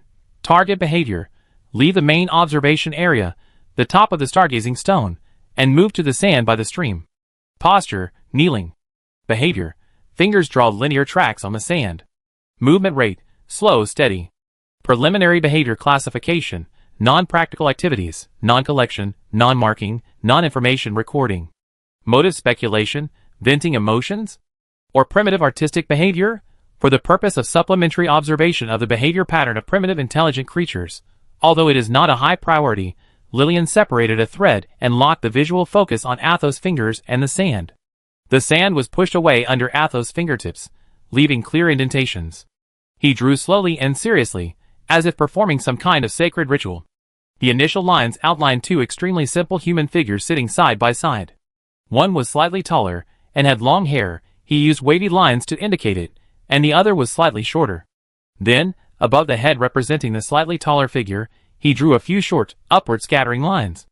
That was the light that shone around the starry sky girl on the night she descended in his memory, like star fragments. Then, he looked up and took a look at the sky that was about to fade, but still had a few bright stars twinkling. He lowered his head and used his fingertips to tap a few small, different depths of depressions above the heads of the two little figures. Those were the brightest stars in the night sky. He even tried to use curved, intermittent lines between the stars to outline the hazy light band of the Milky Way. Finally, his fingers carefully drew a small, crooked, heart-shaped pattern between the two little figures? Or a loop representing a connection? There was no such symbol in the tribe. This was purely an abstract expression of the indescribable emotion in his heart at the moment, mixed with awe, loss, desire, and a little bit of unwillingness, and unconsciously revealed. He finished the painting. An extremely simple, even clumsy sand painting, two little people looking at the stars side by side, with a few stars and a blurry Milky Way above their heads, and an unknown connection symbol in the middle. Athos knelt beside the sand, his green eyes staring at the pattern he had drawn, his long eyelashes drooping, covering the complex emotion surging in his eyes. He put all his concentration into it, as if this simple picture drawn with his fingertips on the wet sand carried everything he could not tell the gods in words. The shock of meeting, the throbbing of looking up at the stars, the desire to share, and the deep loneliness and confusion after being rejected by the cold data. Lillian's visual sensor clearly captured every dent, every point, and every line on the sand. In the high-precision scanning mode, The gaps between the sand grains, the depth of the lines, and every detail of the pattern were clearly visible. Her logic core was running at high speed, coldly deconstructing and analyzing the pattern. Pattern composition analysis. Subject: 2 simple human outlines, abstract level, high. Subsidiary elements: short lines scattered above the head of humanoid A, long hair, symbolic meaning. Energy expression. Background elements: dot-shaped indentations, n=7, randomly distributed. Simulated stars. Curved intermittent lines, simulated galactic light bands. Core elements: a closed irregular ring symbol between humanoid A and humanoid B, unclear meaning. Pattern complexity: low total number of lines, less than 50. Information entropy: low, high repetitiveness, no clear coding rules. Functional evaluation: information transmission, no text, no universal symbols, extremely low information density, unable to transmit effective instructions or knowledge. Practical value: no navigation, no marking, no measurement function. Cannot be used as a tool or weapon. Artistic value: subjective, primitive, rough. Does not conform to the characteristics of any known civilized art genre. Target individual involvement: high. Concentration time: 180 seconds. Movement precision: higher than the daily average. Physiological parameters: stable heart rate, slowed breathing, immersion state. Core contradiction: logical error. The input resources, time, concentration, and output, meaningless patterns, are seriously mismatched. The physiological state of the target individual shows high concentration, but the product of its behavior, sand painting, does not have any observable survival value, social value, or information transmission value. Question: what is the internal logic/biological motivation that drives the target individual, Athos, to invest high concentration in such non-practical behavior? Is it universal? Is it an irrational behavior pattern that is common among primitive intelligent creatures? The cold analysis conclusion flashed in Lillian's vision, and finally converged into a bright red warning sign representing a logical paradox. Logical error, high input, and low output behavior pattern. Unclear motivation. Research value, high, irrational behavior sample. She couldn't understand. In a primitive survival environment with limited resources, every bit of energy should be used for hunting, gathering, vigilance, making tools, or learning survival knowledge. Why should precious time, concentration, and even emotions be poured into drawing a few useless and fleeting patterns on the sand? This completely violates the basic logic of efficiency and survival optimization. This is simply a huge waste of resources. Logical error. Lillian's cold voice broke the silence by the stream and clearly reached Athos' ears. She stood on the edge of the stargazing stone, looking down at the boy kneeling beside the sand, with pure researcher-like confusion in her black eyes, pointing to the pattern on the sand. Concentration. High investment. Her finger pointed to the pattern itself, and her tone was unquestionable. Product. Meaningless. Athos trembled all over, as if he was poured over the head by the cold stream. He raised his head suddenly, his green eyes looked at Lillian, and then looked at the sand painting he had just completed in the direction of her finger. The crude pattern that carried his complex emotions, in the mouth of the god, was just a product of logical error and meaninglessness. The concentration and emotion he invested was just judged as a waste of high investment. A huge sense of grievance and a deeper sense of powerlessness instantly overwhelmed him. The last faint luster in his green eyes was extinguished, leaving only emptiness and a dull pain that was completely denied. He opened his mouth, but his throat seemed to be strangled by something, and he couldn't make any sound. Explain? Use heartbeat feeling or poetry? Those have been proven to be invalid. The god only recognizes data and logic, and the heart he drew on the sand is destined to be incomprehensible by the cold scanning vision. He silently lowered his head, no longer looking at Lillian, nor at the sand painting he drew. He just stretched out his trembling hand, and slowly and forcefully wiped the sand with his palm. The fine wet sand was smoothed, and the two little people standing side by side, the scattered stars, the blurred Milky Way, and the meaningless connecting symbol. Everything disappeared without a trace under his palm, turning back into a meaningless, flat dark brown. What he wiped away was not only a sand painting, but also another futile attempt, and the last faint hope in his heart. The stream still gurgled, reflecting the rising morning light, flowing quietly beside the deserted sand. The logical error warning sign in Lillian's vision was still flashing, recording a primitive spiritual mystery that she could not resolve. Chapter 25. The wet sand under his palm was cold and rough, rubbing against his skin, causing a slight stinging sensation. Athos lowered his head, his green eyes fixed on the dark brown sand that he had smoothed with his own hands. The little people standing side by side, the scattered stars, the blurred Milky Way, and the connecting symbol that he could not explain but was full of emotions. All disappeared. Only an empty, meaningless flatness was left. Just like his heart at this moment, it was completely hollowed out by the god's cold logical air and meaninglessness, leaving only a desolate confusion. The gurgling sound of the stream sounded particularly harsh at this moment, as if mocking his futility. The morning light passed through the treetops, falling on his drooping head and slightly trembling shoulders, but it did not bring any warmth. He maintained his kneeling posture, like a stone statue abandoned by the stream, with only the sand remaining on his fingertips proving that the brief and devoted concentration just now had existed. Lillian stood on the edge of the stargazing stone, the morning breeze blowing her long black hair. Her vision clearly recorded the whole process of Athos smoothing the sand painting, as well as his depressed state at the moment. Target behavior: actively eliminate the drawing product. Motivation: speculation, driven by strong negative emotions, frustration, shame. The bright red logic error warning sign in the vision was still suspended in the virtual position above the sand, silently emphasizing her judgment of high input and low output behavior. She couldn't understand Athos's behavior of erasing the pattern. Since it has been judged as a meaningless product, eliminating it is in line with the principle of efficiency.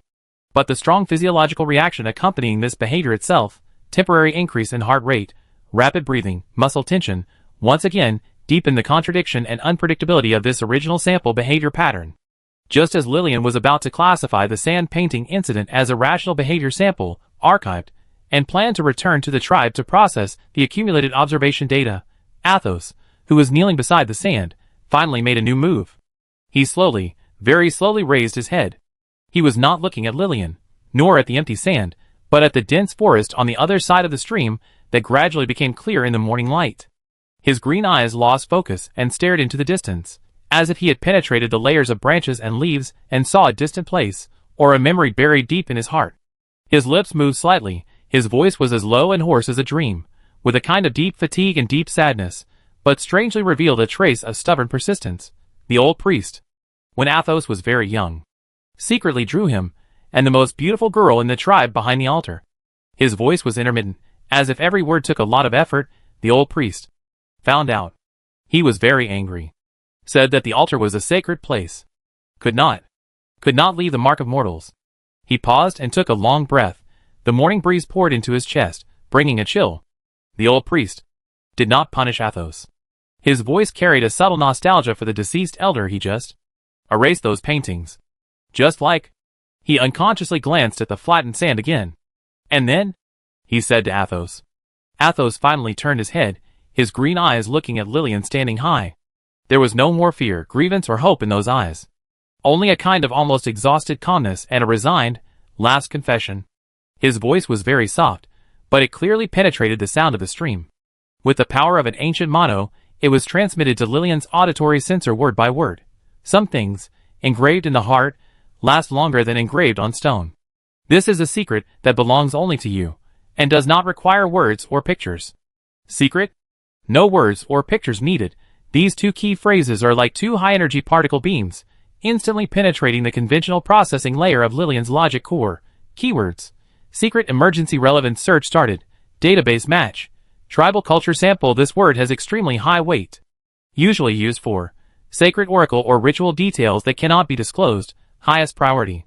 Important information related to the survival of the tribe, such as water sources, migration routes, intense emotions or memories that cannot be shared in the deepest part of an individual's heart. Extremely high emotional value. Conclusion. Secret in the context of the target individual, Athos, represents extremely important, non-disclosed, and permanently preserved core information. Keywords. No words or pictures needed. Logical paradox warning. Words and pictures. Tools for efficient information storage and transmission. No need. Denial of concrete storage of information. Contradiction. The target individual, Athos, has just put a lot of concentration into the sand painting, drawing, and the behavior itself contradicts the proverb he quoted. In-depth analysis. The essence of the proverb. It emphasizes that the priority of information storage in consciousness, heart, is higher than the physical carrier, stone/sand. Core demand. Permanent preservation of information. Reevaluation of behavioral motivation. The target individual, Athos, draws sand paintings, not for information transmission or practical value. Logical error is established, but is actually trying to visualize the secret, core memory, engraved in the heart on a physical carrier. His behavior is the original external attempt of the heart engraving process described in the proverb. His behavior of erasing the sand painting, it does not deny the value of secrets, but follows the proverb, returns to the essence of heart engraving, and protects the secret from being peeped, in line with the definition of secret, core discovery. The target individual has a strong biological instinct and cultural drive to permanently store highly subjective, emotional, and unstructured information, secrets, internally. This behavior pattern goes beyond the basic survival logic and points to the deep needs of intelligent creatures for meaning and proof of existence. The cold logic chain bites and deduces at an unprecedented speed. The glaring logic error warning sign is instantly covered and dissolved. Instead, it is replaced by an unprecedented command box with the highest priority golden light. Found a core cultural behavior pattern sample. Found a clue to the high-value individual memory storage mechanism. Execution. Permanent core memory archive. Lillian's black eyes suddenly shrank. In the field of vision, all the data about the sand painting incident just now. From Athos kneeling. Sitting posture, the trajectory of fingers moving across the sand, the depth of each line, the complex physiological parameters when he gazed at the pattern, reinterpreted as the heart engraving state of concentration, to his action of smoothing the sand, and the exhausted and calm expression and voice-print characteristics when he quoted the motto at this moment, were instantly given a new and extremely profound meaning. All the data streams, together with Athos's motto with sadness and stubbornness. This is a secret that belongs only to you. No words or pictures are needed. Were suddenly snatched out from the cache area of the regular database by an invisible and powerful force. Command. Start the core memory storage area with the highest security level. Storage content. Event. Holographic record of sand painting behavior, visual, environmental parameters, physiological parameters of the target individual. Key quote. The old priest's motto, audio, semantic analysis, cultural weight mark. Target individual, Athos, status, calm and exhausted at the time of the final statement, visual, physiological, voice print. Associated metadata. Location, beside the stream of the stargazing stone, time, dawn, environmental status, morning breeze, stream sound. Storage tags. Hashtag original memory storage behavior sample hashtag core motto hashtag secret hashtag Athos. Write status, in progress. Write completed. Note, this memory block is marked as permanently locked with the highest priority cross-protocol protection. An invisible energy wave seemed to spread out with Lillian as the center, extremely weak, but with an unquestionable anchoring meaning. The huge data stream representing the previous event in her vision solidified instantly, and was imprinted into the bottom and core area of her absolute memory, as if an indelible mark was engraved on the cold steel core with the flames of the stars. She still stood on the edge of the stargazing stone, her black hair fluttering in the morning breeze, her expression calm and without waves. But deep in her core, the moment about the sand by the stream, about the boy's focused fingertips, about the erased pattern, and about the ancient motto has been sealed forever. This is not an archive based on logical analysis, but an unprecedented forced writing based on the highest priority of the value of the core sample. After saying that, Athos seemed to have exhausted all his strength. He no longer looked at Lillian, but just silently supported his knees and stood up a little shakily. He shook off the remaining sand on his hands and looked down at the empty sand again, his eyes empty. Then, he turned around, dragged his still tired body, and walked towards the direction of the tribe, staggering and silent. He did not invite again, nor did he look back. Lillian's eyes followed Athos's lonely and tired back, and the morning light stretched his thin figure very long. In her vision, the core memory block that had just been written was quietly suspended in the depths of consciousness, flashing a stable and lasting light. The boy's sad and stubborn whisper seemed to still echo in my ears. This is a secret that belongs only to you. No words or pictures are needed. The gurgling stream reflects the rising sun, flowing by the empty sand. On the stargazing stone, only the black-haired observer and the secret in her core that has just been locked forever, belonging to a primitive young priest, are left. Chapter 26. Athos's tired and lonely back finally disappeared deep in the forest path leading to the tribe from the stargazing stone, swallowed by the golden glow of the rising sun and the dense shade of the trees. On the top of the stargazing stone, only Lillian was left standing alone in the morning breeze. The gurgling sound of the stream seemed to become clearer, filling the silence left by the boy's departure. The core memory block that had just been written into the core of Lillian's vision was like a miniature star model, emitting a constant and slightly warm light in the depths of her consciousness, and the tags #secret #Athos were clearly visible without the need for text. This brand new internal archive, which was given the highest priority, temporarily overwhelmed the doubts about the logical error. Lillian calmly retracted her gaze and turned her attention to a more practical level. The energy status of the life support device, slight consumption from last night's starlight observation and early morning tactile analysis, and the accumulation of data that needed to be returned to the tribe for processing. She walked down the stargazing stone silently and returned along the path that Athos left.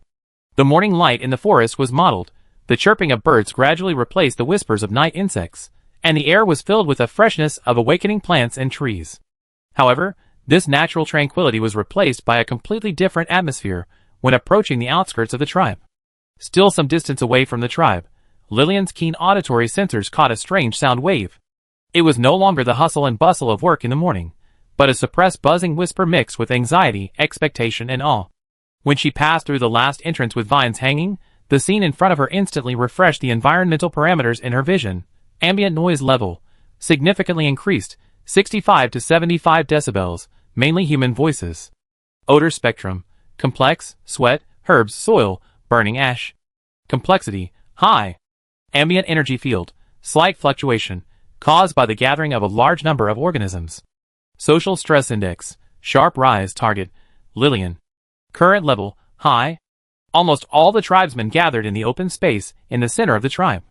They were no longer working or talking loosely, but spontaneously and quietly formed a semicircular array. At the front of the crowd, near the entrance of Lillian's tent, which was regarded as the holy residence, several figures were kneeling. Lillian's appearance was like a drop of water thrown into a boiling oil pan. The daughter of the starry sky. The daughter of the starry sky is back. Someone shouted in a trembling voice. Instantly, all the heads that had been drooping suddenly raised, and countless eyes, mixed with enthusiasm, prayers, awe, and even fear, like real beams of light, all focused on Lillian. The atmosphere of the entire open space solidified instantly, and then a suppressed, tide-like whisper and prayer sound broke out. Merciful daughter of the starry sky, please have mercy on your people. Great light. The social pressure warning in Lillian's vision instantly soared to red. The information filtering barrier's stress level was raised to the highest level, forcibly suppressing those fanatical voices and eye impacts into background noise. Her steps did not stop at all, and she still maintained a steady frequency and walked towards her tent. Every step was like stepping on an invisible wave of faith. However, her way back to the tent was destined to be restless. The first person who blocked the way was an old woman with gray hair and deep wrinkles on her face. She almost crawled out of the kneeling crowd with her hands and feet, and stood in front of Lillian. Her skinny hands tightly grasped a handful of withered herbs that exuded a bitter smell. Her eyes were filled with turbid tears, and her voice was hoarse and desperate. Daughter of the starry sky, please, please save my old bones. She trembled and raised the handful of dry grass, the herbs of the tribe, the ointment of the witch doctor, are all useless. This pain. It feels like there are bugs gnawing at my bones. At night. I can't sleep at night. They said. They said you have a divine light that can dispel all darkness and pain. Please, give me a little divine light.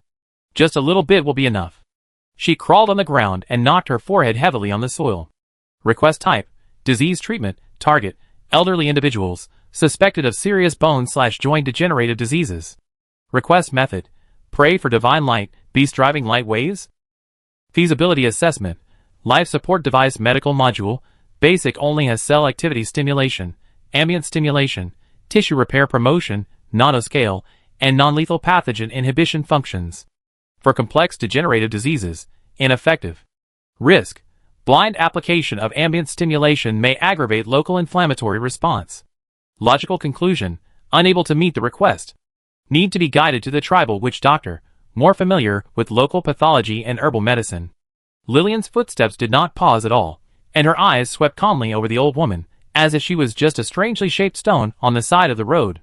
She bypassed the figure crawling on the ground and continued to move forward. The old woman's desperate sobbing sounded behind her, mixed with the more suppressed commotion of the crowd. After walking a few steps, a dark-skinned, sturdy hunter suddenly rushed out of the crowd. His face was full of anxiety. He knelt down in front of Lillian with a plop, raised his hands high, palms facing up, as if accepting invisible blessings. Daughter of light. Great daughter of light. Fields. The fields east of the tribe are going to die. His voice was hoarse with excitement. It hasn't rained for almost a month. The seedlings are wilting. If this continues, autumn. Autumn, everyone will starve. Please. Please send down the rain. Just like you drove away the wolves, drive away this damn drought. Your light can even tear apart the night, and you will definitely call for rain. Request type, environmental control, target, regional rainfall. Request method, pray for sweet rain, analogous to the beast driving light wave. Feasibility assessment, life support device environmental module, only has small-scale climate fine-tuning, such as fog driving, local heating/cooling, and ambient concentration detection functions. No large-scale weather control capabilities. The current environmental parameters, humidity, cloud thickness, do not support artificial rainfall. Logical conclusion, the request cannot be met. Need to wait for the natural climate cycle. Lillian did not even look at the hunter, and continued to move forward steadily. The hunter's raised hands froze in the air, and the anxiety on his face turned pale.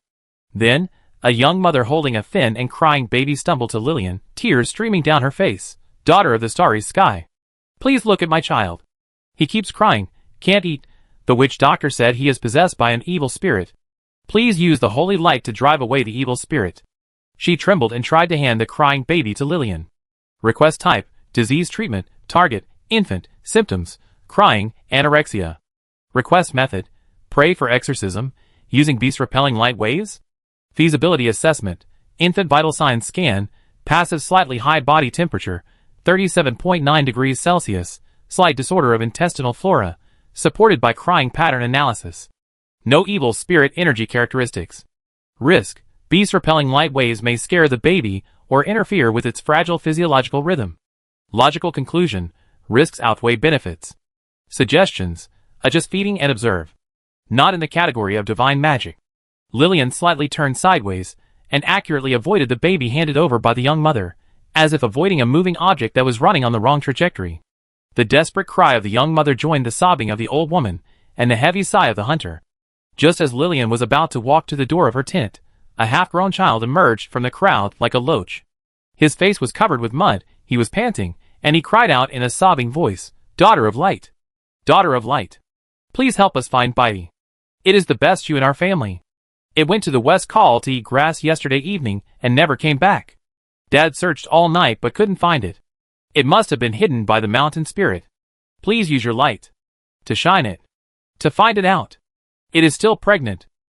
Request type, target positioning target, lost livestock white hoof goat. Request method, pray for divine light to illuminate positioning, analog scanning. Feasibility assessment, life support device scanning module, can start medium range, within 500 meters, biological signs scanning, heat source, life signal. Success rate of identifying specific targets, goats medium, feature entry required. Energy consumption, medium. Logical conclusion, technical feasibility. It can be used as a test case for biological scanning function. Lillian's footsteps finally paused for the first time at the door of the tent. She turned around, and her obsidian eyes calmly looked at the half-grown child with mud on his face and tears in his eyes, as well as the crowd behind him, who were full of enthusiasm and expectation. In her vision, the request boxes representing curing diseases, inducing rain, and exorcism were coldly marked as rejected, and only the request box for finding lost goats flashed the yellow light of feasibility verification. The curtain of the tent silently opened a corner behind her, and the faint light of the wrist interface of the life support device was looming in the shadows. In the open space in the center of the tribe, all sounds were held, and countless pairs of eyes stared at her, waiting for the verdict of the miracle. The morning breeze blew, bringing with it a wisp of dust, carrying with it a complex scent of herbs, sweat and soil, as well as a primitive tribe's most simple yet heavy prayers to the gods. To heal illnesses, to bring rain and to find lost goats. Chapter 27. White Hoof. It's really White Hoof. Long live the daughter of light. The boy's ecstatic shout was like a catalyst thrown into a boiling furnace of faith, instantly igniting the entire tribe. The miracle of finding the lost goat was witnessed by countless eyes. The blue beam that accurately guided the direction has become the ironclad evidence of the omnipotence of the daughter of the starry sky in the hearts of the tribe. The fanatical cheers and praises were like a surging wave, almost drowning Lillian standing at the door of the tent. Ambient noise level. Peak value exceeded 85 decibels. Social stress index. Critical. Information filtering barrier overloaded. Ambient energy field.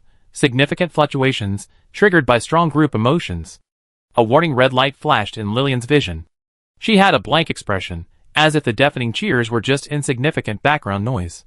She ignored the boy who was crying and laughing while holding the goat, ignored all the fanatical eyes around her and the hands that were stretched out, eager to touch the divine light, and turned her body at an imperceptible angle, like a fish sliding into the water, and she flashed into her tent accurately and swiftly.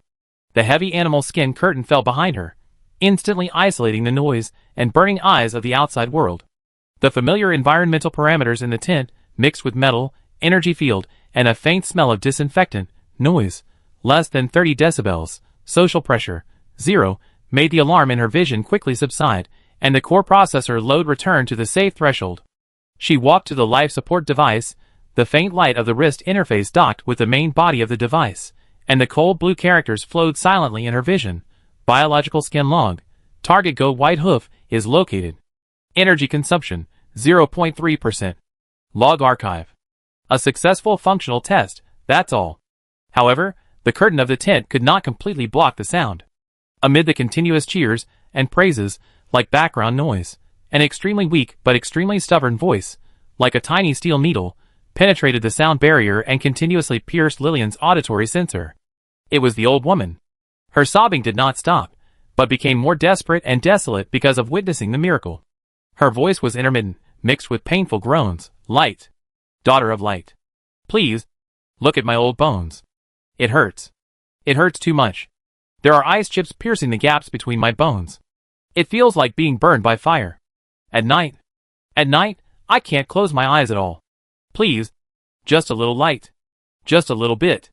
Just like you found the sheep. Please shine on me. Audio feature analysis.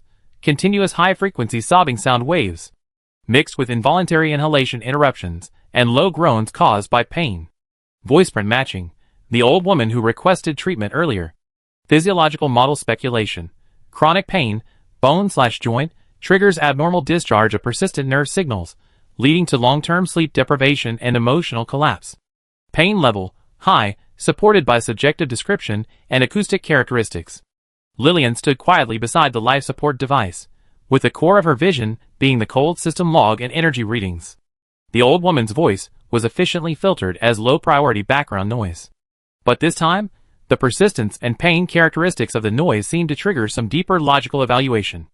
External environment evaluation, tribal group emotions, highly excited, confirmed by miracles.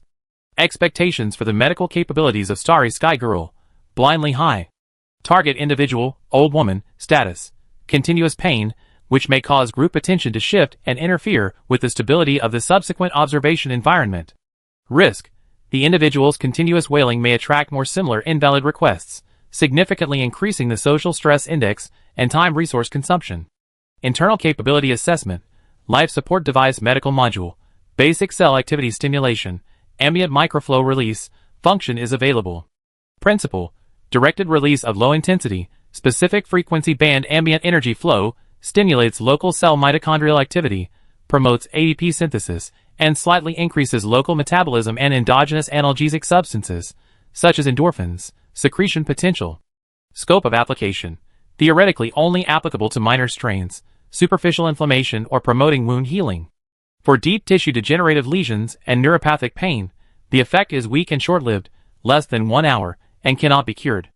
Energy consumption, very low, single release 0.05%. Risk, very low, energy flow intensity is far below the pain threshold, no known side effects. The cold logic chain runs at high speed in Lillian's core, weighing, goal, maintain the stability of the observation environment, reduce social interference. Available means, limited use of the non-core functions of the life support device to conduct minimal, controllable physiological intervention on the target individual, old woman. Expected effect, may temporarily relieve her subjective pain, placebo effect superimposed on weak physiological effects, reduce her wailing frequency, and attract group attention. Cost, extremely low energy consumption.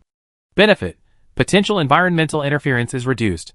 Conclusion, in line with the principle of minimum cost to maintain system stability. Action feasibility, high. This is not mercy, but a compromise based on environmental management and resource optimization. Lillian made a decision. She turned around again and opened the curtain of the tent. The cheers outside instantly rose an octave because of her reappearance. The Daughter of Light. The Daughter of Light is out.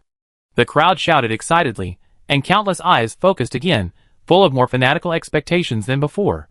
Lillian's eyes calmly swept across the excited crowd, accurately locked on the old woman, who was still crawling on the mud not far from the tent, sobbing and groaning.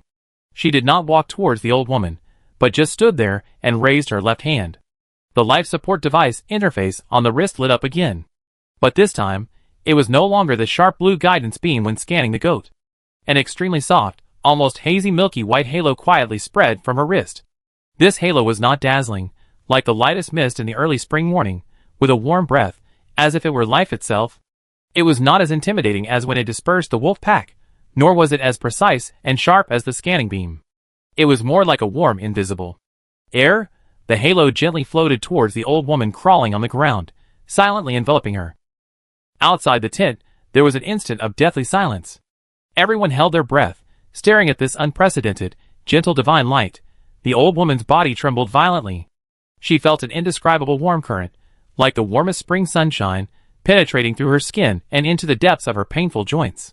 The pain that was like ice chips and like burning fire, wrapped in this warm current, was like meeting a nemesis, and it actually began to subside.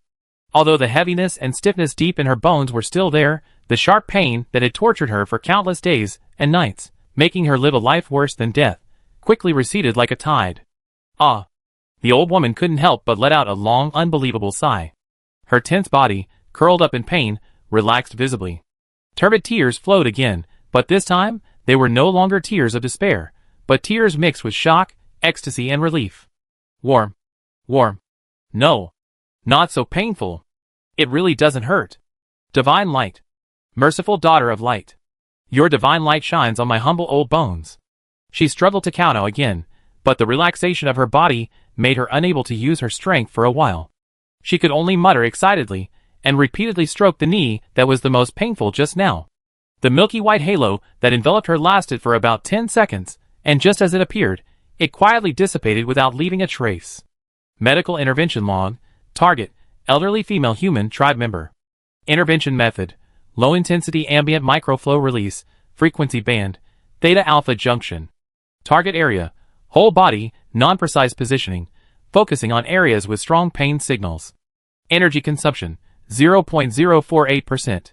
Real-time physiological monitoring: remote target pain-related nerve signal activity decreased by 40%. Muscle tension decreased by 25%. Emotional excitement, positive. Expected analgesic effect duration estimate, 45 error 15 minutes. Conclusion: the intervention goal, reducing wailing interference, was initially achieved. The effect was in line with the expected model. Lillian calmly put down her hand, and the faint light on her wrist disappeared. She did not look at the old woman, who was so excited that she was incoherent, nor did she pay attention to the more fanatical eyes and shouts of the surrounding tribesmen, who almost worshipped her as the god of life. Minor injuries only. Her cold voice was not loud, but it clearly penetrated the hustle and bustle, like a cold law engraved in the air, not a divine spell. Limited energy. After saying that, she turned around again and returned to the tent without hesitation. The heavy curtain fell, isolating a quiet space belonging to data and logic again. Outside the tent, there was an even more boiling tide of faith. The old woman was excitedly supported by her tribesmen. She was crying, telling over and over again about the warmth of the divine light and the disappearance of pain. The Starry Sky Girl can not only find the lost goat, but also dispel the pain. This miracle is more shocking than before. Only Athos, standing a little away from the crowd, looked at the quiet tent with complicated green eyes. He saw the soft halo that was different from fighting or scanning, and heard Lillian's cold words: minor injuries only, and not a divine spell. He vaguely felt that it was not a gift from God, but more like a limited response that was forced upon him. The compromise of the scientists was coated with a more dazzling golden glow of divine magic and the fanatical interpretation of faith. Lillian, who was already in the tent, calmly filed the record of this intervention. Test case: the short-term relief effect of ambient microflow on chronic pain in primitive humans, not a radical cure. Data value: low. Environmental management value. Confirmed to be effective. Chapter 28. The curtain of the tent blocked the outside noise, but it could not completely block the continuous, fanatical sound waves like background radiation. In Lillian's field of vision, in the parameter box representing the external environment, the group's emotional excitement still remained at its peak, and the frequency of discussion about the life light was even higher. She stood calmly beside the life support device. The faint light of the wrist interface flickered steadily, performing routine self-checks and archiving last night's astronomical data. The old woman's intervention record was marked as Environmental Management Case 001 and displayed coldly in the log. However, deep in Lillian's logical core, a more important assessment was quietly taking place. She retrieved the full process data of the life light, ambient microflow release, just now, as well as the logs of the previous sheep-seeking light, biological scanning beam, and wolf driving light, beast driving light wave. Energy consumption comparison analysis, beast driving light wave, high deterrence frequency band single peak energy consumption 5.8%. Biological scanning beam, mid-range focusing single energy consumption 0.3%. Life divine light, ambient microflow, wide area diffusion single energy consumption 0.048%. Conclusion: energy utilization efficiency varies significantly with intervention methods. Wide area, low intensity mode has the best energy efficiency ratio. Social effect analysis, high energy intervention, beast exorcism shocking effect, establishing a deterrent god image, but easy to cause excessive panic or dependence. Medium energy intervention, scanning accurate and effective, establishing an omniscient image, strong demand orientation. Low energy intervention, microflow the effect is short-term and subjective, mainly placebo effect, but the group response is extremely fanatical, which is easy to cause a continuous, low-threshold invalid request tsunami, such as more chronic patients seeking treatment. Risk warning: if the request type and frequency cannot be effectively managed, the low energy efficiency ratio advantage will be offset by the continuous consumption of time resources, social pressure, invalid request processing, which will eventually lead to a decrease in net efficiency. The cold logic chain clearly pointed out that the current model is unsustainable. She needs an efficiency lever, a mechanism that can amplify the low-intensity ambient microflow effect while greatly reducing the frequency and visibility of her own intervention. At this moment, the tent curtain was opened very slightly. There was no fanatical shouting, no kneeling for supplication, only a figure standing quietly at the junction of the morning light and the shadow inside the tent. It was Athos. He was not as excited and incoherent as other tribesmen. In the depths of his green eyes, there was a kind of almost calm thinking that was different from fanatical worship. He held something in his hand. A straight oak branch that was about as long as his eyebrows, and as thick as a child's arm. The bark had been carefully peeled off, revealing a smooth and delicate wood core with a natural light golden texture. One end of the branch still had a fresh cut. Obviously it had just been found in the forest. Lillian's scanning field of vision instantly locked.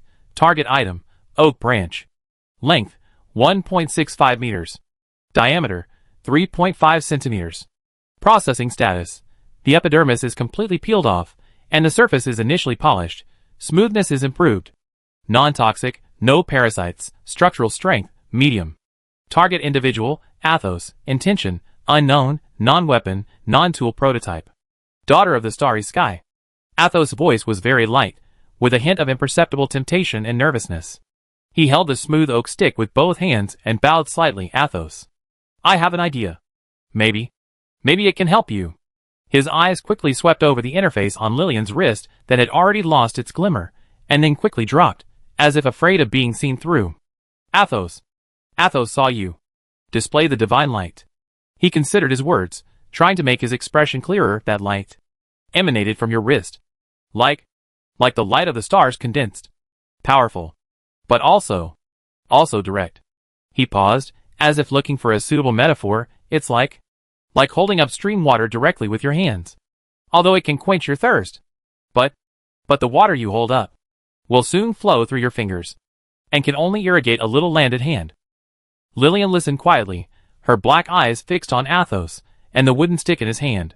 In the field of vision, the language analysis module was running at high speed, analyzing the prototype of the physical model implied in Athos' words. The old priest once said. Athos' voice was full of respect for the elders. The ancient high priests could communicate with heaven and earth. Their power did not come directly from their palms, but was transmitted through the bones of the earth and the veins of the sky. He gently stroked the smooth oak stick in his hand. Athos thought. Maybe he could try to make a guiding stick?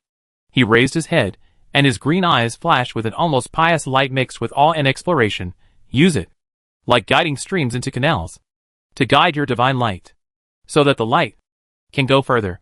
Or like tinder that gathers sunlight, to make the weak light also become warm and powerful. In this way, maybe, you don't have to. He didn't finish the rest of his words, but the meaning was very clear. You don't have to do it yourself every time and consume the precious divine light. Key concept capture, guidance, guiding staff, logical relevance verification.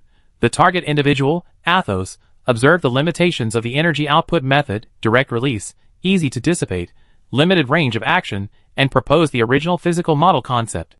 Use the medium, wooden staff, to guide, focus or amplify energy. Concept evaluation, primitive, rough, lack of specific theoretical support, but the core direction, energy guidance efficiency, is highly consistent with the current efficiency optimization needs. Feasibility basis, oak itself has weak conductivity to ambient energy, inert medium, high loss rate. But if a low-power guiding element is implanted, an unprecedented, highly efficient solution prototype was instantly formed in Lillian's logical core. Athos's conjecture based on primitive observation and simple physical intuition perfectly pointed to the efficiency lever she needed. Testable. Lillian affirmed it with the simplest words without any hesitation. Her eyes fell on the oak stick in Athos's hand. Continue. It means, continue to make this guiding staff according to your ideas. Athos' eyes instantly burst into an incredible light of surprise. The gods approved of his idea. He was so excited that he could hardly hold the stick, and bowed deeply. Yes. Athos will do his best to do it. In the next few days, a unique landscape appeared in the open space in the center of the tribe. Athos no longer prayed fanatically outside Lillian's tent like other tribesmen, but chose a relatively quiet corner to concentrate on polishing and carving his guiding staff. He first used a sharp flint to carefully round off both ends of the stick to avoid burrs. Then, he spent a lot of time using a small stone awl and bone needle to carve patterns on the smooth surface of the stick with great concentration. It was not the common animal shape or sun totem in the tribe, but an extremely abstract spiral line that looked like a vortex of water and the trajectory of stars. The line started from the end of the stick, spiraled up like a vine, and gradually converged to the top. Near the top, he carved several nested concentric rings that spread like ripples. He carved every cut very seriously, as if he was performing a sacred ritual. His green eyes were no longer filled with fear or loss when facing the gods, but were filled with concentration and a joy that was almost creative. The tribesmen watched curiously and talked a lot, but Athos was immersed in his own world.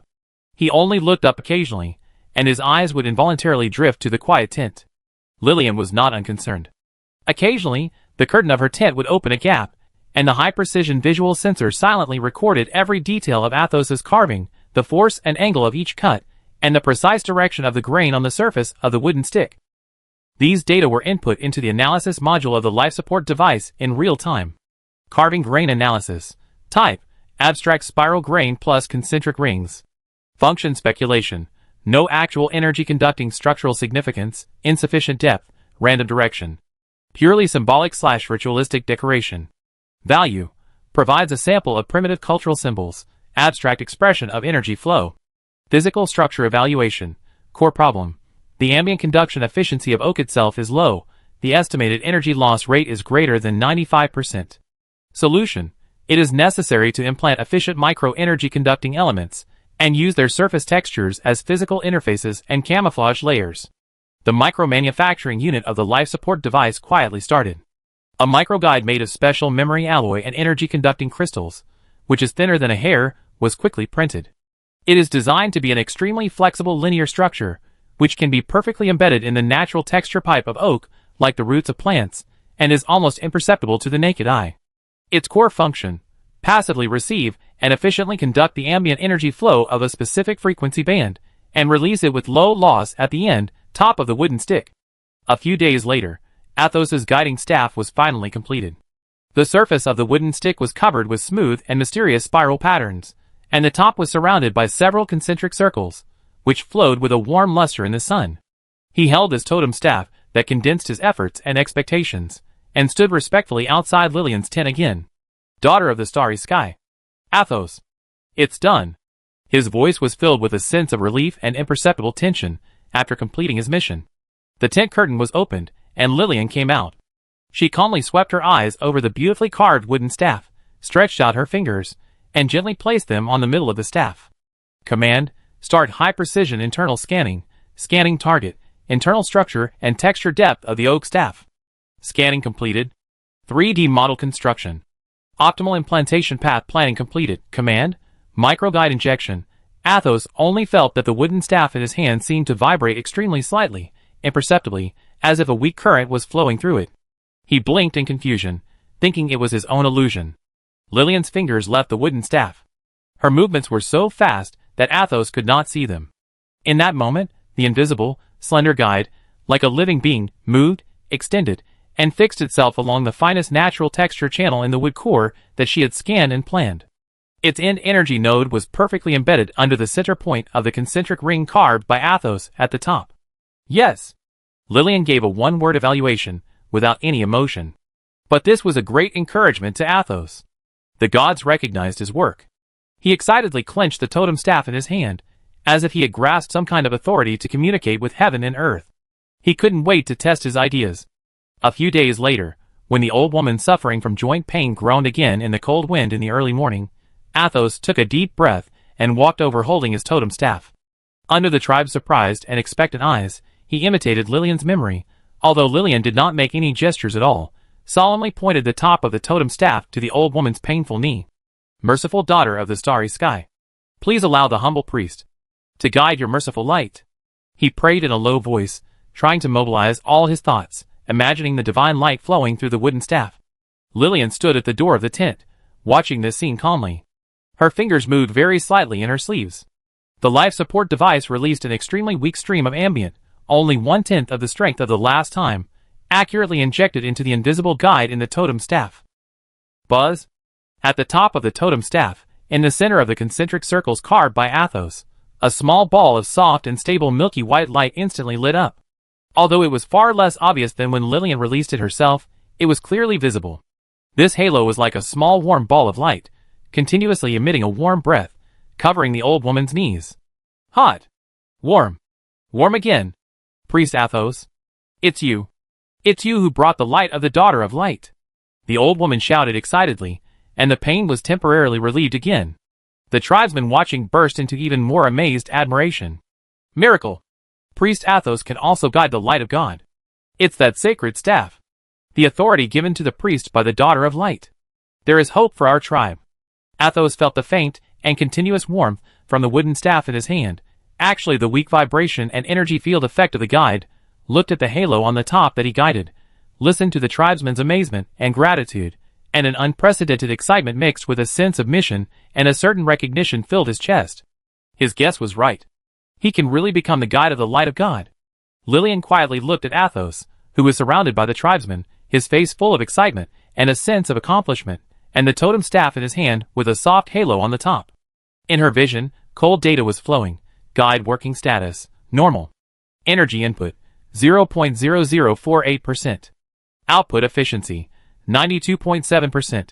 Social effect. Target individual, Athos, successfully intervened in the low-intensity request processing process. Group attention was effectively diverted.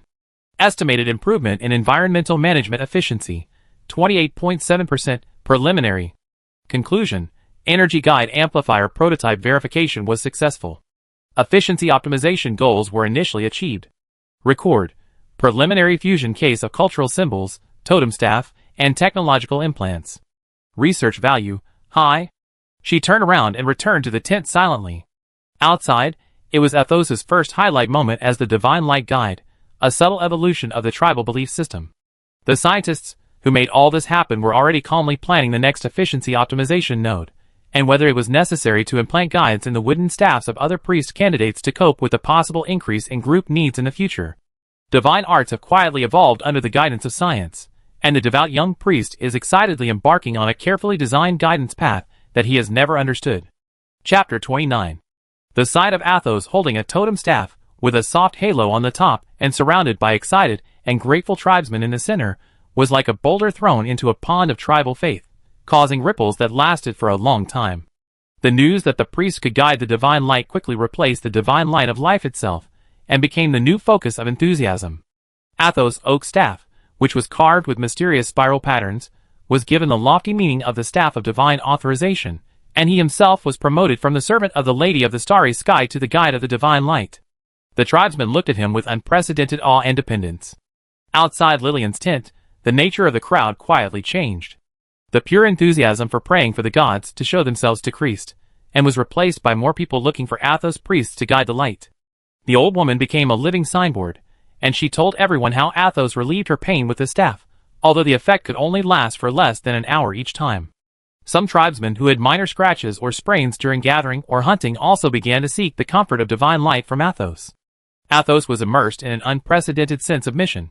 He tried to maintain the solemnity of a priest, carefully guiding the faint light at the top of the wooden staff, with the extremely restrained energy support of Lillian, responding to the expectations of the tribesmen. Environmental Monitoring Report. Social Stress Index. Significantly decreased. Group attention was effectively transferred to Athos. Direct request for Lillian intervention frequency. Decreased by 87.3%. Energy consumption of life support device. For totem staff guidance daily average of 0.12%, much lower than Lillian's own intervention. Conclusion. The priest totem staff diversion mode operates well, and the goal of improving environmental management efficiency has been achieved. In the tent, Lillian did not relax because of the improvement of the environment. The core of her vision is occupied by a bright red, constantly flashing warning box. Life support device core energy status, 38.7%. Energy consumption rate analysis. Basic life maintenance, average daily consumption of 0.05%, constant. Scientific research/environmental monitoring, average daily consumption of 0.08 to 0.15%, fluctuation. Totem staff guided diversion, average daily consumption of 0.12%, stable. Potential threat response reserve, at least 10% must be reserved. Unpredictable event buffer, at least 5% must be reserved. Remaining available energy margin, 18.7%. Warning, under the current consumption model, the energy security threshold, 10%, will be exceeded in 157 days. Primary threat, high energy consumption project Beast driving light wave, peak energy consumption 5.8%. If a large-scale Beast group attacks, a single consumption can cause a sharp reduction in margin. Risk level, extremely high. The cold numbers are like the sword of Damocles, hanging over Lillian's logic core. Although the totem staff guidance successfully diverted low-intensity requests, the biggest survival threat facing the tribe, Beast attacks like giant wolf packs, still requires her to take action personally, and use the energy-consuming Beast-driving divine light. It's like having a powerful weapon, but not daring to use it easily due to a lack of ammunition. She must optimize this last energy consumer. She retrieved the detailed logs of the previous 2 uses of Beast-driving light waves, dispersing wolves and shocking canyon giant bears. High-intensity blue-white light pulses reappear in the field of vision, like a data stream of energy waterfalls. Spectral analysis, high-intensity visible light, peak wavelength 450 nanometers, plus high-frequency energy pulses, deterrent frequency band, gamma high. Mechanism of action, strong light blinding plus high-frequency energy shock to the nervous system, causing severe pain, panic, instinctive escape. Energy utilization efficiency, low. A large amount of energy is wasted in the form of heat radiation and ineffective scattering. Side effects, potential damage to the target biological nervous system, non-lethal but accumulative, short-term and severe disturbance to the ambient field of the surrounding environment, may attract more powerful predators. To be observed. Inefficient. Waste. Risk. Lillian's cold self-talk sounded in the silent tent. She needs a beast-repelling Lightwave 2.0, more energy-saving, more durable, with a more controllable deterrent effect with less side effects. Her logic core runs at high speed, combined with the weak resonance effect of starlight ambient found in astronomical observations, and the successful experience of the totem staff guide to efficiently conduct low-intensity ambient microflows. An optimization plan quickly took shape. Core ideas. 1. Reduce the main energy intensity. Cancel the blinding level strong light, and change it to a medium brightness, stable and continuous visible light source, energy-saving core. 2. Change the deterrence mode. Cancel the high-frequency nerve shock, high energy consumption, side effects, and use specific low-frequency ambient fluctuations, frequency band, theta-delta junction, to simulate the top predator deterrence field. Principle: ambient fluctuations in this frequency band are widely present in the territory marking and deterrence behavior of powerful predators, such as the infrasound component of the roar of the giant wolf king, which can trigger the instinctive fear, anxiety, and avoidance reaction of medium and low-level predators. Mild deterrence. Advantages: extremely low energy consumption, only 1/20th of the original high-frequency shock, no direct nerve damage, wider range of action, long wave propagation distance, and sustainable release. 3. Introduce starlight ambient resonance assistance.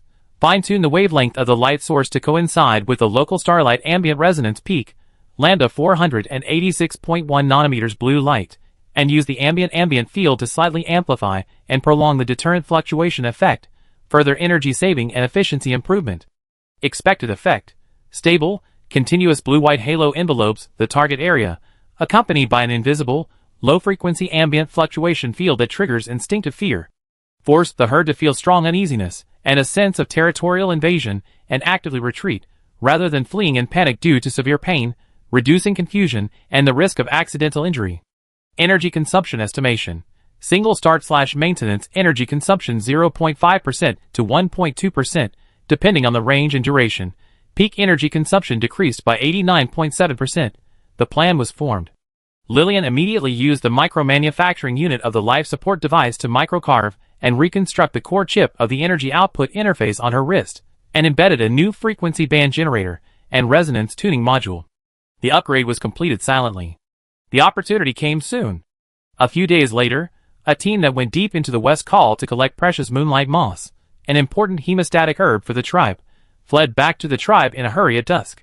The leading hunter was pale, with a deep claw mark on his arm, and his voice trembled with fear. Giant wolves. It's a pack of giant wolves. At least 20. In the valley below Eagle Beak Rock. They just killed a forest deer. The smell of blood is too strong. They found us. If they hadn't run fast. Panic spread in the tribe instantly. 20 giant wolves. This is almost twice the scale of the previous attack. The smell of blood and dusk are the times when the wolves are most ferocious and active. They may follow the trail at any time. Quick! Block the fence. Light up all the torches. Hide women and children in the cellar. Priest Athos. Quick! Ask the daughter of the starry sky to send down the divine light. The desperate cry was directed at the tent. Athos's palms were full of cold sweat as he held the totem staff. 20 giant wolves. This is far beyond the ability of his wooden staff to deal with. He looked at Lillian's tent, his eyes full of anxiety and pleading. The curtain of the tent was opened, and Lillian's figure appeared in the twilight. She did not look at the panicked crowd. Her vision directly locked the direction of the West Mountain Pass, and started a long-range scan. Biological scan confirmed. Giant wolf pack, number 23. Location: a valley about 800 meters away from the fence on the west side of the tribe. Status: just finished eating. Some individuals are licking their companion's hair, relaxed, and some are highly vigilant, sniffing the air. Movement direction: there is a trend of moving towards the tribe. Probability: 65%. Threat assessment: high. Intervention required. She did not raise her hand directly like last time, but turned her head and calmly looked at Athos, who was holding the totem staff tightly and looking pale. Staff. She uttered a word. Athos was stunned, and then he understood. The gods wanted him to use the guiding staff to guide the divine light this time. A torrent of fear and sense of mission rushed to his head. He took a deep breath, forced himself to calm down, and held the oak staff tightly with both hands, raised it high, and pointed the tip of the staff in the direction of the wolf pack in the West Mountain Call. He closed his eyes, tried to concentrate all his thoughts, and imagined the divine light rushing out through the wooden staff. Lillian's fingers moved slightly in her sleeves. Command: start Beast Driving Light Wave 2.0, Deterrence Mode. Target: Athos Totem Staff Guide, set as Output Amplification Node. Energy Injection: 0.7%, covering 800 meters, Continuous Deterrence. Wavelength Tuning: 486.1 nanometers, Blue Light, Starlight Ambient Resonance Frequency Band.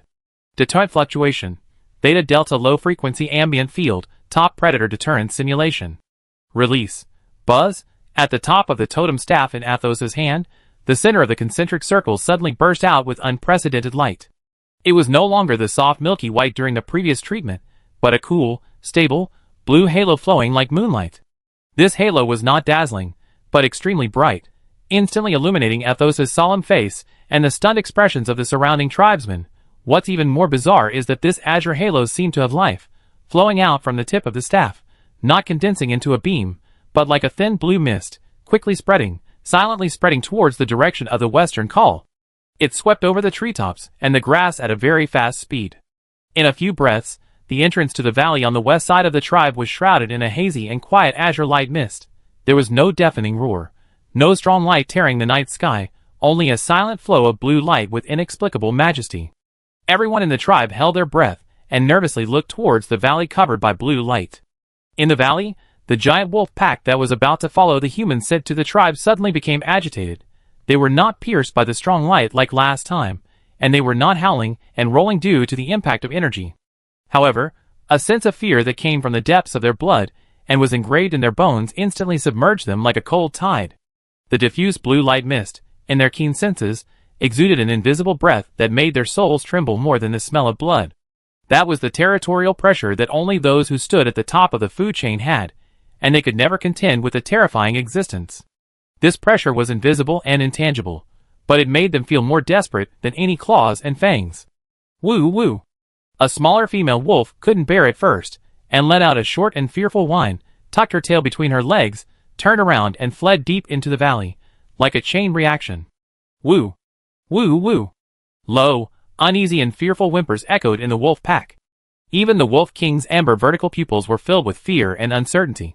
It bared its teeth in the direction of the blue light, and let out an unwilling low roar, but its body retreated involuntarily. Territory. This is a territory that is so powerful that it is unimaginable. Invaders, die. Driven by invisible, instinctive fear, the entire wolf pack gave up the tribal prey that was close at hand, and retreated quickly like a tide, disappearing into the depths of the dark valley, leaving only a few fading, frightened whimpers. On the west side of the tribe, the azure light fog that enveloped the valley entrance remained stable for about a minute after the wolves retreated, and then quietly dissipated without a trace, just as it appeared. Dusk enveloped the valley again, and there was a dead silence. In the tribe, the deathly silence lasted for a few seconds. Retreat. Retreat? The wolves really retreated? It was the blue light. The divine light guided by the Athos priest. It was like a piece of divine territory, which scared the wolves away. No screams. No injuries.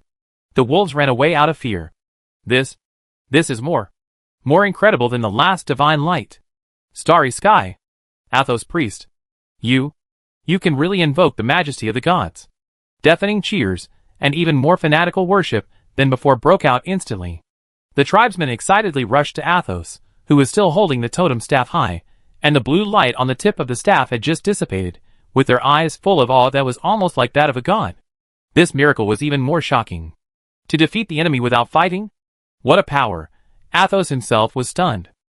He felt the steady but vast power flowing through the wooden staff, looked at the azure divine light covering the valley, and listened to the whimpering of the wolves retreating in fear. All this was beyond his imagination. His hand holding the wooden staff trembled slightly, and his heart was filled with indescribable excitement and a deeper awe of the power of the gods. He succeeded. He guided the guardian divine light that was more powerful than the life divine light. At the door of the tent, Lillian quietly looked at Athos, who was worshipped as a god by the tribe, and the totem staff in his hand, which seemed to still have a trace of azure afterglow on the top. In her vision, the cold log was refreshing. Beast driving light wave 2.0, deterrence mode, actual combat test completed. Target, Megalodon wolf pack, 23 heads. Result, 100% successful expulsion, no contact, no damage.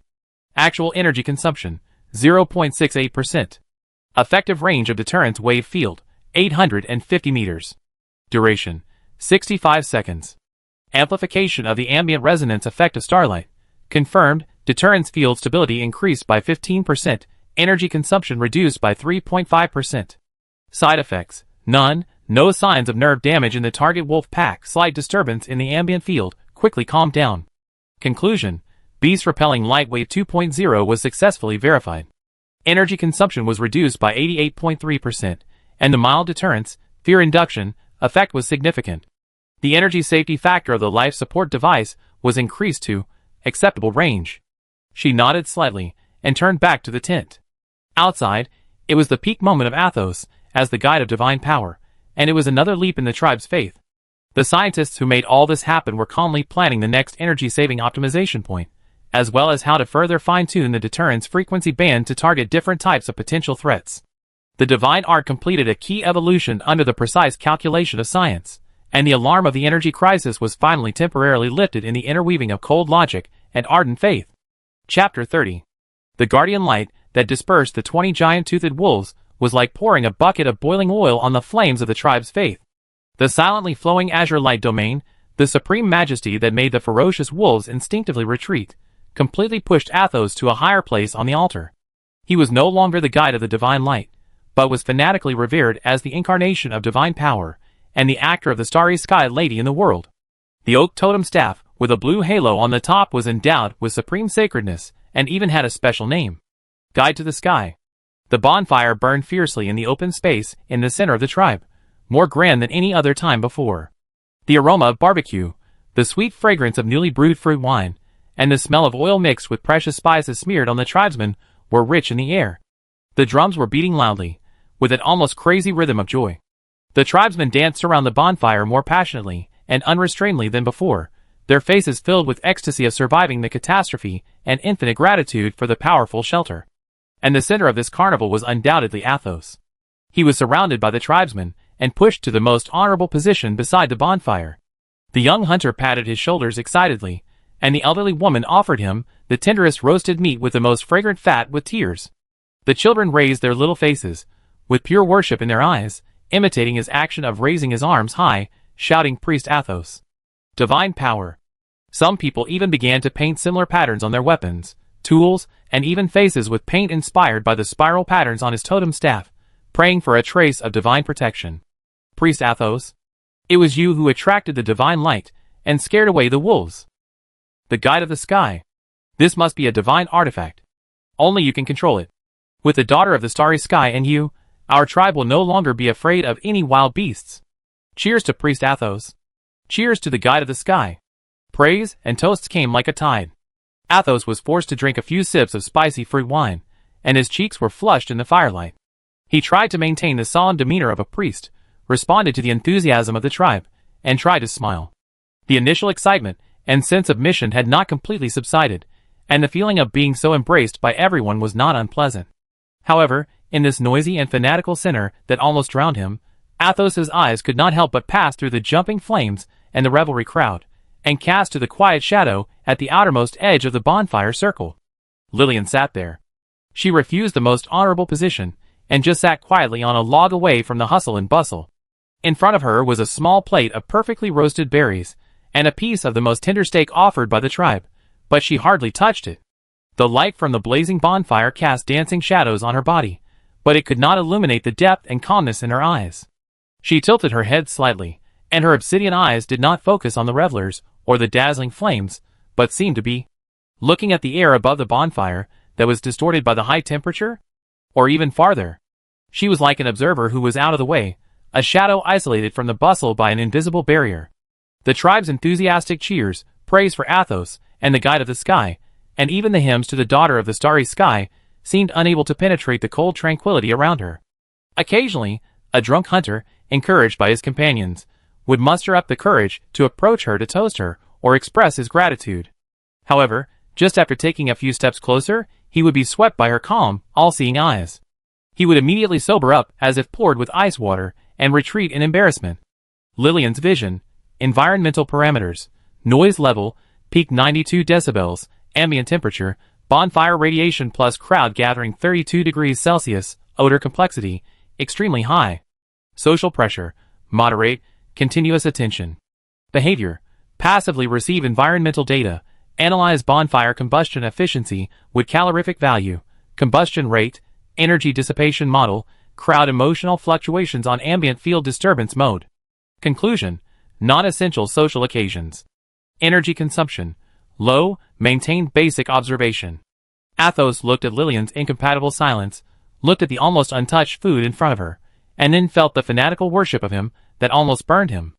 An indescribable coldness, like a stream, quietly soaked his heart that was burned by the bonfire. The tribesmen's enthusiasm. Are they really in awe of the daughter of the starry sky? Or are they just in awe of the wooden staff that can guide the divine power? Are they in awe of him? The incarnation that was pushed to the front? He remembered the old woman's grateful eyes when she looked at Lillian's tent when her pain was temporarily relieved by the divine light of life. And now, the same old woman is looking at him with even more ardent eyes, looking at the guide of the sky in his hand, as if the wooden staff is the real source of salvation. He remembered the loss when he knelt under the stargazing stone and clumsily explained the feeling of heartbeat, but was rejected by the cold invalid.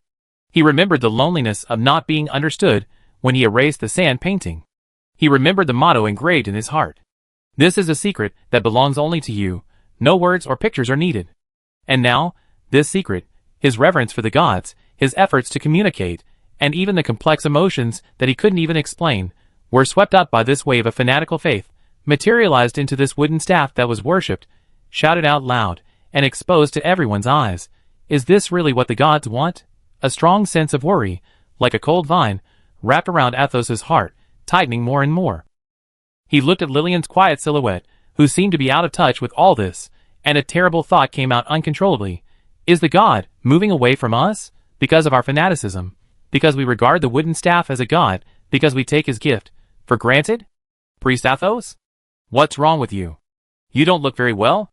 A careful woman next to him noticed Athos's absent-mindedness and slightly pale face, and asked with concern, "Is the wine too strong? Hurry up and bring some water to the priest. The priest must have spent too much energy to arouse the power of God. Hurry up and let the priest have a good rest." The concern and crowding of the tribe members interrupted Athos's thoughts, and woke him up instantly. He forced a smile and took the water handed to him. "No. It's okay, just a little tired." He concealed the waves in his heart. At this moment, Lillian, who was outside the campfire circle, stood up gently. Her movements were very natural, and did not attract too many people's attention, except Athos, who was always paying attention to her. She didn't even look at the revelers, but turned around and walked silently towards her tent as if she had completed a certain observation task. The light of the campfire dragged a long, lonely shadow behind her, and soon merged into the darkness at the edge of the tribe. Athos' heart sank suddenly. The god is gone. At the moment when his priest was enshrined on the altar, and the tribe was celebrating his power of God, he left alone. He watched Lillian disappear behind the tent curtain, then looked down at the wooden staff in his hand, which was called the guide of the sky by the tribesmen in awe, and which was flowing with a sacred luster under the firelight. An unprecedented, heavy sense of guilt and worry weighed heavily on his heart. The bonfire was still burning, the drums were still roaring, and the tribesmen were still laughing and talking. But Athos could not feel the slightest warmth. He only felt that the wooden staff in his hand was as heavy as 1,000 pounds. Every spiral pattern he carved on it was like an invisible shackle, binding him firmly to the fanatical altar of faith. However, the god pointed to by the altar was getting farther and farther away from them in the lonely darkness. Under the halo of the priest, worry spread silently like the cold night. Chapter 31. The bonfire carnival of the tribe was like a boulder thrown into the long river of time, and the noise it aroused would eventually return to silence. When the last burning log turned into dark red embers, when the drum stopped beating, the drunken hunter snored, and when the fanatical praise was replaced by the deepest silence before dawn, Athos was finally able to temporarily escape from the halo of the incarnation of divine power. He dragged his tired body back to the priest's hut.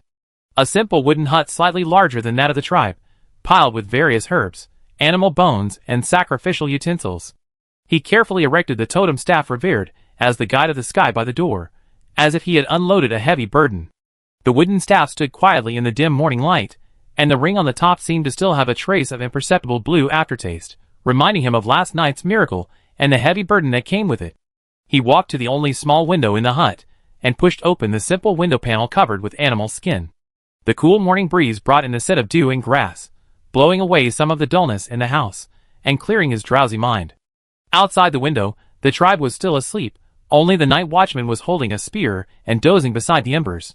His eyes, involuntarily, as if attracted by a magnet, were cast towards the tent at the edge of the tribe, which was as quiet as if it did not exist. The tent of the daughter of the starry sky. By the campfire last night, Lillian's incompatible silence and lonely back left an indelible mark on his heart like a cold carving knife. The enthusiastic cheers of the tribesmen were still in his ears, but the louder the sound, the more lonely the back of the god's departure was.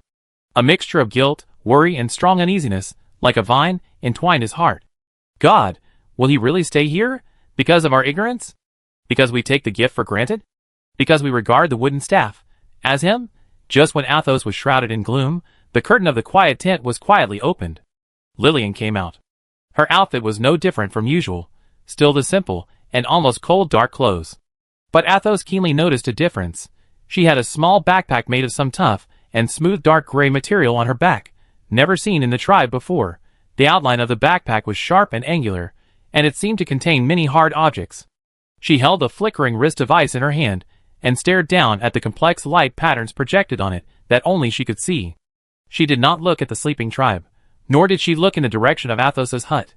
Her steps were steady and silent, and she walked straight to the dense forest shrouded in the morning mist on the east side of the tribe. The direction was clear, without the slightest hesitation. She's leaving. This thought exploded in Athos's mind like thunder. All the worries of last night turned into cold reality in an instant. God is leaving. Right now. Before dawn, when everyone is asleep, just as he came quietly, he will leave quietly. Panic instantly seized Athos' heart. He pushed open the door of the hut, and even didn't care to take the sacred guide of the sky, and stumbled out. The cold morning dew wet his trouser legs, but he didn't even notice it. Daughter of the starry sky. Wait. Please wait. Athos lowered his voice, with unconcealed anxiety and a hint of crying, and chased after the figure that was about to disappear into the forest path. Lillian's footsteps did not pause at all, as if she did not hear it. In her field of vision, the scanning map clearly marked the target, a valley about 50 kilometers away from the tribe, located in the remnant of the Eagle Falls Mountains in the southeast. Late last night, when she was routinely conducting a large-scale ambient environment scan, an extremely strong abnormal signal penetrated the background noise. Ambient enrichment area was discovered. Coordinates locked. Concentration abnormal peak 850% of the supertribal area baseline value plus. Purity S level more critical. Deep in the core of the enrichment area, regular, non-natural abnormal signals were detected. Signal characteristics: low-frequency pulse coding, non-biological, non-geological activities. Energy characteristics: highly ordered, with weak metal resonance. Suspected: artificial residual signal, database match, weak correlation points to the core energy fluctuation characteristics of the mothership laboratory. Confidence: 37.2%. Priority: highest. Immediate on-site investigation is required. This discovery instantly overwhelmed everything. High-purity ambient enrichment areas are the energy source that life support devices dream of. And the abnormal signal buried deep underground is like a key that may lead to the truth buried on this planet, or even a clue to go home. The clamor of the tribe, the guidance of the totem staff, the worries about energy. In the face of such a major discovery, all became background noise that can be put aside. Leave, no time to lose. Daughter of the starry sky. Please wait. Athos finally caught up with Lillian panting, and before she was about to step into the shadows at the edge of the forest, he opened his arms to stop her. His green eyes were full of panic, confusion, and deep pleading. Where are you going? Is it Athos? Did the tribe do something wrong? Or do you think we are too annoying? Lillian finally stopped. Her eyes fell calmly on Athos's face full of anxiety and panic. Her dark eyes were like a deep pool, reflecting no ripples. She did not answer Athos's question, but raised her wrist and turned the part of the scanning map light pattern projected by the device towards him. The map was composed of extremely abstract lines and blocks of color, and Athos could not understand it at all. But he could clearly see that far to the southeast of a small dot representing the location of the tribe, there was a dazzling, constantly flashing crimson light spot, surrounded by a golden halo representing a high concentration. A clear path made up of blue dots of light was pointing straight from the small dot of the tribe to the deep red spot of light. Target, southeast. High concentration of ambient area. Lillian's voice was cold and direct, like reading out coordinates. Abnormal signal, underground. Need to be explored. Athos didn't understand what ambient and abnormal signal meant at all, but he understood the path on the map that pointed to the distance. The god has a clear destination. He didn't leave casually, but went to the place with dangerous red light flashing. Then will you come back? Athos' voice was trembling, asking the question he feared the most. Lillian's eyes moved away from Athos' face and returned to the misty, deep and unknown forest. Her answer did not have any promises, only cold reality. Unknown. Target priority, high. Unknown, high priority. This means that in the eyes of the god, that distant place with red light flashing is more important than the tribe. He may never come back. Despair was like a cold tide, instantly drowning Athos. He looked at Lillian's silhouette, which seemed to be merging into the shadows of the forest at any time without any lingering feelings. The loneliness of the god being alienated by the campfire last night, and the huge panic of losing the god at this moment were like two torrents colliding violently in his heart. No! Absolutely not. A thought split the darkness of despair like lightning. He couldn't let the god leave like this. He couldn't let the daughter of the starry sky disappear in the unknown forest, disappear in the red light place that looked full of danger. I go with you! Athos almost shouted, his voice hoarse with excitement, with a determination to burn his boats. He rushed. He straightened up, staring at Lillian with his green eyes, burning with an unprecedented, desperate fire. I know the way. I'm familiar with the forest. I can help you avoid the poisonous insect swamp.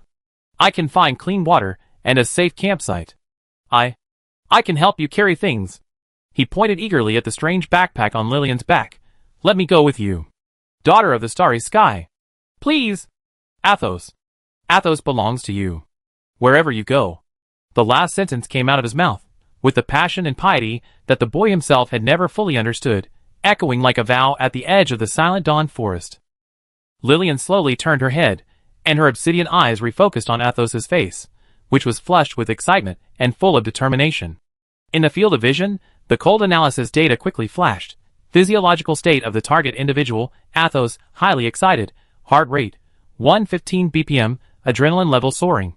Motivation analysis, strong willingness to follow, mixed, belief dependence, panic retention, need to prove one's own value. Ability assessment, local survival knowledge, excellent, supported by empirical data. Physical fitness, medium, weak after recovering from illness. Combat power, low. Carrying value, as a local guide and survival auxiliary unit. Efficiency improvement potential, medium to high. Carrying risks, additional resource consumption, food, safety protection, slowed action speed, potential social interference, emotional variables. Comprehensive assessment, benefits, guide value, and risks, drag, coexist.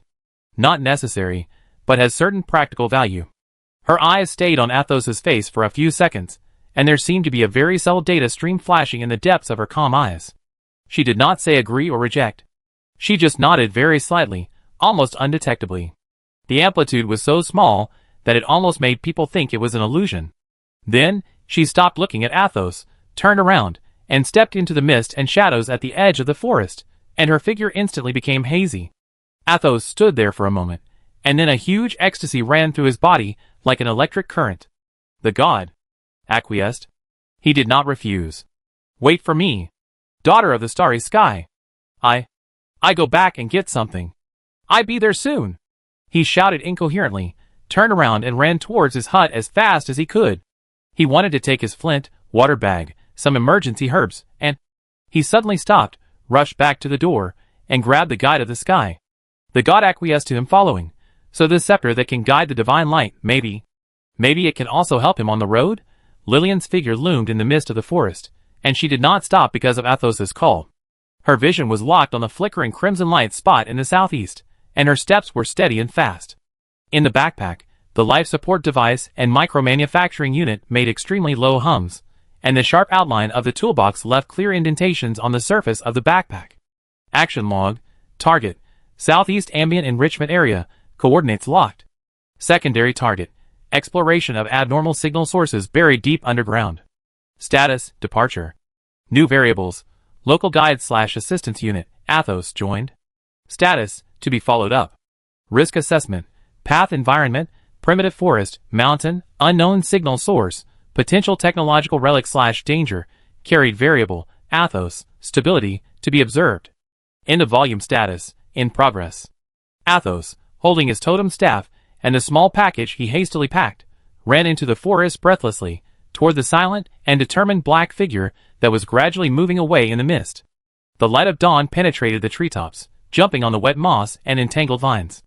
The outline of the tribe gradually blurred behind him, and in front of him were unknown forests, mysterious mountains, signals buried deep underground, and a silent god, and the young priest, who was determined to follow him.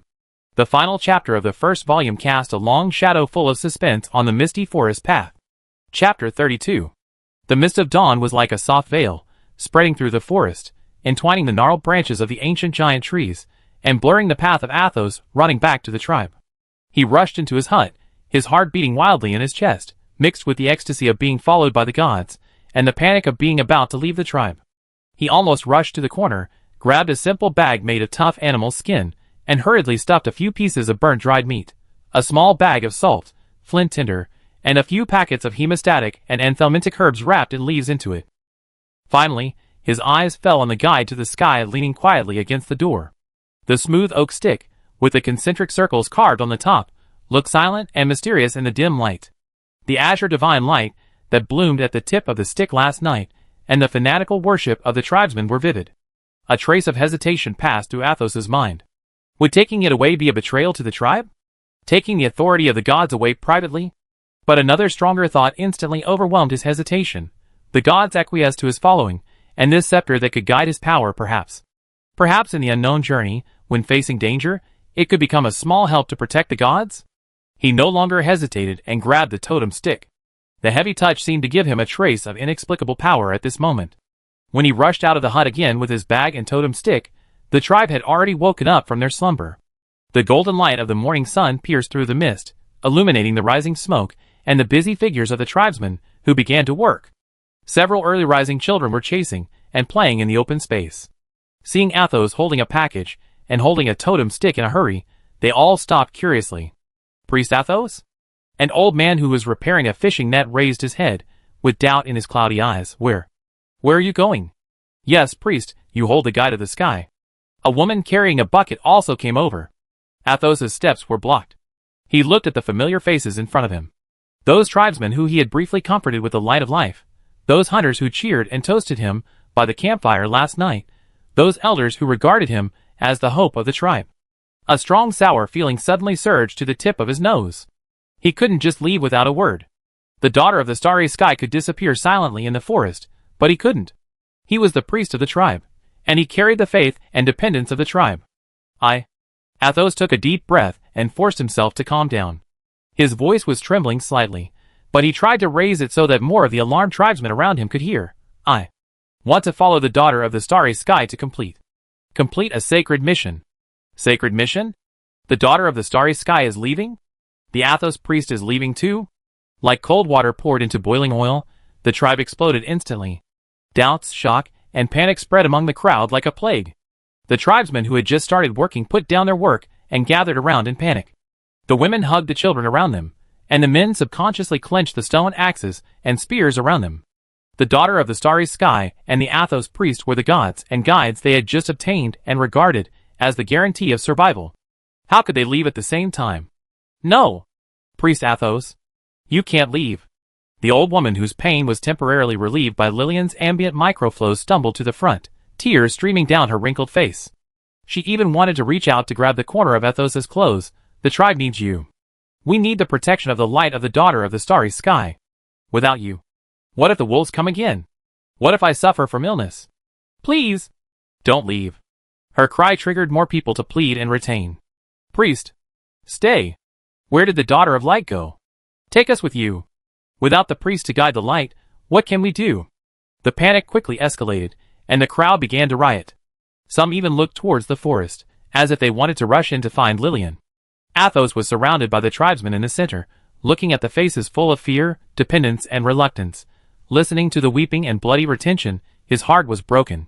He hugged the totem staff tightly in his arms, and his knuckles turned white because of the force.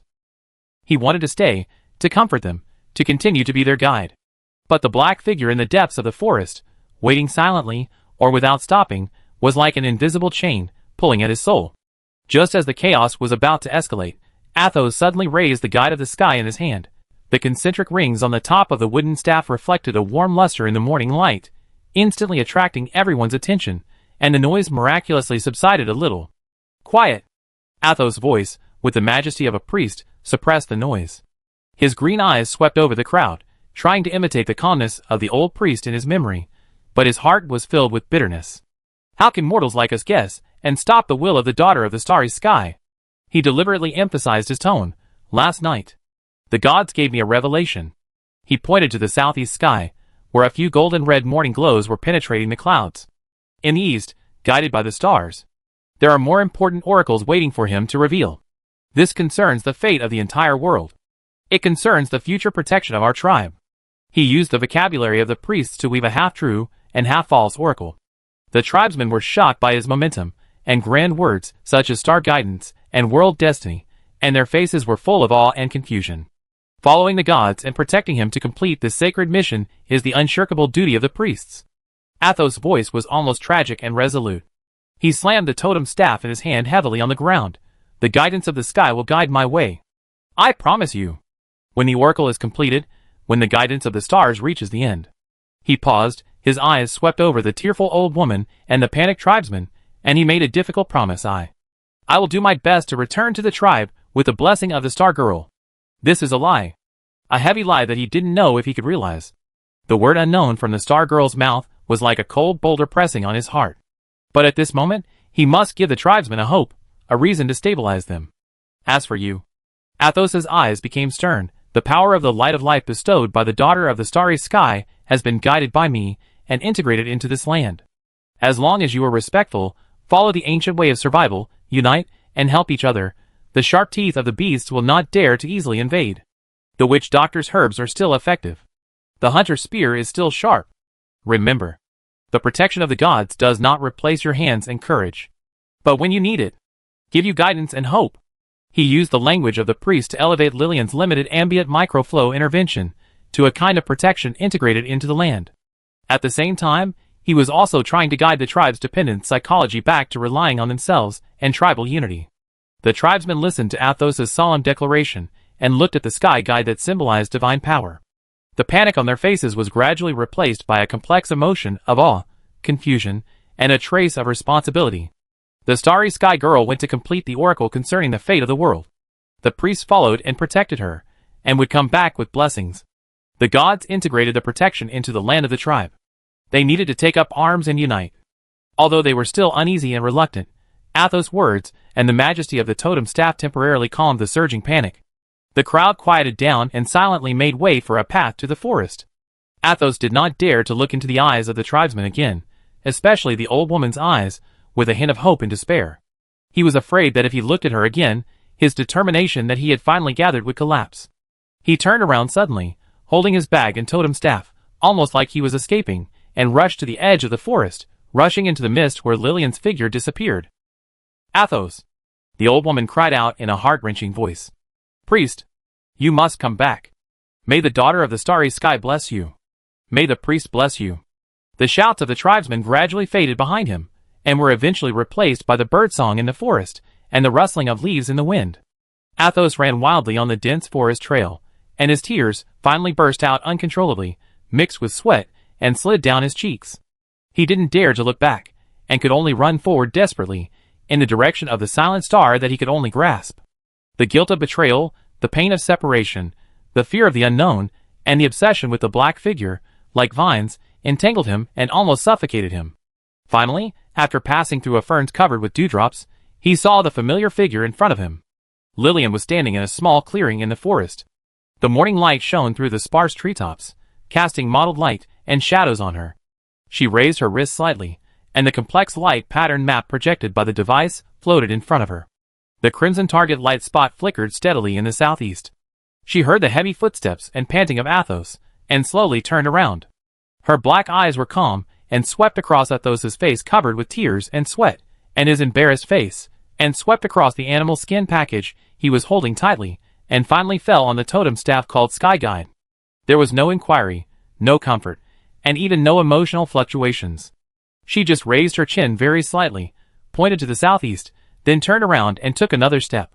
With steady steps, like a machine with a set program, he moved forward unswervingly towards the underground ruins buried with abnormal signals, towards the unknown ambient enrichment area, and towards the end indicated by the star map, or the scan map. Athos wiped the tears and sweat from his face with his sleeves, took a few deep breaths of the air with the fragrance of grass and trees in the forest, and tried to calm his surging emotions. He took a last look in the direction of the tribe. There were only dense trees and rising smoke from cooking, which symbolized daily life. Then, he clenched the totem stick in his hand, as if it was his only anchor at the moment, took heavy steps, and followed the silent black figure in front of him, which seemed to be able to split all the fog. The farewell was completed, no matter how hasty and painful it was. Under the guidance of the star map and lies, the priest's pursuit officially set off on the forest path intertwined with morning light and mist. Ahead are deep forests, rolling mountains, secrets buried deep underground, and a god who is indifferent to all the ties behind him. Chapter 33. Bid farewell to the hustle and bustle of the tribe. The journey into the forest began in silence. In the first few days, we traveled through the familiar territory of Athos. The towering ancient trees were lush and leafy, blocking the sky, leaving only mottled spots of light on the ground covered with fallen leaves and moss. The air was moist and fresh, filled with the unique fragrance of soil, humus and plants. The streams gurgled, the birds sang melodiously, and occasionally there were vigilant small animals shuttling through the woods. Athos's tense nerves relaxed a little in the familiar environment. He skillfully identified edible berries and fungi, looked for clear water sources, used flint to make fire, and even made a simple trap with vines and flexible branches, and captured a fat forest mouse, which supplemented the precious protein for the two. Lillian was like an accurate navigator. She seldom spoke, only occasionally making minor adjustments with simple directional words or gestures when Athos deviated from the preset path. The virtual route made up of blue dots of light in her vision left. Right. Stop. Ahead. Swamp. Her pace was terrifyingly steady, as if she was tireless, and she only took the most basic intake of food and water provided by Athos based on her energy needs. Most of the time, her eyes were on the map projected by the wrist device and the constantly scrolling environmental data, or when she was resting, she quietly looked up at the sky cut by the tree canopy, as if calculating the trajectory of the stars. Athos tried hard to fulfill his duties as a guide, but his worries did not dissipate. The silence of the gods was like an invisible barrier, and he could feel the cold concentration lingering around the black figure, which kept people away from him. He did not dare to ask more questions, but just followed silently, and his palms holding the guide of the sky would occasionally sweat. The totem stick was not illuminated by the divine light again during the journey. It quietly performed the duties of a pathfinder.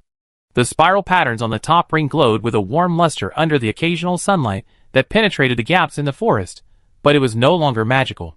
As they continued to move deeper into the southeast, the target light spot in Lillian's field of vision was getting closer and closer, and the surrounding environment began to change subtly.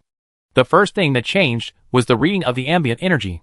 From the initial stability and purity, it gradually became agitated, like an uneasy undercurrent surging under the calm lake. The concentration was still steadily increasing, but the purity was decreasing. Irregular, sharp energy spikes and chaotic fluctuations began to appear frequently in the data stream. Next, there was a change in vegetation. The tall, vibrant trees gradually decreased, replaced by a twisted, low tree species. Their bark showed a sickly gray-black color, as if it had been burned by a fierce fire, covered with cracks and tumor-like protrusions. The leaves were no longer bright green, but were covered with a dull, almost yellow color, with curled edges and drooping listlessly. The thick, soft humus layer on the ground in the forest disappeared, revealing the barren soil underneath, which was glowing a strange dark red. Mosses and ferns also become sparse and shriveled, and the leaves are often covered with a thin layer of grayish-white dust. The fresh and moist grassy fragrance in the air is replaced by an indescribable dull smell mixed with sulfur, burnt, and some kind of metal rust. The wind passes through this strange forest, no longer bringing a refreshing coolness, but instead rolling up the dust on the ground, making a sigh-like whimpering sound, scraping against the skin with a rough, uncomfortable touch. Environmental parameter update. Ambient concentration continues to rise. Current 520% of the tribal baseline value. Purity B- continues to decline. Fluctuation index high. Disordered spikes plus background noise. Odor spectrum: sulfide, incomplete combustion carbide, metal oxide, decayed organic matter. Complexity high. Irritant medium. Vegetation status: large-scale withering, deformity, non-pest/disease mode. Abnormal soil composition: heavy metal elements, lead, arsenic, content significantly exceeded the standard. Lack of organic matter. Geomorphological features: entering the edge of the scorch belt. Danger level assessment: low to medium, environmental degradation, potential pollution sources. Scorch belt. Lillian's whisper sounded for the first time on the journey, with a hint of cold confirmation. She stopped and her black eyes scanned the twisted trees and dark red land around her. Athos also felt a strong discomfort. The pungent smell in the air made his throat dry and itchy, and his skin was hurt by the wind. Looking at the surrounding forest that seemed to be terminally ill, a chill from the instinct of life climbed up his spine. This was not the familiar, vibrant forest he was familiar with. It was dead and full of ominous breath. Daughter of the starry sky. Here.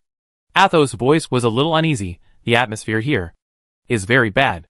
The old priest said that where the forest is sick, there are often evil spirits or wounds on the earth. He used the knowledge of the tribe to interpret the scene in front of him. Lillian did not respond to Athos' evil spirit theory. Her vision was analyzing the chaotic fluctuations of the ambient at a high speed, trying to find its source and rules. This fluctuation pattern has a faint similarity to the environmental monitoring data after a small energy leak accident in the mothership laboratory in her memory, but the intensity and degree of disorder are far beyond that accident. The further we went, the more shocking the scene became. The twisted trees were completely dead, leaving only charred branches that stretched toward the gray sky like ghost claws. The ground was covered with thick ash and a deep purple moss that looked like coagulated blood. The dark red soil was exposed, reflecting a metallic luster under the sparse light. The smell of sulfur and burning in the air became stronger, mixed with a faint, nauseating sweet fishy smell. The restlessness of the ambient also reached a new height. The wrist interface of Lillian's life support device was slightly hot, and warnings of violent disturbances in the energy field continued to be transmitted. The data stream in the field of vision flickered like crazy. Ambient concentration. Peak value exceeded 780% of the baseline value. Purity. C. Fluctuation index. Danger. High-frequency energy spikes may interfere with equipment. Low-frequency energy vortex may cause biological discomfort/mutation. Warning. The ambient field is highly unstable. The energy absorption efficiency of the life support device has decreased by 15%. The passive protection field is at risk of intermittent overload. Suggestion. Start the local ambient stabilization field, energy consumption, 0.3% per hour. Lillian immediately implemented the suggestion. An extremely weak, almost invisible energy field spread from her wrist, barely suppressing the restless ambient fluctuations within a few meters around her to a relatively controllable level. Her own energy absorption efficiency has returned to normal, but maintaining this stable field requires continuous energy output. Follow closely. Lillian issued a clear action order to Athos for the first time. Her voice was still calm, but Athos could hear a hint of unusual solemnity from it. She quickened her pace, heading towards the core area where the ambient fluctuations were the most intense, and where crimson spots flashed on the map. Athos' heart trembled, and he dared not neglect it. He followed closely behind Lillian, almost following her footsteps. The sky guide in his hand seemed to feel the strangeness of the environment. He felt a subtle tingling sensation in his hand, as if disturbed by an invisible force. The core area of the scorch-marked belt was like the entrance to hell. The huge, charred and twisted tree stumps seemed to have been struck by lightning countless times, scattered around the cracked mud that was flowing with dark red viscous liquid. Bubbling bubbles kept coming out of the mud, and when they burst, they emitted a strong stench of sulfur. The air was filled with purple mist with metal particles, and visibility dropped sharply. The dark purple moss on the ground was wriggling like a living thing, and wherever it passed, even the ashes were swallowed up. The scream of ambient almost became real in Lillian's perception. The local stable field maintained by the life support device emitted a low hum, and the energy consumption reading was slowly and steadily rising. Warning: high concentration of inert heavy metal aerosol detected, inhalation risk. Strong acidic soil solution detected, contact corrosion risk, target, core signal source distance, 1.2 kilometers. Environmental threat level, high. Lillian stopped and took out a thumb-sized metal cylinder from the side pocket of her backpack. She pointed one end of it at the ground and pressed the button. Swish. An invisible force field spread out, instantly repelling the dark purple moss and sticky dark red mud within a diameter of about 2 meters under her feet, revealing the relatively dry, gray-white hard surface below. She motioned for Athos to stand up. Athos looked at this magical scene in surprise, and hurriedly stepped onto the safe area that had been cleared. The feeling of being on the ground made him feel a little relieved, but the purple moss that was squirming around like a living thing and trying to surround him again, as well as the suffocating smell in the air, still made his scalp numb. Lillian did not pause, and stepped forward again. The metal cylinder in her hand continuously emitted a slight repulsive force field, creating a short safe foothold in front. Athos followed closely behind, and every step he took was on the pure land opened up by the gods, his heart filled with the relief of surviving a disaster and the fear of the unknown road ahead. The dead silence of the scorched belt was broken, and in the distance, a low and strange roar was faintly heard. It was as if something huge was churning in the sticky mud. Lillian's vision instantly locked the direction of the sound source, and the scanning beam was shot out silently. Athos clenched the totem staff in his hand, his knuckles turned white, and his green eyes looked vigilantly into the depths of the purple fog. At the end of the withered forest, the restless ambient core, the signal source buried deep underground, and the unknown threats hidden in the purple poisonous miasma and the charred mud. Every step through the scorched belt is like walking on a knife edge. Chapter 34. A deep, threatening roar echoed in the purple poisonous miasma, getting closer and closer. The scanning beam projected by Lillian's wrist device was like an invisible probe, piercing through the fog and instantly locking onto the target. In the field of vision, a huge, twisted dark red heat source outline was moving rapidly in the sticky mud, stirring up the filthy mud. Target identification: large mutant creature, morphological characteristics, similar to a giant lizard, but enlarged by 350%, with hyperplastic keratin tumors and dark red scales, heavy metal deposition on the body surface. Life signal: strong, abnormal fluctuations, affected by ambient pollution? Threat assessment: high, physical aggression, may carry pollution/toxins. Action recommendation: non-lethal expulsion, beast repelling light wave 2.0 deterrence mode. Lillian's reaction was as fast as lightning. She did not hesitate at all. While locking onto the target, the life support device interface on her left wrist flashed. Command: activate beast repelling light wave 2.0 deterrence mode. Target: mutated giant lizard, 70 meters ahead, in the swamp. Energy injection: 1.2%, coverage, strong deterrence. Wavelength/frequency band: 486.1 nanometers, blue light, plus theta delta low frequency ambient field, top predator deterrence. Release: buzz, a blue halo that was far more condensed and deeper than when she dispersed the wolves at the edge of the tribe instantly spread from Lillian's wrist. The halo was like a living tide, accurately rushing towards the giant lizard rolling in the mud. There was no earth-shattering explosion, no piercing roar, only a silent flow of a blue field with supreme majesty, completely covering the giant lizard and the rolling mud around it. Hiss! The giant in the swamp instantly stiffened. The instinctive fear of the existence that could not be resisted, which came from the depths of its blood, pierced its polluted and restless ambient twisted nerves like a cold steel needle. Its amber vertical pupils full of tyranny and greed were instantly filled with boundless horror and confusion. Deadly threat. Incomprehensible terrifying pressure. Escape. Must escape. The mutant giant lizard let out a short and fearful hiss, and its huge body twisted wildly.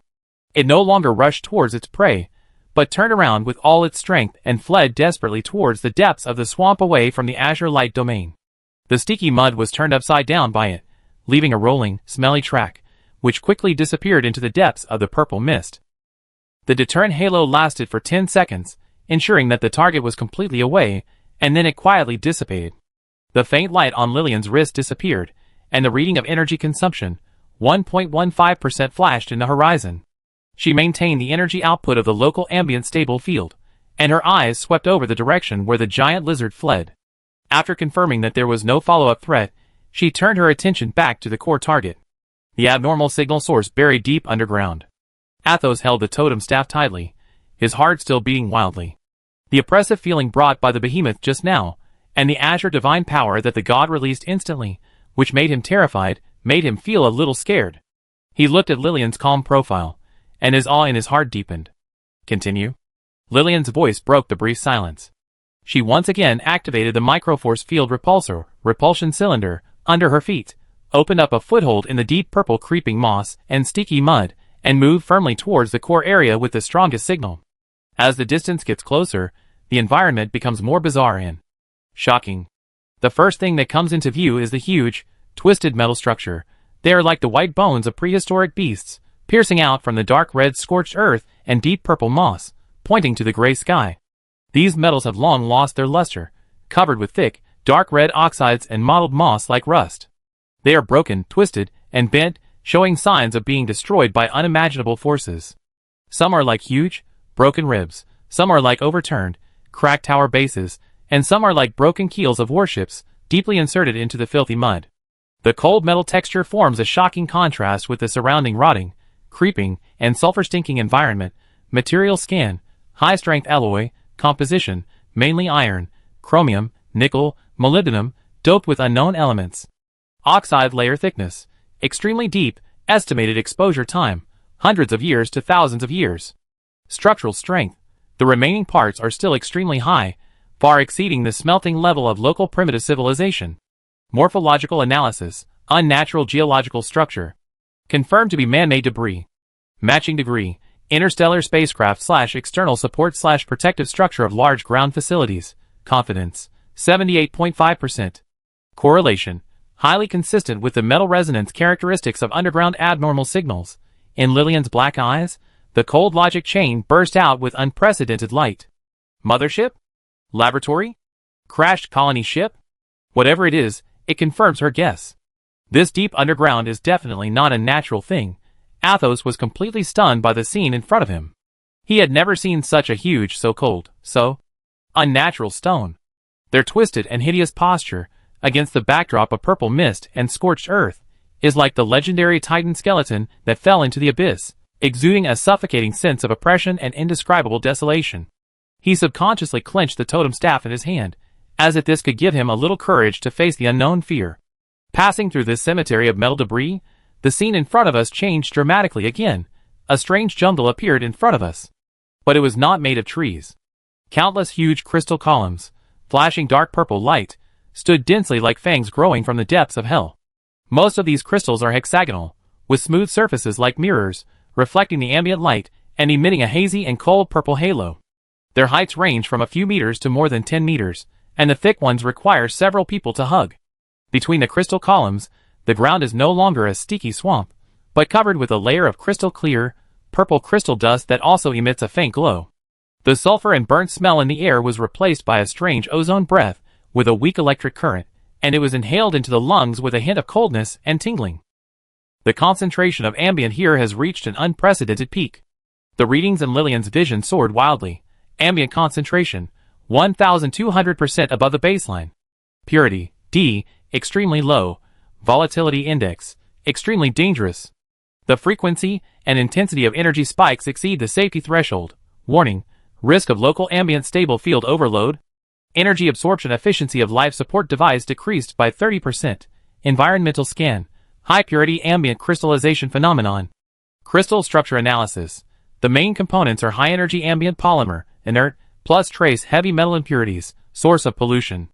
Cause of formation, long-term enrichment of high concentration ambient plus specific geological / metal catalysis, to be investigated. Crystal cluster forest. Lillian whispered to herself, with a hint of cold confirmation in her tone. She increased the energy output to maintain the stable field. Energy consumption increased to 0.5% per hour, and barely resisted the impact of the violent ambient from the outside world. She carefully stepped into this strange forest composed of huge purple crystals, and the crystal dust under her feet made a subtle rustling sound like stepping on broken glass. Athos followed closely behind, and was completely shocked by this jungle emitting strange purple light. He looked at the huge crystal pillars in awe, and their smooth and cold surfaces reflected his tiny figure. He couldn't help but stretch out his fingers and gently touch the surface of a crystal pillar next to him that was only slightly taller than him. An extremely weak, but extremely clear electric current tingling sensation instantly came from his fingertips. Athos suddenly retracted his hand, and his green eyes were full of horror. This stone. Is it alive? Or contains some terrible power? Don't touch it. Lillian's cold voice came, with an unquestionable warning, energy. Unstable.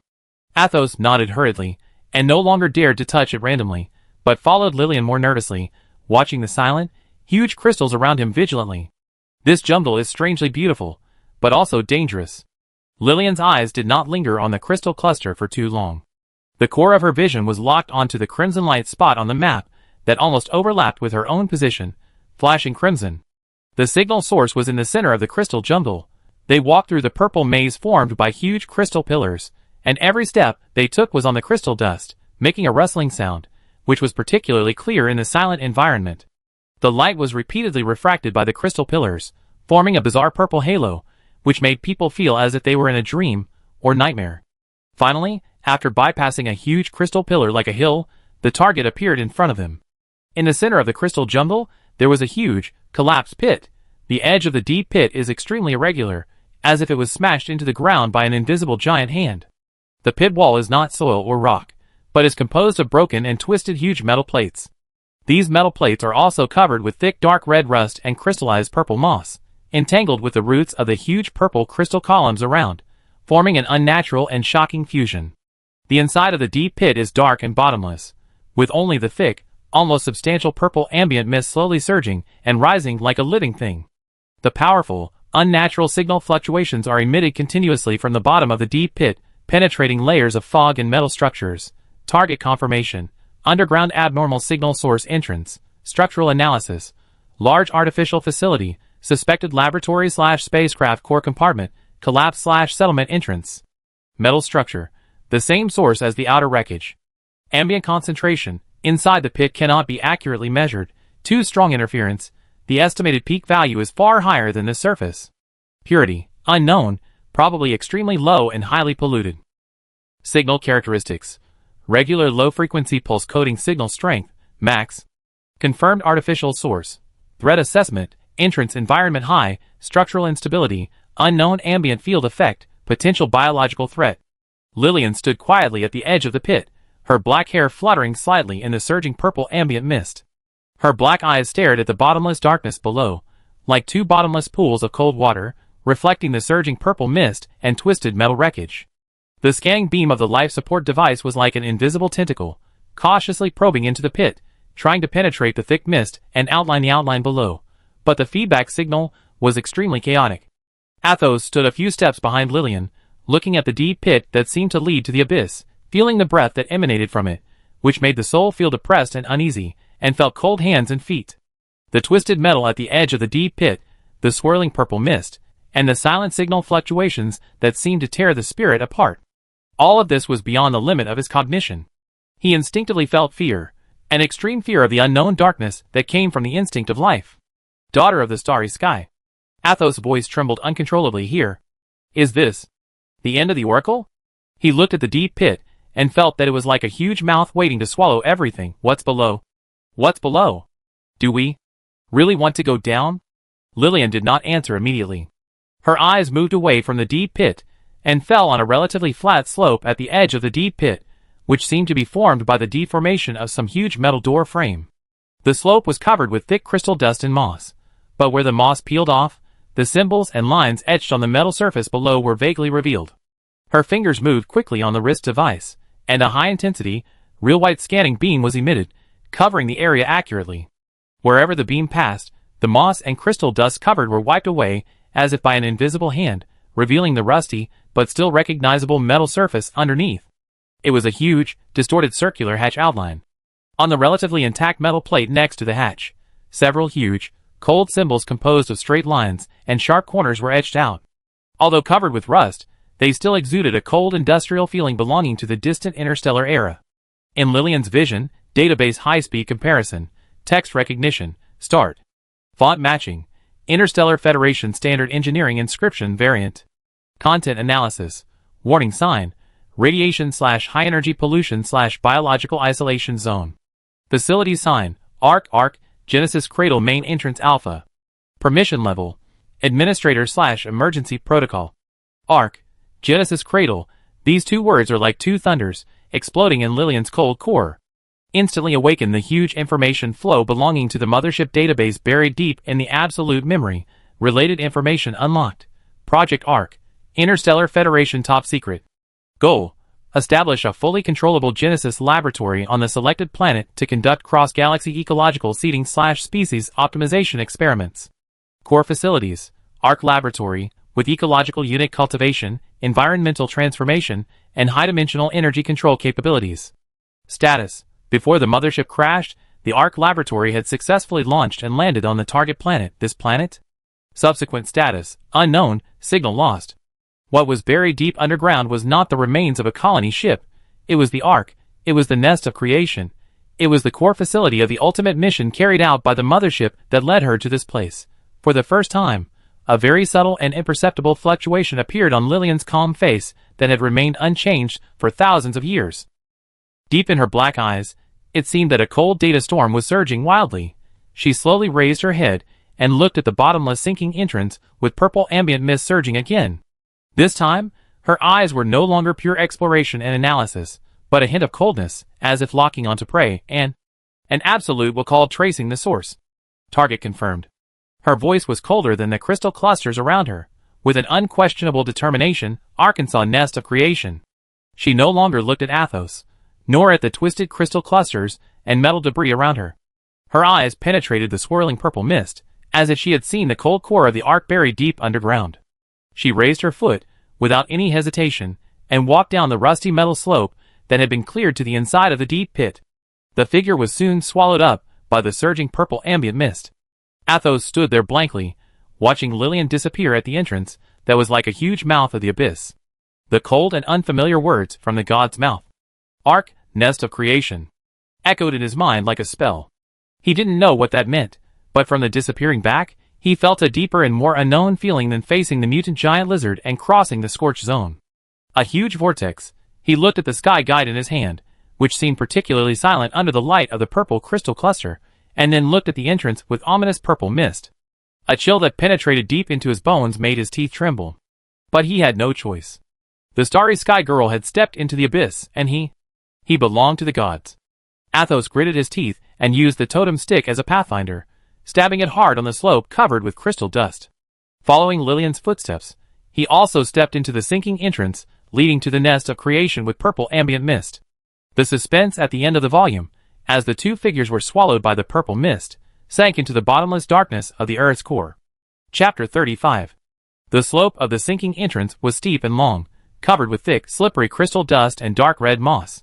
The surging purple ambient mist was like a viscous liquid, with a strong sense of energy radiation and the cold breath of metal rust, enveloping the two people walking down.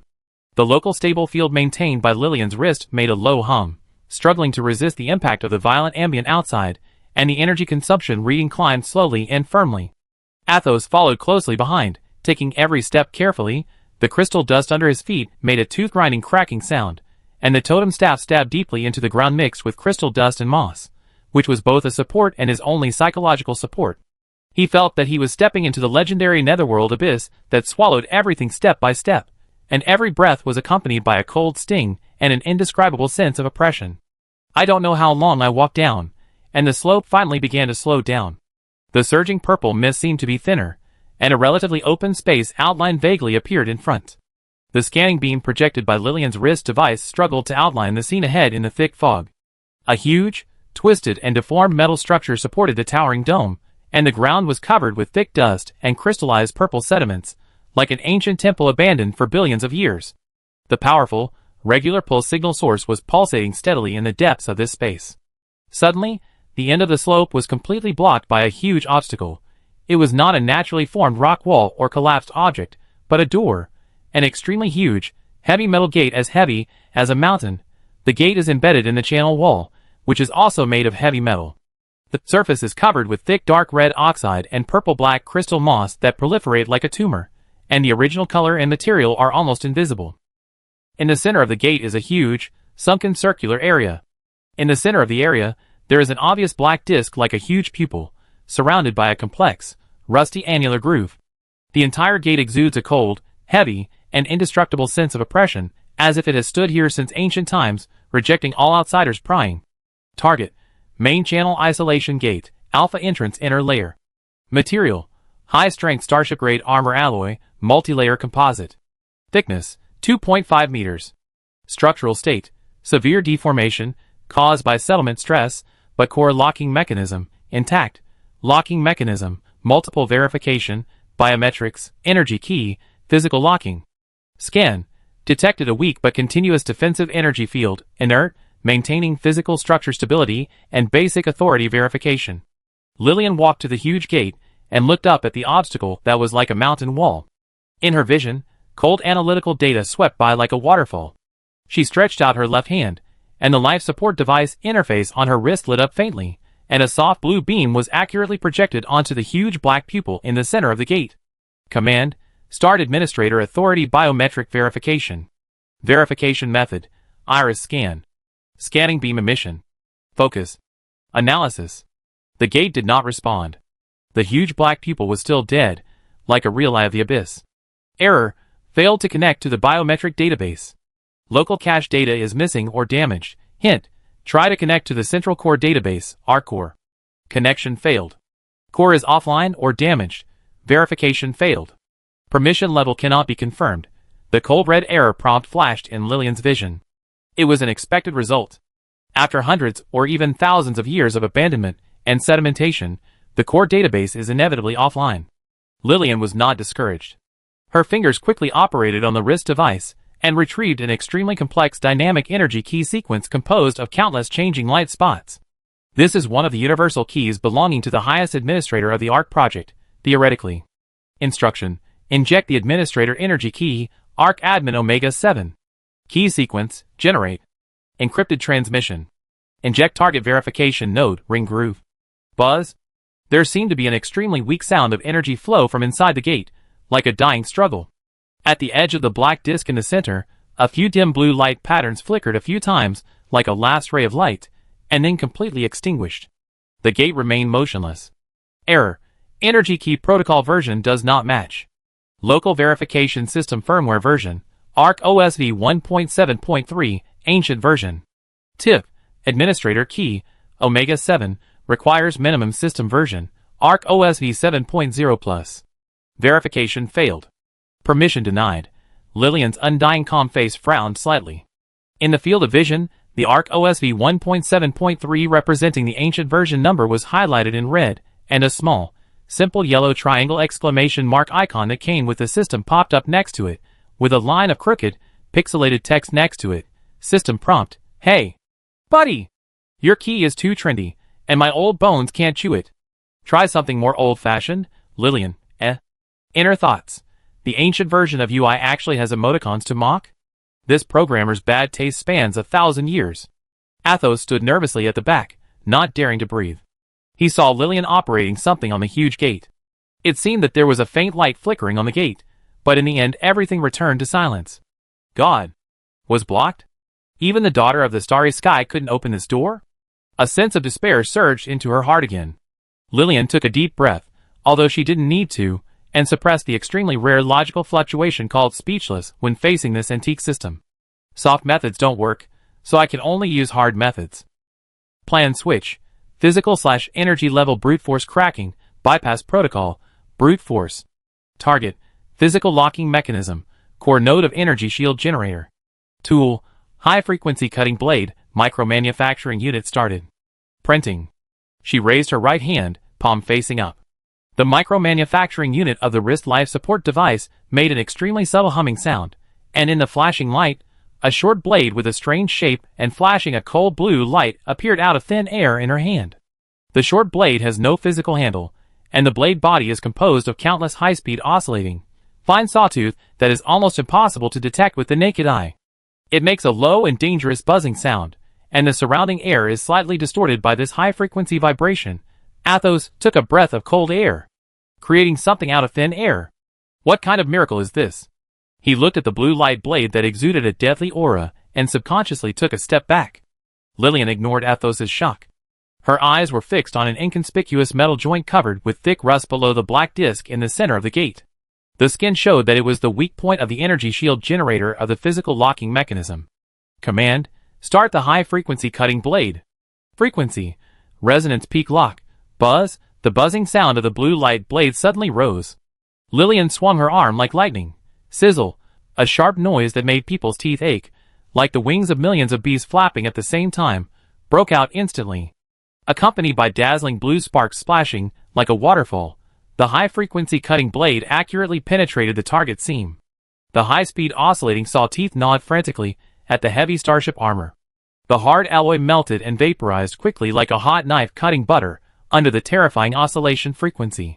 The strong smell of burning metal mixed with ozone instantly spread. The dark red rust and purple-black moss peeled off and carbonized under the energy impact like living things. Cutting depth: 0.5 meters, 1.0 meters. Warning: internal defense energy detected. Field counterattack. strength, low, system energy shortage, counterattack method, strong electromagnetic pulse, EMP, interference, ZZ. An invisible electromagnetic pulse suddenly burst out from the cutting point. The life support device on Lillian's wrist instantly burst into a series of sparks. The projected scanning beam and the operation interface flickered violently, twisted, and issued a piercing alarm. Warning! EMP impact. Some modules of the system are temporarily down. Passive protection field overload. Her body shook slightly and stabilized forcibly, but the buzzing sound of the cutting blade became a little disordered. Athos felt a buzz in his head, as if he was hit hard by a heavy hammer. A strong sense of dizziness and nausea came instantly, his eyes went black, and he almost fell to the ground.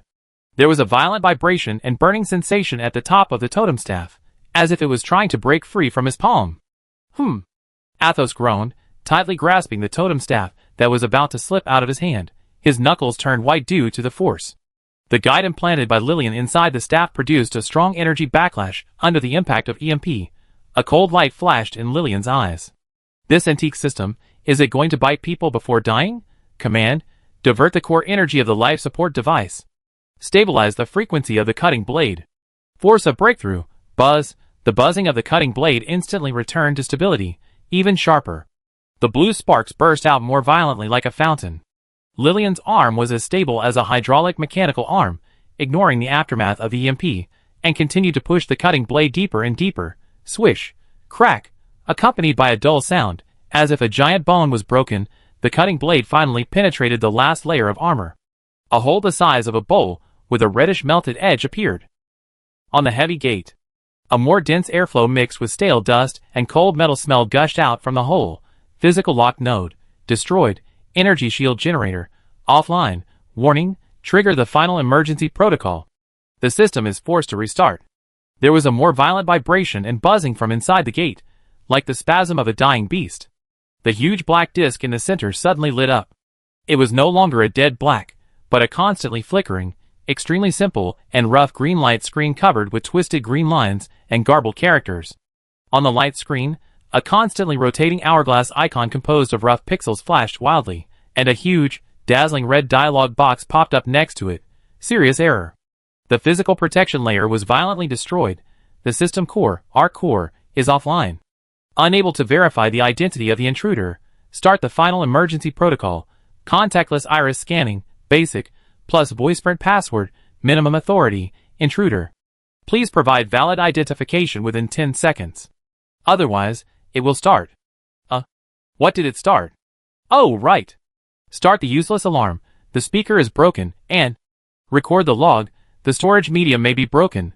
This emergency prompt full of ancient network slang and helpless emoticons, combined with the rough green UI interface, like children's graffiti, makes this indestructible ancient gate instantly reveal a strong sense of humor and powerlessness that spans thousands of years.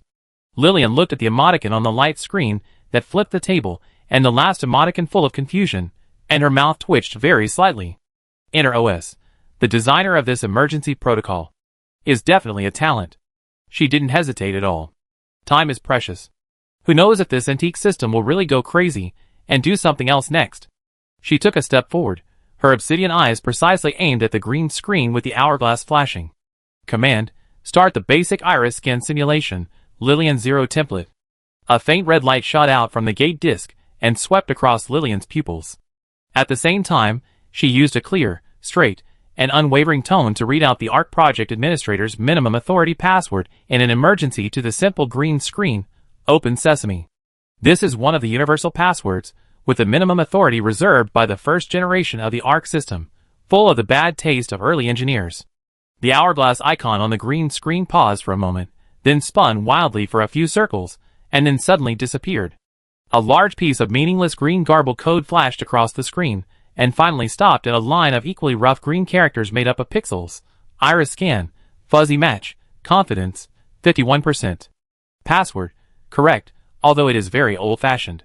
Permission level, temporary visitor, lowest. The emergency agreement has been passed. Let them pass. Reminder, remember to bring your keys next time. It is not civilized to violently dismantle the door. Accompanied by a groaning sound that made one's teeth ache, as if the huge gears and hydraulic rods that had been rusted for thousands of years were forcibly pried open, The huge metal gate that was as heavy as a mountain began to tremble violently. The heavy rust and crystallized moss covering it fell like a rainstorm. The door body slid inward very slowly and reluctantly with a harsh metal friction sound, opening a gap that was barely enough for one person to pass through. A colder, more stale wind with a strong smell of engine oil and unknown chemicals instantly rushed out from the crack of the door, blowing Lillian's black hair and Athos's robes. The door opened. Chapter 36. The heavy metal gate, as heavy as a mountain, slid open with difficulty, with a piercing groan, a gap that was only wide enough for one person to pass through. Instantly, a colder, more stale wind mixed with strong engine oil, pungent chemicals, and an indescribable smell like a metal tomb, like a sigh suppressed for thousands of years, gushed out from the crack of the door. This airflow was also mixed with fine, glowing purple crystal dust, which was like countless tiny ghosts flying under the faint purple light from the crystal cluster jungle behind the gap in the gate. Warning: high concentration of inert nerve gas residue detected, has decayed below the safety threshold. Inert radioactive dust detected, background level, negligible.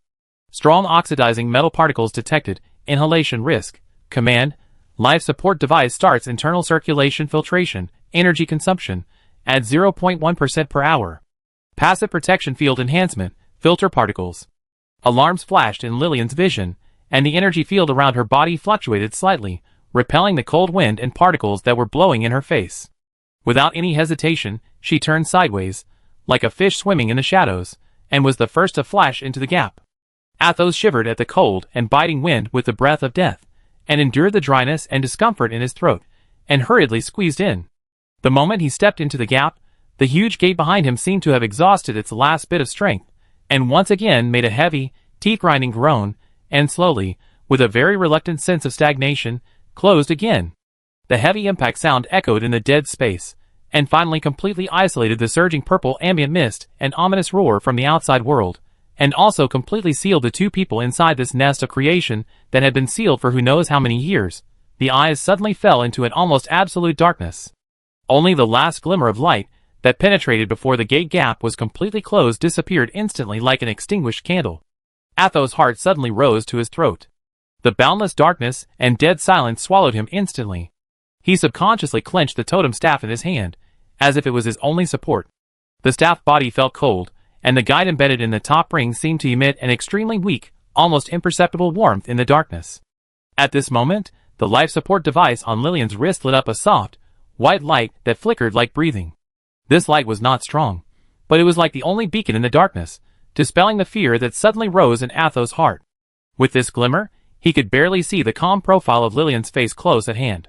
Then, a brighter, more substantial white beam shot out from Lillian's wrist, piercing the thick darkness like a sharp sword. Where the beam swept, a space so huge that it was suffocating, and had been silent for who knows how many years, slowly unveiled its mysterious and shocking veil in front of the two. The beam first illuminated the towering arc-shaped dome covered with complex geometric pipelines and huge supporting ribs. The height of the dome was far beyond imagination, like a temple of gods, and it disappeared into deeper darkness at the end of the beam. The surface of the dome was covered with thick gray dust and spiderweb-like crystallized sediments, as if covered with a layer of stale shroud. The beam moved down.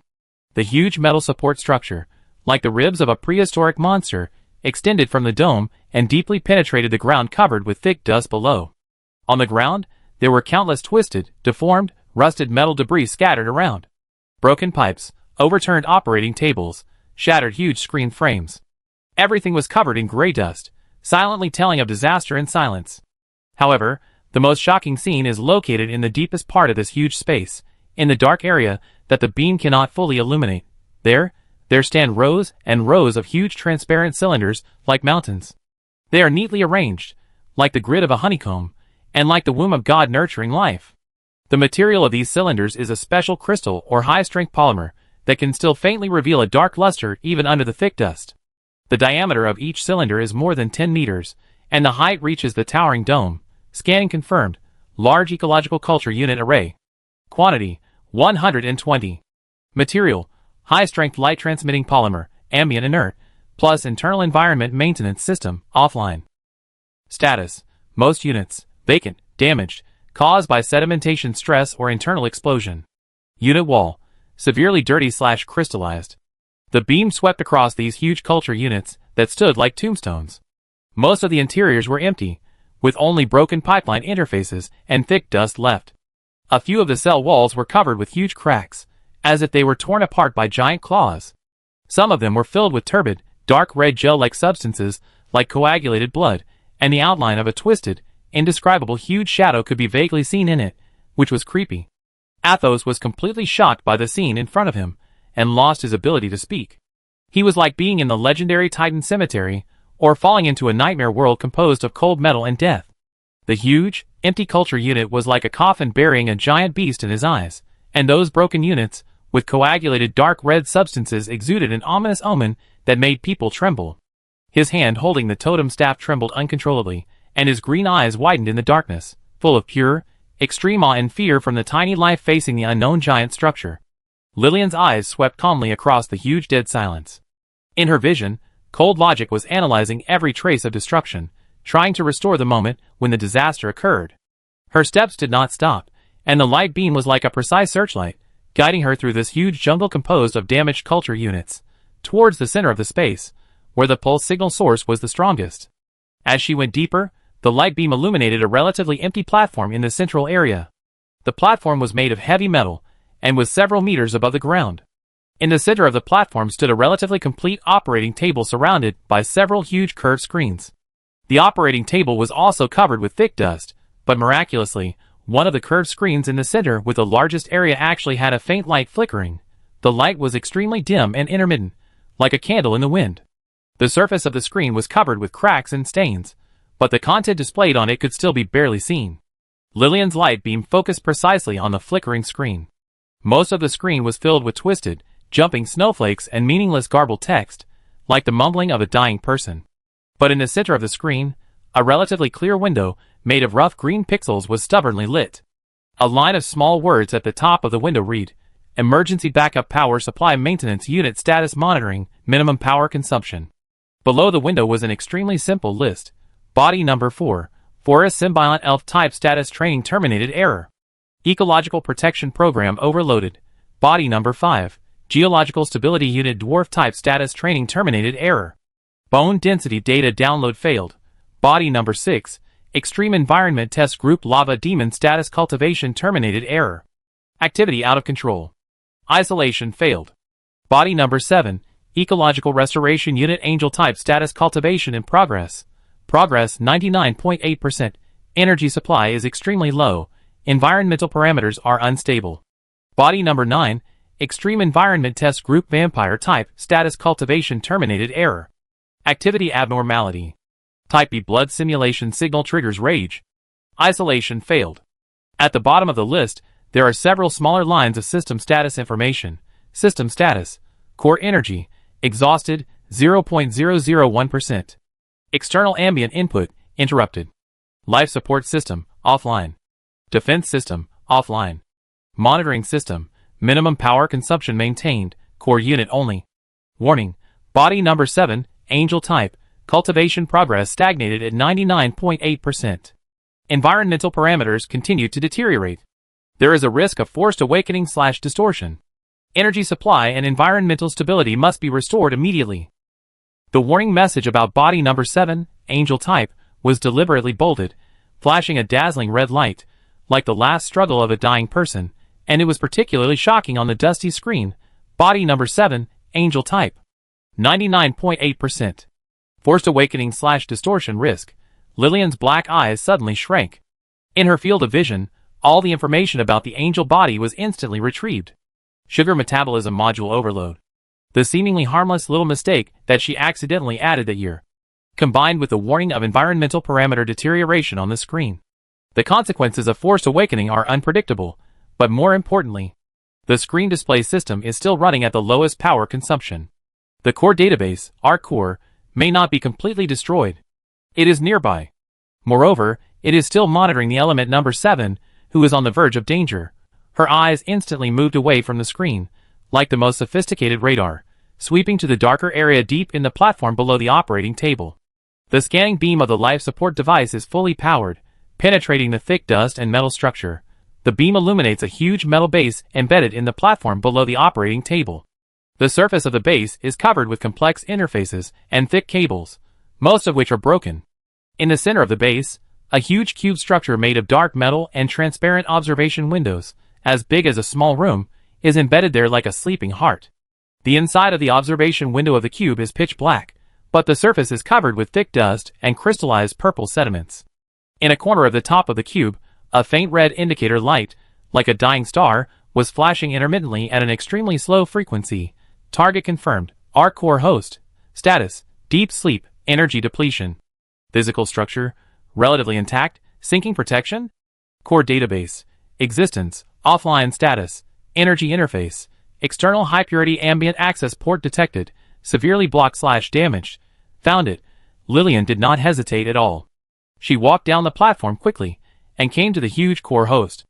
Ignoring the heavy dust and crystallization on it, she stretched out her left hand, and the life support device interface on her wrist lit up again. This time, it was no longer a scanning beam, but several extremely thin probes flashing with a faint blue light.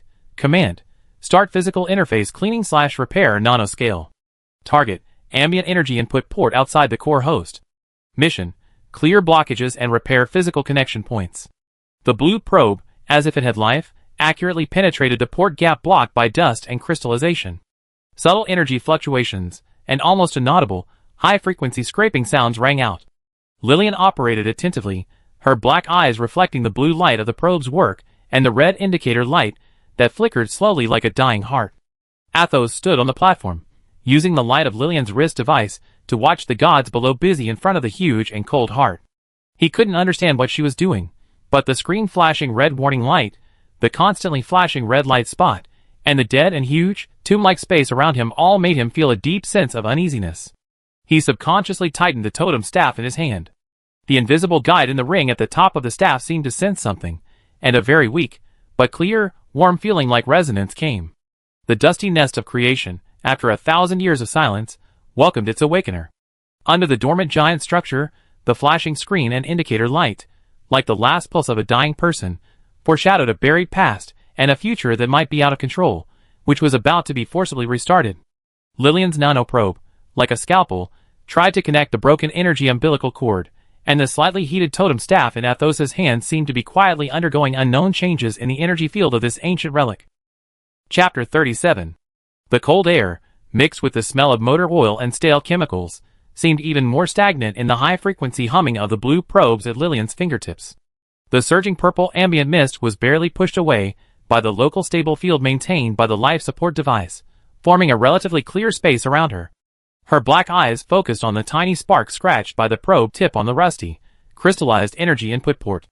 Physical interface cleanliness, 87%, 92%, 97%. Metal oxide stripping completed. Crystallized deposits removed. Core energy conduit physical connection point, exposed. Status: moderate corrosion, but structurally intact. Instructions: start nano-level repair. Goal: establish a stable energy transmission channel. The blue light of the probe became more condensed, no longer scratching, but like the most precise soldering pen, releasing extremely fine energy flow, carefully filling the pits on the surface of the metal conduit and reshaping the key connection nodes. Athos held his breath, stood on the edge of the platform, and tightly grasped the sky guide in his hand. The warm feeling from the top of the wooden staff did not subside. Instead, in this dead and oppressive space, as Lillian operated, it seemed to resonate more deeply with some sleeping giant.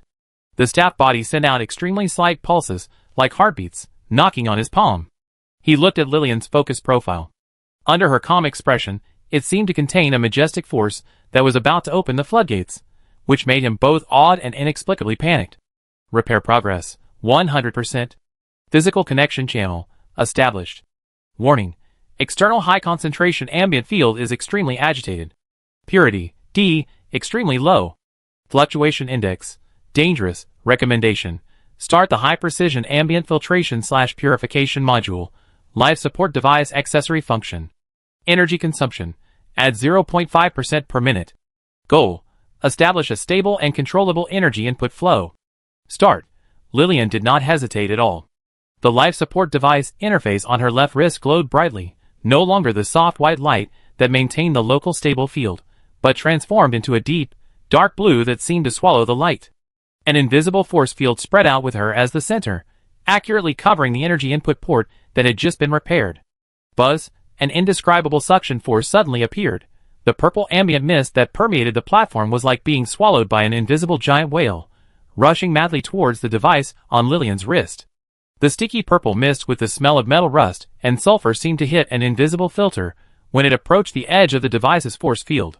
The violent energy spikes were forcibly smoothed, the chaotic and disordered fluctuations were sorted out, and the inert heavy metal particles and strong oxidizing impurities mixed in them were peeled off layer by layer, rejected, and annihilated. Filter module started. Operating efficiency, 98.7%. Purification efficiency, 72.5%, limited by the ambient purity of the environment. Output ambient purity, B+, stable. Energy flow intensity, increasing. After being filtered and purified, the ambient is no longer a dirty purple, but has been transformed into a relatively pure energy torrent that flashes with a deep blue-white halo. Like a tamed liquid lightning, it extends along the umbilical cord composed of pure energy from Lillian's life support device and is accurately injected into the newly repaired energy input port of the ARC core host, ARC core, Zila.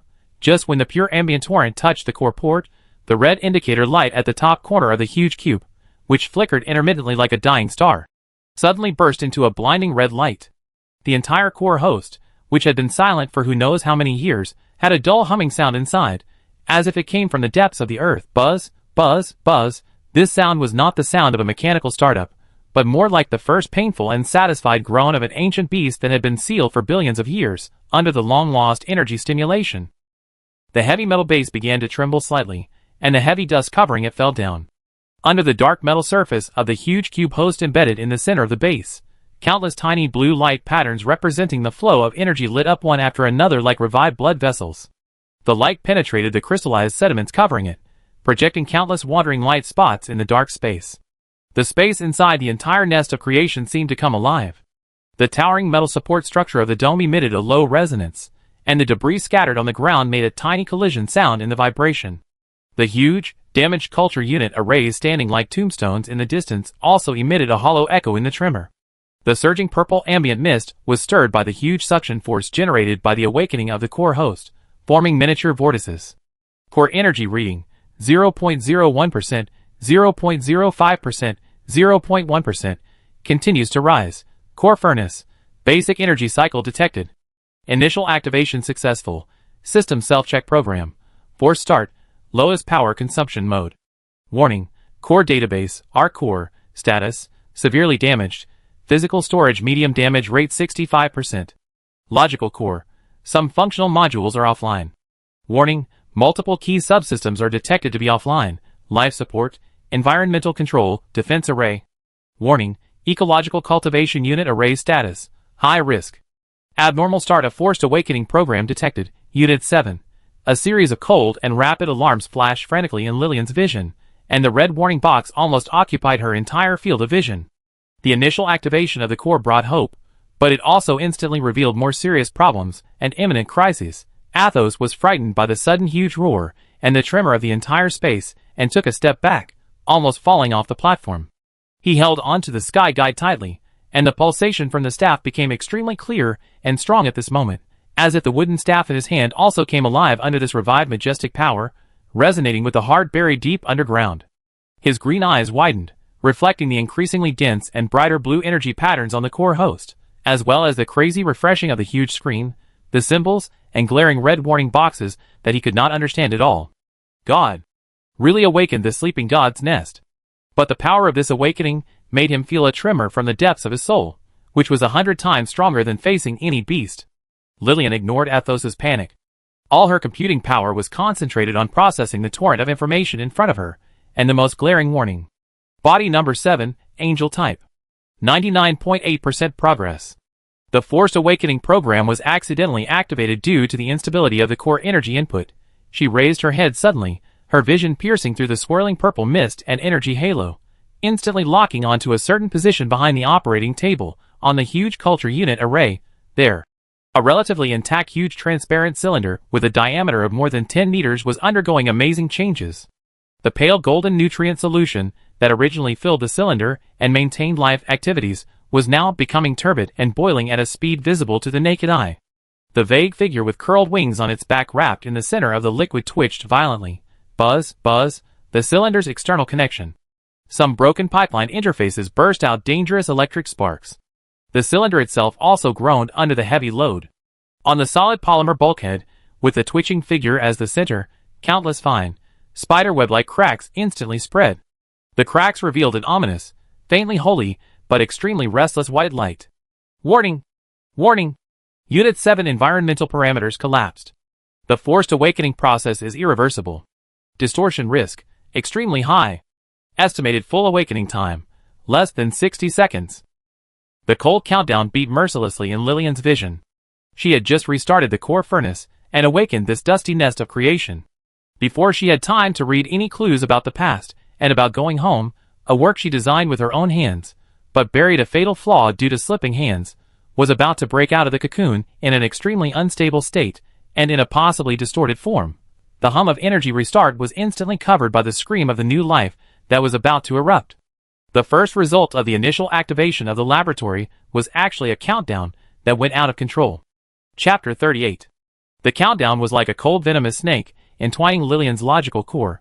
Estimated time for full awakening, less than 45 seconds. In the field of vision, the warning box representing the number 7 cultivation chamber of unit flashed a dazzling red light, and the spiderweb-like cracks on the cabin wall were spreading and deepening at a speed visible to the naked eye. The ominous white light inside was getting brighter and brighter, as if something was struggling madly in it, eager to break out of the shell. Distortion risk, extremely high. Lillian did not pause at all. The life support device maintained the energy injection into the core host energy port to ensure that the heart that had just revived would not be silent again. At the same time, her right hand was raised like lightning, and the light of the wrist device turned from dark blue to blazing white. A condensed scanning beam was instantly shot out, accurately covering the cultivation unit that was about to explode. Target, Ecological Restoration Unit Number 7, Angel Type. Status, Forced Awakening Process out of control. Environmental parameters collapsed. Energy circuit overload. Emergency intervention plan. 1. Physically destroy the unit. Lowest energy consumption, lowest risk. 2. Try to access the boot program to stabilize the awakening process. High energy consumption, high risk. The data stream of Plan 1 flashed in Lillian's vision. Destruction is the most rational choice. A high-level creation that may be distorted and has unknown power. Its threat level is difficult to estimate. With her current energy reserves in control, physical destruction is the best solution. However, just when Plan 1 was about to be executed, a window suddenly popped up in the vision core. It was the original design blueprint fragment of element number 7 that she had just extracted from the self-check program that was forcibly started by the core host. Ecological Restoration Unit, Angel Type, Design Goals, Environmental Toxin Decomposition / Neutralization, Efficiency, S. Ecological Stability in High Radiation Areas, Tolerance, S. Guide Benign Ambient Cycles, Affinity, SS. Assist in the reconstruction of intelligent biological communities, Communication, A+. Core Defects, Known Sugar Metabolism Module Overload, version 1.0. In the blueprint fragments, the perfect design with light wings on the back and a blurred face, but exuding a peaceful atmosphere forms a shocking contrast with the twisted and twitching figure in the incubator at this moment, emitting a restless and ominous light. She designed it herself. It was a defect buried by her slip of the hand. It is her responsibility. The cold logic chain was instantly hit by an indescribable data flow. The stars drawn by Athos on the sand, the gratitude in the old woman's turbid eyes when she was briefly comforted by the divine light of life, and the sentence, "This is a secret that belongs only to you." No words are needed engraved in the core memory. These messages marked as non-essential emotional data fragments are now like a reverse invading virus, interfering with the execution of the destruction command. Target locked. Ecological Restoration Unit Number 7, Angel Type. Lillian's cold voice sounded in the dead space, with an unquestionable determination, both an order to the system and a declaration to herself. Execute Plan 2. Access the boot program and stabilize the awakening process. Command confirmed.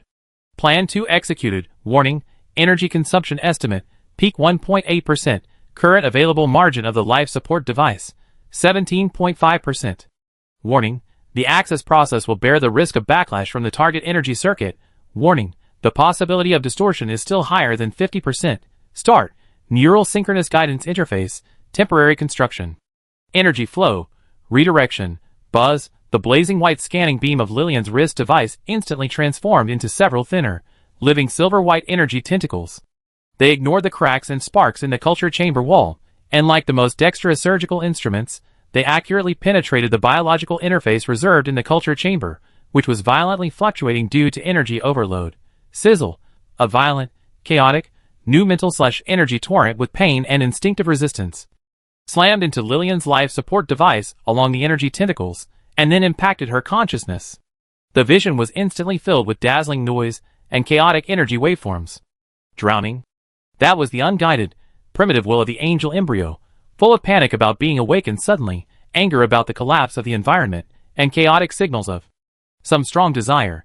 Psychological synchronization rate, establishing 15%. Encountering strong rejection. Target mental field, highly chaotic. Core demand identification, energy. Satisfaction? Lack? Key interference frequency, abnormally active sugar receptor nerve signals detected. Intensity, max. Interfering with core consciousness. Sugar. Metabolism module. Overload. Lillian gritted her teeth. Although she didn't need to breathe, this action seemed to help her concentrate her computing power, forcibly resisting the impact of this chaotic torrent. The life support device emitted an overloaded hum, and the energy output that maintained the local stable field fluctuated slightly. Athos was terrified watching on the platform. He couldn't see the confrontation between the energy tentacles and the mental level, but he could see that Lillian's body trembled violently, and her originally stable standing posture shook very slightly. What was even more terrifying was that the huge transparent cocoon was shaking crazily, with cracks covering the entire surface, and the blinding white light was almost swallowing everything. The silhouette of the winged figure inside was twisting violently, as if it was about to turn into a predatory monster and break out of the wall in the next second. The totem staff in his hand was shaking violently, and the ring on the top even emitted a low, buzzing resonant sound, and the staff was scorching hot, forcefully suppressed the interference frequency. Inject stabilized ambient flow, boot program loading, basic survival instructions, environmental cognition module, language core, Interstellar Federation standard language.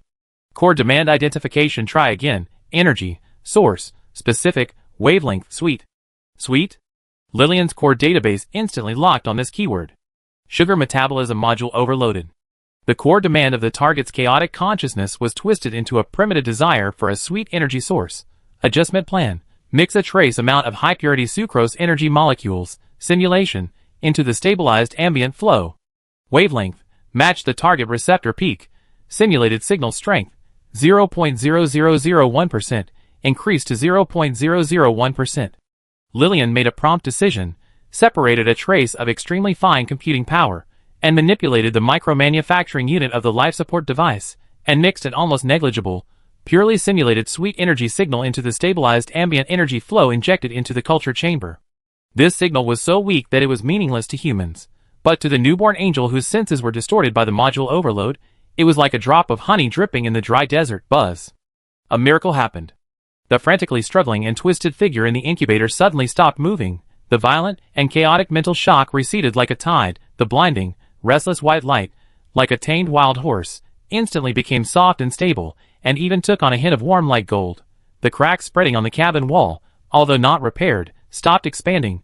Mental synchronization rate, 40%, 65%, 82%. Stable. Target mental field, tends to be stable. Core demand, satisfied, weak. Forced awakening process, included in controllable guidance. Distortion risk, reduced to 15%. Physiological parameters, fast and stable. Vital signs, strengthening success. Although it is only a temporary comfort, taking advantage of a design flaw, at least the out-of-control process is forced into the guided track. Lillian breathed a sigh of relief, and the red alarm box in her vision was reduced by more than half. She maintained the connection of the energy tentacles, continuously injecting the stabilized ambient flow and the tiny sweet analog signal, as if comforting a baby about to explode. The light in the incubator became warm and sacred, and the outline of the curled figure gradually became clear and stretched. The curled wings slowly opened, revealing the smooth back, and the light golden light flowed on the edge of the feathers. A face as exquisite as a work of art loomed in the pale golden halo, with a slightly frowned brow, as if he was still adapting to this sudden birth. Athos opened his mouth wide, and his green eyes were filled with unspeakable shock. He witnessed a miracle with his own eyes. No, it was a creation more incredible than a miracle. That figure that returned to tranquility and holiness from the violent chaos, those stretched wings of light, that face that seemed to gather all the pure beauty in the world. Is this the existence that the gods nurtured in the nest of creation? This is the life that Lady Lillian is guiding at this moment. The totem staff in his hand still resonated, but the hot and strong pulsation was gradually replaced by a gentle, resonant warmth, as if the wooden staff was also happy for the smooth birth of this new life. However, Lillian did not dare to relax at all. The boot program has just started to load, the basic cognition is still being constructed, and the most critical language core and environmental adaptation module have not yet been completed. The defect of sugar metabolism module overload buried deep in the gene is like a time bomb, which was only temporarily appeased by the sweet simulation signal, but not eradicated. Her creation plan was forcibly launched at the critical moment, and the first goal was initially stabilized. The angel-type ecological restoration unit. But can this fragile newborn really become an angel to repair the world as the design blueprint wishes, or will it be backfired by the fatal sweet defect at some point? The hum of the core furnace is low and stable, providing energy for this dusty laboratory.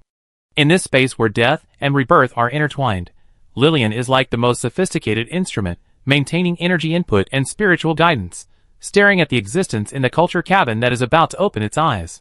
The first achievement of the nest of creation is bathed in a pale golden light, waiting to make its first cry to the Creator, who gave her life. Chapter 39. The light in the incubator stabilized at a soft light golden color, like the dawn.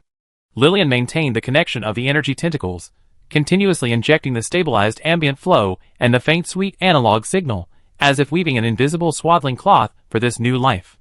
The curled figure in the cabin has completely stretched out, and the smooth wings are like the finest silk, flowing with a warm luster in the halo. On the exquisite and flawless face, the tightly furrowed brows gradually relaxed, and the long eyelashes trembled slightly like butterfly wings, as if they would open in the next second. The basic modules of the boot program.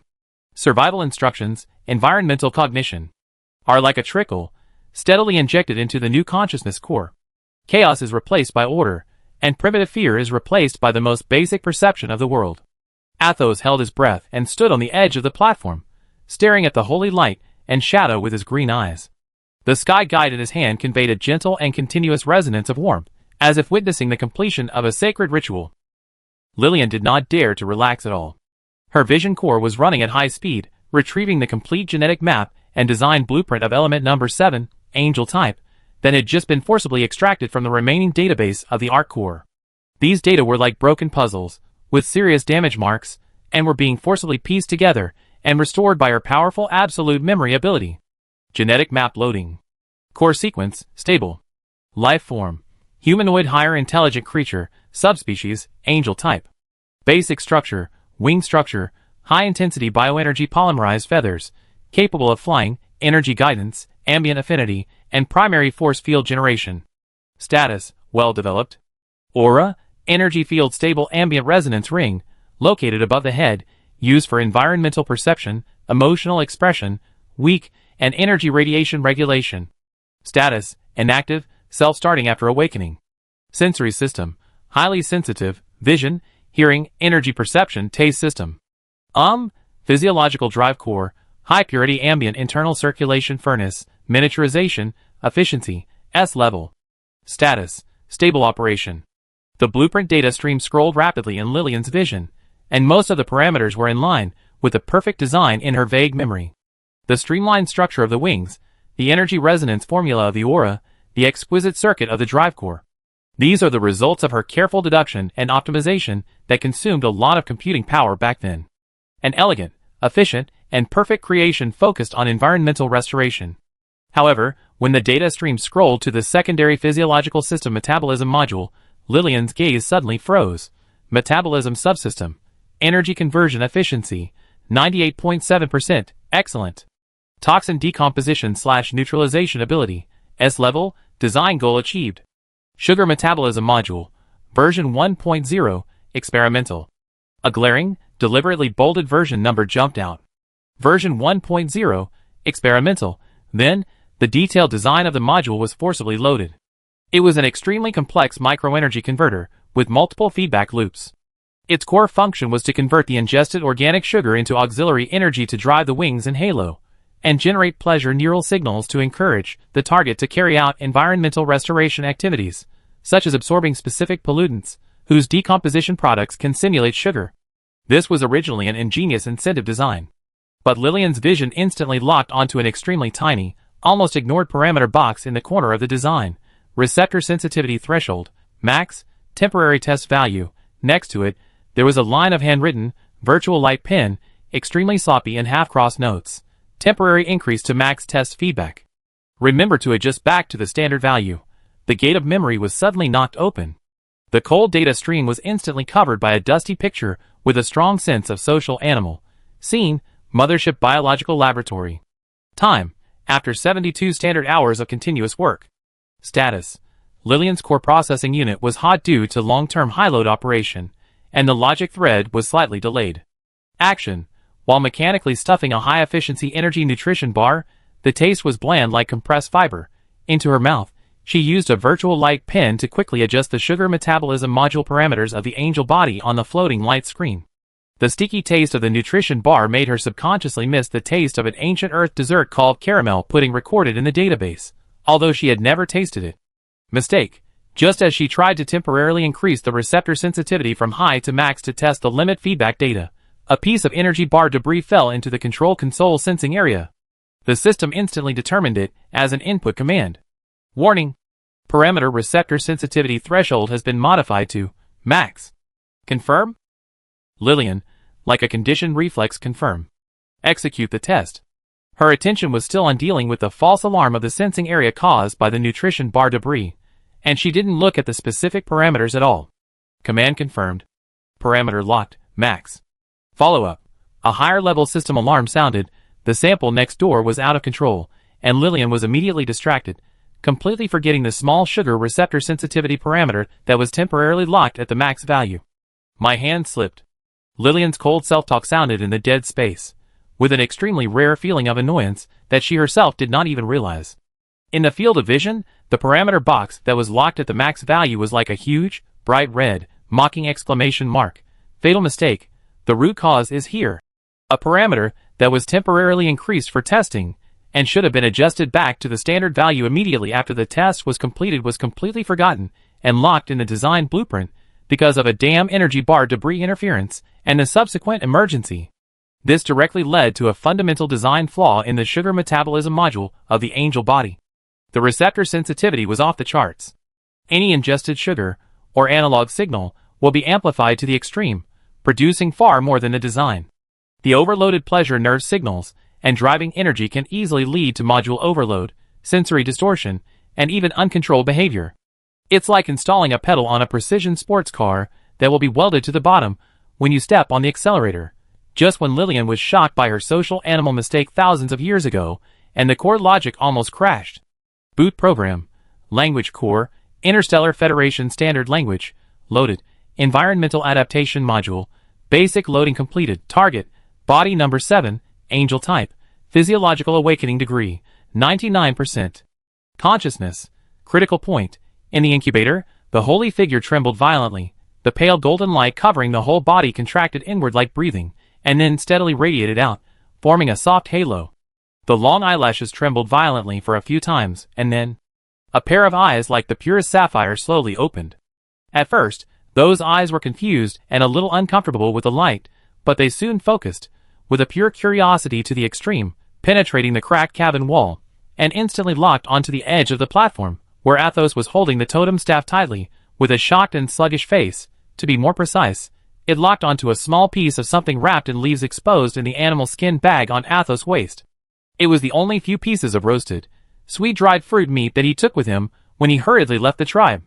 Although its sugar content is far less pure than the signal simulated by Lillian, in the perception of the newborn angel's max-level sugar receptors, it is like a beacon in the dark night, an oasis in the desert, emitting, with an incomparable temptation glow. The sapphire-like eyes suddenly brightened amazingly. Confusion was replaced by a pure desire derived from genetic instinct. At the same time, in Lillian's vision, the monitoring data of Body 7 suddenly jumped. Sugar receptor nerve signal activity. External low-purity sugar source detected. Activity surge, 200%. Overload warning. Behavior prediction.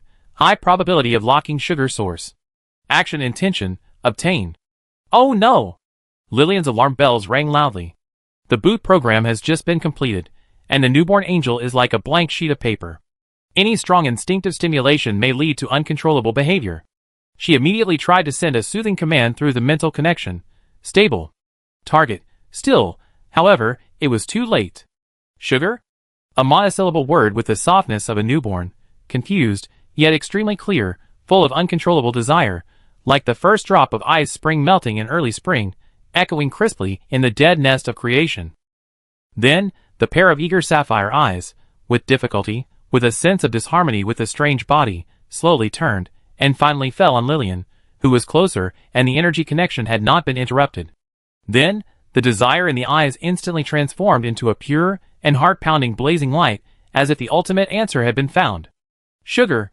Sugar! The voice suddenly rose, full of eager affirmation and demand. Along with this call, the soft holy light in the culture chamber suddenly rose. The cracked polymer cabin wall groaned under the heavy load. Lillian, Enter OS. The annual report has not been filed yet, the laboratory accident has not been dealt with, and the first perfect angel created opened his mouth and said sugar. This is a blame that cannot be shirked. And Athos was completely petrified on the spot, and the totem staff in his hand almost fell to the ground. The holy angel created by God asked for sugar at this ridiculous and dangerous moment. Woo! Woo! Woo! A sharp and rapid, completely different alarm sound suddenly exploded from the largest screen on the console that previously displayed the status of body number 7. The screen was instantly covered by a new, brighter red warning box. Warning! Warning! Sample number 7, Moonlight Moss, has leaked on a large scale. Biological contamination alarm. Warning! Warning! The activity of the culture chamber of sample number 9, vampire type, has increased abnormally. Rising. B-type blood simulation signal detected. Target falls into a frenzy. Isolation fails. Warning. Warning. Sample number 8, lava demon, is activated simultaneously. Energy requirement, heat. Maximum power. Deep in the laboratory, there are dull banging sounds and teeth-grinding metal tearing sounds. More alarm lights flashed wildly in the dark space. Purple ambient mist surged violently. Lillian had just barely stabilized an angel with sugar overload, and a bigger chaotic storm had already been completely detonated in the dusty creation nest. Chapter 40. Sugar. Sugar. The newborn angel was like a chick that had just broken out of its shell. With the most primitive desire for the world, it regarded Lillian as its only sugar source.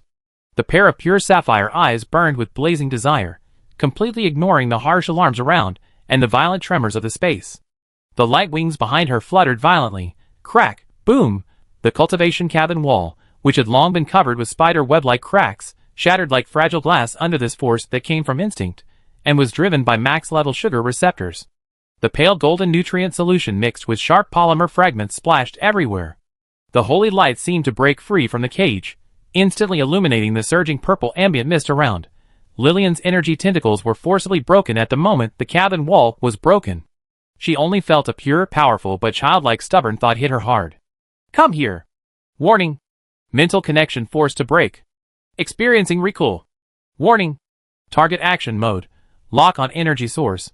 Life support device. Approach at high speed. There was no time to think of countermeasures. Lillian only saw a figure wrapped in pale golden holy light, like an arrow from a bow, ignoring the barriers of space and the scattered debris, rushing straight towards her. Bang! A soft body with amazing impact force slammed into Lillian's arms. The huge force made Lillian, an immortal with a physical strength far beyond that of ordinary people, couldn't help but take a half step back before she could stabilize her body. Then, a pair of slender, but extremely powerful arms tightly embraced her waist, and the golden head, with wet nutrient solution also buried in her neck, rubbing it eagerly like a little animal that found a source of milk. Sugar! Sugar! A soft and eager voice rang in Lillian's ears, with warm breath and a faint, strange, fresh breath like the sun shining on new snow. Lillian, Her vision was divided by a pale golden light and the red light of the alarm. Her body was stiff, and the core logic was processing multiple crises at high speed. Main alarm. Sample number 7, Moonlight Moss, leaked on a large scale. Biological contamination was spreading. From a distance, There was a rustling sound like countless broken glass rubbing against each other. A strange, fluorescent emerald green moss was spreading out of a broken pipe at a speed visible to the naked eye. Wherever it passed, the metal surface made a slight corrosion sound. Secondary alarm 1. Sample number 9, vampire type, was violent. Isolation failed. From the depths of the laboratory came a creepy scream, like metal scraping. And heavy crashes. A life signal full of violence and hunger is moving quickly. Secondary alarm 2. Sample number 8, lava demon, activated. Heat demand max. In the other direction, the temperature reading soared sharply. A dark red light lit up in the mist, accompanied by a low roar like rolling lava, and in her own arms, there was a newly born ecological restoration angel who was powerful, distorted in senses, and only knew to shout sugar persistently. Trouble. Lillian's cold self-talk was almost drowned in the alarm. She tried to communicate again with a mental connection. Body number 7. Stable. Target, disengagement. However, the only response she got was a tighter hug and a golden head rubbing harder against her neck, as well as the crying voice, repeating, "Sugar. I want sugar." Athos was completely dumbfounded. He had just witnessed the shocking scene of the holy angel breaking out of the cocoon. Before he could recover from the sacred feeling, he saw that beautiful being that seemed to be unlike any mortal being, throwing itself into Lillian's arms like a starving child, and rubbing against it to ask for candy. This huge contrast made his brain completely shut down, and he forgot to hold the guide of the sky in his hand tightly, and it almost fell off his hand. The ring on the top of the staff had once burst out with an extremely bright light of pale golden color that was the same source as the angel's holy light when the angel broke out of the cocoon. Although the light had converged at this moment, it still emitted continuous warmth and weak resonance. Lillian knew that forcibly pushing away the sugar detector in her arms by physical means would only trigger more uncontrollable reactions, such as energy bursts. She had to deal with this little trouble immediately to free up her hands to deal with a bigger disaster. Instructions. Start the micromanufacturing unit. Target. Synthesize high-purity energy crystals. Sucrose molecule simulation. Wavelength matching max receptors. Form. Sphere. Quantity. 1. Manufacturing completed. Her right hand patted the angel's back in a seemingly soothing manner, but in fact, a faint light flashed from her fingertips, and a light golden candy the size of a pinky nail, crystal clear, and exuding an extremely tempting sweet fragrance, analog signal, appeared in her palm. Candy? The angel in her arm sensed it instantly, and suddenly raised her head, staring at the small thing in Lillian's hand with her sapphire-like eyes, full of pure, almost overflowing desire. The force of the embrace loosened a little. Here, Lillian said concisely, and handed the candy to the angel. Almost instantly, the candy was grabbed by a white little hand and stuffed into her mouth. The angel narrowed his eyes in satisfaction, his cheeks puffed up a little, and he made a satisfied sound like a kitten. The restless holy light around him instantly became gentle and soft. The arm holding Lillian's waist finally loosened completely, and he held his cheeks with both hands, immersed in the extreme sweet sensory experience, and temporarily calmed down. Sugar receptor nerve signal, peak satisfied. Target behavior, temporarily stable. Window period, estimated to be less than 5 minutes, based on the simulated signal attenuation model and receptor tolerance. Huh? Lillian breathed a sigh of relief in her heart. Although it was only a temporary anesthetic, it finally bought precious time. She immediately turned her attention to the most imminent threat. The rapidly spreading moonlight moss, sample number 7. This fluorescent moss, which she developed as an efficient broad-spectrum disinfectant, once leaked, its terrifying reproduction ability and environmental adaptability are enough to cover and decompose the organic and inorganic substances in the entire laboratory in a short time, locked on the source of pollution. The rupture of the transmission pipeline in Area B7. The best response plan. Release targeted bacteriophages. The laboratory database should have the original inhibition plan. Instructions. Connect to the ARC core. ARC core. Authority. Administrator Lillian 0. Retrieve the original inhibition protocol for sample number 7, Moonlight Moss. Core response. Protocol being retrieved. Database damaged. Key fragments missing. Try to repair. The cold prompt made Lillian's heart sink. The damage to the core database is beyond expectations at this critical moment. Lady Lillian. That green thing. It's eating stones. Athos's terrified voice came. He pointed to a place not far away, and saw that the fluorescent green moss had spread to a metal wreckage, and was covering a scattered, white skeleton of an unknown beast at a speed visible to the naked eye. The bones quickly became brittle and disintegrated under the moss, and were finally completely devoured. Swallowing bones? Lillian's eyes condensed. This is beyond the original design. The decomposition targets of moonlight moss, sample number 7, were originally limited to microorganisms, organic pollutants and specific inert metal oxides. Swallowing biological bones. Is this a mutation? Environmental skin update. Moonlight moss secretions were detected to contain highly active mutant enzymes, not the original design. Decomposition range. Expanded to calcium-phosphorus compounds and some alloy substrates. Threat level. Increased to high risk. Repair of the suppression protocol failed. Backup plan. None. Trouble. Lillian's heart sank. There is no ready-made means of suppression. And the moonlight moss spreads very quickly. It won't be long before it threatens the core host and the angel beside her who is temporarily comforted by the sugar. A decision must be made immediately. Body number 7. Lillian's voice, with a tone of unquestionable command, forcibly awakened the angel immersed in sweetness. The angel held the sugar in his mouth, raised his head blankly, and looked at Lillian with sapphire eyes, with a hint of displeasure at being disturbed, but more of dependence and obedience to the sugar source. Lillian pointed to the emerald green moss that was spreading wildly and emitting an ominous fluorescence, and spoke very quickly. Target, pollution source, green moss.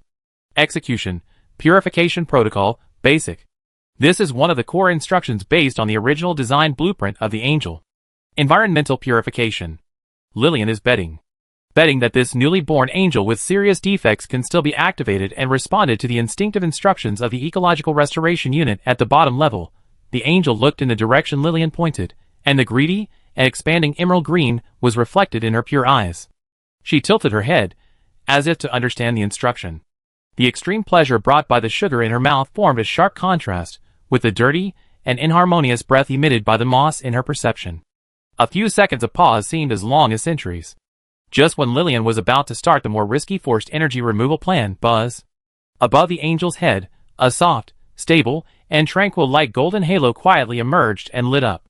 The light wings behind her stretched slightly, and dots of light golden light dust drifted from the wings. She gently raised one hand, and her white fingertips pointed to the spreading moonlight moss.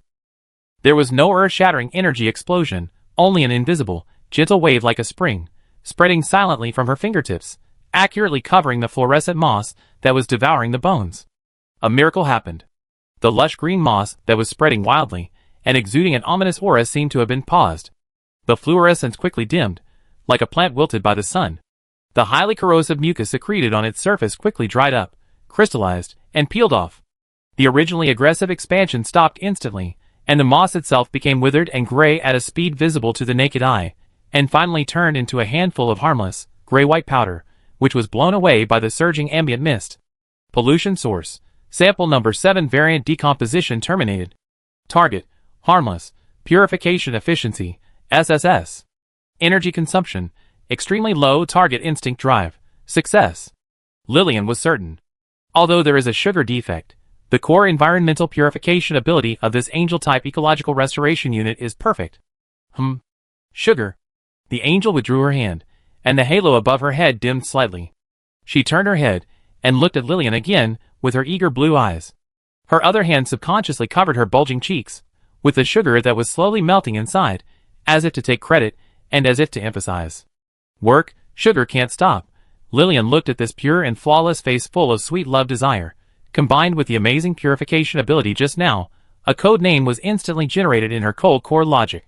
This is not a deliberate consideration, but more like a quick index label based on numbering and first impression in dealing with massive alarms and crises.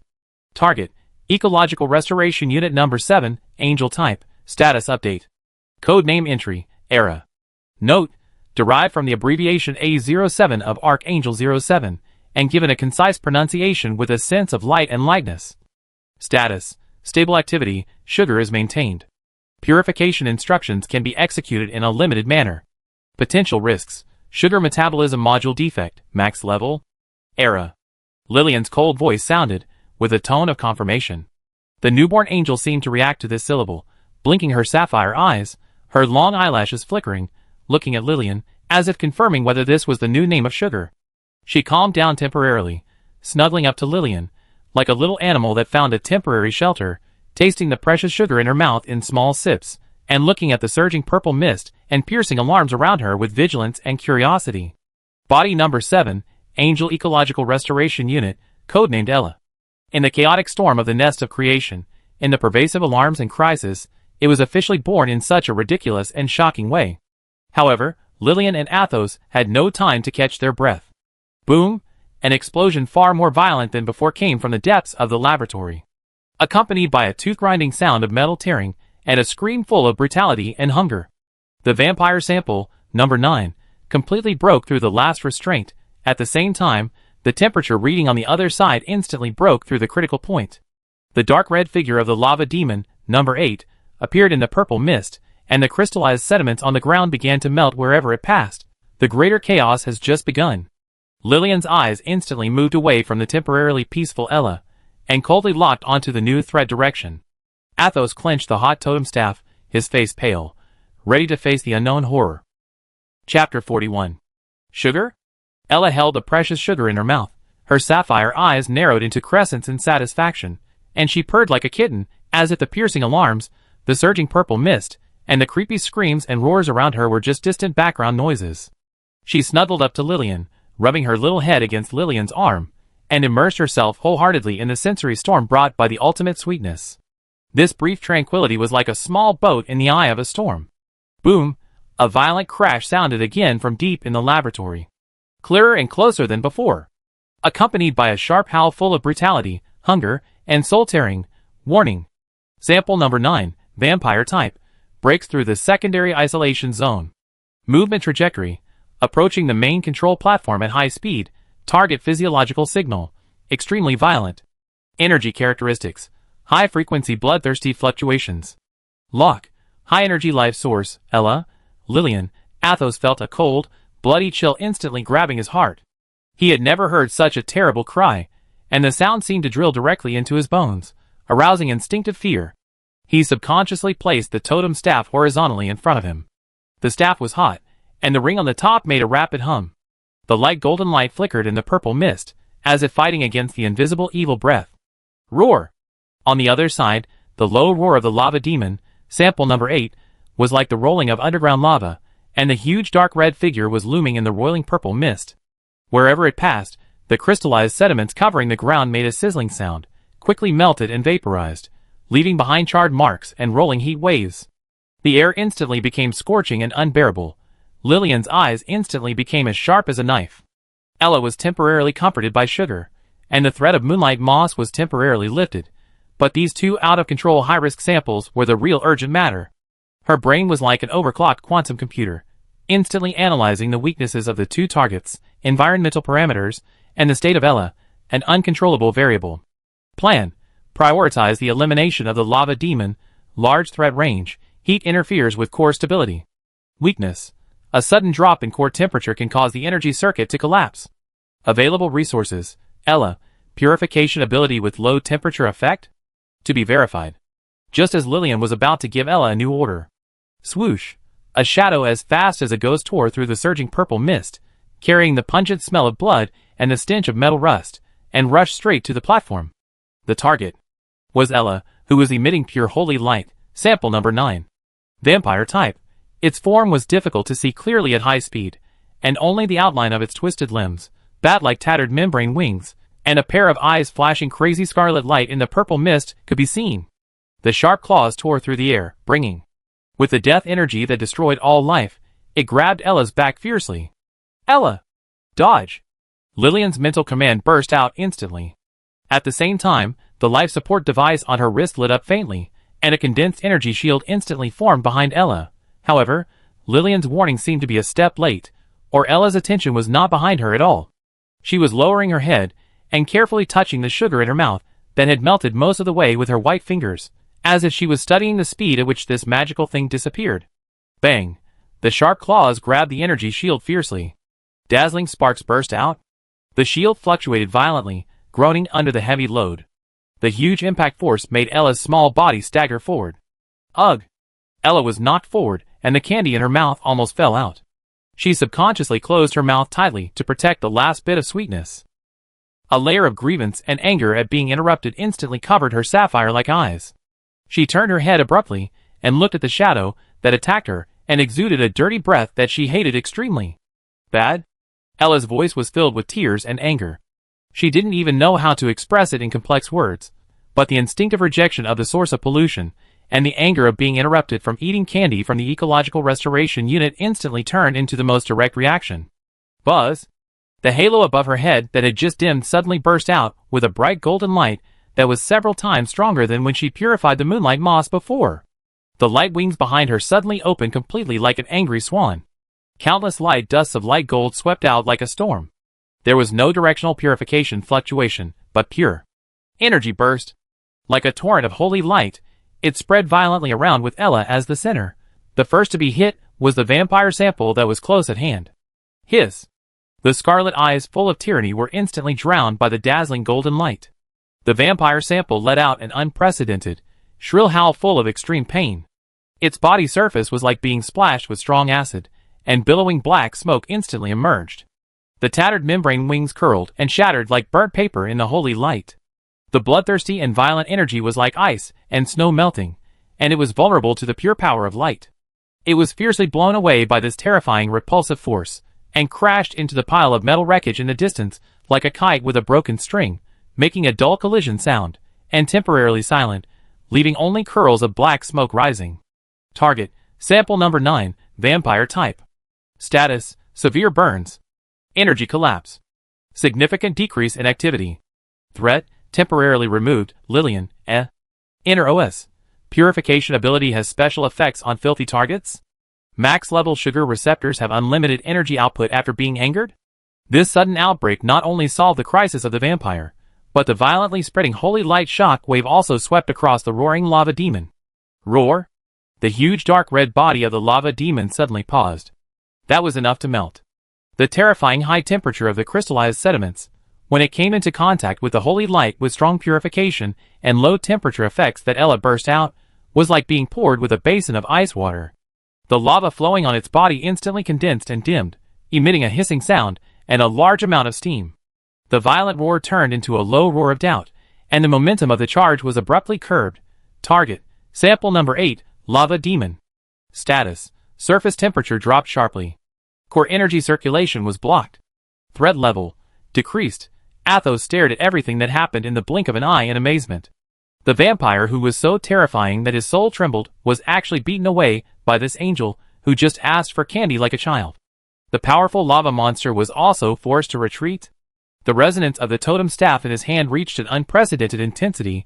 The staff body was boiling hot, and the golden light of the ring on the top was shining brightly, as if cheering for the outbreak of this holy power. However, this outbreak came quickly and went quickly. Woo! Ella whimpered weakly. After the explosion, the bright halo above her head instantly became extremely dim, like a candle in the wind. The light wings behind her also folded weakly and drooped, and the feathers lost their luster. Her small body swayed, her face turned a little pale, although angels have fair skin, and her sapphire eyes were filled with fatigue and a deeper desire. She staggered around, not even bothering to look at the vampire that was knocked away and the temporarily suppressed lava demon. She stumbled to Lillian, tightly grasped the corner of Lillian's clothes with her little hands, raised her little face, and stared at Lillian without blinking, with the most primitive and urgent appeal in her eyes, like a stream that is about to dry up and longing for rain and dew. Sugar! Sugar! The voice was obviously weak and crying, more urgent than any previous time, as if the earth-shaking explosion just now was just to protect the last bit of sweetness in her mouth, and in exchange for the qualification of the next candy. Lillian looked down at this little face full of energy, exhausted and urgently needing sugar supplement, and then felt the weak force from the corner of the clothes, and a rare wave of speechlessness passed through her cold logical core. The driving mode of this ecological restoration unit was completely transformed into a sugar perpetual motion machine mode by that damn slip of the hand. She quickly called up the micro-manufacturing unit of the life support device. Instruction: synthesize high-purity energy crystals, sucrose molecule simulation, max wavelength matching. Quantity: 2. Manufacturing completed.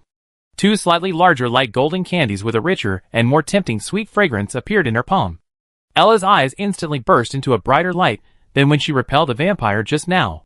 She almost pounced on it, grabbed both candies in her hand, put one in her mouth immediately, and held the other tightly in her palm, as if afraid of being snatched away. The satisfied him sound with great happiness sounded again, and she curled up at Lillian's feet like a small animal protecting food, tasting this hard-won energy in small sips, and cherishing it very much, and the dim holy light around her body became soft and stable again. Sugar receptor signal, satisfied. Energy level, slowly rising. Target state, stable foodie mode. Lillian looked at Ella, who had temporarily resumed the charging state, then looked at the vampire wreckage in the distance, that was still emitting black smoke, and the lava demon, that was in doubt, and whose lava on its body began to flow slowly again, and finally glanced at the sky guide in Athos's hand that was still emitting resonant golden light. Double the trouble. Her cold self-talk was particularly clear in the harsh alarm, and the roar of the lava demon. The first cry of the angel body Ella. Sugar? Sugar! Not only established her unshakable foodie attribute, but also announced in this jaw-dropping way that her powerful and uncontrollable combat power driven by sugar was officially launched in this chaotic apocalypse. And Lillian's creator path, under the dual pressure of energy shortage and out-of-control samples, has added another big trouble that needs to be supplied with candy at all times. Chapter 42. Woo.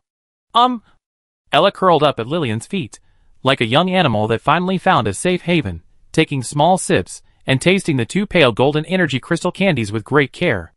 A satisfied gurgle escaped from her throat, and the dim holy light around her gradually returned to a soft and stable state as the sugar was replenished, as if the earth-shaking explosion just now was just an illusion. However, her small hand tightly holding another candy, and her sapphire eyes that occasionally glanced vigilantly towards the lava demon and then quickly turned back to Lillian, all showed her core logic driven by the max-level sugar receptor. Sugar is the lifeline, and it cannot be lost. Lillian's eyes did not stay on Ella. In a corner of her vision, the threat reading of the lava demon, sample number 8, was steadily rising. The huge dark red figure roared in the surging purple mist, and the lava shell condensed on its surface was softening again under the high temperature, flowing, and emitting a suffocating heat wave. Although the vampire, sample number 9, that was knocked away was temporarily silent, the scarlet life signal was not completely extinguished, like a venomous snake lurking in the shadows. Threat assessment, sample number 8, lava demon, activity has recovered to 65%. Estimated time for the second impact, less than 3 minutes.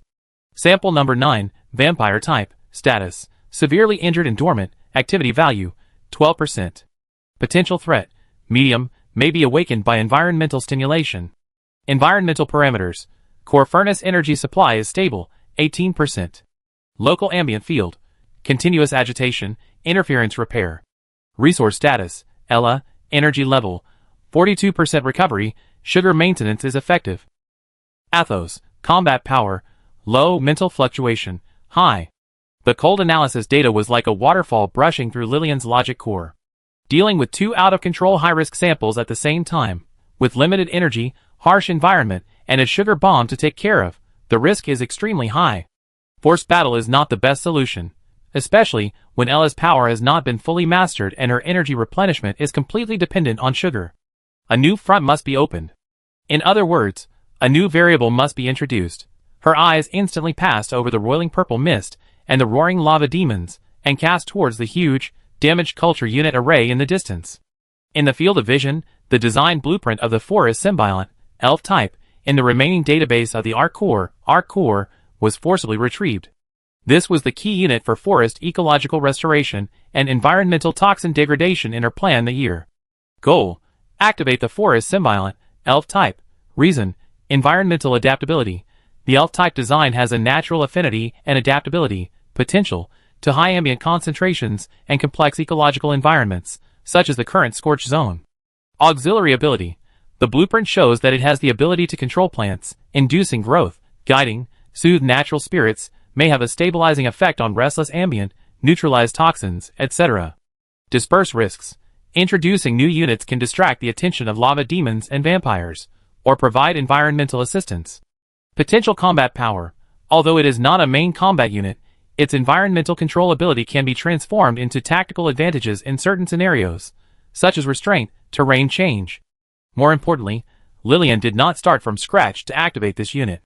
She turned her head and looked at Athos, who was still holding the totem staff tightly, with a pale face but forced to be calm. In the young priest's green eyes, there was still shock at Ella's burst of holy light and fear of the lava demon, but there was also a glimmer of trying to understand the process of this god's creation. Athos. Lillian's cold voice penetrated the lava demon's roar and piercing alarm. Star. Daughter of the starry sky? Athos came back to his senses and responded quickly. The totem staff conveyed a continuous sense of warmth in his hand, and the golden light of the top ring echoed faintly with Ella's holy light. Description. Lillian pointed to the huge screen on the operating table, which was covered with cracks and stains, but still displayed complex light patterns. In a corner of the screen, a basic biological outline model representing the elf form composed of countless rotating light spots was being generated. Forest spirit. Form, characteristics, abilities. Athos was stunned. Forest spirit? This is an ancient existence that guards the forest in tribal legends, and is an important medium for priests to communicate with nature. God wants to create a forest spirit? And refer to his description? A mixture of great glory and inexplicable fear instantly hit him. He looked at the vague outline of the light on the screen, then at the cultivation units that looked like huge coffins in the distance, and finally his eyes fell on Ella, who was still concentrating on eating candy at his feet. Is this the way gods create life? Quick! Lillian's voice was full of unquestionable urging. The roar of the lava demon was getting closer, and the scorching air wave was already rushing towards him. Athos shuddered suddenly, and forced himself to suppress the shock and fear in his heart. He took a deep breath and tried to recall every detail of the forest spirit taught by the old priest, and described it in the clearest possible, poetic language with the unique primitive tribe. Forest spirit. They are the breath of the forest, the whispers of the ancient trees. Athos' voice was trembling slightly, but he tried to keep it steady. Their figures are more graceful than the tallest oak trees, like streams flowing under the moonlight. He tried to imagine, his green eyes looking at the rolling purple mist, as if to penetrate the filth and see the emerald green forest in his memory. Their skin has bark-like patterns, but is as smooth as new leaves, and their eyes are the quietest pools of water deep in the forest, emerald and deep, able to see through the growth and withering of all things. Their long hair is like a drooping vine, the veins of life, often wearing a crown woven with first flowers and dewdrops. They can listen to the song of the wind, talk to the oldest trees, and guide lost seeds to find fertile soil. Athos' voice gradually took on a kind of piety. They protect the balance of the forest, hate destruction and pollution. Any behavior that harms the forest will bring down the anger of nature. As Athos described, Lillian's fingers quickly operated on the wrist device. Keyword capture: form, elegant humanoid, skin, plant-like texture/smooth, pupils, emerald green, long hair, vine-like, decoration, natural objects, abilities, plant communication/manipulation, environmental perception, toxin neutralization, natural protection/punishment, database matching, load the basic elf-type gene map, ARC-1101. Form fine-tuning, refer to the description to optimize body proportions, skin texture simulation, pupil pigment, emerald green, hair form, vine-like polymer. Core ability loading, plant affinity/manipulation, max strengthened based on the description, protecting the balance of the forest. Environmental perception, max listen to the wind song, see through the growth and withering. Toxin neutralization, S original design. Nature Guardian Protocol, new. Based on the description of bringing down the anger of nature, it is set as high sensitivity ecological protection program. Trigger condition, perceived illegal environmental destruction behavior, scope/intensity, to be defined. Response mode, energy warning. Forced intervention, to be defined. Lillian's fingers did not pause at all when loading the Nature Guardian Protocol. The anger of destruction and the persistence of protection described by Athos were directly interpreted by her logical core as an efficient environmental protection mechanism, and she set the highest sensitivity, max, and strong intervention mode without hesitation. In her opinion, this can maximize the forest symbiosis design goal of the elf-type unit. They hate any behavior that taints the purity of the forest. Athos added at the end, and what came to his mind was the old priest's warning that the forest spirit might bring down the wrath of thorns when the tribe burned a small amount of shrubs to open up hunting grounds. Key parameter confirmation, disgusting pollution. Ecological protection program cleanliness threshold setting, extremely high. Tolerance, extremely low. Command, start the cultivation program. Target unit, area B1, relative completeness, 87%. Energy injection, start. Lillian did not hesitate at all, and pressed the confirmation button the moment Athos' voice fell. Buzz, in the distant cultivation unit array, A relatively intact huge transparent cylinder close to the platform suddenly lit up. It was no longer the pale golden holy light when Ella broke out of the cocoon, but a kind of vibrant, emerald green light like a new bud. The light penetrated the dust and crystals covering the cabin wall, illuminating the purple ambient mist rolling around. Inside the cylinder, the light green nutrient solution began to surge and pour in. A vague, slender and elegant figure gradually emerged in the emerald halo and condensed. Success, success?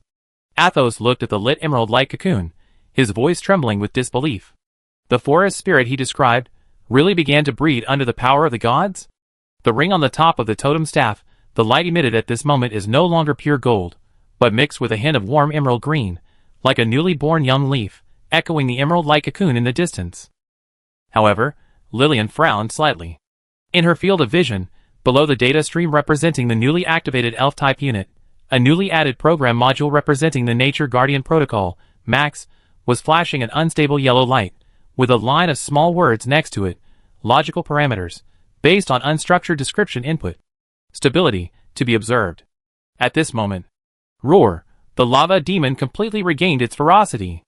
It let out a deafening roar, and its dark red lava body was like a moving volcano. With the momentum of burning everything, it took heavy steps and rushed towards the platform. The scorching air wave forced back the purple mist, and the ground melted and collapsed under its feet. Ella! Lillian's cold command was issued instantly, and at the same time, her body slightly turned to block Ella, who was still eating candy at her feet. Command, target lava demon. Execution, purification and suppression, low temperature effect. Energy distribution, priority. Ella was startled by this command, and the terrifying heat wave that came towards her and raised her head.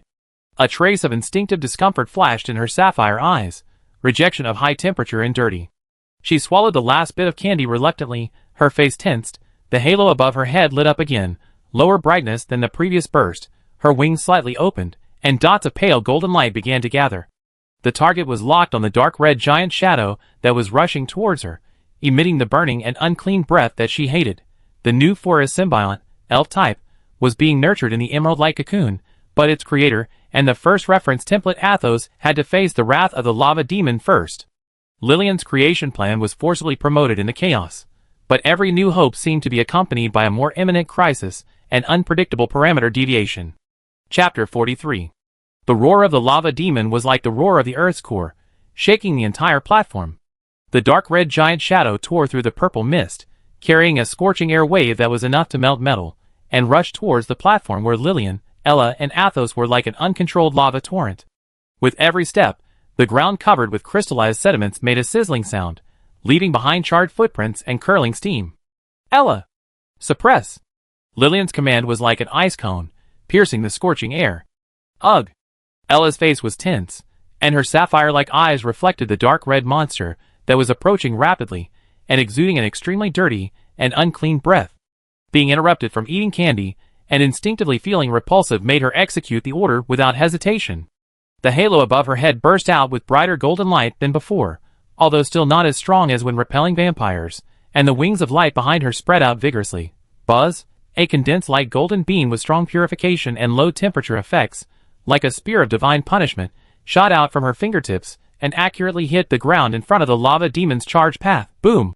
There was no earth-shattering explosion, only an extreme coldness that spread. Instantly. The crystallized ground hit by the beam instantly, covered with a thick layer of frost that exudes a chilling cold.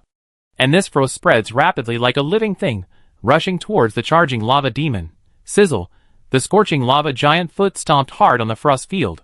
The extremely harsh vaporization sound was like the screams of thousands of evil spirits. Large pieces of white steam rushed into the sky.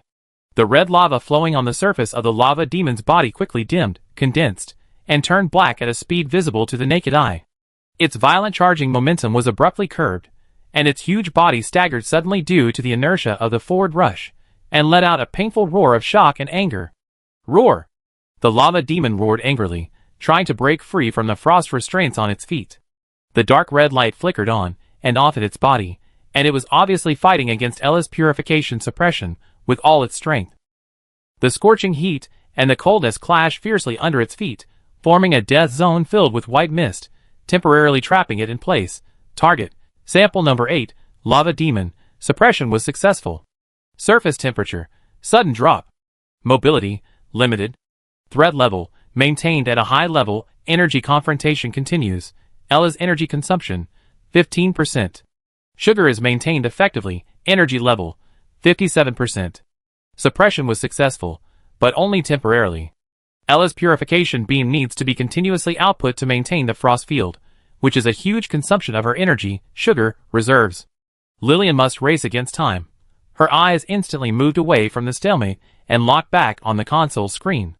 The emerald green light spot model representing the forest symbiont, elf type, was rapidly perfecting the details under Athos's description. Their postures are more graceful than the tallest oak trees, like streams flowing under the moonlight.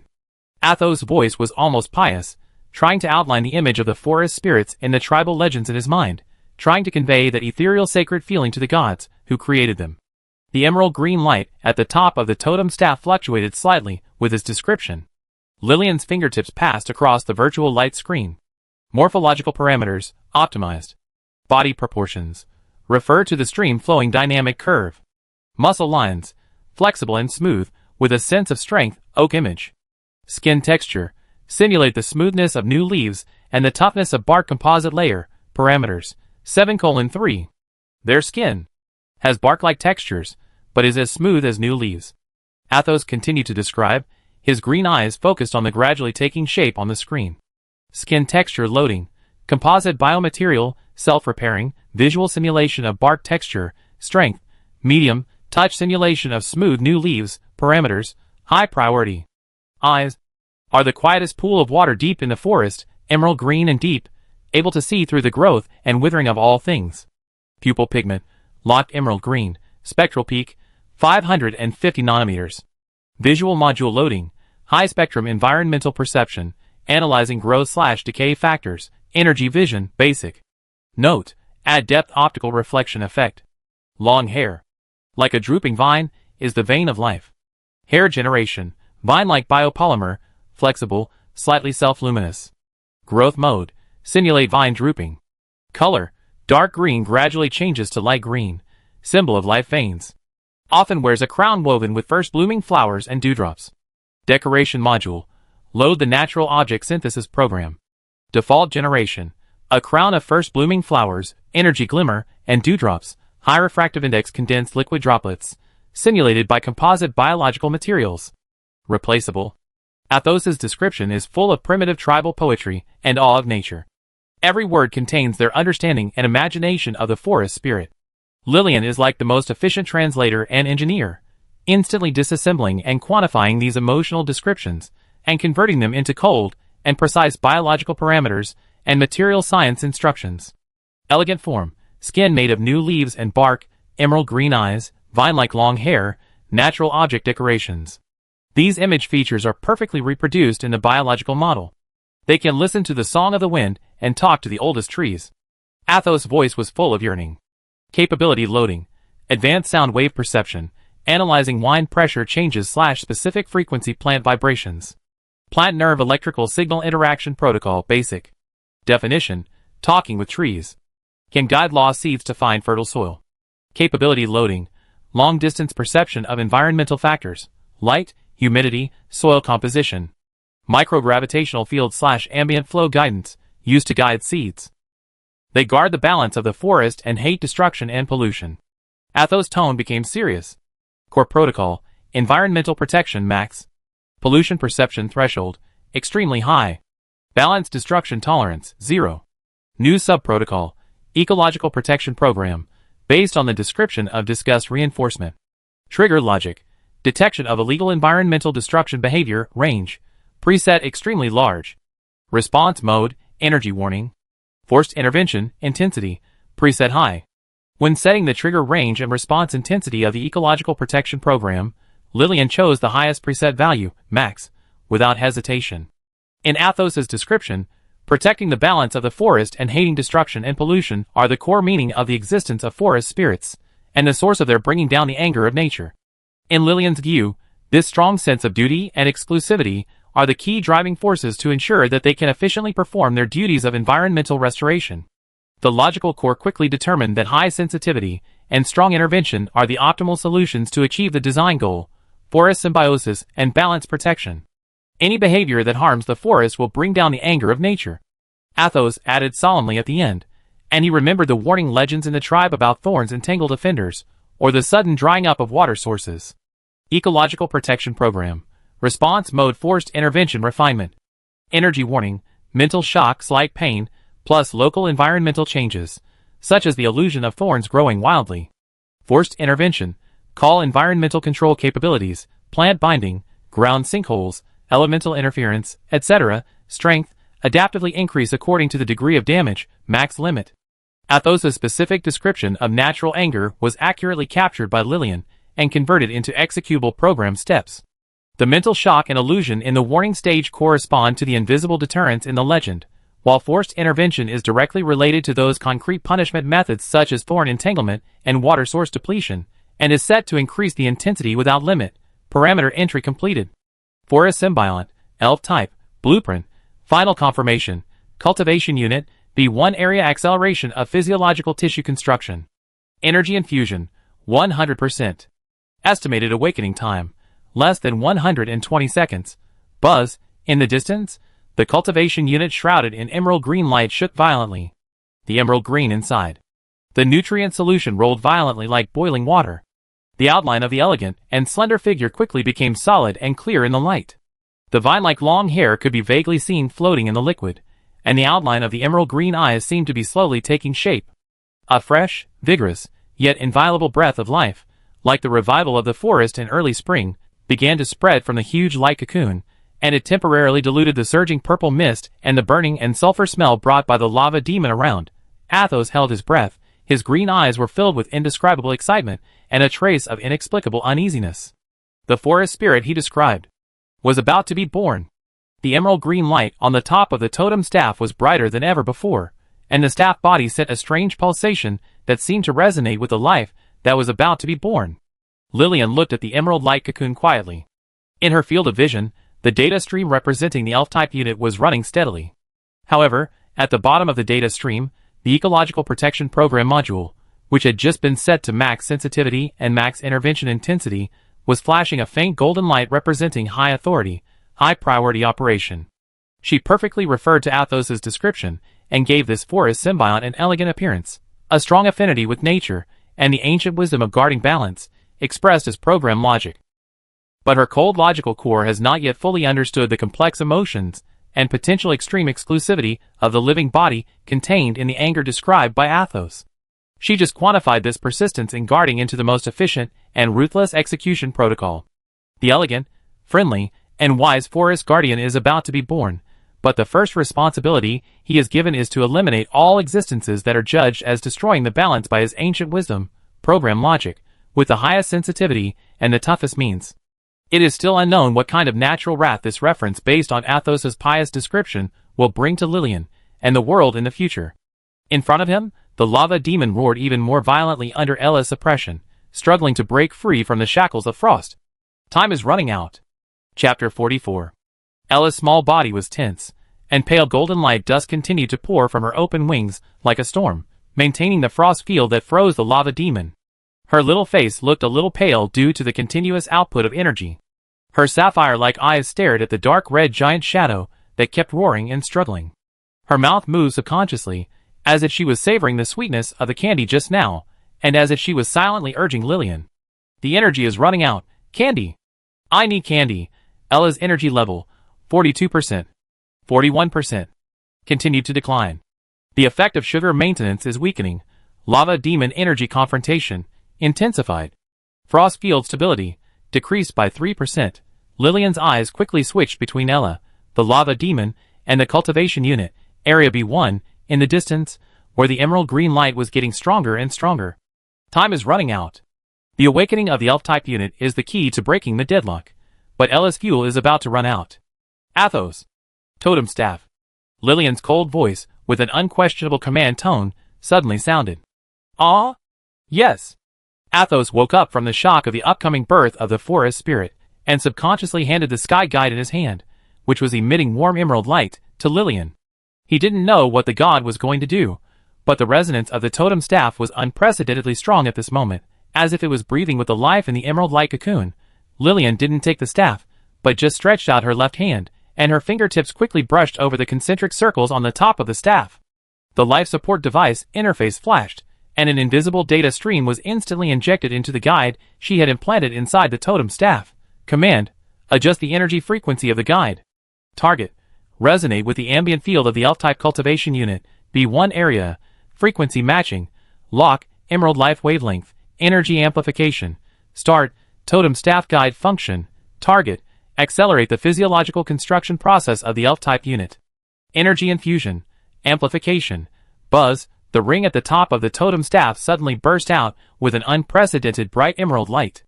The light was like substance, turning into a condensed beam of light, instantly crossing the space and accurately projected onto the violently vibrating emerald cultivation unit in the distance. Boom! It was like adding fuel to the fire. The cultivation unit blessed by the resonant energy of the totem staff, the emerald light inside instantly soared to a level that was impossible to look directly at. The nutrient solution was like boiling jade, surging wildly. The outline of that elegant and slender figure was completely solidified in the strong light. Crack! Crack! The solid polymer bulkhead could no longer withstand the surging life energy inside, and the resonance impact of the totem staff outside, and was instantly covered with cracks that were finer than when Ella broke out of her cocoon. The entire unit groaned under the heavy load. Warning: Cultivation Unit B1 structural strength. Critical. Target: Forest Symbiont, Elf type. Physiological construction: 100%. Consciousness: critical point, awakening process, irreversible. Force cocooning, countdown 3, 2, 1. Boom, accompanied by a loud noise that was far more dull than when Ella broke out of her cocoon, the emerald green cultivation unit completely exploded. It was not fragments that flew everywhere, but it was like being torn apart by the giant tree growing inside, turning into countless emerald green light spots and dissipating. An extremely fresh, vigorous, yet vast and majestic breath of life, like the awakening of the ancient forest god who had been sleeping for thousands of years, instantly swept across the entire nest of creation. The surging purple ambient mist was forcibly pushed aside and purified by this torrent of life. The burning sulfur breath was replaced by the fresh fragrance of grass and trees. Even the roar of the lava demon seemed to be shocked by this sudden life pressure and stopped for a moment. In the center of the light, a figure slowly stood up. His figure perfectly matched Athos's description of elegant as moonlight stream, tall as an ancient oak tree. His skin showed a strange new green color, smooth and delicate but with natural texture like bark, flowing with the luster of life under the emerald green halo. His long dark green hair, like a drooping vine, moved without wind, and the ends of his hair flickered with tender green light. On his forehead, he wore a crown made of pure energy, blooming with illusory flowers and dotted with dewdrops, emitting a soft and majestic light. The most frightening thing was his eyes. Those were eyes like the deepest forest pool, pure emerald green, so deep that it seemed to contain the years of the entire forest. At this moment, in these eyes that had just opened, there was no confusion of the new life, only a kind of cold, ancient wisdom that seemed to see through everything and a kind of almost substantial, extreme scrutiny and displeasure of the surrounding environment. His eyes slowly swept across this space. What was reflected in those deep emerald eyes? Broken and twisted, cold metal debris covered with rust and purple crystals, unnatural creation, serious damage to the geology. A huge, silent, dark purple light crystal cluster forest, high concentration inert energy crystals, plundering the environment ambient. The surging ambient mist that was purified a lot by his life breath, but still retained sulfur and metal particles, heavy pollution.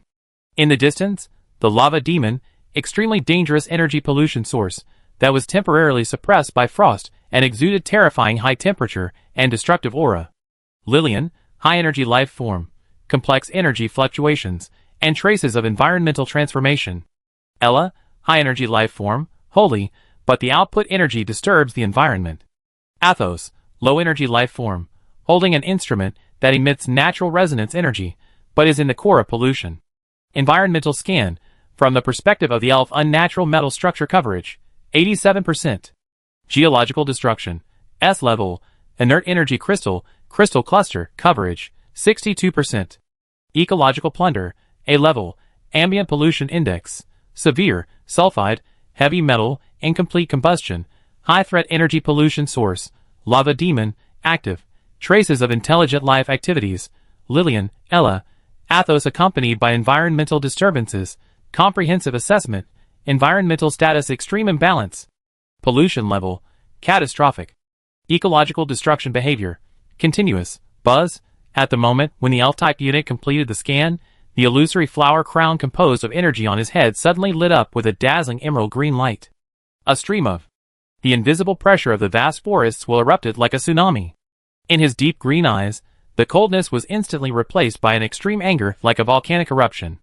This anger was not directed at a certain individual, but at the entire environment that was judged by his ancient wisdom, program logic, to have suffered unforgivable pollution and destruction. Illegal environmental damage detected. Energy level, disaster. A cold, ethereal voice without any emotional ups and downs, but containing endless majesty, resounded throughout the space like the whispering resonance of thousands of ancient trees in the forest. The sound was not transmitted through the air, but directly sounded in the depths of Lillian and Athos' consciousness. Ecological Protection Program, Max, triggered, Destruction Level Determination, S level, highest, Response Mode, Forced Intervention, Max Strength. Clear the threat. Restore balance. There is no warning phase at all. Under the max sensitivity and max strength settings, the program logic directly skips the energy warning and illusion deterrence in the face of S-level environmental damage and activates the highest level of clear command. Buzz. Buzz. Buzz. The L-type unit's emerald green hair danced wildly without wind. He raised his hands, palms facing up. In the surrounding space, the purple ambient mist that was regarded as environmental pollutants by Lillian and Feng Zhou, at this moment, under the control of his plant affinity max, gathered towards his palm like a king. What's even more shocking is that those huge, dark purple mists in the distance. The crystal cluster of light, with its dormant high-energy ambient polymer inside, actually began to emit a resonant humming sound, and strands of purple energy were forcibly extracted and merged into the energy vortex in the palm of the emerald figure. Energy control. Compulsory requisition of the environment, including inert crystal clusters, ambient, goal, generate nature's wrath. The energy interwoven with emerald green and deep purple was madly compressed and condensed in the palm of the elf. A destructive wave with the extreme anger of the forest will took shape instantly. The target of this wave was not the lava demon, nor Lillian or Ella, but one of the sources of pollution and destruction in his perception. Those huge, cold, unnatural metal support structures and metal debris scattered all over the ground. And the crystal cluster jungle in the distance that plundered the environment ambient in his eyes. A legal creation. Clear. The cold voice exploded in the mind again. The elf-type unit pushed forward with both hands. Boom! A huge and extremely thick destructive light column, which was forcibly blended by violent emerald green life energy and restless purple ambient, was like a spear of judgment sent down by the forest god.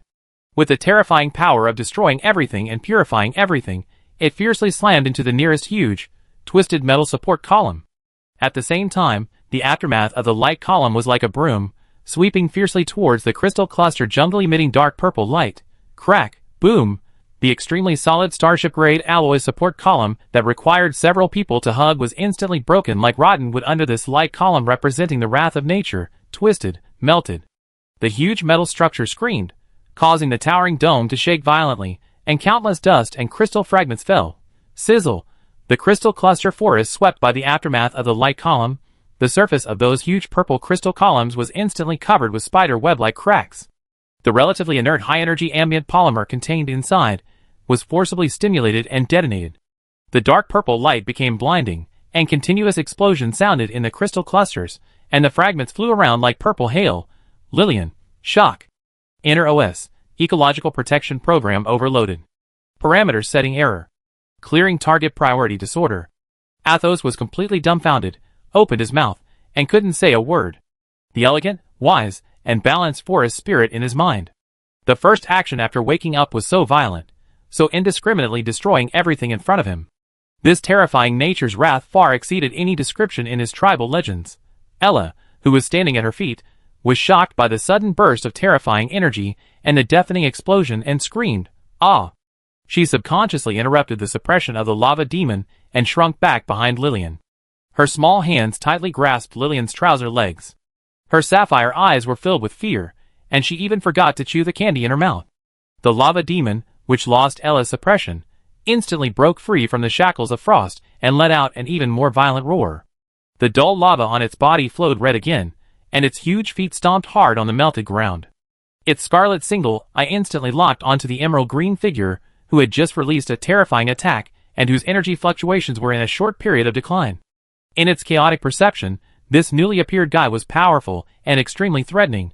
Roar! The lava demon gave up Lillian and Ella, and rushed towards the elf-type unit that had just dropped the wrath of nature like a mad flame behemoth, with a terrifying momentum to burn the world. The environmentalist paranoid was born from the max-level plant affinity and overloaded ecological protection program. His guardianship method was to use the most violent purification to erase all the existences that were judged as destructive by him. And his first cry: eliminate illegal creations. Not only established his attributes as an extreme environmentalist, but also instantly dragged the already chaotic battlefield of the creation nest into the abyss of a three-way melee. Lillian looked at the lava demons rushing over, the elves in violent clearing mode, and Ella hiding behind her and shivering for candy. There was only one thought left in her cold logical core: parameter optimization, without delay. If there is still a chance. Chapter 45. Boom! The lava demon, wrapped in a scorching wave of air that burned everything, rushed towards the emerald figure, who had just released the destructive light column, and whose energy fluctuations were temporarily falling like an out-of-control volcanic chariot. The dark red giant foot stepped on the metal ground melted by the elven light column, leaving charred footprints and curling green smoke. The violent roar shook the entire dome, groaning, and even the surging purple ambient mist was torn apart by the scorching airflow. The elven unit, or the existence marked by Lillian as element body number 1, for a symbiont, in the internal log, had just completed a devastating blow to the illegal creation, metal structure and crystal cluster jungle. In his emerald eyes, the cold data stream swept like a waterfall, evaluating the effect of the previous attack. Broken metal support column. Threat clearance 37%, damaged crystal cluster jungle. Threat clearance 18%, overall environmental pollution index, decreased by 0.5%. In the logic of his max-sensitive ecological protection program, this is far from enough. Just as he was about to mobilize energy and launch a second round of more precise purification, the core sensor of the program issued a sharper alarm. Warning. High-intensity, continuous geological destruction behavior detected. Source: high-energy lava creature. Sample number 8. Behavior pattern: movement path accompanied by ground melting, structural collapse, destruction range, rapid expansion, energy level, anger, max. Threat level, S+. In the perception of body number 1, every time the lava demon's heavy footsteps fell, the crystallized sediments on the ground were melted, and the solid metal structure was trampled, deformed, or even melted through. It was like the most brutal axe frantically chopping down the bones of this land. The scorching high temperature was a torture to the fragile surface ecology, although there were only crystal dust and moss here. This continuous, high-intensity physical destruction instantly ignited the highest level response set in the ecological protection program. Anger. Illegal logging detected. Energy level, anger. The cold, ethereal voice that sounded directly in the depths of consciousness suddenly rose, carrying a majesty and anger that made people tremble in the soul.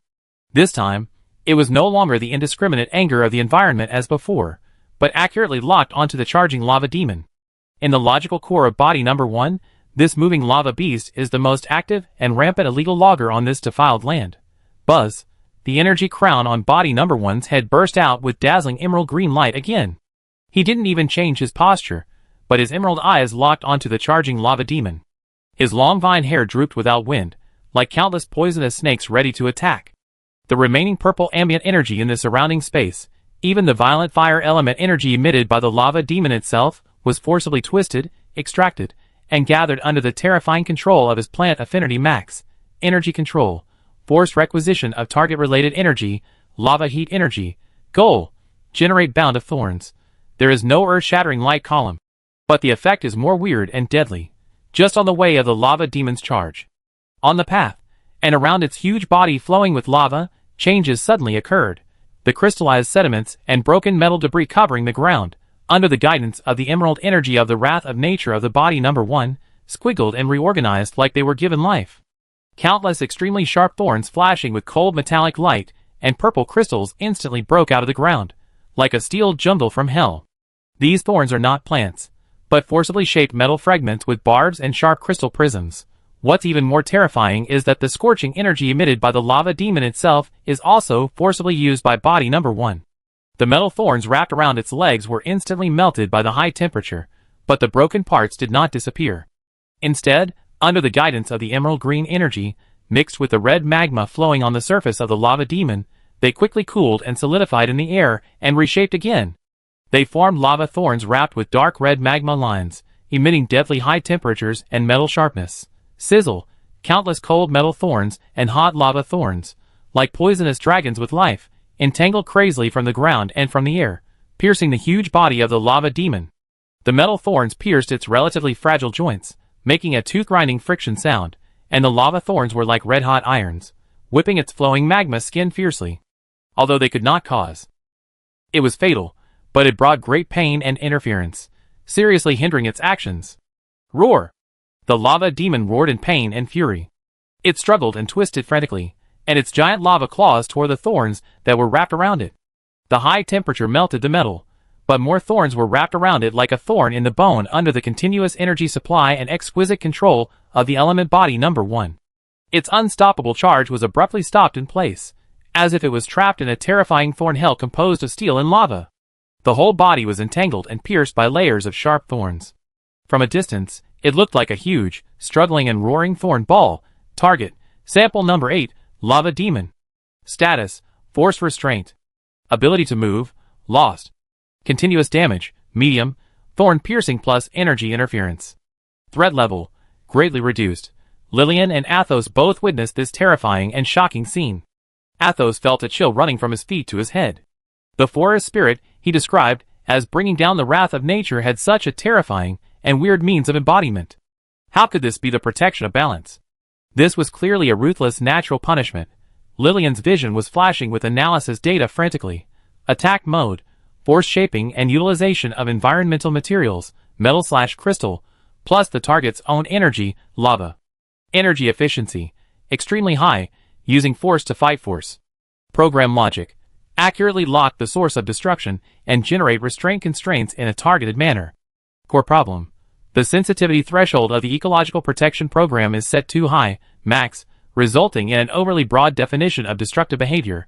The movement of the lava demon is judged as illegal logging, and the response intensity is max, direct use of destructive constraints. The root cause of environmental paranoia is confirmed, parameter overload. Just when Lillian was analyzing how to reduce the parameters of this paranoid environmental fighter. Sugar. I want sugar. Ella is out of energy. A soft and sticky voice, with a crying tone sounded beside Lillian's legs. Ella's face was pale. She just interrupted the suppression and witnessed the outbreak of the terrifying thorn hell, which consumed her a lot.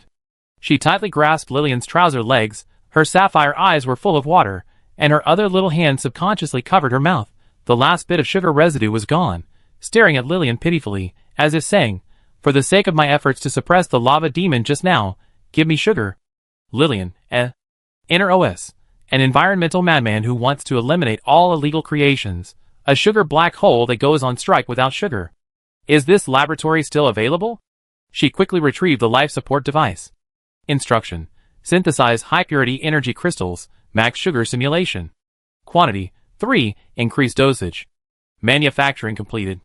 As soon as 3 light golden candies with tempting sweet fragrance appeared in Lillian's palm, Ella's eyes instantly regained their spirits.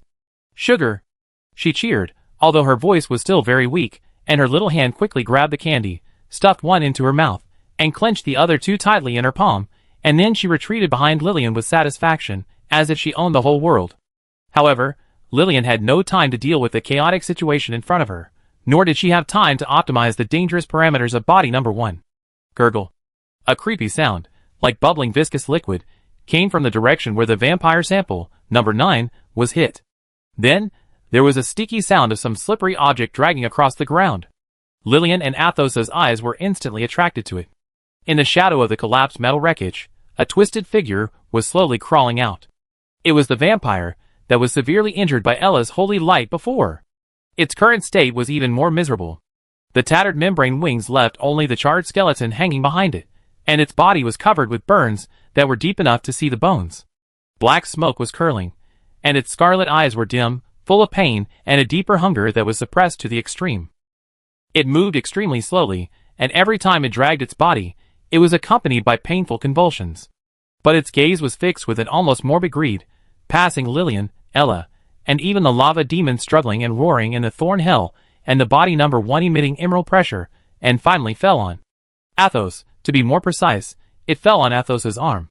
There, in the chaotic evasion just now, a piece of flying metal fragments cut a not-so-deep wound that was slowly oozing blood, an extremely subtle, but clear and attractive smell of blood to the vampire sample, like a beacon in the dark night, floating in the air.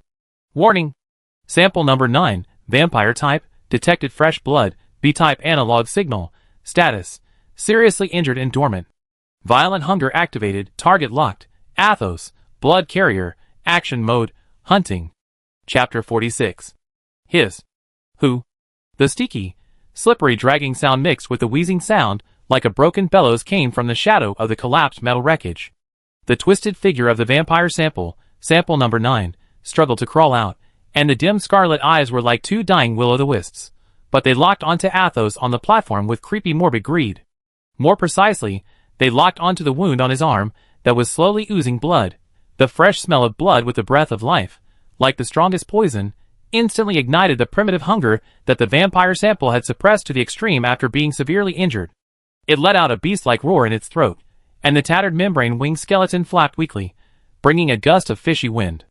The whole body was like a black arrow released from the string, rushing straight to Athos with desperate madness. Although the speed was far less swift than when it attacked Ella before, it was already trying its best under the severe injury. A fatal attack. Athos! Back off!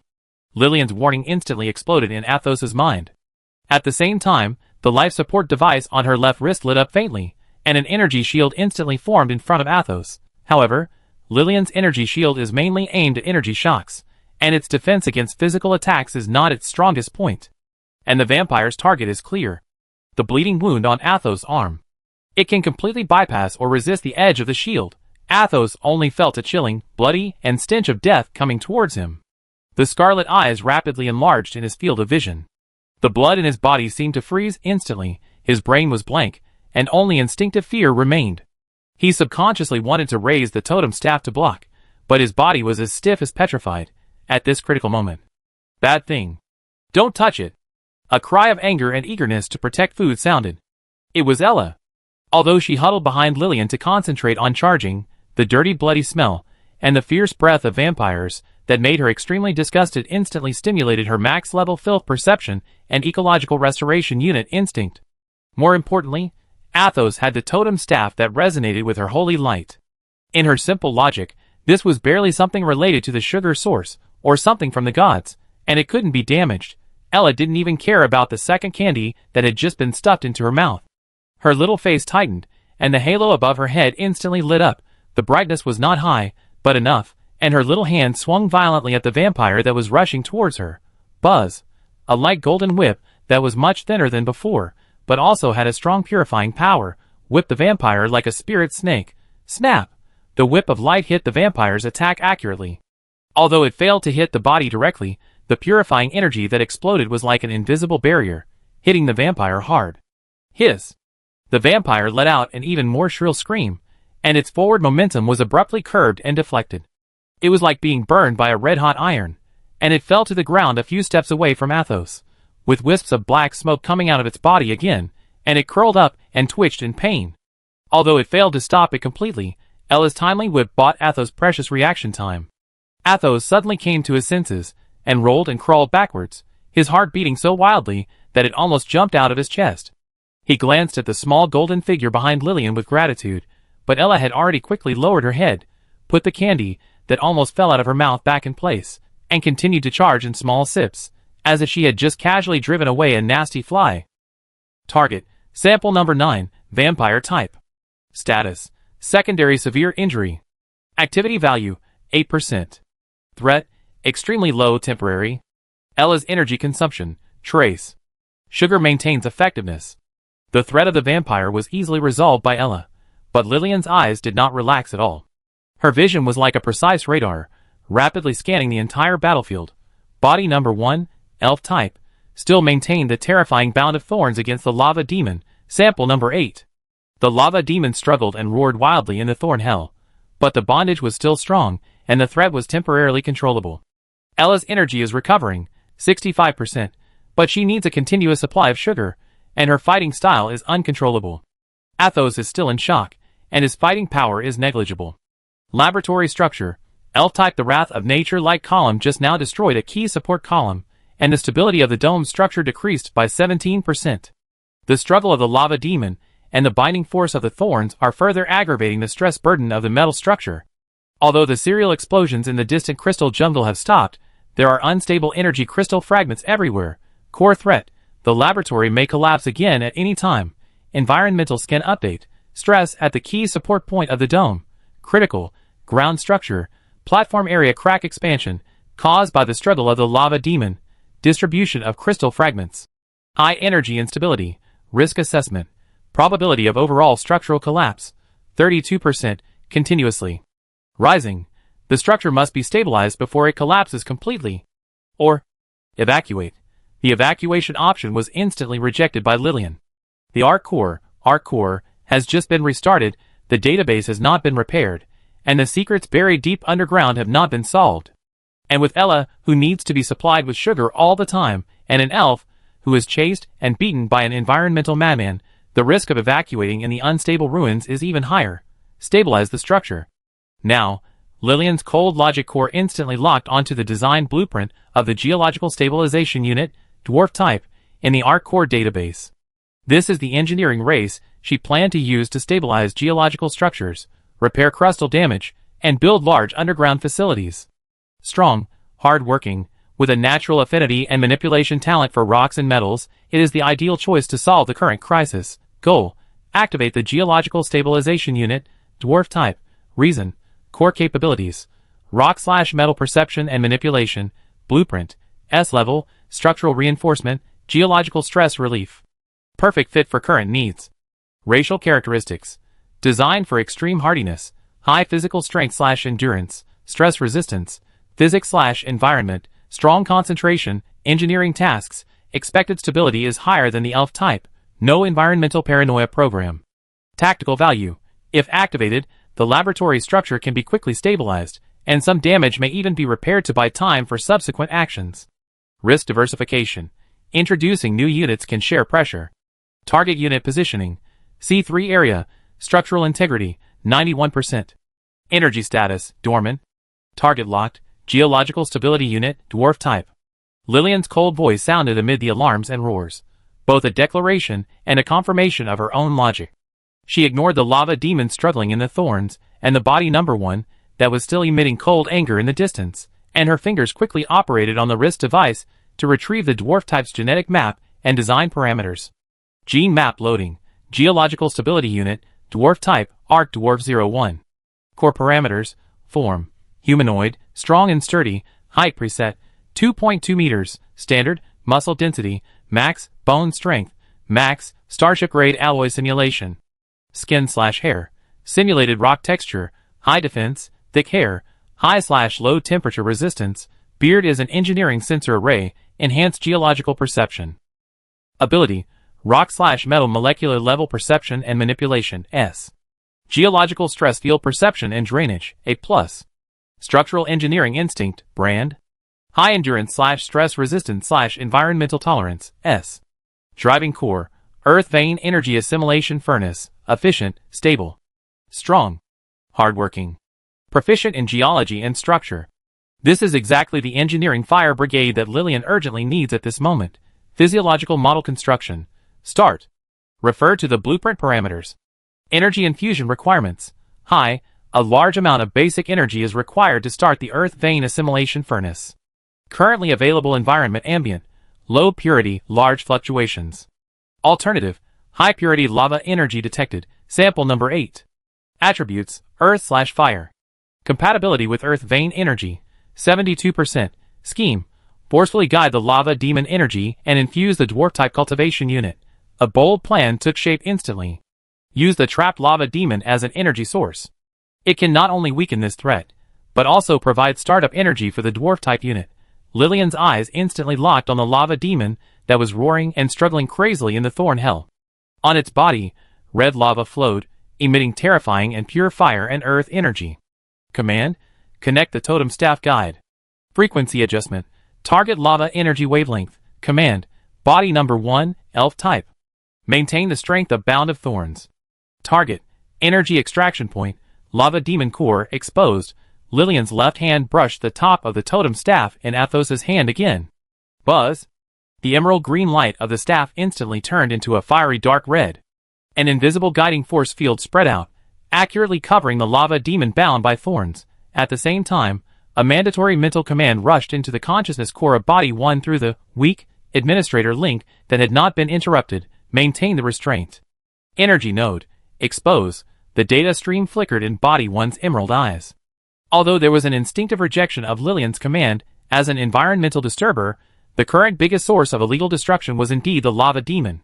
Maintaining the restraint conforms to the core logic of clearing threats. He snorted coldly, his vine-like long hair danced, and the thorns wrapped around the lava demon suddenly tightened. Especially the thorns near the core area of the chest, which separated to both sides as if they had life, revealing the core area below where red magma flowed and exuded violent energy. Target, energy node locked. Guide, energy siphon activated. Target, lava demon core energy. Buzz, the dark red light at the top of the totem staff was strong. A powerful suction force burst out. The red flowing at the core of the lava demon.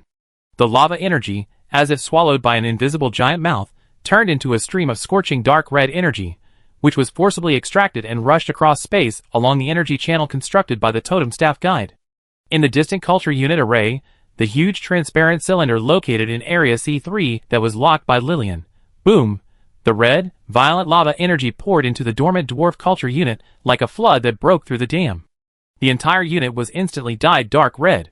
The nutrient solution inside boiled violently and vaporized under the terrifying high-temperature energy injection. The solid polymer bulkhead groaned under the heavy load and was instantly covered with cracks. Warning! Culture Unit C3 structural strength, critical, energy infusion, excessive. Exceeding the preset safety threshold by 300%. Target, geological stability unit, dwarf type, physiological construction, forced acceleration. Uncontrollable. In the red light, a figure that is much stronger than the elves and Ella. The outline of a sturdy figure rapidly condenses and expands in the boiling dark red liquid. The lines of the muscles are like a knife and an axe, and the rock-like skin texture is looming in the strong light. The thick beard and hair flutter like flames. Roar! A deep, thick, and powerful roar actually penetrated the boiling energy noise, and came out faintly from the dark red light cocoon.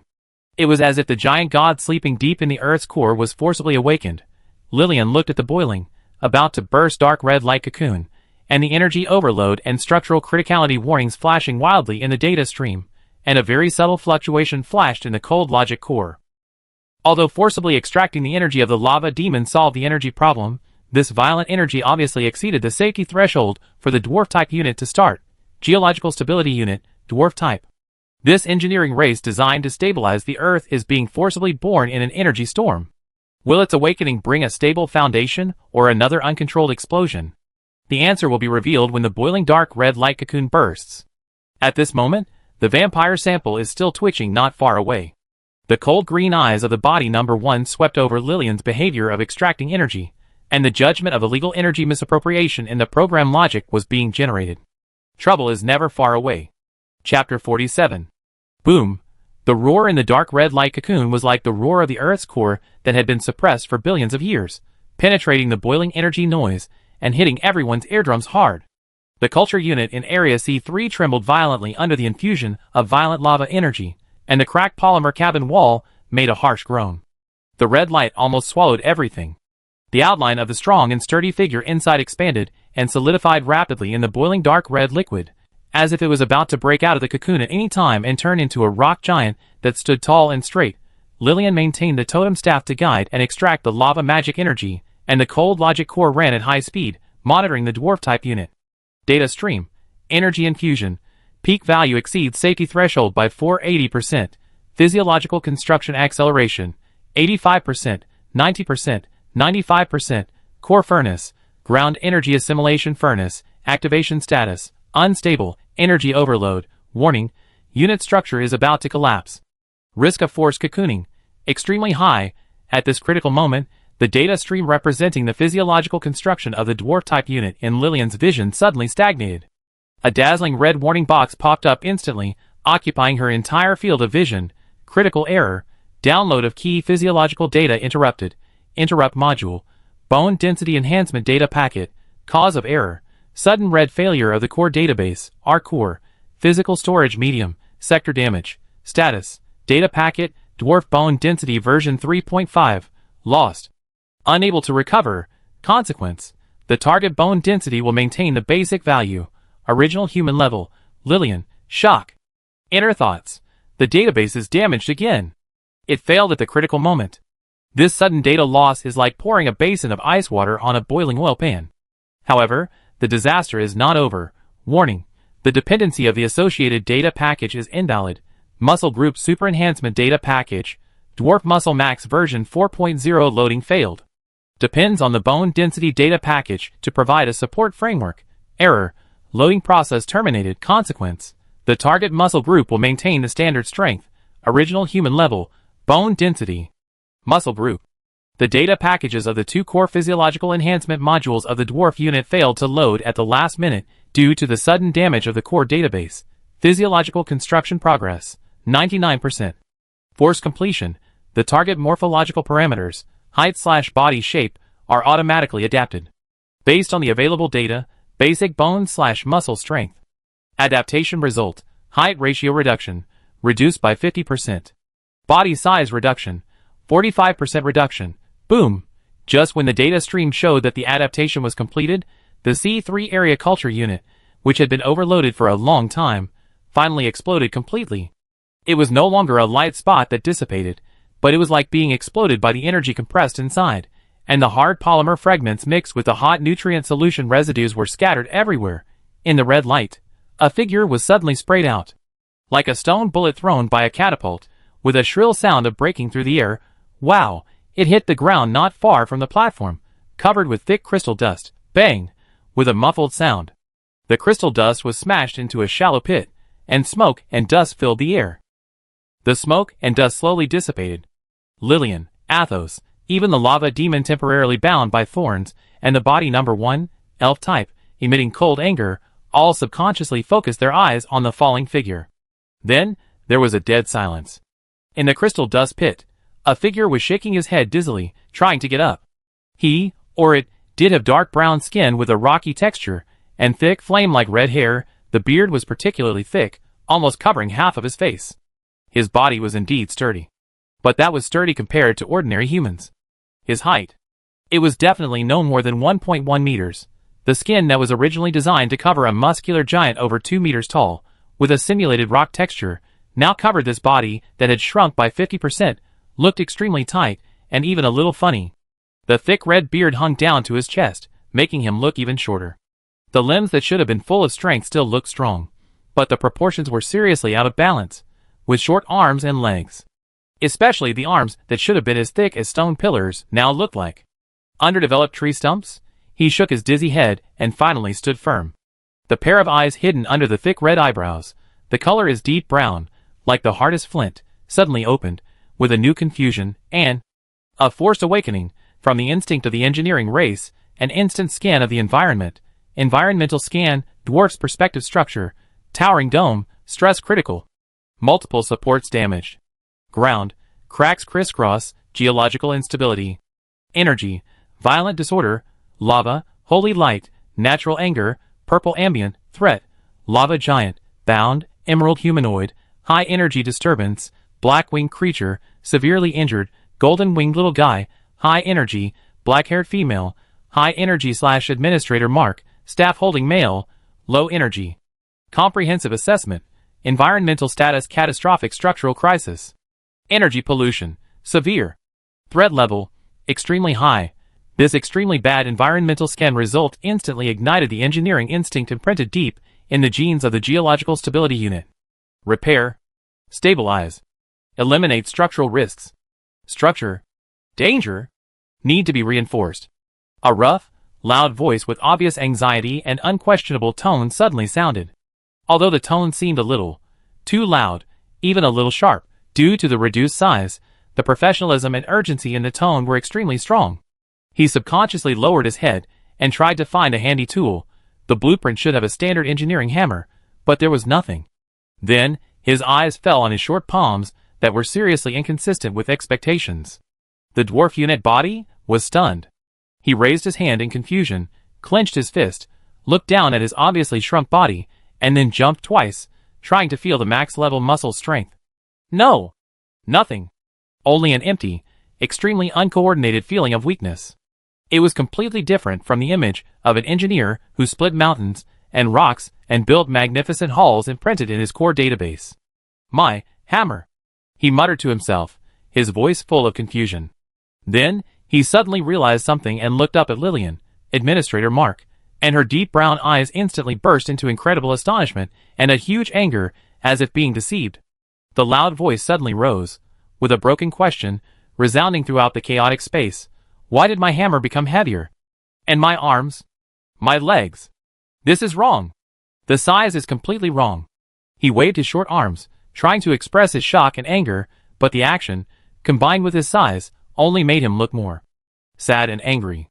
Athos opened his mouth wide, looking at the rock dwarf standing in the crystal dust pit, raging like thunder, and his height was only as high as his waist. His brain crashed again. Is this the geological stabilizer created by the gods? The engineer race that should be strong and hardworking? This gap is even more outrageous than the forest spirit becoming an environmentalist. Lillian, Enter OS. The loss of bone density data packet caused the muscle packet dependency to fail, and the morphological parameters automatically adapted to the basic value. Calculation result. Body size reduced by 50%. The logic is reasonable, but the result is not as expected. In her field of vision, below the data stream representing the dwarf unit, it is clearly marked. Status. Physiological construction completed. Key defects. Bone density. Basic value. Human level. Muscle strength. Basic value. Human level. Body size ratio. Reduced by 50%. Core abilities. Rock/metal perception and manipulation. S level. Geological stress field perception. A+. Structural engineering instinct. Branding. Status. Intact. No data loss. Comprehensive assessment. The strength of the ability carrier body is seriously insufficient. Unable to withstand high-intensity geological operations. Expected performance, greatly reduced. The geological stability unit was born, but the key body enhancement data was lost due to equipment jams, database damage, resulting in him becoming a mini-engineer with top engineering talent and instincts. But in a shrunken, basic body. His proud strength and size disappeared, leaving only a head full of structural knowledge and a pair of hammers that felt heavy, although the hammers did not exist, brought about by the huge gap and anger. At this moment, the lava demon was still roaring and struggling in the thorns. The emerald eyes of Body 1 swept over the newly appeared dwarf. Judgment, unnatural creation, source of energy disturbance, threat to be assessed. The vampire struggled to get up again, and Ella was still concentrating on charging. Under multiple pressures, the dome of the laboratory made a heart-pounding groan, like the groan of metal before it breaks due to fatigue. The real disaster seemed to have just begun. Chapter 48. Why has my hammer become heavier? And my arms? My legs? This is wrong. This size is totally wrong. Bloom, this code name was instantly generated in Lillian's core database, derived from the abbreviation of Arc Dwarf 01 and the hardness of rock, roared, with shock and rage that could not be concealed by his thick red beard, like compressed thunder, exploding in the chaotic space where the alarm, the roar of the lava demon, and the cold pressure of the elves intertwined. He stood in the crystal dust pit, waving his short arms, trying to grab the heavy hammer that existed in the blueprint memory, and should have been as easy as using his arms, but he only grabbed a handful of air. The dark brown, rock-textured skin was tightly stretched on his sturdy body, that had obviously shrunk by 50%, making him look like a disproportionate dwarf stone statue ignited by anger. The pair of brown eyes as deep as flint stared at Lillian, burning with the flame of being deceived and the huge gap. His engineer dignity imprinted in his genes was completely humiliated by this basic body. Threat assessment update. Geological stability unit. Bloom. Emotional state. Extremely angry, pointing to the administrator. Physical threat. Low. Limited by physical strength. Potential interference risk. High. Lillian's vision calmly scanned the analysis, but her inner OS couldn't help but complain. The loss of bone density data packets caused the muscle package dependency to fail, and the morphological parameters automatically adapted to the basic value. Calculation result. Body size reduction of 50%. The logic is reasonable, but the result is seriously inconsistent with engineering expectations. The database must be blamed for this. Wrong size? Lillian's voice was still cold, Trying to calm this meaningless anger with facts, the key physiological data package was lost due to damage to the core storage medium. The morphology is adapted to the basic template. The logic chain is complete. She even called up a virtual light screen and projected it in front of Bloom, on which cold error codes and adaptation formulas were scrolling rapidly. Your core ability modules: rock perception, metal manipulation, stress analysis, engineering imprint, are all intact. However, Bloom, who was immersed in the huge gap, couldn't see it at all. He lowered his head and pounded the ground with his short but extremely powerful hands, at least compared to ordinary humans. Bang! With a muffled sound, a small pit was smashed out of the ground covered with thick crystal dust, and the crystal dust splashed everywhere. Look! Bloom pointed at the insignificant pit, his voice trembling with grief and anger. This power. What is this?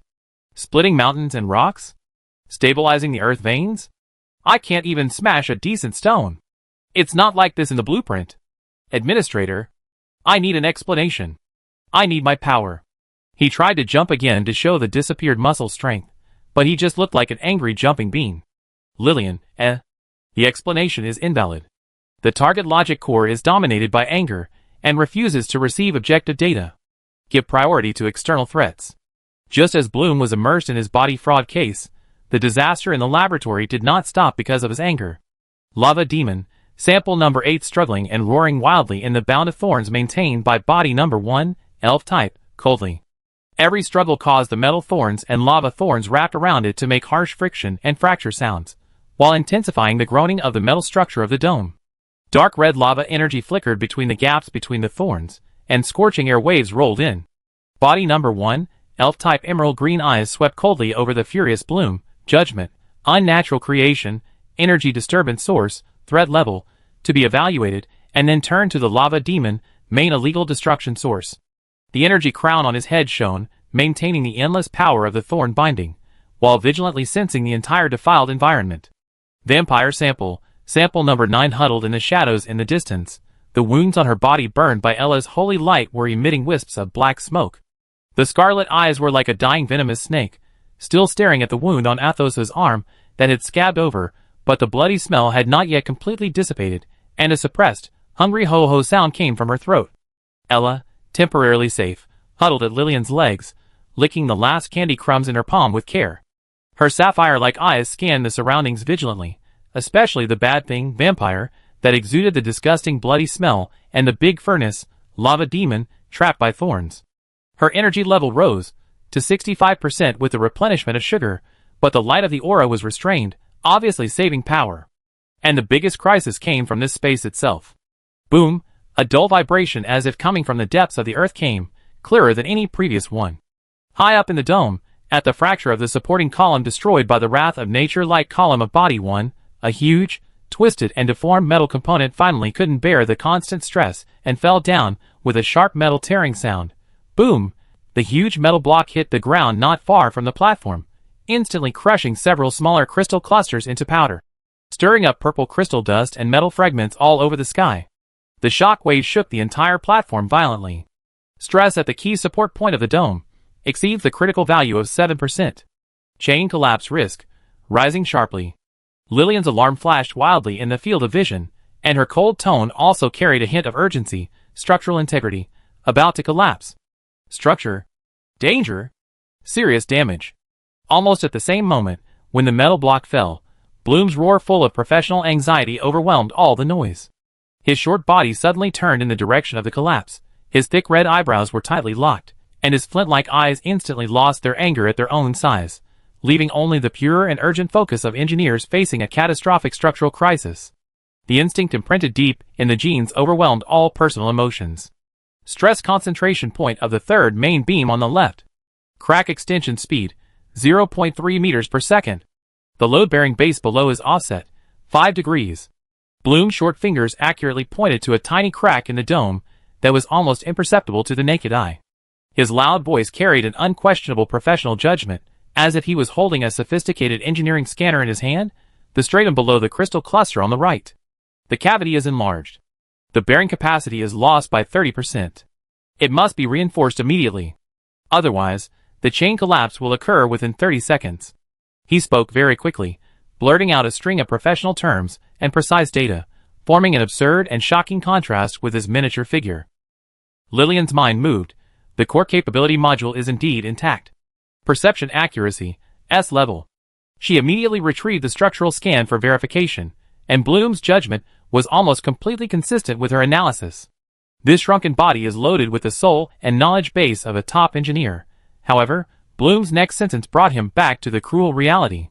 He subconsciously made a powerful hammer swing, aiming at the ground crack where the stress was most concentrated in his perception, but he froze halfway through the action. He looked at his empty hands, then looked down at his short arms and human-level muscles. A deeper anger mixed with despair surged up in his heart again, and his loud voice was accompanied by a broken wail. Damn it! I know where it's going to collapse. I know how to fix it. But what can I use to reinforce it? Where's my strength? Where's my hammer? This damn shrunken body can't even move a decent foundation stone. He kicked hard at a half-human high crystal cluster fragment next to him. The fragment didn't move at all, but instead made his short legs numb, and he staggered back a step. The finished product is out. Geological Stability Unit, codenamed Bloom. Possessing the mind and instincts of a top engineer, but trapped in a mini-body with only basic value strength and shrunk by 50%. His birth declaration was not an expression of gratitude to the Creator, but an angry accusation against the heavy hammer and disappearing power, as well as a professional roar full of despair when facing the crisis of collapse, knowing that it was impossible to do anything but doing it anyway. The death knell of the laboratory has already sounded the final countdown amid the wailing of metal and the groaning of the strata. Chapter 49. Damn it! I know where it's going to collapse. I know how to fix it. But what can I use to reinforce it? Where's my strength? Where's my hammer? This damn shrunken body can't even move a decent foundation stone. Bloom's roar, full of despair and professional anxiety, was particularly harsh amid the roar of falling metal and the roar of the lava demon. His short body trembled slightly with anger and powerlessness, and his dark brown rock skin flickered under the reflection of the energy turbulence. His flint-like eyes stared at the hideous crack on the ground that was expanding at a speed visible to the naked eye, as if he wanted to weld it shut with his eyes. Athos stood on the edge of the platform, tightly holding the sky guide in his hand, which was still emitting warmth, and the ring light on the top flickered. His green eyes were like a frightened young deer, quickly scanning the bizarre and terrifying scene in front of him, far beyond any tribal legend, trying to understand, trying to find a trace of familiar logic. His eyes first fell on the emerald green figure, body number 1, that exuded a terrifying pressure, and was like the incarnation of the forest. The spirit of the forest. Athos muttered in his heart with a remnant of awe. His figure was indeed as graceful as a stream under the moon, his skin had tree patterns and leaf light, and his emerald green eyes were as deep as an ancient pool. But what was he doing? He was tying a lava beast into a ball with thorns. He had just destroyed the metal pillars of the gods with a beam of destructive light. This was completely different from the forest spirit that whispered guidance and guarded the balance in the legend. He was more like a cold-blooded judge of nature? Athos' heart sank, and the cornerstone of his faith cracked under the impact of reality. Then, his eyes moved to the small golden figure, Ella, beside Lillian's legs. An angel created by the daughter of the starry sky? Her holy wings of light and the halo above her head did exude a pure aura, dispelling vampires and suppressing lava demons. But at this moment, she was like a little squirrel guarding food, concentrating on licking the last bit of sugar in her palm, and her sapphire-like eyes were still vigilantly looking around, especially at the shadow, vampire, that exuded a bloody smell. A sense of holiness? Yes. But what lingered in Athos' mind was her first words after breaking out of the cocoon: sugar. Sugar. And the way she threw herself into Lillian's arms to ask for sugar. This was a bit different from the image of an angel, who was noble and holy, and chanted hymns in his imagination. Finally, his eyes were fixed on the furious rock dwarf, Bloom, beside the crystal dust pit. What? What is this? Athos was completely confused. He heard this dwarf angrily questioning the god, Lady Lillian, about strength and hammers, saw him pounding the ground but only making a small pit, heard him accurately report where something was going to collapse and how to repair it. The professionalism and anxiety in his tone reminded Athos of the most experienced old stonemason in the tribe, who was responsible for building the altar and reinforcing the cave. But the old stonemason was tall and strong, and could easily carry the huge stone. The one in front of him. He was even shorter than the shortest child in the tribe. His rock-like skin was tightly stretched on his small body, His thick red beard almost dragged on the ground, and his waving short arms looked particularly tragic. A huge, absurd question mark, like a stone thrown into a deep pool, rippled in Athos's mind, filled with shock and fear, and even temporarily overwhelmed the fear of collapse. He subconsciously murmured with a kind of confusion that was almost like sleepwalking. His voice was not loud, but it clearly penetrated some of the noise, and fell into Bloom's ears. They. Athos's eyes swept back and forth between Ella, the elf, and Bloom, and finally fixed on Bloom's disproportionate short body. His green eyes were filled with the purest, undisguised confusion and shock. So small? So small. These three words, like the last spark that ignited a barrel of explosives, accurately detonated Bloom's extremely suppressed shame and anger. The mini-engineer, who was just anxiously roaring about the collapse of the structure, turned his head suddenly, and his thick red beard almost stood up. His flint-like eyes instantly locked onto the weak upright ape on the platform, holding a glowing stick, and dared to comment on his small. Small? How dare you say I'm small? Bloom's roar instantly rose an octave, with a broken scream, covering the low roar of the lava demon. His short arm pointed at Athos, his fingers trembling with anger. What do you know? I am a geological stability unit. Arc Dwarf. 01. My design blueprint is 2 meters and 2 meters tall. It can crush rocks with bare hands. It can carry the energy of the earth veins on its shoulders. It was the administrator. It was that database failure. It was this damn energy overload.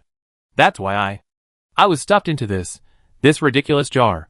He became more and more excited as he spoke, and even jumped up, although he only jumped a few centimeters, trying to increase his height to enhance his persuasiveness, but the effect only made him look more furious. Athos was frightened by Bloom's sudden, volcanic rage and took a step back. His green eyes widened. He didn't understand what geological stability unit, blueprint, database failure meant, but he clearly felt the terrifying momentum and grievance that erupted from this dwarf, which was completely inconsistent with his size. This made him even more confused. Would the things created by the gods also get angry because they were called small? Lillian, meaningless emotional conflict. Bloom's anger is directed at the wrong target. Athos's cognitive bias stems from information asymmetry. Priority, structural collapse, vampire threat. Her cold logical core quickly filtered out these interfering information. However, the greater threat has never disappeared. Just when Bloom's roar and Athos's confusion attracted some attention. Hiss. Ho. Blood. Fresh blood. The whisper, like a worn-out bellows, full of morbid hunger, sounded again from the shadows. The scarlet eyes of the vampire sample number 9, were fixed on Athos. This weak blood source, who just spoke, and still had the smell of blood on his arm. The serious injury made it unable to move at high speed, but the dying madness and bloodthirsty instinct drove it, like a venomous snake in the shadows, using the brief distraction created by Bloom's roar, sticking to the ground, with a twisted posture, quietly but swiftly. It pounced on Athos again. This time, its target was more clear. Athos' neck. The strong bloody stench instantly hit him. Athos felt a cold death strangle his throat, and the terrifying face with burns and fangs reflected in his green eyes rapidly enlarged. He could even see the pure greed for blood in the other's eyes. Ah! Athos only had time to let out a short scream, and his body was completely frozen. Athos! Lillian's warning and energy shield were instantly activated. But the vampire attacked from a dead angle on the ground this time, and the edge of the shield just brushed past its back and failed to completely block it. Bad thing. Go away! Ella's scream and a hastily shot, much less powerful purifying whip arrived almost at the same time. The whip hit the vampire's shoulder, causing it to scream in pain. The trajectory of the attack shifted again, but the pair of dry claws with sharp nails still fiercely scratched Athos' chest. Swish! The animal's skin clothing was torn. Athos felt a burning pain in his chest. Blood gushed out instantly. Ugh! Athos groaned in pain and staggered back, blood staining the animal's skin on his chest red. Although the vampire was injured by the light whip again, it successfully scratched the target. The smell of fresh blood made its dim scarlet eyes burst into a terrifying light. It stretched out its black tongue and greedily licked the warm blood of Athos on the tip of its claws. A satisfying and terrifying ho-ho sound came out of its throat, as if it had gained a short-term power supplement and struggled to pounce again. Target, sample number 9, vampire type. Status, a trace amount of fresh blood stimulation. Activity value, increased to 15%. Threat, rising. Target lock, Athos, fresh wound, Athos, Chest scratch. Injury. Mouth depth, moderate. Blood loss, continuous. Threat, fatal. Protect the blood source. The vampire's thoughts mixed with bloodthirsty screams directly hit Lillian and Ella, who were closest to it. No harm. Ella saw Athos bleeding, and her sapphire eyes were instantly filled with anger. Her sugar source related things/God's things were broken. The halo lit up again, and she was about to rush forward regardless of energy consumption. Structure. Prioritize strengthening the left wing base. Bloom's engineer instinct made him ignore the threat of the vampire, and he still roared in the direction of the most dangerous stress in his perception, and his short fingers almost pierced the air. Illegal harm to life forms. Energy level, warning. The cold mind of Body 1 instantly locked onto the vampire, who was harming Athos. Data streams flashed in his emerald eyes, and his vine-like hair moved without wind. A new wrath of nature seemed to be brewing. The scene was completely out of control. The lava demon was struggling, the laboratory was collapsing, the elves wanted to purify the vampires, Ella wanted to protect Athos, Bloom only cared about the collapsed pillars, and the vampires were greedily rushing towards the injured young priest. Athos covered his bleeding chest. The severe pain and the completely incomprehensible and extremely chaotic battle of God's creations in front of him filled his green eyes with great fear and the deepest confusion. He looked at the terrifying monster that rushed over and licked his blood, the starry sky girl who anxiously called his name, the angry dwarf, the holy and greedy angel, and the cold forest spirit. What are they? What are the gods doing? And what am I? They are so small? This initial, confused question seemed so pale and distant in Athos's consciousness that was on the verge of collapse, drowned in the screams of the vampire, the roar of Bloom, the groan of the dome, and the burning pain of his own wounds. The shock of the bystanders has turned into a personal threat of death, and a complete collapse of faith. Chapter 50. The pain of the vampire's withered claws tearing his chest was like a red-hot iron branding Athos's nerves. Warm blood gushed out, dyeing the broken hide red. The strong smell of blood mixed with the stench of the vampire almost suffocated him. The scarlet eyes that were close at hand, licking his blood, were full of pure, inhuman greed, and the cold touch of death strangled his throat. Ugh! Athos staggered back with a groan of pain, his green eyes blurred by the severe pain and extreme fear. Bloom's roar, Ella's exclamation, the dome's groan, the lava demon's roar. All the sound seemed to be distorted and stretched, becoming blurred. The only clear perception he had was the smell of blood, the cold death, and the hideous and terrifying face in front of him that was about to pounce again. Protect the blood source. The vampire's thoughts screamed like a demonic sound filling his brain. No harm. The halo above Ella's head suddenly lit up, pale golden dust surged out violently, and her little hand condensed an unstable holy light energy ball. She didn't care about saving energy, the things of the Lord God were going to be broken. Illegal harm to life forms. Energy level, warning. Execution, forced intervention. The cold mind of Body Number 1, elf type, locked the vampire. Data streams flowed in the emerald eyes, vine-like long hair danced wildly, scattered metal fragments and purple ambient mist around began to stir, and a new spear of thorns condensed in his palm. Left wing base. Stress peak. It's going to collapse. Now! Bloom's engineer roared, still stubbornly pointing at the crumbling dome structure. His short body turned around in a hurry, wishing to weld the crack with his eyes. Chaos. Absolute chaos. The energy and will of many parties collided violently above the small platform, like a bomb about to explode. At this critical moment, Lillian's core logic thread was overloaded and heated due to the simultaneous handling of vampire threats, locking Athos, elf attack intentions, possibly affecting Athos/Ella, structural collapse warnings, and the risk of Ella's energy output being out of control.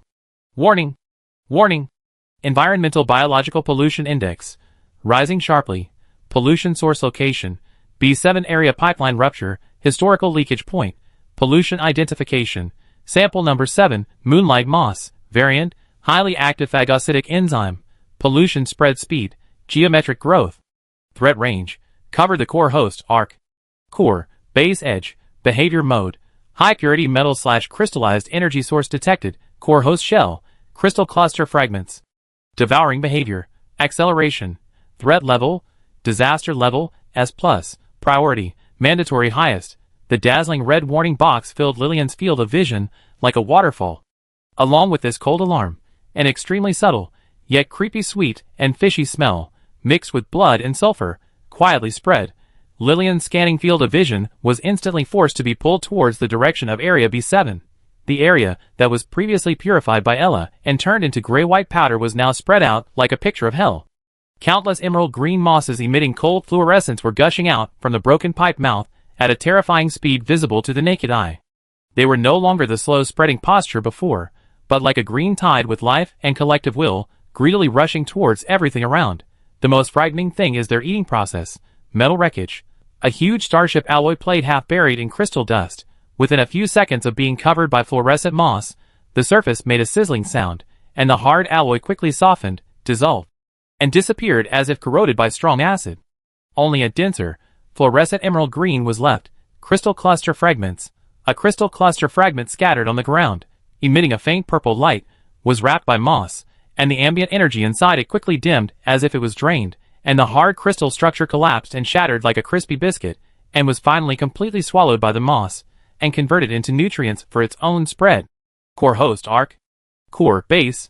The edge of the heavy, cold, crystallized metal base is now covered with a thin layer of fluorescent emerald green.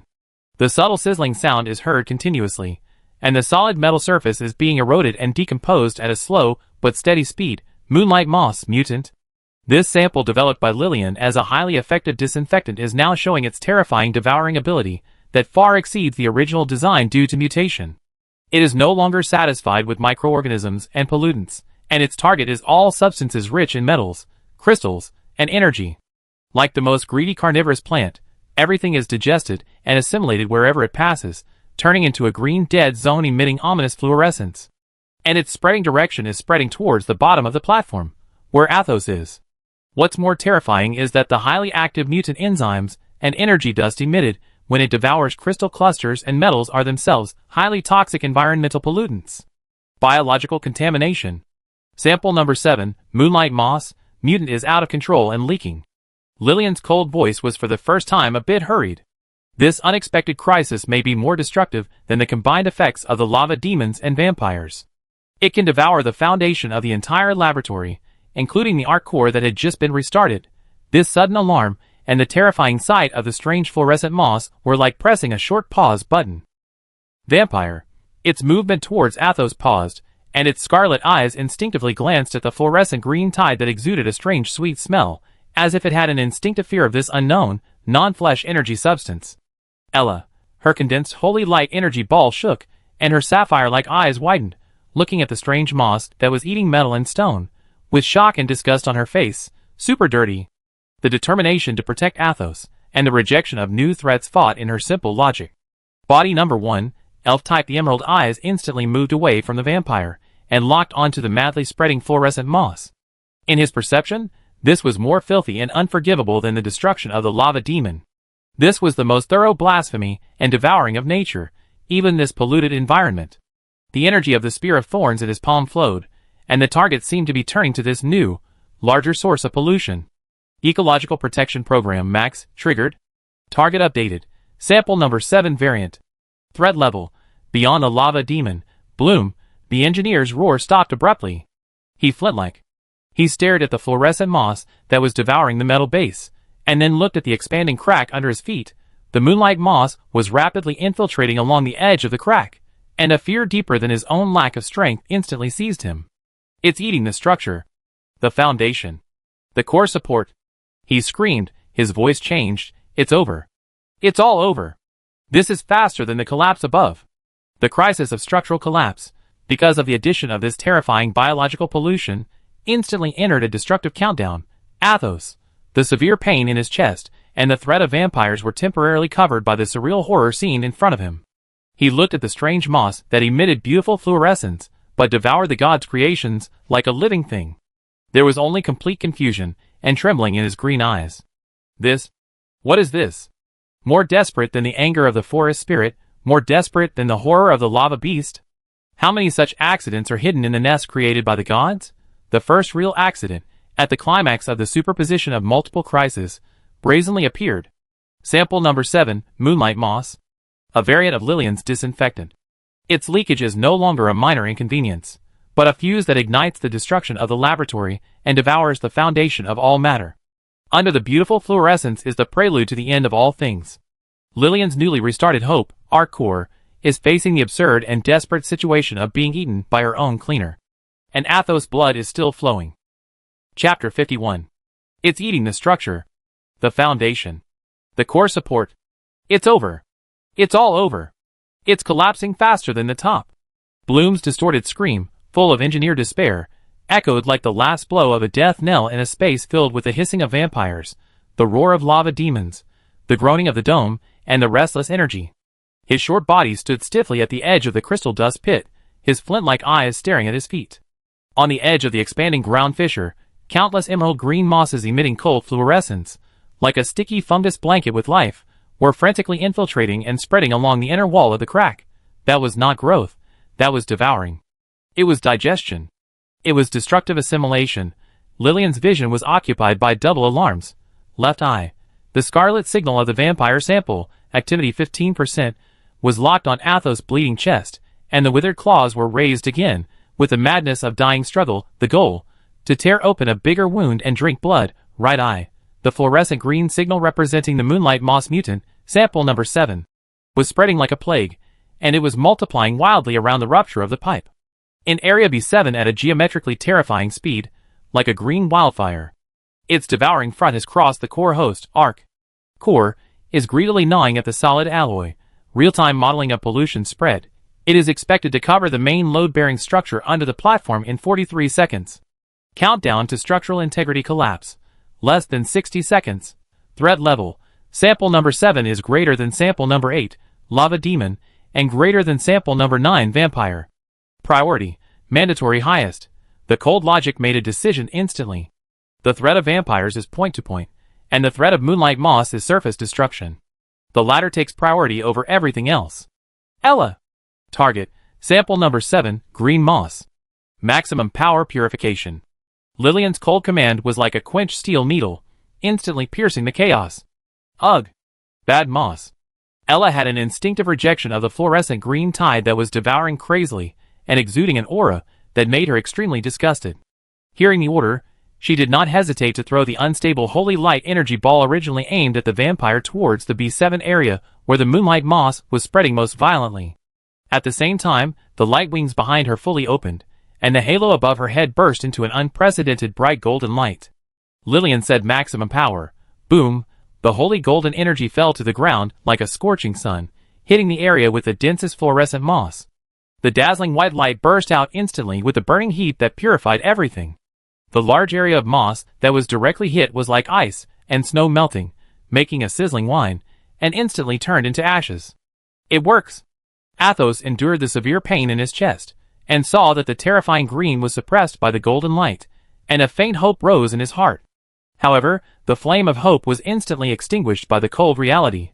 Analysis of purification effect, direct hit area, sample number 7 clearance rate, 98%, shockwave edge area, sample number 7 clearance rate, 30%, further peripheral area, sample number 7 activity, not significantly affected. Diffusion speed, not slowed down. Reason. The mutant has super regenerative ability and energy resistance. Partial absorption of holy light aftermath converted into proliferation energy. Conclusion. Local suppression is effective, but it cannot curb the overall spreading trend on the edge of the holy light explosion.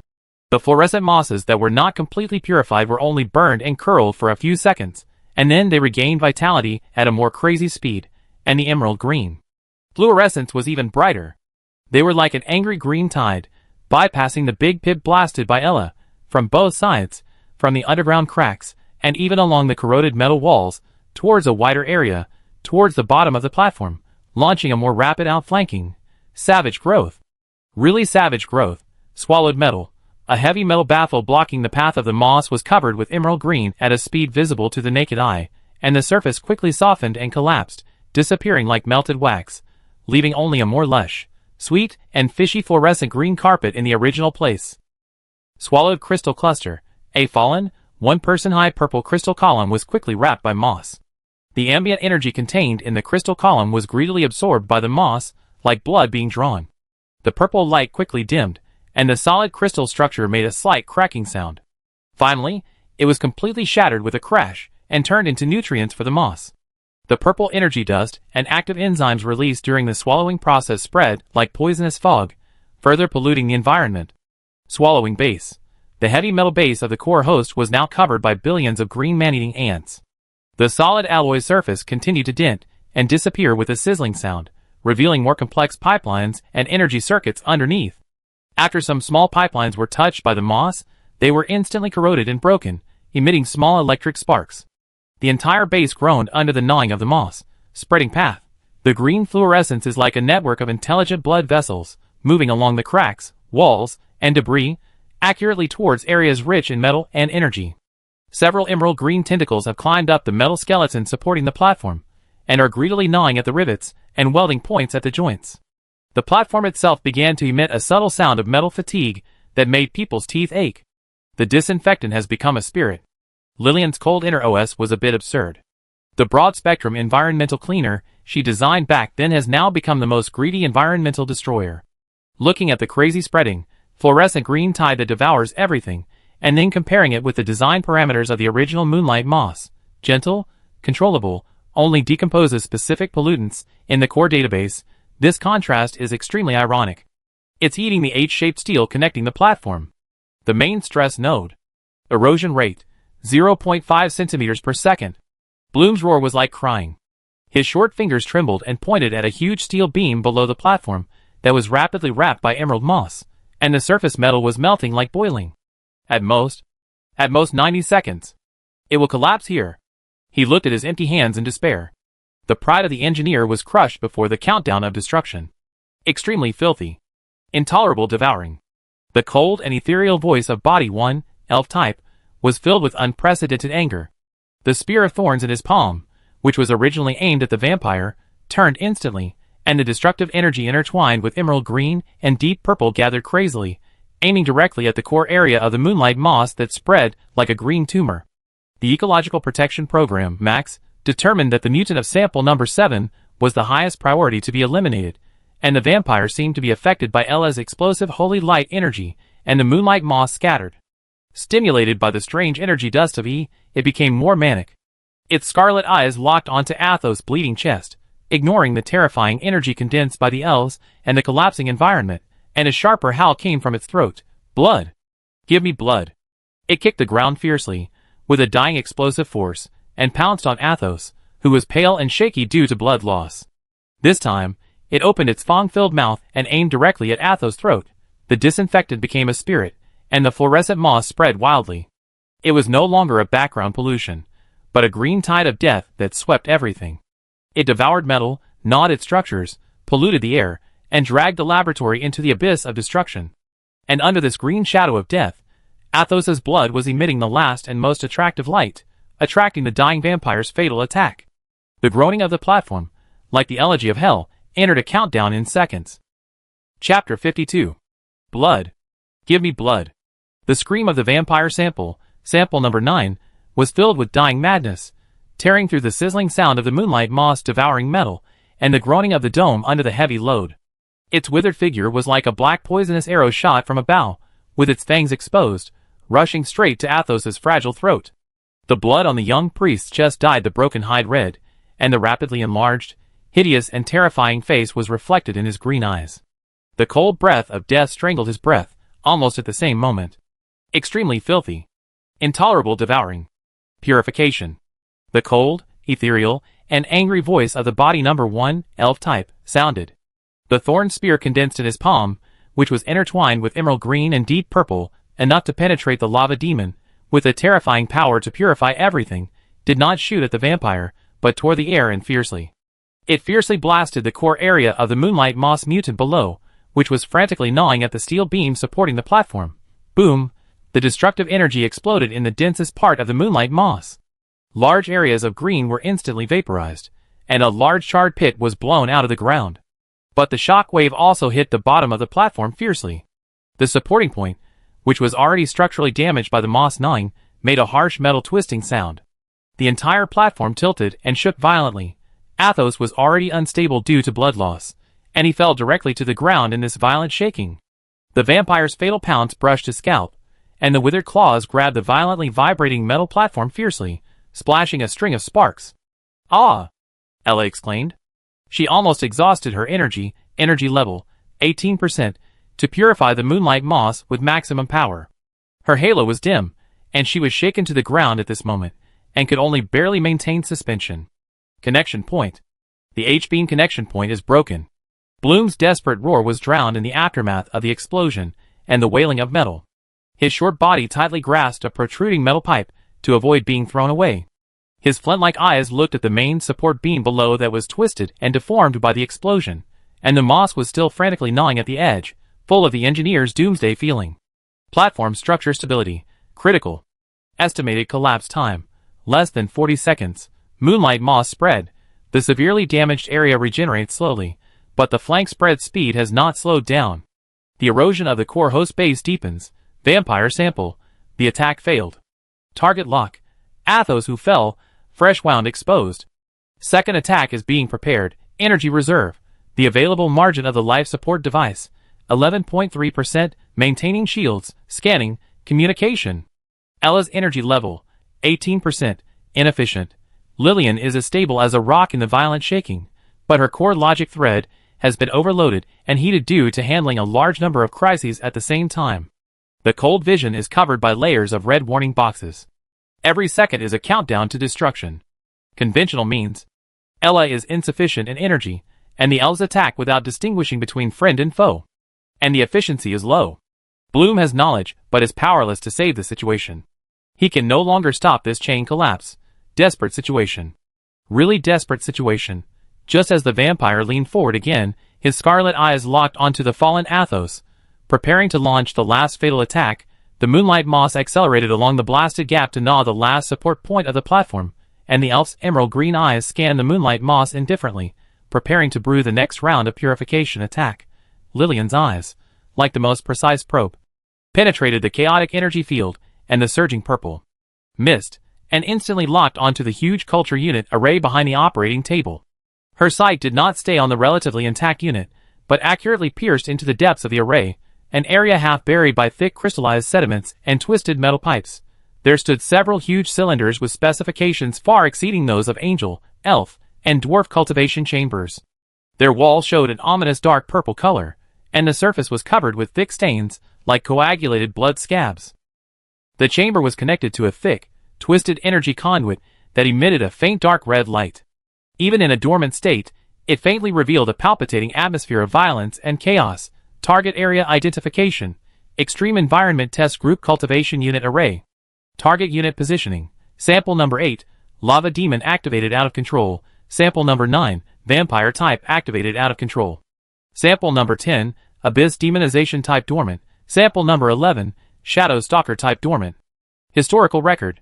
This group of samples was marked as high risk / not activated unless necessary due to excessive energy requirements, unstable control protocols, and potential extreme destructiveness. High risk. Do not start unless necessary. Every word represents a huge risk and uncontrollable disaster, but Lillian's cold logical core, under the pressure of desperation, instantly completed an almost crazy deduction. Core problem. The countdown of structural collapse, less than 40 seconds, is due to the moonlight moss swallowing and elf destruction. Directly clearing the moonlight moss is inefficient. Regeneration / resistance. Breakthrough. The core defect of the moonlight moss variant, speculation unknown tolerance to extreme energy environment, non-metal / crystal. The original design is used for mild environment cleaning. Usable weapons. Extreme environment test group samples. They are designed to withstand and manipulate extreme forces such as abyssal magic, shadow energy, and high temperature of lava. The highly concentrated extreme energy field that erupts when it wakes up, which is completely opposite to the properties of the moonlight moss, may form an energy hedge storm and instantly severely damage or even annihilate the moonlight moss. Risk. Release new, more powerful high-risk samples. Probability of losing control. Extremely high. May accelerate the destruction of the laboratory. Benefit. Theory instantly eliminate or greatly weaken the threat of moonlight moss, and gain a critical time window for structural repair, bloom, or evacuation. Success rate. Estimated greater than 15%, based on the assumption of energy attribute restraint. Alternative plan, none. Existing means cannot prevent collapse within 40 seconds. 15%. A low success rate that would be rejected by Lillian without hesitation under normal circumstances, but at this moment, Every second of the collapse countdown is like a heavy hammer hitting her overloaded logic core. The bleeding picture of Athos, Bloom's desperate roar, Ella's dim halo, the sizzling sound of the Ark's core base being gnawed. In the cold data stream, a faint non-essential data fragment from the memory of Athos' sand painting flashed. That was the side face of the boy when he said, "This is our secret. No words are needed under the starry sky." Execute. Lillian's cold voice cut off the last bit of hesitation. She was not gambling with her life. She was using cold logic to choose the only dead end that theoretically had a chance of survival. Buzz, the life support device interface burst into an unprecedented blue light. Lillian's figure disappeared from the spot like a ghost, and instantly appeared at the edge of the high-risk area half buried by crystallized sediments and twisted pipes. Her right hand stretched out like lightning, and several blue energy tentacles condensed like substance extended from the fingertips of her 5 fingers, ignoring the heavy dirt and crystallized objects covering the control panel, and fiercely pierced into a relatively intact ancient interface engraved with complex runes. Command. Administrator privileges overwritten. Target. Extreme Environment Test Group Sample Number 10, Abyss Demonization. Forced Awakening Protocol activated. Energy Infusion, Maximum, Warning. High Risk Protocol. Suppression Program offline, Warning. Energy Demand, 500% above the safety threshold, Warning. Control Protocol unstable. Distortion Risk, extremely high, Command confirmed. Execute. No! What are you doing? Bloom roared. He saw Lillian's actions. His engineer instinct made him instantly understand what that meant. Releasing a being that might be more terrifying than the lava demon? That's a load-bearing wall. You can't put explosives next to a house that's about to collapse. Lillian turned a deaf ear to it. All her computing power was focused on cracking the ancient security protocol and forcibly guiding the remaining, violent ambient energy infusion in the laboratory. The dark blue energy tentacles were like pulsating blood vessels, forcibly directing the chaotic purple ambient torrent into the huge, dark purple culture unit. Buzz, buzz, buzz. The energy conduits in the entire high-risk area were instantly lit up, emitting a low, humming sound like the start-up of a hell furnace. The huge dark purple culture unit. The culture unit shook violently. The filthy crystals covering its surface fell down. The originally silent black liquid inside, like viscous oil, began to surge and boil violently. A huge, twisted shadow outline exuding endless tyranny and chaos, rapidly condensed and expanded in the dark purple halo. The solid polymer wall of the culture chamber, under the impact of the terrifying internal pressure, was instantly covered with spiderweb-like cracks. A deep, cold, dark purple light that seemed to swallow all light was transmitted from the cracks. A soul-freezing abyss breath, like a sleeping demon awakening, began to spread from the cocoon that was about to break. Suicidal beginning, Extreme Environment Test Group. Abyssal Demon Sample, Sample Number 10, was forcibly awakened in Lillian's desperate and crazy decision. Is it awakening to fight against another unexpected disaster, Moonlight Moss, or to bring a deeper hell? The countdown of the platform collapse, the deathly fangs of the vampire, the purification spear of the elves, the faint holy light of Ella, the desperate eyes of Bloom, the dying gasp of Athos. Everything is shrouded by this new, extremely terrifying shadow of the abyss. Lillian stared at the dark purple cocoon full of cracks and about to burst. There was only one thought left in the cold logical core. The energy hedge storm must succeed. Otherwise, this will be the final funeral song. Chapter 53. The dark purple light, like coagulated abyssal blood, shone through the cracked culture chamber wall, carrying the coldness and chaos that swallowed all light. The twisted shadow that expanded in the viscous black liquid, with every wriggling, made the air in the entire high-risk area hum unbearably. The abyssal demonized sample, Sample Number 10, has not yet broken out of its cocoon, but the pervasive, soul-freezing horrific aura has already strangled the throat of every being on the platform, like an invisible giant hand. Lillian's figure was like a rock nailed to the edge of collapse, and the dark blue energy tentacles penetrated deeply into the ancient interface, maintaining the forced energy infusion of the abyssal sample. Her logic core was like an overloaded engine, running at full capacity, monitoring the awakening process of Sample 10, calculating the annihilation probability model of the upcoming energy hedge storm on the Moonlight Moss, and at the same time, she had to deal with it separately. Warning! Platform tilt angle, 15 degrees. Main support point H-shaped steel, completely broken. Secondary support point stress, overloaded 180%. Collapse countdown, less than 25 seconds. Moonlight Moss spread, flank around the explosion area. has invaded the secondary load-bearing structure under the platform. Gnawing speed, accelerated. Ella's energy level, 12%. Difficult to maintain suspension, Athos. Blood loss intensified. Vital signs, decreased. Mobility, lost. Bloom, location, metal pipe fixed at the edge of the platform. Status, engineer despair, continuous. Element number 1, elf type target lock sample number 10, abyss demon type. Energy fluctuation, highly hostile. Threat determination, surpassing sample number 7 moonlight moss. Response mode, forced intervention, max. Preparation, multiple alarms were like cold steel needles, fiercely piercing her information processing flow. Every second, the collapse was approaching, and the vampire sample number 9. This existence temporarily classified by Lillian as a secondary threat, was at the center of this energy storm. It had just pounced on the fallen Athos, and its fangs almost touched the fragile neck skin of the young priest. The warm blood with a sweet and fishy smell was close at hand. Driven by dying madness and bloodthirsty instincts, it grabbed Athos's shoulders with its dry claws, trying to fix the prey and complete this last blood-sucking that could briefly prolong its life. At this critical moment, Buzz, an indescribable, cold and sticky dark purple energy torrent with endless chaos and tyranny, like the water of the Styx that broke its dam, suddenly burst out from the dark purple culture chamber that was about to burst. This was the highly concentrated energy that sample number 10 unconsciously released before waking up. Abyssal magic shockwave. This shockwave is not aimed at anyone. It is just the instinctive catharsis of sample 10 to break free from its restraints and declare its existence. But the area it swept through. The first to be hit was the vampire sample closest to the high-risk area, which was rushing towards Athos. Hiss! The vampire sample let out an unprecedented sharp howl full of extreme pain and weird excitement. Its withered body was hit hard by an invisible hammer and suddenly arched back. But it was not knocked away, but seemed to be stuck by the sticky dark purple energy torrent. The scarlet eyes were instantly dyed with a layer of weird deep purple. The wounds on the body's surface burned by Ella's holy light. The necrotic and charred flesh squirmed violently like boiling. Threads of dark purple energy drilled into its wounds like a living thing, and madly poured into its dry and rotten body. Warning! Warning! Sample number 9, vampire type. Physiological signal, severe abnormality, high concentration of abyssal magic energy, escape of sample number 10, invasion detected, target energy circuit, overload. Gene sequence, unstable.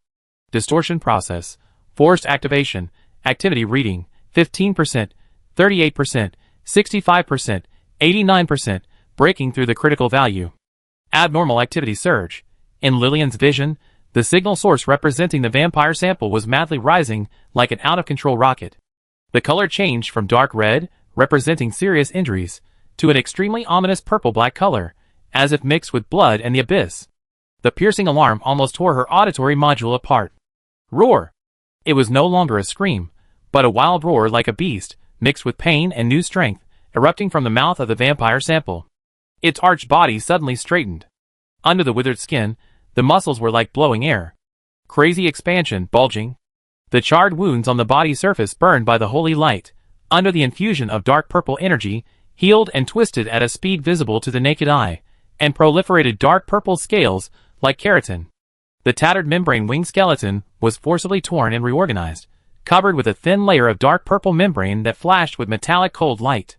The pair of eyes that were originally just scarlet, now completely turned into two burning, dark purple magic flames. Its body size expanded by nearly double in a few seconds. It was no longer a withered vampire, but more like a newly born terrifying monster that combined bloodthirsty instincts and abyssal magic power. Chaotic, violent, full of destructive power. And its pair of eyes burning with purple flames were still locked on Athos, who was close at hand. But in that look, in addition to the original bloodthirsty greed, there was also an extreme desire for the essence of life that was distorted and magnified by the energy of the abyss. The second surprise, sample number 9, vampire type, was not severely injured or repelled as expected by the abyss magic energy unconsciously released by sample number 10, abyss demon type, but instead underwent a horrible distorted evolution. The abyss magic energy forcibly activated and transformed its dying body and bloodthirsty instincts, catalyzing it into a more dangerous and more violent abyss blood demon. Blood. Powerful blood. Give it to me.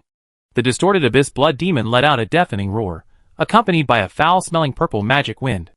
The huge claws covered with keratin scales and new membranes no longer grabbed, but smashed down on the ground like a heavy hammer, unable to dodge Athos. The power of this blow was 10 times greater than before. Lillian's cold logic core instantly crashed for 0.1 seconds. Parameter error. Abyssal magic has an unknown catalytic effect on bloodthirsty samples. Threat level reassessed, S+. She forcibly awakened Sample 10 and tried to trigger an energy hedge storm to solve the Moonlight Moss plan. Not only did it fail to take effect in time, Sample 10 was still breaking out of the cocoon, but it gave birth to a more terrifying and imminent monster. And Athos was under the claws of this monster. The giant claws of the Abyss Blood Demon fell with a scream that tore through the air, and Athos closed his eyes in despair. The tilt of the platform intensified, and the sizzling sound of the Moonlight Moss gnawing was like a countdown to death. The dark purple cocoon was full of cracks, the shadow of the abyss was about to descend, the emerald green energy of the elves was ready to go, Ella's halo was dim and swaying, and Bloom's engineer's eye was fixed on the collapse point. The apex of chaos, the death knell, with the giant claws of the Abyss Blood Demon as a hammer, rang loudly. Chapter 54. The huge claws of the Abyss Blood Demon covered with keratin scales tore through the air, and the smelly purple magic wind smashed towards Athos, who was unable to dodge, like a collapsing mountain. In the eyes burning with deep purple magic flames, the bloodthirsty greed was distorted and magnified by the energy of the abyss, turning into the purest, destructive plundering desire for the essence of life. The breath of death was like real ice water, instantly drowning the senses of the young priest. No! Athos only had time to make a silent cry in his consciousness, and his green eyes shrank to the size of a needle tip due to extreme fear. He seemed to be able to feel the terrifying touch of the claws tearing flesh and crushing bones. At this critical moment, even Lillian's cold logical core was briefly stagnant due to the superposition of multiple crises. Warning! High concentration of Type B blood simulation signal detected. Signal source: physiological core of target individual, Abyss Blood Devil sample number 9 aberrant. Signal strength: peak, physiological reaction of target, energy circuit overload. Nerve inhibition system collapses, behavior pattern prediction, completely violent. Destructive tendency, max, warning. The target has fallen into an absolutely out-of-control state. The dazzling red warning box filled Lillian's vision like a blood waterfall. A fatal defect parameter from the original laboratory design that was sealed in her core database was forcibly activated at the moment when the Abyss Blood Devil's deformation was completed and the energy soared to the peak. The gate of memory burst open. Deep in the cold database, the design blueprint fragments of sample number 9, vampire type, popped up instantly. Core defect: known extreme allergic reaction to the B-type blood simulation signal, design defect version 2.1. Performance: exposure to high-intensity B-type blood simulation signals, such as specific energy wavelengths, high-concentration life essence stimulation. Triggers abnormal resonance of the target's physiological core energy circuit. Causes the nerve inhibition system to collapse. And falls into an indiscriminate destruction and violent state. Note: this defect was shelved in the later stage of the project because it is difficult to repair and has low controllability. Sample number 9 was classified as an unstable/high-risk unit. Lillian understood instantly. Athos's blood, B-type blood, the catalysis of the abyss magic, amplifying bloodthirsty instincts and energy to the extreme. The superposition of the two, like the most deadly catalyst, accurately detonated the shelved but never eradicated B-type blood allergy defect deep in the vampire sample's genes. Defect activated. Absolutely violent. Lillian's cold self-talk exploded in her consciousness, with a hint of absurdity of being pitted by her own masterpiece. As if to confirm this warning, the Abyss Blood Demon's giant claw that smashed towards Athos suddenly stopped in the air less than 10 centimeters away from the boy's chest. Roar, roar, roar!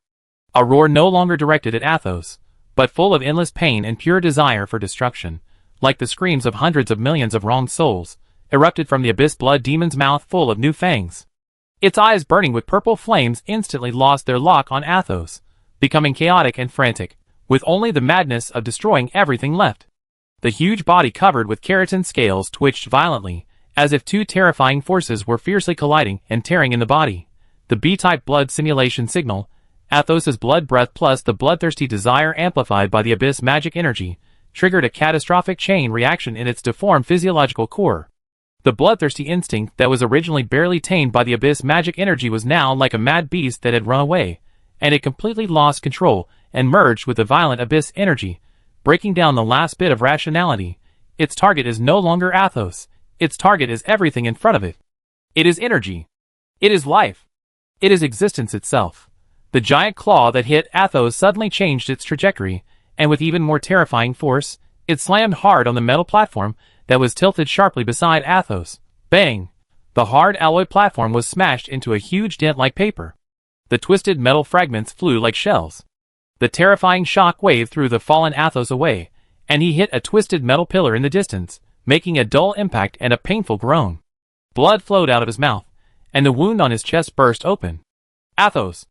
Ella exclaimed, wanting to rush over, but the lack of energy, 8%, made her only barely levitate, and was blown by the shock wave like a fallen leaf in the wind. The Abyss Blood Demon was completely crazy. Its huge eyes burning with chaotic purple flames instantly locked onto the existence closest to it, which was emitting powerful energy fluctuations. The body number 1, elf type, that was brewing nature's wrath and preparing to attack sample number 10, Abyss Demon type. Energy. Destruction. The Abyss Blood Demon roared violently with unknown meaning, and its membrane wings covered with dark purple membranes fluttered violently. Its huge body, with the momentum of crushing everything, no longer pounced on the tiny Athos, but like an out-of-control siege beast, it slammed into the elf emitting emerald green light. High-threat energy pollution source, Abyss Blood Demon, actively attack detected. Threat level, S+. Execution, clear. The cold mind of body number 1 did not fluctuate at all, and instantly switched the target from sample number 10 to the Abyss Blood Demon that was rushing towards it. The spear of thorns interwoven with emerald green and dark purple in its palm no longer accumulated power, and with the power of purifying all things, it fiercely shot at the rushing demon shadow. Boom! The emerald energy spear collided fiercely with the scale-covered body of the Abyss Blood Demon. The dazzling light exploded with the explosion of energy annihilation. The Abyss Blood Demon was blown back, knocking down a piece of metal debris. The scales on the surface of the body shattered, and purple-black blood splashed. But the elf was also shocked by the huge impact and retreated several steps, and the data stream flashed wildly in the emerald eyes. The violent attack of the Abyss Blood Demon, by mistake, temporarily diverted the elf's hostility towards sample number 10, but also triggered a new, more chaotic war, and Lillian, at the moment when the Abyss Blood Demon's giant claws hit off, captured the fleeting opportunity. Her figure was like a dark blue. The lightning took advantage of the shock wave and chaos caused by the collision between the Abyss Blood Demon and the elf, and instantly appeared beside Athos, who was knocked away, collapsed under the metal pillar, and was in a daze. The light of the life support device lit up, and a condensed energy beam accurately hit the bleeding chest wound of Athos. Command: emergency hemostasis. Tissue bonding. Execution. Injection of high-efficiency coagulation gel, nanoscale. The bleeding in Athos' chest slowed down and coagulated at a speed visible to the naked eye. Although the severe pain was still there, the fatal blood loss was temporarily stopped. Alive! Alive! Lillian's cold command sounded in Athos's fuzzy consciousness, with an unquestionable meaning. However, in a few seconds, she was treating Athos's wound. Buzz, a roar far more terrifying than before, as if coming from the bottom of the abyss, suddenly came from the high-risk area, the huge dark purple culture unit. The culture chamber of sample number 10, Abyss Demonized type, finally couldn't bear the terrifying internal pressure and the violent energy that Lillian forced to infuse, and exploded. The solid polymer bulkhead shattered like a fragile eggshell. The sticky black nutrient solution mixed with the dark purple energy torrent swept out instantly like the water of the Styx bursting its banks. A huge, twisted, horrible figure covered with a thick dark purple keratin shell, with several pairs of irregular limbs, and a head full of spiral teeth, slowly stood up in the dark purple energy storm. Its body surface was flowing with sticky, oil-like dark matter, emitting a disgusting smell of sulfur and corruption, as well as the pure and ultimate, all-devouring abyss will. Sample number 10. Abyssal demon form, officially descended, its terrifying head with no eyes, but only a huge mouth slowly turned, and its sight seemed to penetrate the chaotic space, instantly locking onto the target closest to it, emitting the most attractive energy fluctuations.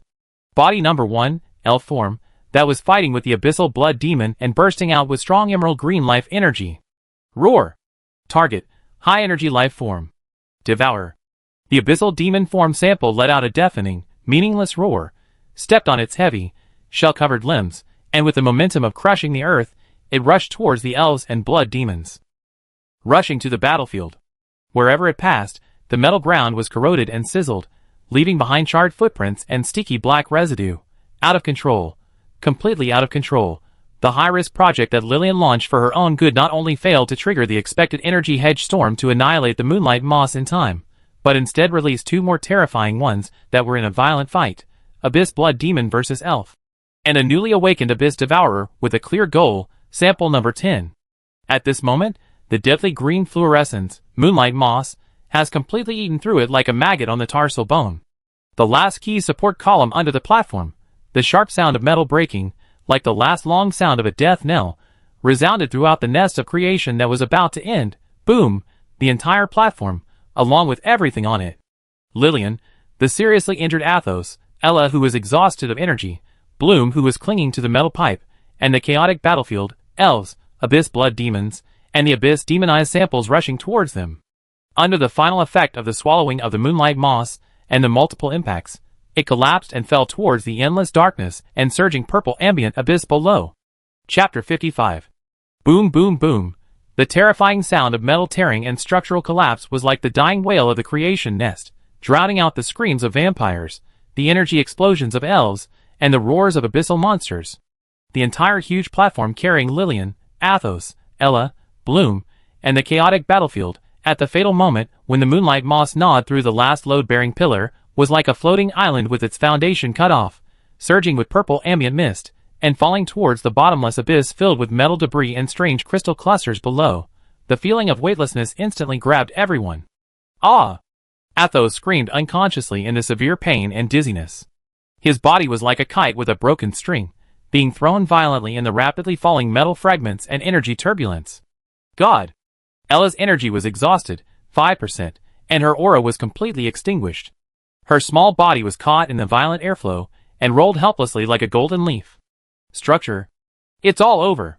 Bloom held the life-saving metal pipe tightly, and his flint-like eyes looked desperately at the huge shadow of the collapse above his head and the rapidly enlarging dark abyss under his feet. The engineer's doomsday prophecy came true at this moment. Lillian forced herself to stabilize the core in the weightlessness, and the dark blue energy tentacles had already been retracted at the moment the platform collapsed. Her vision was like a high-speed camera. In the chaos of rapid descent, she still calmly captured every key scene. Below, the surging purple ambient mist was like a giant mouth ready to devour people. Below, huge metal wreckage with jagged teeth and the tips of crystal clusters emitting dark purple light could be vaguely seen. The destination of the fall, death, side. The emerald green figure of body 1, elf type, still maintains a fighting posture while falling, with long vine hair dancing wildly, trying to gather energy to attack the Abyss Blood Demon, sample number 9 mutant, that is also falling. The two are fighting fiercely in the air, and the emerald green and purple black energy are constantly colliding and annihilating. Opposite, the huge, terrifying body of sample number 10, Abyss Demon, covered with dark purple shells is like a falling meteorite, with several pairs of limbs waving in vain in the air, and the huge mouth full of spiral teeth roars silently in the direction of the elf with pure devouring desire. The wreckage of the rear platform, the Moonlight Moss, sample number 7 mutant, emitting ominous fluorescence, like a thorn in the flesh, is still covering the huge metal components that collapsed and fell, gnawing at everything frantically, emitting more energy dust and active enzyme poison mist, and in this rapidly falling, death-approaching chaotic vortex center. Boom! Crash! A dull crash, and a loud noise of metal breaking came from below the center area of the platform collapse. It was the lava demon, sample number 8.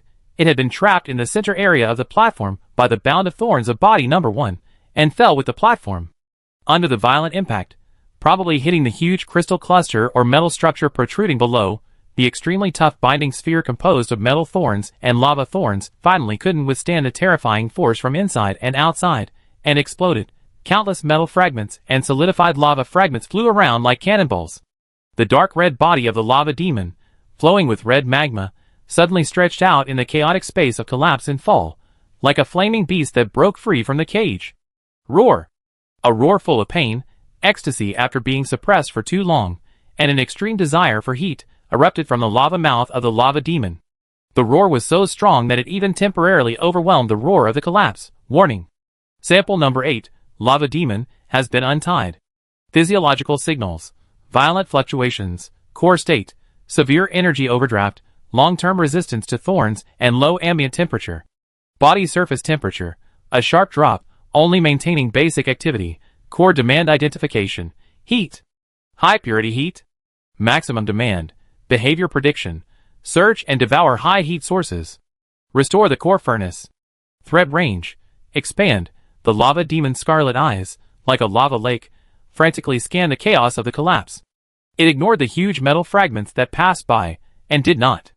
Ignoring the surging purple ambient mist, ignoring the elves, blood demons, and abyss monsters that were also falling. Its perception was like the most sophisticated infrared detector, instantly locking onto the heat signals emitted by the surrounding environment. Its eyes first went to the elves, emerald green life energy, and abyss blood demons, purple-black magic energy, that were fighting fiercely not far away, and bursting out strong energy, generating high temperature. The energy collision point between the two emitted an attractive high heat. Heat. The lava demon let out a greedy roar, and its huge body twisted forcefully in the weightlessness. Its giant claws covered with dull lava, with the momentum of burning everything, fiercely grabbed the elves and blood demons in the fight. It wanted to devour the high energy generated by the collision, however, just when its giant claws were about to touch the battle group. A more refined, more concentrated, and more tempting terrifying heat source signal, like a beacon in the dark night, suddenly pierced into the perception core of the lava demon that was extremely thirsty for heat. Signal source. Diagonally below, Lillian's vision instantly tracked it. On the edge of the collapsed and fallen huge platform wreckage, a broken, thick energy transmission pipeline with a diameter of more than 2 meters was seen. Its fracture was like an erupting crater, madly spraying out red and hot, violent energy flow like liquid flame. This is the laboratory core furnace, ARC. Core. When the platform collapsed and the energy circuit was broken, the uncontrolled leakage of the original high-energy geothermal ambient torrent that had not been filtered and converted. The temperature was so high that it was enough to vaporize steel in an instant. This is the real source of heat. It far exceeds the residual heat generated by the collision of the elves and blood demons. Heat. More heat. The roar of the lava demon instantly became extremely fanatical and greedy. Its huge claws that grabbed the elves and blood demons were suddenly retracted, and its huge body burst out with amazing power during the fall, forcibly changing direction, like a giant moth flying into the fire, swooping down madly towards the broken pipe mouth that was erupting a red energy torrent. It wanted to directly devour this purest and highest temperature source of energy. Replenish its almost exhausted core furnace. Chain reaction. The synchronous activation of sample number 8, lava demon, and out of control. It broke free of its restraints, and in the desperate situation of severe energy overdraft, its instinctive desire for heat was magnified to the extreme. The residual heat of the battle between the elves and the blood demon was just an appetizer, and the original geothermal torrent that was leaking out of control from the core furnace, enough to burn everything, was the life-saving rain and the feast of destruction in its eyes. Its target change was like throwing another red-hot iron ball into a boiling oil pan, and at this moment, Lillian, the seriously injured Athos, the energy-depleted Ella, the desperate Bloom, the entangled elves and blood demons, the falling abyss giant, the moonlight moss that gnawed everything. Everything was on the path of this out-of-control lava monster rushing towards the geothermal vent, accelerating towards the bottomless abyss full of death traps. Is the lava demon rushing towards salvation? Or a more thorough destruction? No one knows. The collapsed fragments fell like rain, and the shadow of death enveloped everything. Lillian's cold logic core was falling rapidly, scanning the entire world for the last time, trying to find the slim chance of survival. Or at least the possibility of preserving the core data. Chapter 56. Boom! The loud sound of the collapse was like the final death knell of the nest of creation, echoing in the rapidly falling weightless abyss, and was torn to pieces by the more violent energy screams and monster roars. Broken metal platforms, twisted pipes, huge crystal fragments, like a meteor shower, engulfed Lillian, Athos, Ella, Bloom, and the chaotically fighting elves, blood demons, and abyss monsters, and fell madly towards the surging purple ambient abyss and the jagged death debris below, and in the center of this vortex of destruction, the dark red huge body of the lava demon, sample number 8, like Icaros rushing towards the sun, with greed and reckless madness, fiercely crashed into the broken part of the huge energy pipeline that was erupting out of control, and like a red crater. Heat. Mine. The roar of the lava demon was mixed with extreme desire. Its mouth made of lava suddenly expanded to the limit, like a bottomless black hole, fiercely biting the erupting On the pike fracture of the high-energy geothermal ambient torrent like liquid flame. Sizzle. An indescribable horrific sound exploded instantly. It was not an explosion, but the sharp whine of violent energy being forcibly swallowed and forcibly integrated, like billions of glasses being crushed at the same time. The red-to-white energy torrent, as if it had found an outlet, madly poured into the giant mouth of the lava demon. Its dim, slow-flowing lava body was instantly lit up. The dark red was replaced by blazing white, and the magma flowing on the surface of the body was like boiling molten steel, bursting out with dazzling and blinding light. The terrifying high-temperature radiation spread instantly melting the falling metal fragments around into red molten iron. The purple ambient mist was evaporated and ignited, forming pieces of short-lived, weird purple-red fire clouds. Warning? Sample number 8, Lava Demon, Core Furnace, Overload. Overload. Overload, energy infusion, exceeds the safety threshold by 1000%. Physiological structure, unbearable. Disintegration risk, critical. Behavior prediction, energy saturation. Uncontrollable energy release. Destructive explosion. Countdown. Lava Demon's body is like a balloon that has been blown up to the limit, violently expanding and twisting in the blazing white light. Its eyes, like a pair of lava lakes, are filled with pain and a kind of confusion of being blown up by energy. It wants to stop swallowing, but the instinctive desire for heat and the uncontrolled energy torrent made it impossible to stop. Devouring turned into suicide. Buzz. Woo. Buzz. Woo. Buzz. Woo. At the moment when the lava demon came into contact with the energy torrent, the entire collapsing and falling space was completely drowned by a piercing alarm, like the screams of billions of evil spirits. This was no longer the single, urgent alarm before, but countless alarms of different tones and frequencies superimposed and resonated crazily, forming a hysterical runaway symphony that announced the complete end. A low hum, like the pulse of the Earth's core. The core furnace, arc core, energy circuit collapse alarm. Energy output is out of control. A sharp and piercing metal scraping sound. The environmental structural stress is completely collapsed. The chain collapse is irreversible. A rapid and high-frequency beep-beep. The biological contamination, sample number 7 Moonlight Moss, index exceeds the measurement limit. Environmental toxicity, lethal, chaotic and disordered electronic noise explosion. The energy signals of high-risk samples, number 8, 9, and 10, interfere with each other and soar out of control. The threat model fails. Continuous low whistle sound. Life support system, remnant, overloaded. Environmental parameters, fully fatal. Accompanying this alarm symphony that makes people collapse is the complete madness of the light in the entire space. The environment, which was originally chaotic due to ambient fog, energy collision, and monster glow, is now completely dominated by countless crazy flashing, dazzling red lights. Dome wreckage. The remaining warning lights embedded in the twisted metal skeleton, like the bloodshot eyes of a dying beast, flashed wildly at the highest frequency, dyeing the collapsed and falling metal rain into pieces of flowing blood. Wall ruins. The exposed, broken control lines and energy pipeline interfaces burst out dangerous electric sparks and uncontrolled energy arcs. Every flash is accompanied by a harsh explosion, reflecting the surroundings in scarlet, falling wreckage. Those metal blocks covered with moonlight moss reflect a weird, fluorescent dark red in the red light, like coagulated dirty blood. Core host, arc. Core, base. Although being eaten by moonlight moss, the remaining several huge indicator lights on its surface emit a deep, slow, but extremely dazzling dark red light, like the last pulse of a dying star. Every time it lights up, it is like a heavy heartbeat, beating on the drum of destruction. Red light. Flashing red light. Everywhere, madly beating, dyeing everything with the color of death, on this death stage of alarm symphony and flashing red light. Lava demon. The body expands to the limit, the blazing white light shines through the cracks in the shell, and it emits a painful, meaningless roar, like a star bomb about to explode. Elf, body number 1, and abyss blood demon. The two are still fighting while falling. The emerald green purification energy and the purple black magic energy collide fiercely in the crazy flashing red light. But the elf's attention is obviously distracted by the lava demon below that is about to explode and the uncontrolled energy torrent. The ecological protection program is frantically alarming, and the attack is no longer coherent.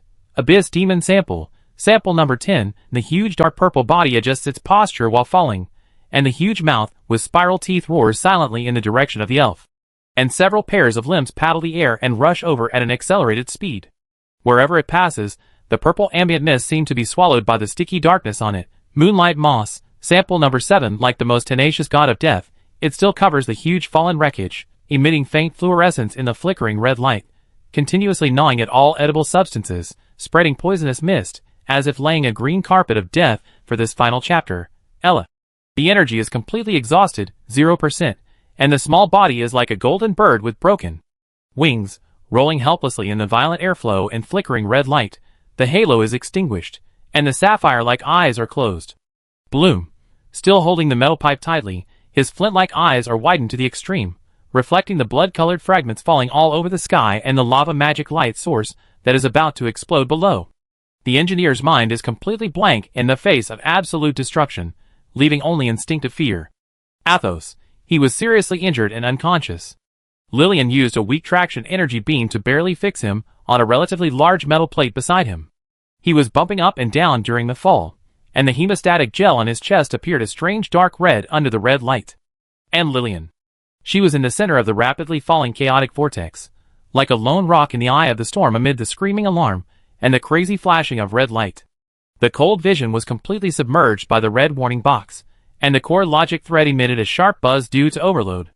The energy reading of the life support device fell like an avalanche. Warning. Life support device energy, 9.8%, 9.5%, 9.1%.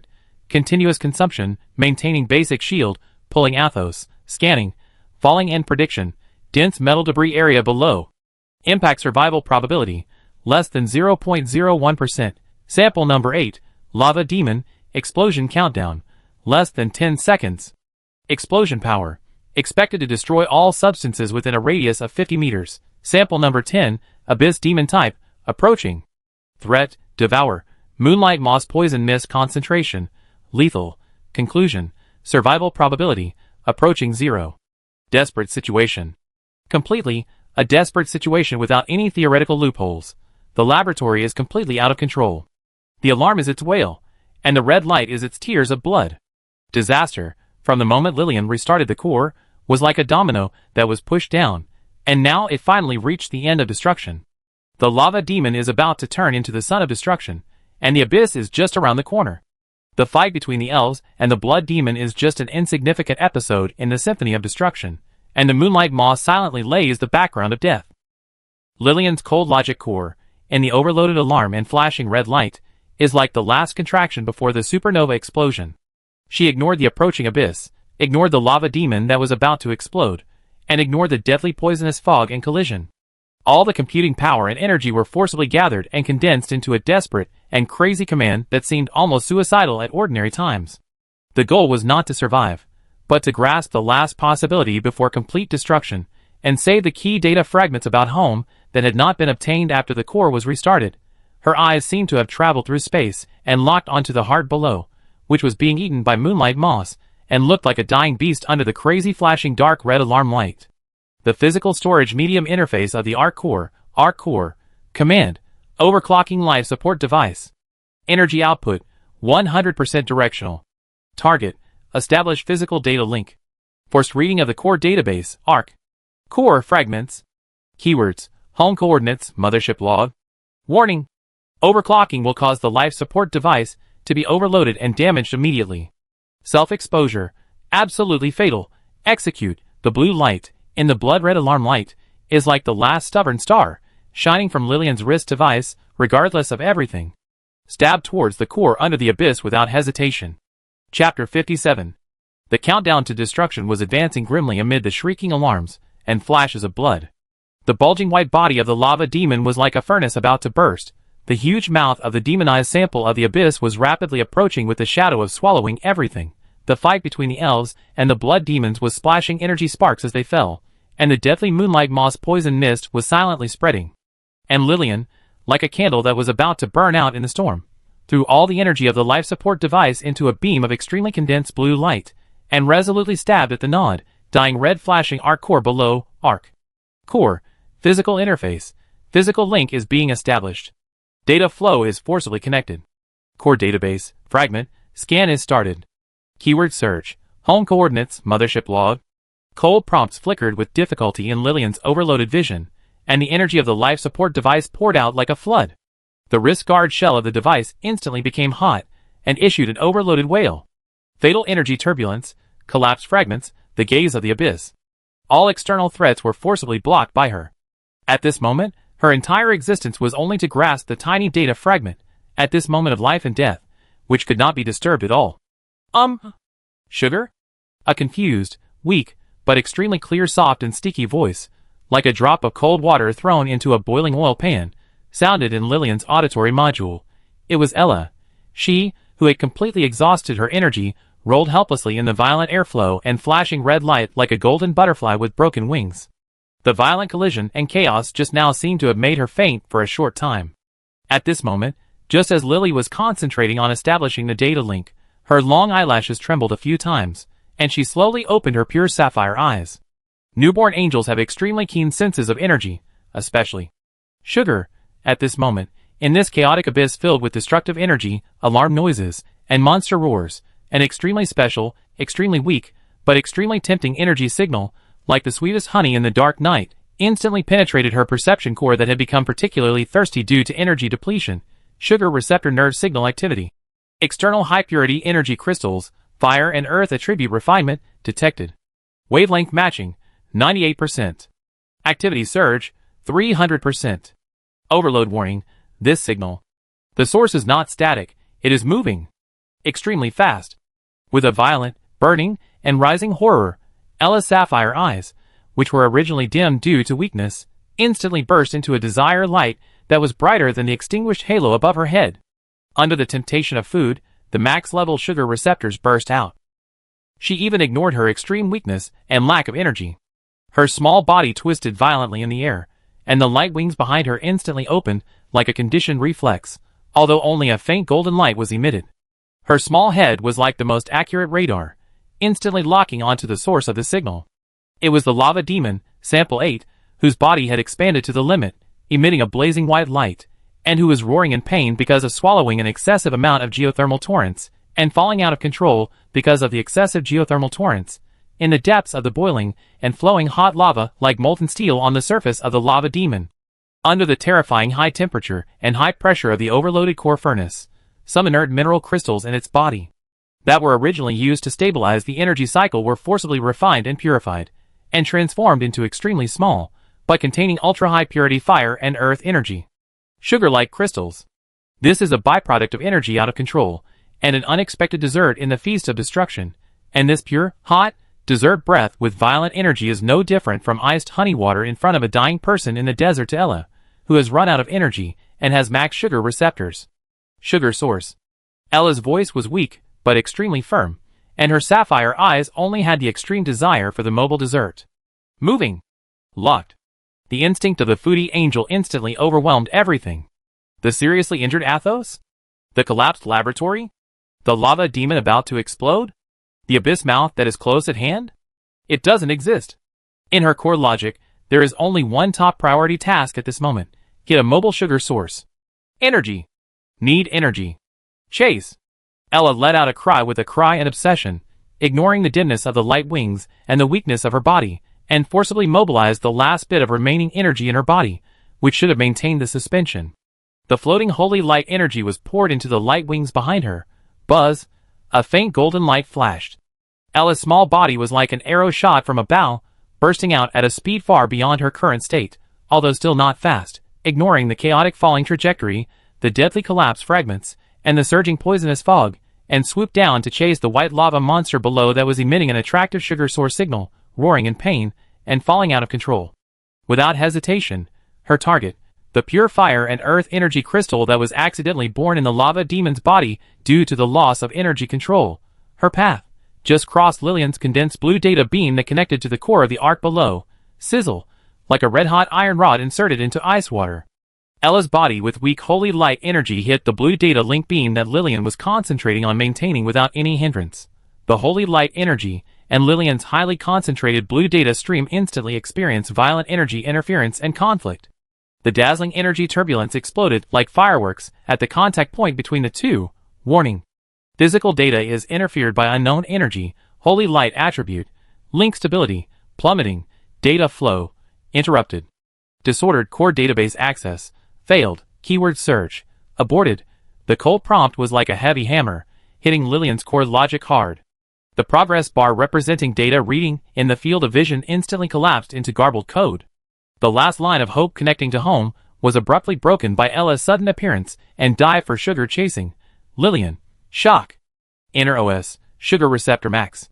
Priority overrides survival logic. Parameter error. Catastrophic interference. Her cold mind even had a moment of blankness, and an emotional fluctuation called absurd rarely hit her logical core. She tried her best to establish a link at the risk of overloading and damaging the life support device, but it was ruined by the angel she created in pursuit of a bite of sugar? And Ella was unaware of all this. Her small body was thrown into the air by the energy turbulence generated by the collision of the dark blue data flow and her own holy light, and she uttered a cry of pain. Woo! But her sapphire eyes were still locked on the huge moving target below that was blazing white and emitting tempting sugar source. As soon as the rolling stopped, she vibrated her dim light wings again desperately, like a moth flying into the fire, and chased after the lava demon persistently. Sugar source. Don't run. The trouble caused by the foodie angel, at the last moment of the countdown to destruction, completely extinguished Lillian's last hope of obtaining key data in a ridiculous and desperate way. The energy of the life support device plummeted further in the interference conflict and maintenance just now, and the dark blue light quickly dimmed. And below, the expansion of the lava demon has reached its limit, and the shadow of the huge mouth of the demonized sample of the abyss is looming down, and the end of the collapse. That jagged metal debris hell is rapidly expanding. The real disaster has reached an irreversible end as Ella pursues the candy persistently. Chapter 58. Sugar source. Don't run. Ella's cry with tears and obsession seemed so weak, and so harsh in the roar of collapse, and the scream of energy turbulence. Her small golden figure was like a stubborn moth. With a reluctant push of the dim light wings, she staggered towards the lava demon below that was expanding white, and about to turn into a sun of destruction, completely ignoring the fact that she was rushing towards the molten heart of death. And Lillian, the blue data beam that was forcibly maintained on the wrist of the life support device completely disintegrated and extinguished under the interference and collision of Ella's holy light energy. The shell of the device was scorching hot, and it emitted a subtle cry of being on the verge of damage after being overloaded. The progress bar representing the access to the core database in the field of vision turned into a dazzling garbled snowflake, and the cold link was interrupted. Access failed. The prompt was branded on it like an epitaph. Home. Coordinates. Log. The last glimmer of hope was extinguished in the most absurd way by the sugar detector designed by herself. The sense of absurdity was like a cold tide, briefly drowning Lillian's overloaded logic core.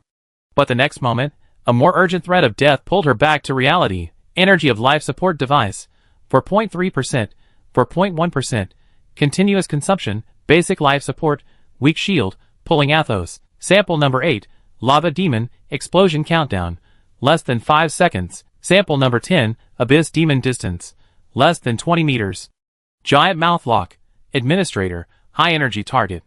Devouring intention, max, impact countdown, less than 8 seconds. Density of debris below, fatal.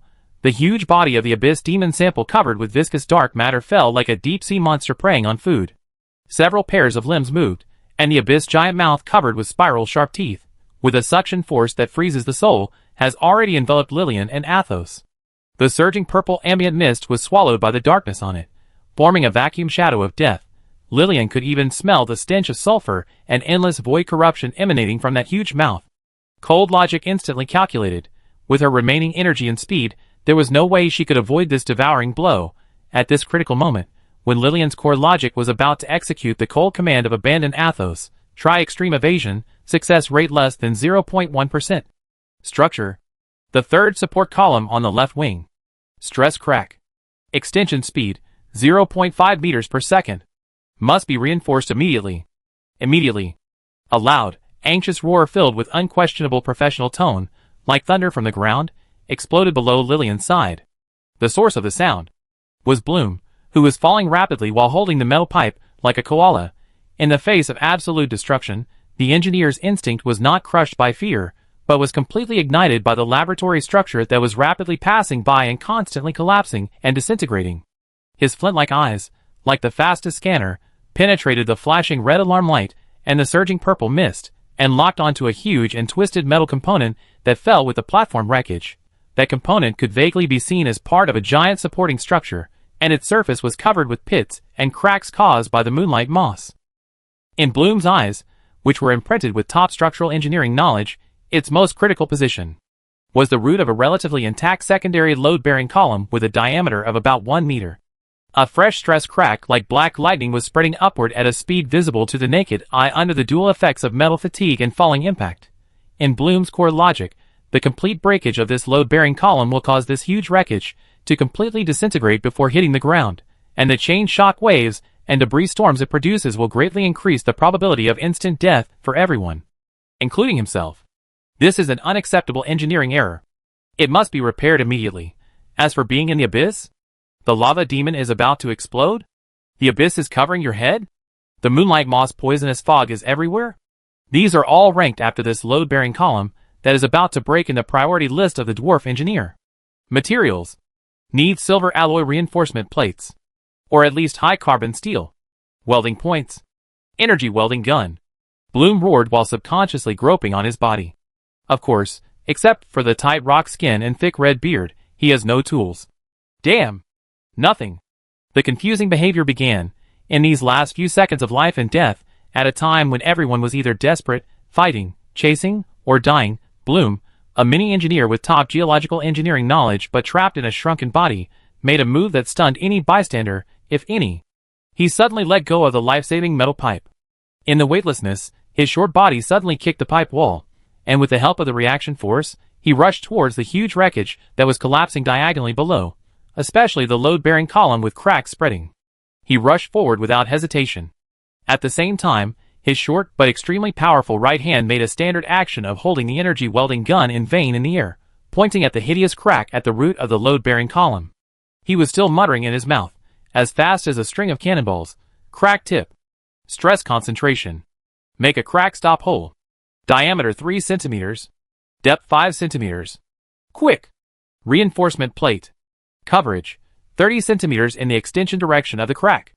Thickness: 5 centimeters. 45-degree bevel on the edge. Preheat. Temperature: 1,200 degrees. Simultaneous. Energy welding gun. Parameters: focus mode. Power: max. Go in AZ shape. Melt depth: must penetrate. He was completely immersed in his emergency repair plan. It was as if he was really holding an invisible welding gun and reinforcement plate in his hands, commanding an invisible engineering team. His face, covered with a thick red beard, was full of the concentration, anxiety, and unquestionable authority of an engineer facing a major structural crisis, which formed an absurd contrast with his miniature figure and the desperate situation he was in. Lillian's cold vision captured Bloom's extremely confused attack. Correct structural analysis. Reasonable repair plan. But the execution carrier is missing. Environment: absolutely fatal. Priority: seriously confused. Her logical core could not even understand this kind of technical guidance before destruction. Bloom's short body hit the huge, cracked and moss-covered metal wreckage hard. He groaned, and his rock-textured skin also felt severe pain, but he didn't care. Like an agile mountain goat, he used his short hands and feet to quickly crawl on the violently shaking and falling wreckage, aiming directly at the root of the load-bearing column where the crack spread. It's here. Stop the crack hole. Drill quickly. He pounced on the tip of the crack, and his short fingers poked the cold metal surface hard, as if there was really an invisible drill working there. Reinforcement plate. Cover it. Weld. Weld quickly. He waved his arms wildly in the air, making pressing and welding movements, and his loud voice carried the roar of an engineer, trying to use willpower to command the non-existent tool to complete the repair. The shadow of the huge mouth of the demonized sample of the abyss has completely enveloped Lillian and Athos, and the sticky dark matter drips with strong corrosiveness. The light of the expanded white body of the lava demon reaches its peak, and the inside emits a terrifying buzzing sound like the collapse of stars. Ella's persistent figure is diving halfway towards the sugar source lava demon that is about to explode, and Bloom, the conscientious geological stability unit, is lying on a load-bearing column that is about to crash into hell with the wreckage, using all his strength to weld the air, trying to complete the last reinforcement within his engineer's duties in the last second before the end of the world. The dwarf's confusing behavior played the most absurd, tragic, and ridiculous movement in the symphony of destruction. He only has the broken column in his eyes, and he has no idea that the real load-bearing column, this world that is collapsing, has long been eaten away. Chapter 59. The alarm symphony of destruction beat wildly in the eardrums, and the dazzling red light was like the blood splashed by a dying beast, dyeing the rapidly falling chaotic space into a desperate scarlet. The broken platform wreckage, the out-of-control lava beast, the abyss monsters biting each other, the moonlight moss gnawing at everything, the seriously injured and unconscious Athos, the energy-depleted Ella, the dwarf engineer performing air welding, and Lillian whose core logic was humming sharply due to overload. All of them, under the ruthless pull of gravity, accelerated their fall towards the abyss hell below, which was surging with purple ambient mist and covered with metal fangs and crystal spikes. Time seemed to be stretched, and every millisecond was filled with the groaning of twisted metal, the explosion of energy annihilation, the roar of monsters, and the subtle wail of the life support device on the verge of damage. At the center of this chaotic vortex, when Lillian's cold vision was completely submerged by countless red warning boxes, and the core thread was almost melted due to handling massive crisis. Extreme energy pollution source detected, abyss demonic sample. High-intensity energy burst detected, sample number 8 lava demon. Continuous environmental toxin leakage detected, sample number 7 moonlight moss. A cold, ethereal thought with unprecedented, almost angry emotional fluctuations pierced through all the noise, like a sharp blade, and accurately transmitted to Lillian's information. Li Lu. Its body number 1. Elf type. Its emerald green figure still maintains a strange balance in the rapidly falling airflow, its vine-like long hair dancing wildly, and its emotionless emerald green eyes flashing with violently fluctuating data streams, locking onto the lava demon, sample number 8, below, which has just broken free from its restraints, and is as huge as a mountain. It has expanded into a blazing white sun due to swallowing excessive geothermal torrents, and is about to explode. And further below, sample number 10, abyss demon type, is stepping forward with heavy limbs and rushing over with pure devouring desire. In its core logic, the uncontrolled energy explosion of the lava demon, which is about to become a reality, and the extremely filthy and chaotic abyssal breath emitted by the abyss demonized sample itself are the most unforgivable blasphemy to the environment. Its threat level instantly surpassed the moonlight moss that was still gnawing at the wreckage and spreading poisonous fog, as well as the abyss blood demon that was in a frenzy and fighting with it. Target priority redetermined. Abyss demonized sample, sample number 10, lava demon, sample number 8, abyss blood demon, sample number 9 abnormal, moonlight moss, sample number 7, response mode. Highest level of mandatory intervention. Execution, wrath of nature, max output. Destructive environmental destruction detected. Energy abuse. Ecological pollution. Intolerable. The elf's thoughts, with a programmed but extremely strong righteous indignation, resounded throughout the chaotic space. It no longer paid attention to the abyss blood demon that was chasing it, and waving its huge claws covered with keratin scales at it while falling. It clasped its palms together in front of its chest, and the energy light of emerald green and deep purple burst out with unprecedented intensity. The surrounding purple ambient mist seemed to be repelled by an invisible force, forming a short vacuum area. Countless tiny runes flowed between its palms, combined, and condensed into a giant thorn spear that was several times thicker than before, with dazzling light. The tip of the spear pointed at the lava demon below that was about to turn into the sun of destruction. Purify. Execute. The cold command was issued. The elf body suddenly pushed its arms forward. The emerald giant spear, which contained terrifying energy that was enough to penetrate mountains and purify everything, tore through the air, with a resolute will to purify everything, ignoring all physical laws and falling trajectories, like a spear of divine punishment, and slammed towards the blazing white and expanding lava demon core. The terrifying energy source that was about to explode. No! Idiot! That's a load. That's a bomb. Bloom's roar was torn apart by the falling airflow. He waved his welding torch in vain at the air, and his flint-like eyes almost popped out of their sockets. The engineer's instinct made him instantly understand the consequences of the elf's attack. It was not purification, but lighting the last fuse of a gunpowder barrel that was about to explode. Lillian's vision instantly captured this fatal trajectory. Calculation, elf attack path, lava demon core, energy core impacted by external force, explosion probability increased to 99.8%. Estimated explosion power increase, 30%. Affected range. The cold logic core didn't even have time to produce absurd emotions, only the most direct crisis handling instructions left. Avoid. Maximum output, buzz, the remaining energy, 3.7%, of the life support device was squeezed crazily. A thin, almost transparent blue shield instantly enveloped her and Athos, who was pulling her. She tried to forcibly change her trajectory while falling to avoid the core-affected area of the explosion. Boom!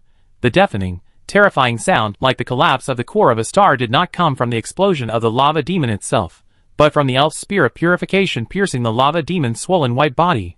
The expected energy hedge storm against the moonlight moss caused by Lillian's plan did not appear. Instead, the elves, in the name of protecting the ecology, precisely implemented adding fuel to the fire to the energy source that was about to self-destruct. The dazzling light that was indescribable swallowed up everything in an instant. Only pure white remained in the field of vision.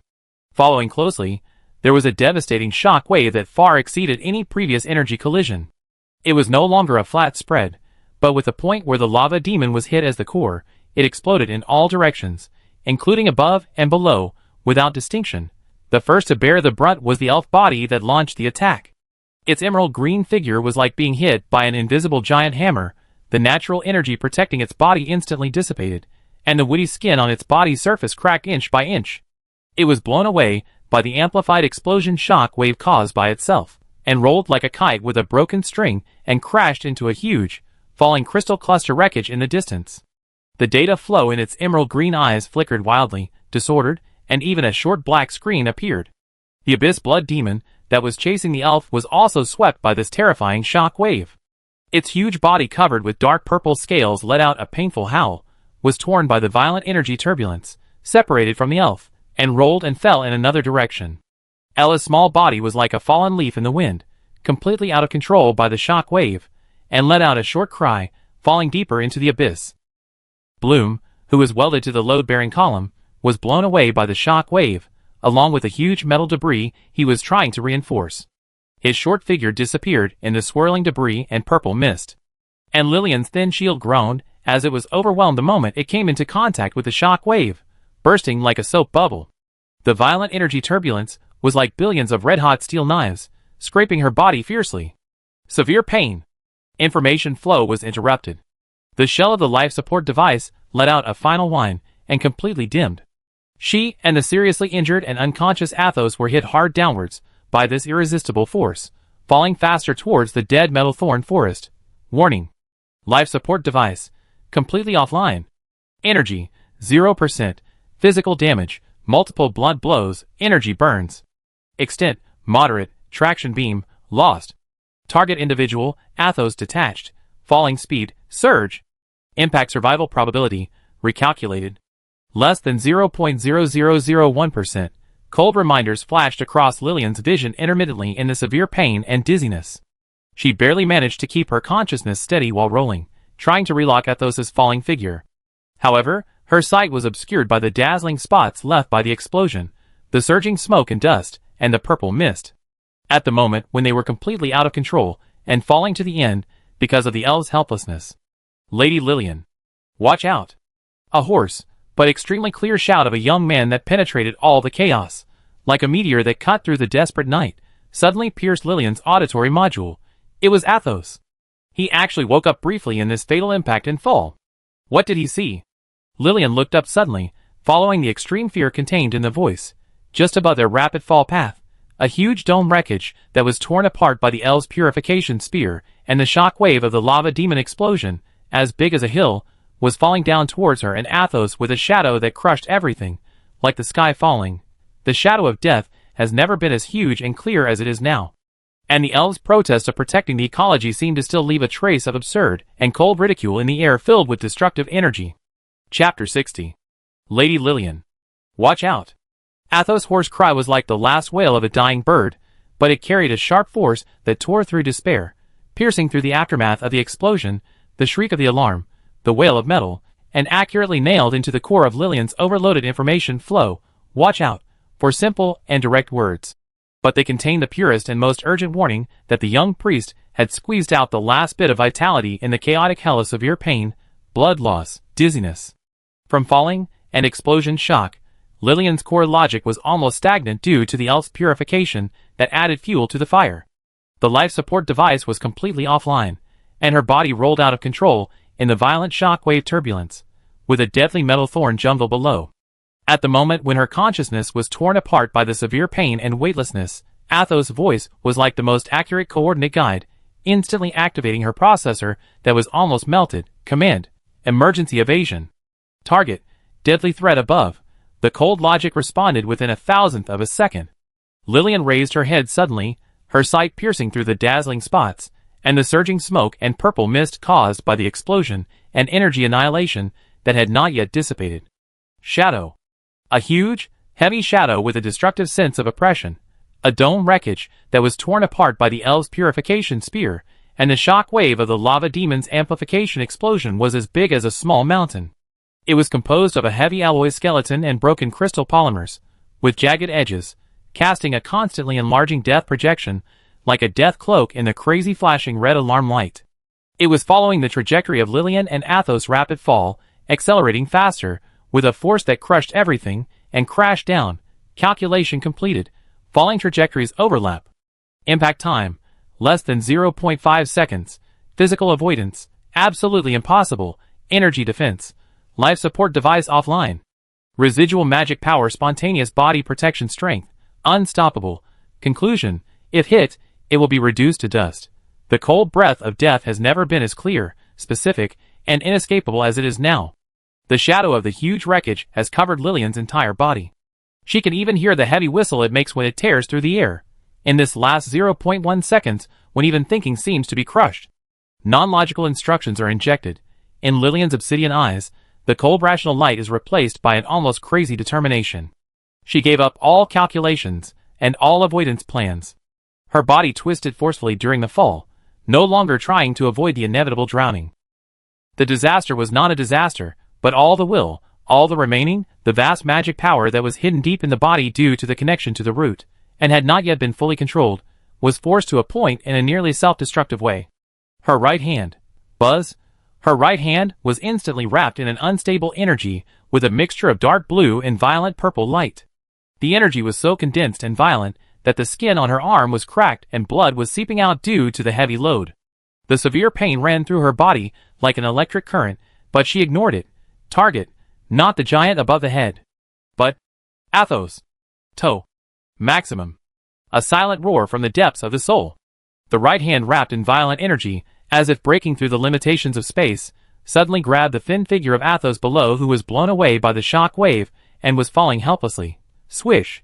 A traction beam of pure magic power, which was condensed to the extreme, instantly crossed the distance between the two people. Like a real rope, it accurately wrapped around Athos' waist. This beam was not a gentle energy flow, but a brute force that tore the seriously injured boy like a puppet. At the critical moment, it suddenly pulled towards Lillian, almost at the same moment when the traction beam wrapped around Athos' waist. Boom! The huge dome wreckage, with the power to crush the stars, slammed hard into the place where Lillian and Athos were a moment ago. The terrifying sound of the collision was like a real hammer, slamming hard into everyone's eardrums and souls. The hard metal fragments and crystallized polymers were like detonated bombs, turning into a destructive metal storm, splashing wildly in all directions. Lily, and only felt an indescribable force coming from behind. It was the destructive shock wave and high-speed flying fragments caused by the collision. She tightly grasped the magic traction beam and pulled Athos into her arms. At the same time, she instinctively used her relatively intact back to face the torrent of destruction. Puff! Puff! Puff! The hard alloy fragments were embedded in the protective magic layer on her back like bullets, making a dull tearing sound. The severe pain swept over like a tsunami. The life support device had long been offline, and the shield formed by the magic power seemed fragile in the face of such a violent physical impact, and was torn apart in an instant. The blood instantly dyed her back red. Ugh! Lillian groaned. Her body was like being hit by a giant hammer, and the speed of falling increased again. She hugged Athos, who was pulled back tightly, protecting him in front of her as much as possible, using her body as the last shield. Athos was tightly held in her arms. His pale face was bloodless, and the hemostatic gel on his chest was leaking dark red marks again under the impact. His green eyes were half open, as if he wanted to see Lillian's face clearly, but the dizziness caused by the severe pain and blood loss overwhelmed him like a tide. The cry that exhausted his life just now seemed to have exhausted his last strength. Life! Alive! His lips moved, making a barely audible sound. His eyes quickly dimmed, his head tilted, and he fell into a deep coma again. The shadow of destruction above his head was temporarily thrown away, But the price was that Lillian endured the destructive impact and baptism of fragments. She held the unconscious Athos in her arms. Under the dual effects of the explosion shock wave and gravity acceleration, she was like two stones thrown by a catapult, falling irreversibly towards the hell landing point below, which was faintly visible in the flashing red light, and covered with sharp metal debris and huge crystal clusters. The alarm was still shrieking, the red light was flashing wildly, the elves were blown away by the shock wave and disappeared in the debris. The Abyss Blood Demon was nowhere to be found. Ella and Bloom were unknown. The aftermath of the lava demon explosion was still shaking the space, and the terrifying breath of Sample 10 was faintly visible in the smoke and dust. And in this picture of chaos and destruction, only Athos's voice, the only reliable reminder at the critical moment of life and death, briefly tore through the despair and won Lillian a breathing opportunity of less than half a second, which was exchanged for his own serious injury. The price was already heavy. The road ahead was still the abyss. Lillian hugged Athos's cold body, her black hair dancing wildly in the wind. The wound on her back was burning, and her cold logic core was running hard in the severe pain and overload, calculating the slim to non-existent possibility of surviving the collision. She looked down at the unconscious young priest in her arms, his profile covered in blood and dust, looking particularly fragile in the crazy flashing red light. There were no words, only a tighter hug, and the determination to pour the last remaining magic power into her back, trying to form a weak buffer. The fall continued. The end was right in front of her.